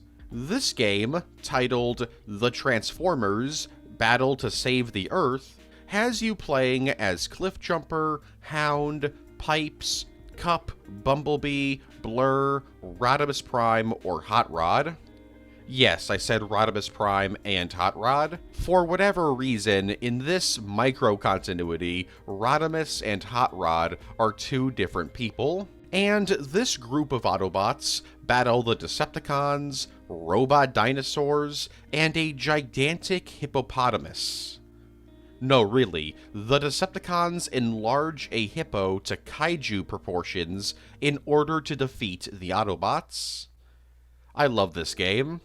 I won't ever play it, but I love it. Shockwave in Aliens. In the film Aliens, there's some medical equipment that most people would just assume is some random sci-fi tech. But Transformers fans will recognize this piece of equipment as the original Shockwave toy. Yeah, in order to create this piece of tech for the film, a Shockwave toy was modified and then glued upside down. Mars Attacks. Written by Shane McCarthy and released in January of 2013, Mars Attacks the Transformers is a one-shot crossover comic between Transformers and the Martians from the 1996 film Mars Attacks. The story is very simple. In the immediate aftermath of the final battle of the Great War, the Martian Empire invades Earth. Megatron quickly forms an alliance with the Martians, but this alliance is over extremely quickly, as the Martians almost instantly betray the Decepticons. The Autobots and Decepticons are then captured by the Martians, causing the two sides to team up to defeat this new threat.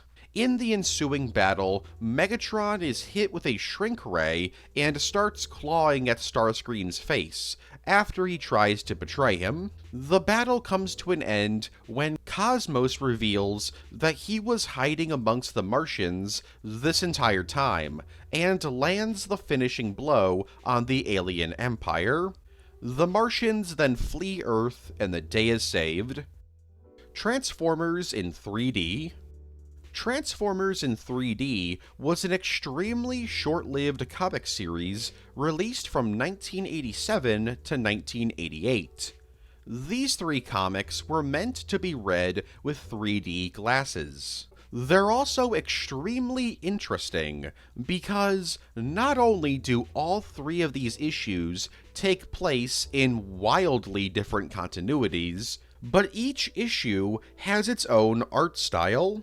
There's also some really weird things in these stories that no other Transformers media has. For example, in the first issue, Hot Rod says that Rodimus will show up if there's trouble, acting like Rodimus Prime is like his secret identity. This comic series had a lot more stories planned, but all of them were cancelled, including 2 more issues and a second story in the second issue. Last thing I want to mention is Grog, an alien entity with an army of worms and tentacle monsters guarding the Prism of Power. you could only get past him if you answer his riddle. He has never appeared again. Changeables.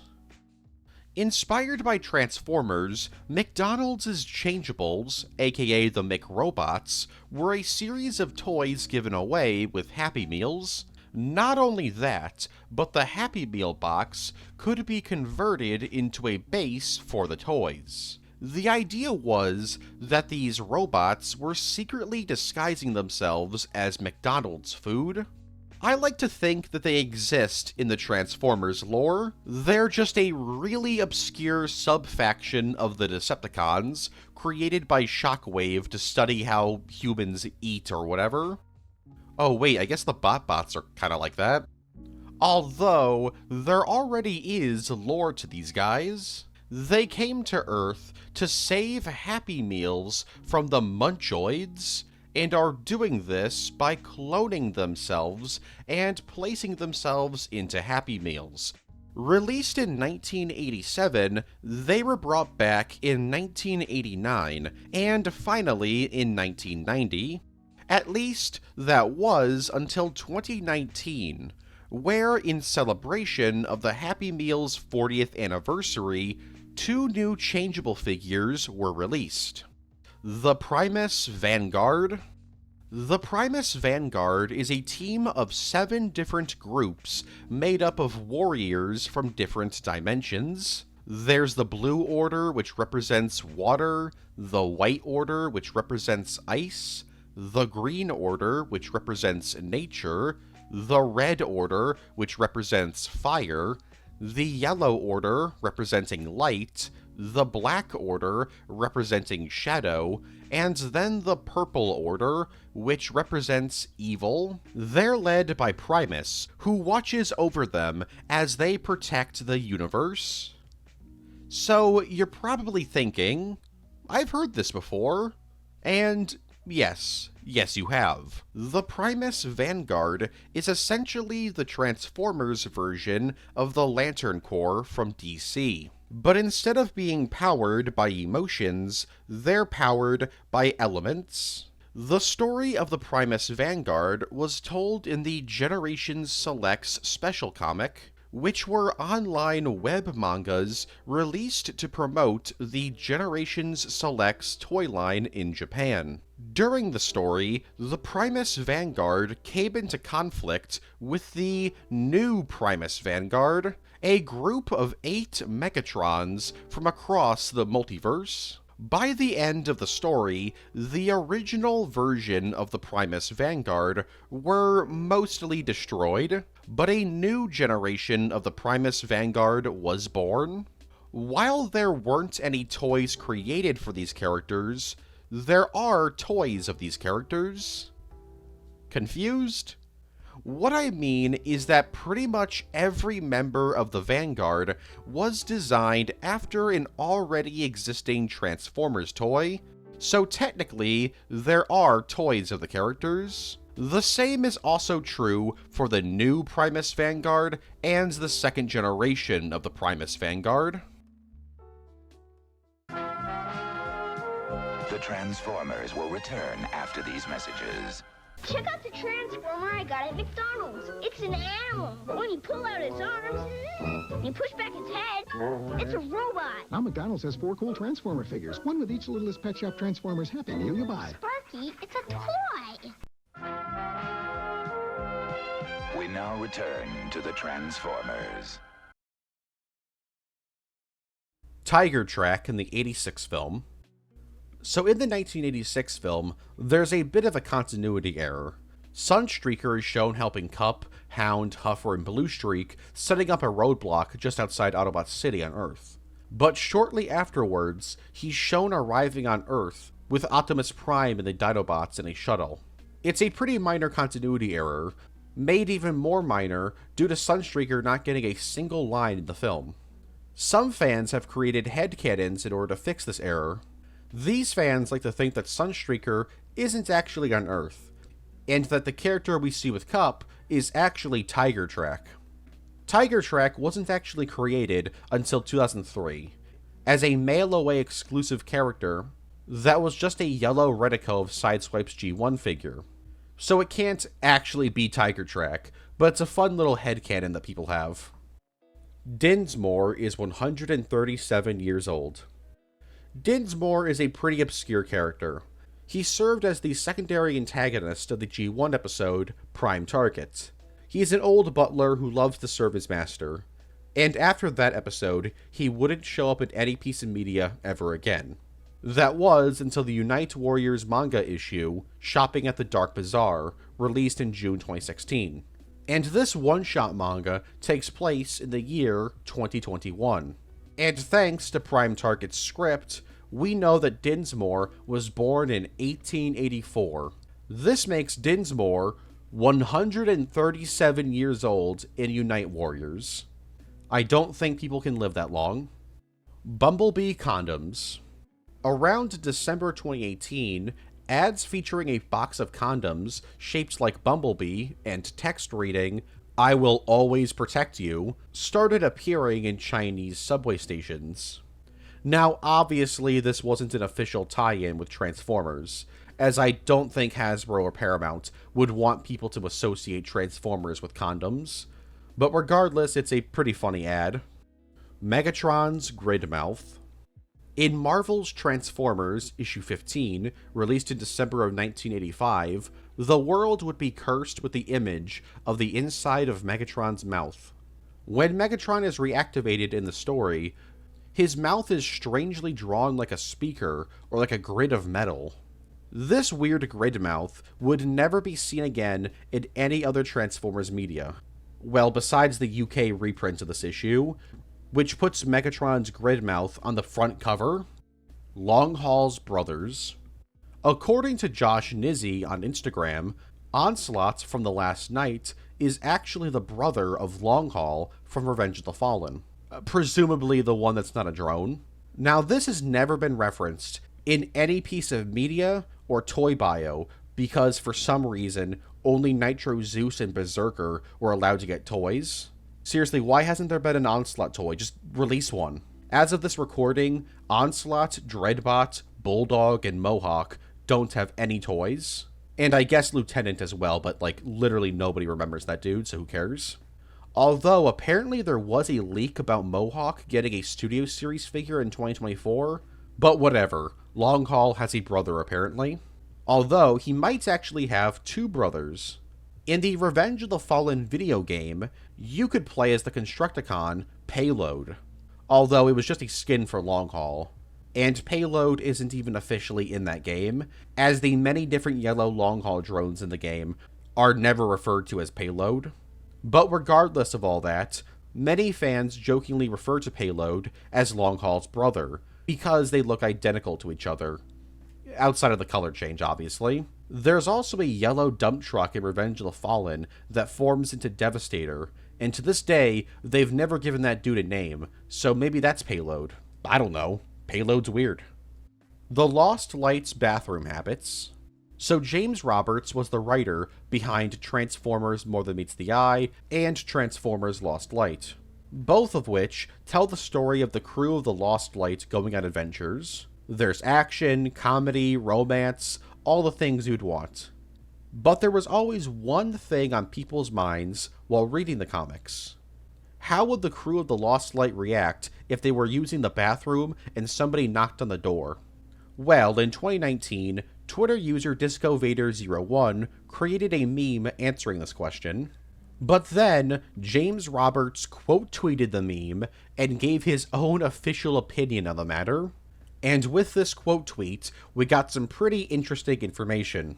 Like how Ultra Magnus only uses the bathroom once every 3 weeks, and Rodimus poops and pees in the sink. Obviously, this is just a joke, it's not canon, but I thought it was pretty funny. This wasn't the first time James Roberts had made jokes like this. In 2017, he revealed that Ultra Magnus loved vaping, and has a collection of vaping equipment. He also came up with the idea that Tailgate's teeth are flaccid until he gets angry, which I hate. This is an evil concept. I don't like this at all. Mobile Legends Bang Bang.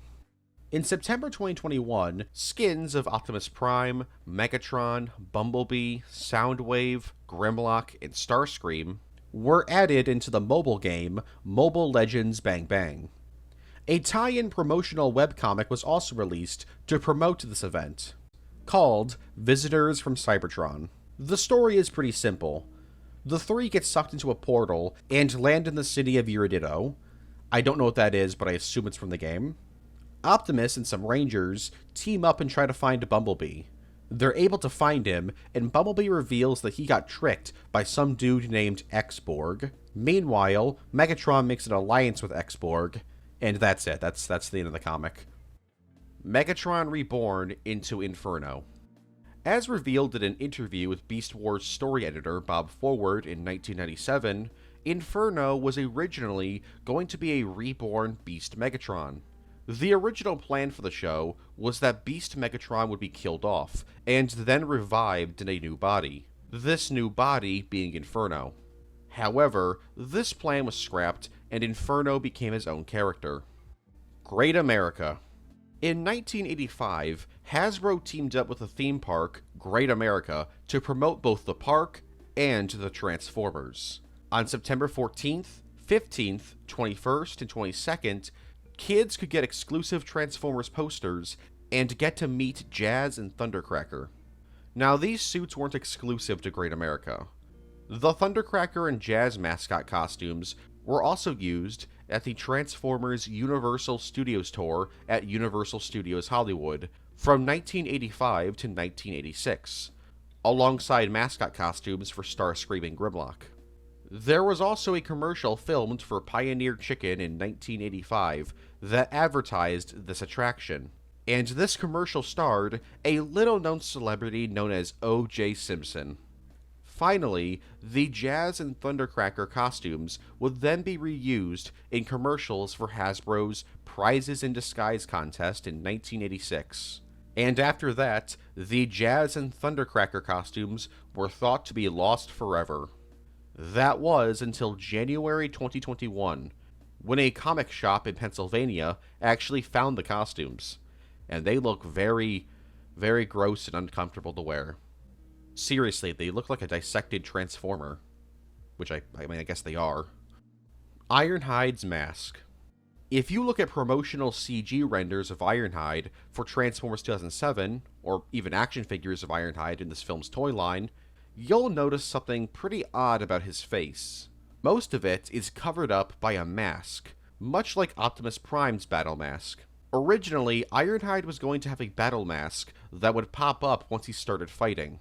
However, this was cut from the film fairly late into production, as while it never appeared in the film itself, as I mentioned a second ago, the mask appears in a lot of promotional material for the film. Future toys of Ironhide would include this mask as well, since a lot of Ironhide's toys were based on his concept art instead of his appearance in the films. This mask also makes an appearance in the Transformers 2007 video game. Ironhide wears it throughout the entire game in the PS2 and Wii versions of the game, but he doesn't wear the mask in the Xbox 360, PS3, and PC versions of the game. Well, he doesn't in-game. For some reason, there's still some cutscenes where he wears it. Arby's Action Master Predaking. So in 1990, Hasbro began developing an Action Master figure of Predaking. This Action Master figure would have been able to become the rider of a transforming dirt bike. However, this figure only made it to the concept art stage before it was scrapped, though the bike would end up being made, and would be partnered with the Action Master figure Axer. The Predaking concept art wouldn't see the light of day until the year 2000, where the concept art was found in an Arby's parking lot. It was lying face down in a puddle. So how did this piece of Transformers concept art end up in an Arby's parking lot? Well, nobody really knows. But since this happened near where BotCon 2000 had recently finished up, it must have come from there somehow. It's a really weird story. Crayola Convoy. In 2005, G1 Optimus Prime was chosen to become a lucky draw figure. These figures are created exclusively to be given out to contest winners. There's been a bunch of these lucky draw figures, and nearly all of them are extremely rare. Most figures are only created about 10 or so times, and this G1 Optimus is no different. This was a standard Optimus Prime figure, however its color scheme was significantly different from your standard Optimus. This was because its color scheme was chosen by a children's coloring contest held in a 2004 issue of TV Magazine. So if you don't like this color scheme, blame some random kid who colored in Prime like this. Anyways, its weird color scheme has led many fans to give this figure the name Crayola Convoy. The Bumblebee prequel comic series is canon to the Bayverse. So it's very well known by now that Bumblebee was originally going to be a prequel to the Bayverse, and was only turned into a reboot very late into the film's production. What's not as well known is the Bumblebee prequel comic series from IDW. Because Michael Bay wasn't directing Bumblebee, IDW were given the go-ahead to make a prequel comic series to the film. However, because it's a prequel to an early draft of the film, the draft that was canon to the Bayverse, this comic can't be considered canon to Bumblebee and the Rise of the Beasts. But, because it was made to be canon to the Bayverse version of the film that got scrapped, technically, this comic series is the final bit of Bayverse media to ever be released.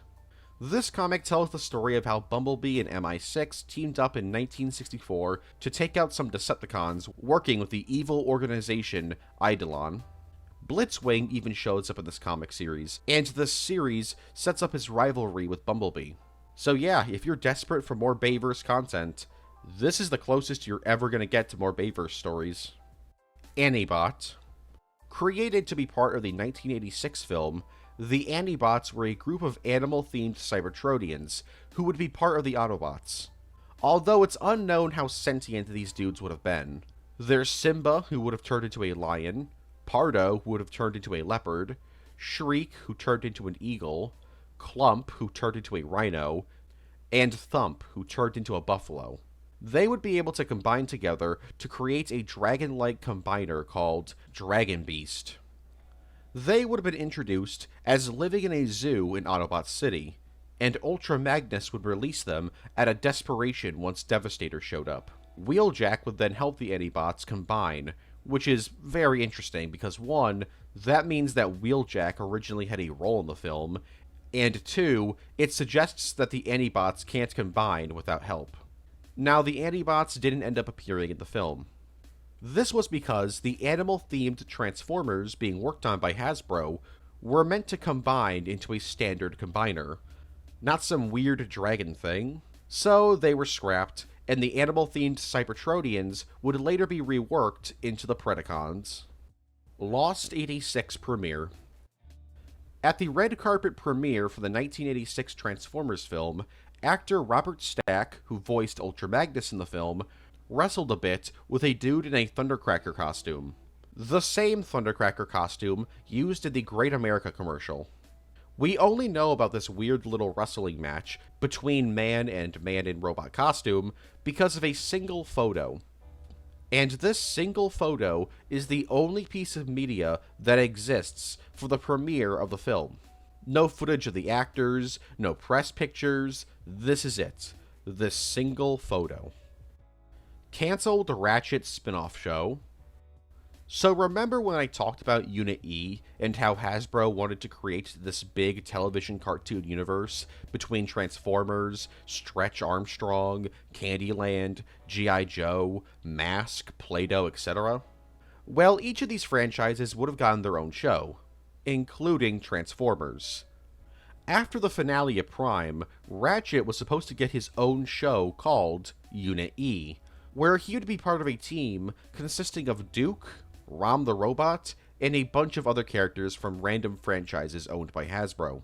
This show would have aired alongside the other shows, like G.I. Joe, Candyland, etc. And no, this G.I. Joe show was not going to be another season of G.I. Joe Renegades. At least I don't think it was. Ratchet wouldn't be the only Cybertronian in the show. There was going to be a bot named Chopperface, who would turn into a dune buggy. He was mostly a normal Cybertronian, except for his head, which was that of a Dinobot.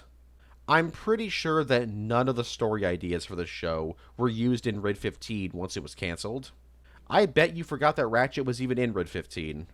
Remember how in RID 15 they brought Bulkhead back to be part of the main cast for like the last 4 episodes? What a waste. Decipher the Decepticon.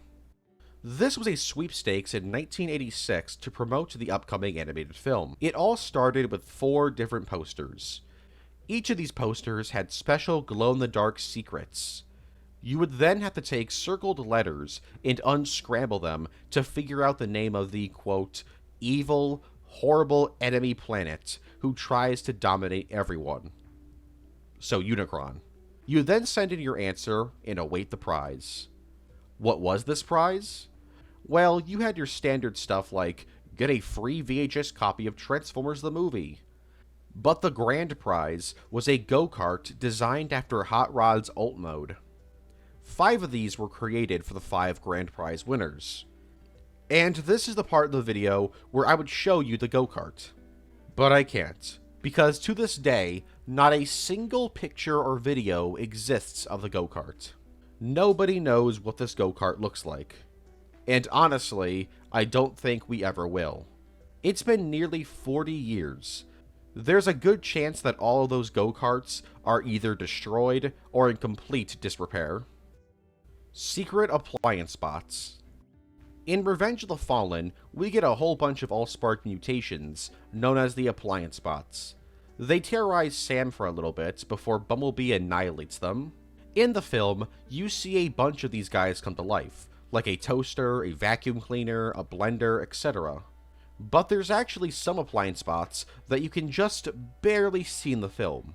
The more obscure appliance bots include the Cisco AeroNet bot, the cell phone bot, and the waffle iron bot.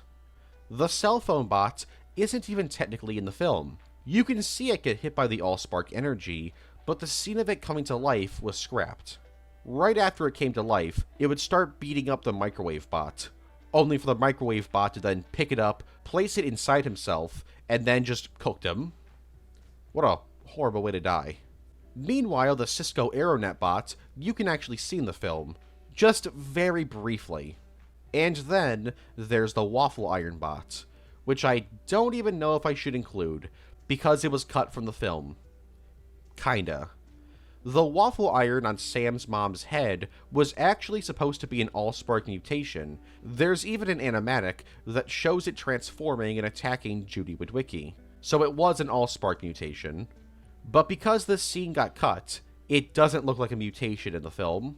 It just looks like a standard waffle iron. Peter. Bike Rider DX3 Time Rider.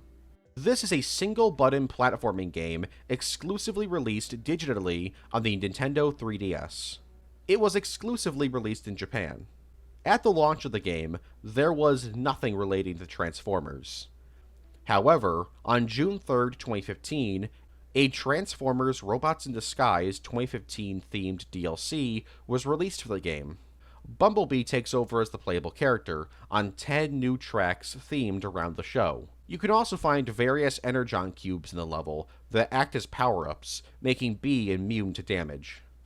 Also, Steeljaw and Thunderhoof appear in the game as obstacles. This game was later re-released as part of a remaster collection on the Nintendo Switch. However, none of the Transformers stages returned. Galaxy Force's Weird Continuity. So the Unicron trilogy consists of Transformers Armada, Energon, and Cybertron. And throughout the world, all those shows are connected. They're all in the same continuity. Except in Japan. While Armada and Energon were canon to each other, Cybertron was a bit different. Cybertron, or as it's known in Japan, Galaxy Force, was actually a reboot and not canon to either show. That's why there's some really weird continuity errors in the English dub of the show, because they literally had to make Cybertron canon to 2 other shows it wasn't supposed to be canon with. However, things get weirder. You see, the original plan for Galaxy Force was that it was going to be canon with Armada and Energon, but for whatever reason, the team behind the show went in a new direction. But then Takara came in and were like, no, it's canon. And after that, references to Armada and Energon were placed in Galaxy Force's DVDs.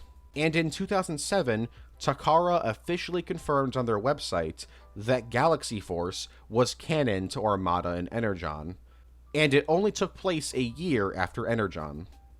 This causes some significant continuity issues, but honestly, this universe's continuity is perfect compared to the nightmare that is the aligned continuity. How does any of this fit together? Transformers Animated Season 5. So Transformers Animated's 4th season is legendary in the Transformers fandom. People love to talk about what the season could have been. We know of a bunch of plans for the 4th season, which I went over in my first Iceberg.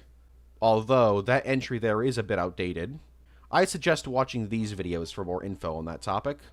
But many people don't actually know a 5th season was discussed, or at least thought about. While at a panel at TF Nation 2019, Marty Iceberg revealed that he was at least thinking about ideas for a 5th season.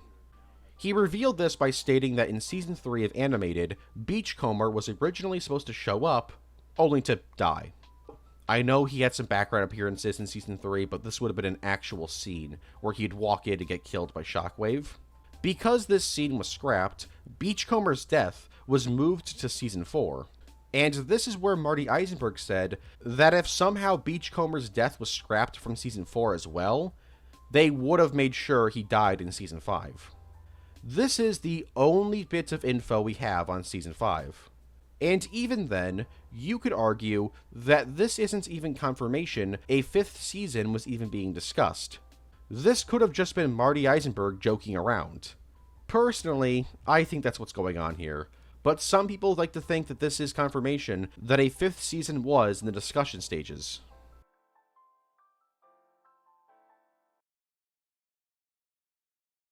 And there we have it, ladies, gentlemen, and NBs out there.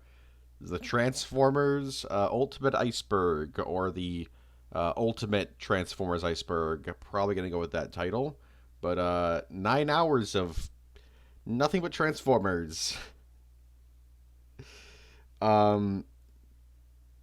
This was insane. This was a nightmare at times. I think, let me rephrase that.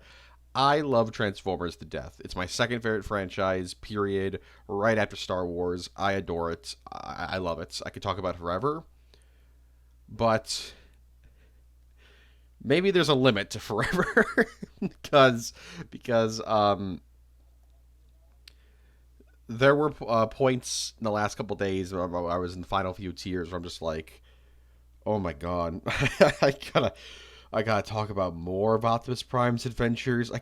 There's more, but I think the end product. I think the end product is pretty good. I am extraordinarily proud of myself for this video. I hope you guys enjoyed it. I assume you watched it in chunks if you got to the end, because I cannot imagine you watched this in one sitting. And if you did watch it in one sitting, I mean like you sit down and watch it. You weren't like listening to it on like your on your work shift or something like that. I can't imagine you would do that. I can't imagine you can. I mean, you can do that. I don't know why you would. But yeah, that's it. that's it. Don't ever ask for another one of these again. I don't want to do another Transformers Iceberg. Dude, this rendering process is going to take like well over a day. Like it's going to be insane. In fact, as I keep talking, it's just going to be longer, so I'm going to wrap it up. But yeah, thank you all for watching. This is like a pseudo 100K special as well, which I don't even know. I don't even have words to describe that. Haven't hit there yet, but getting close.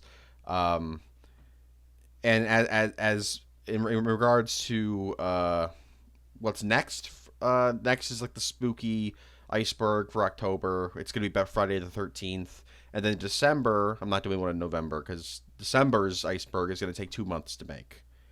But December, keeping in line with the whole, like, that's like the highly requested icebergs, that is going to be one that is very highly requested, and I can't wait to do it. With all that being said, happy 40th anniversary to the Transformers franchise. It genuinely changed my life because the first Transformers Iceberg is really what kickstarted my channel.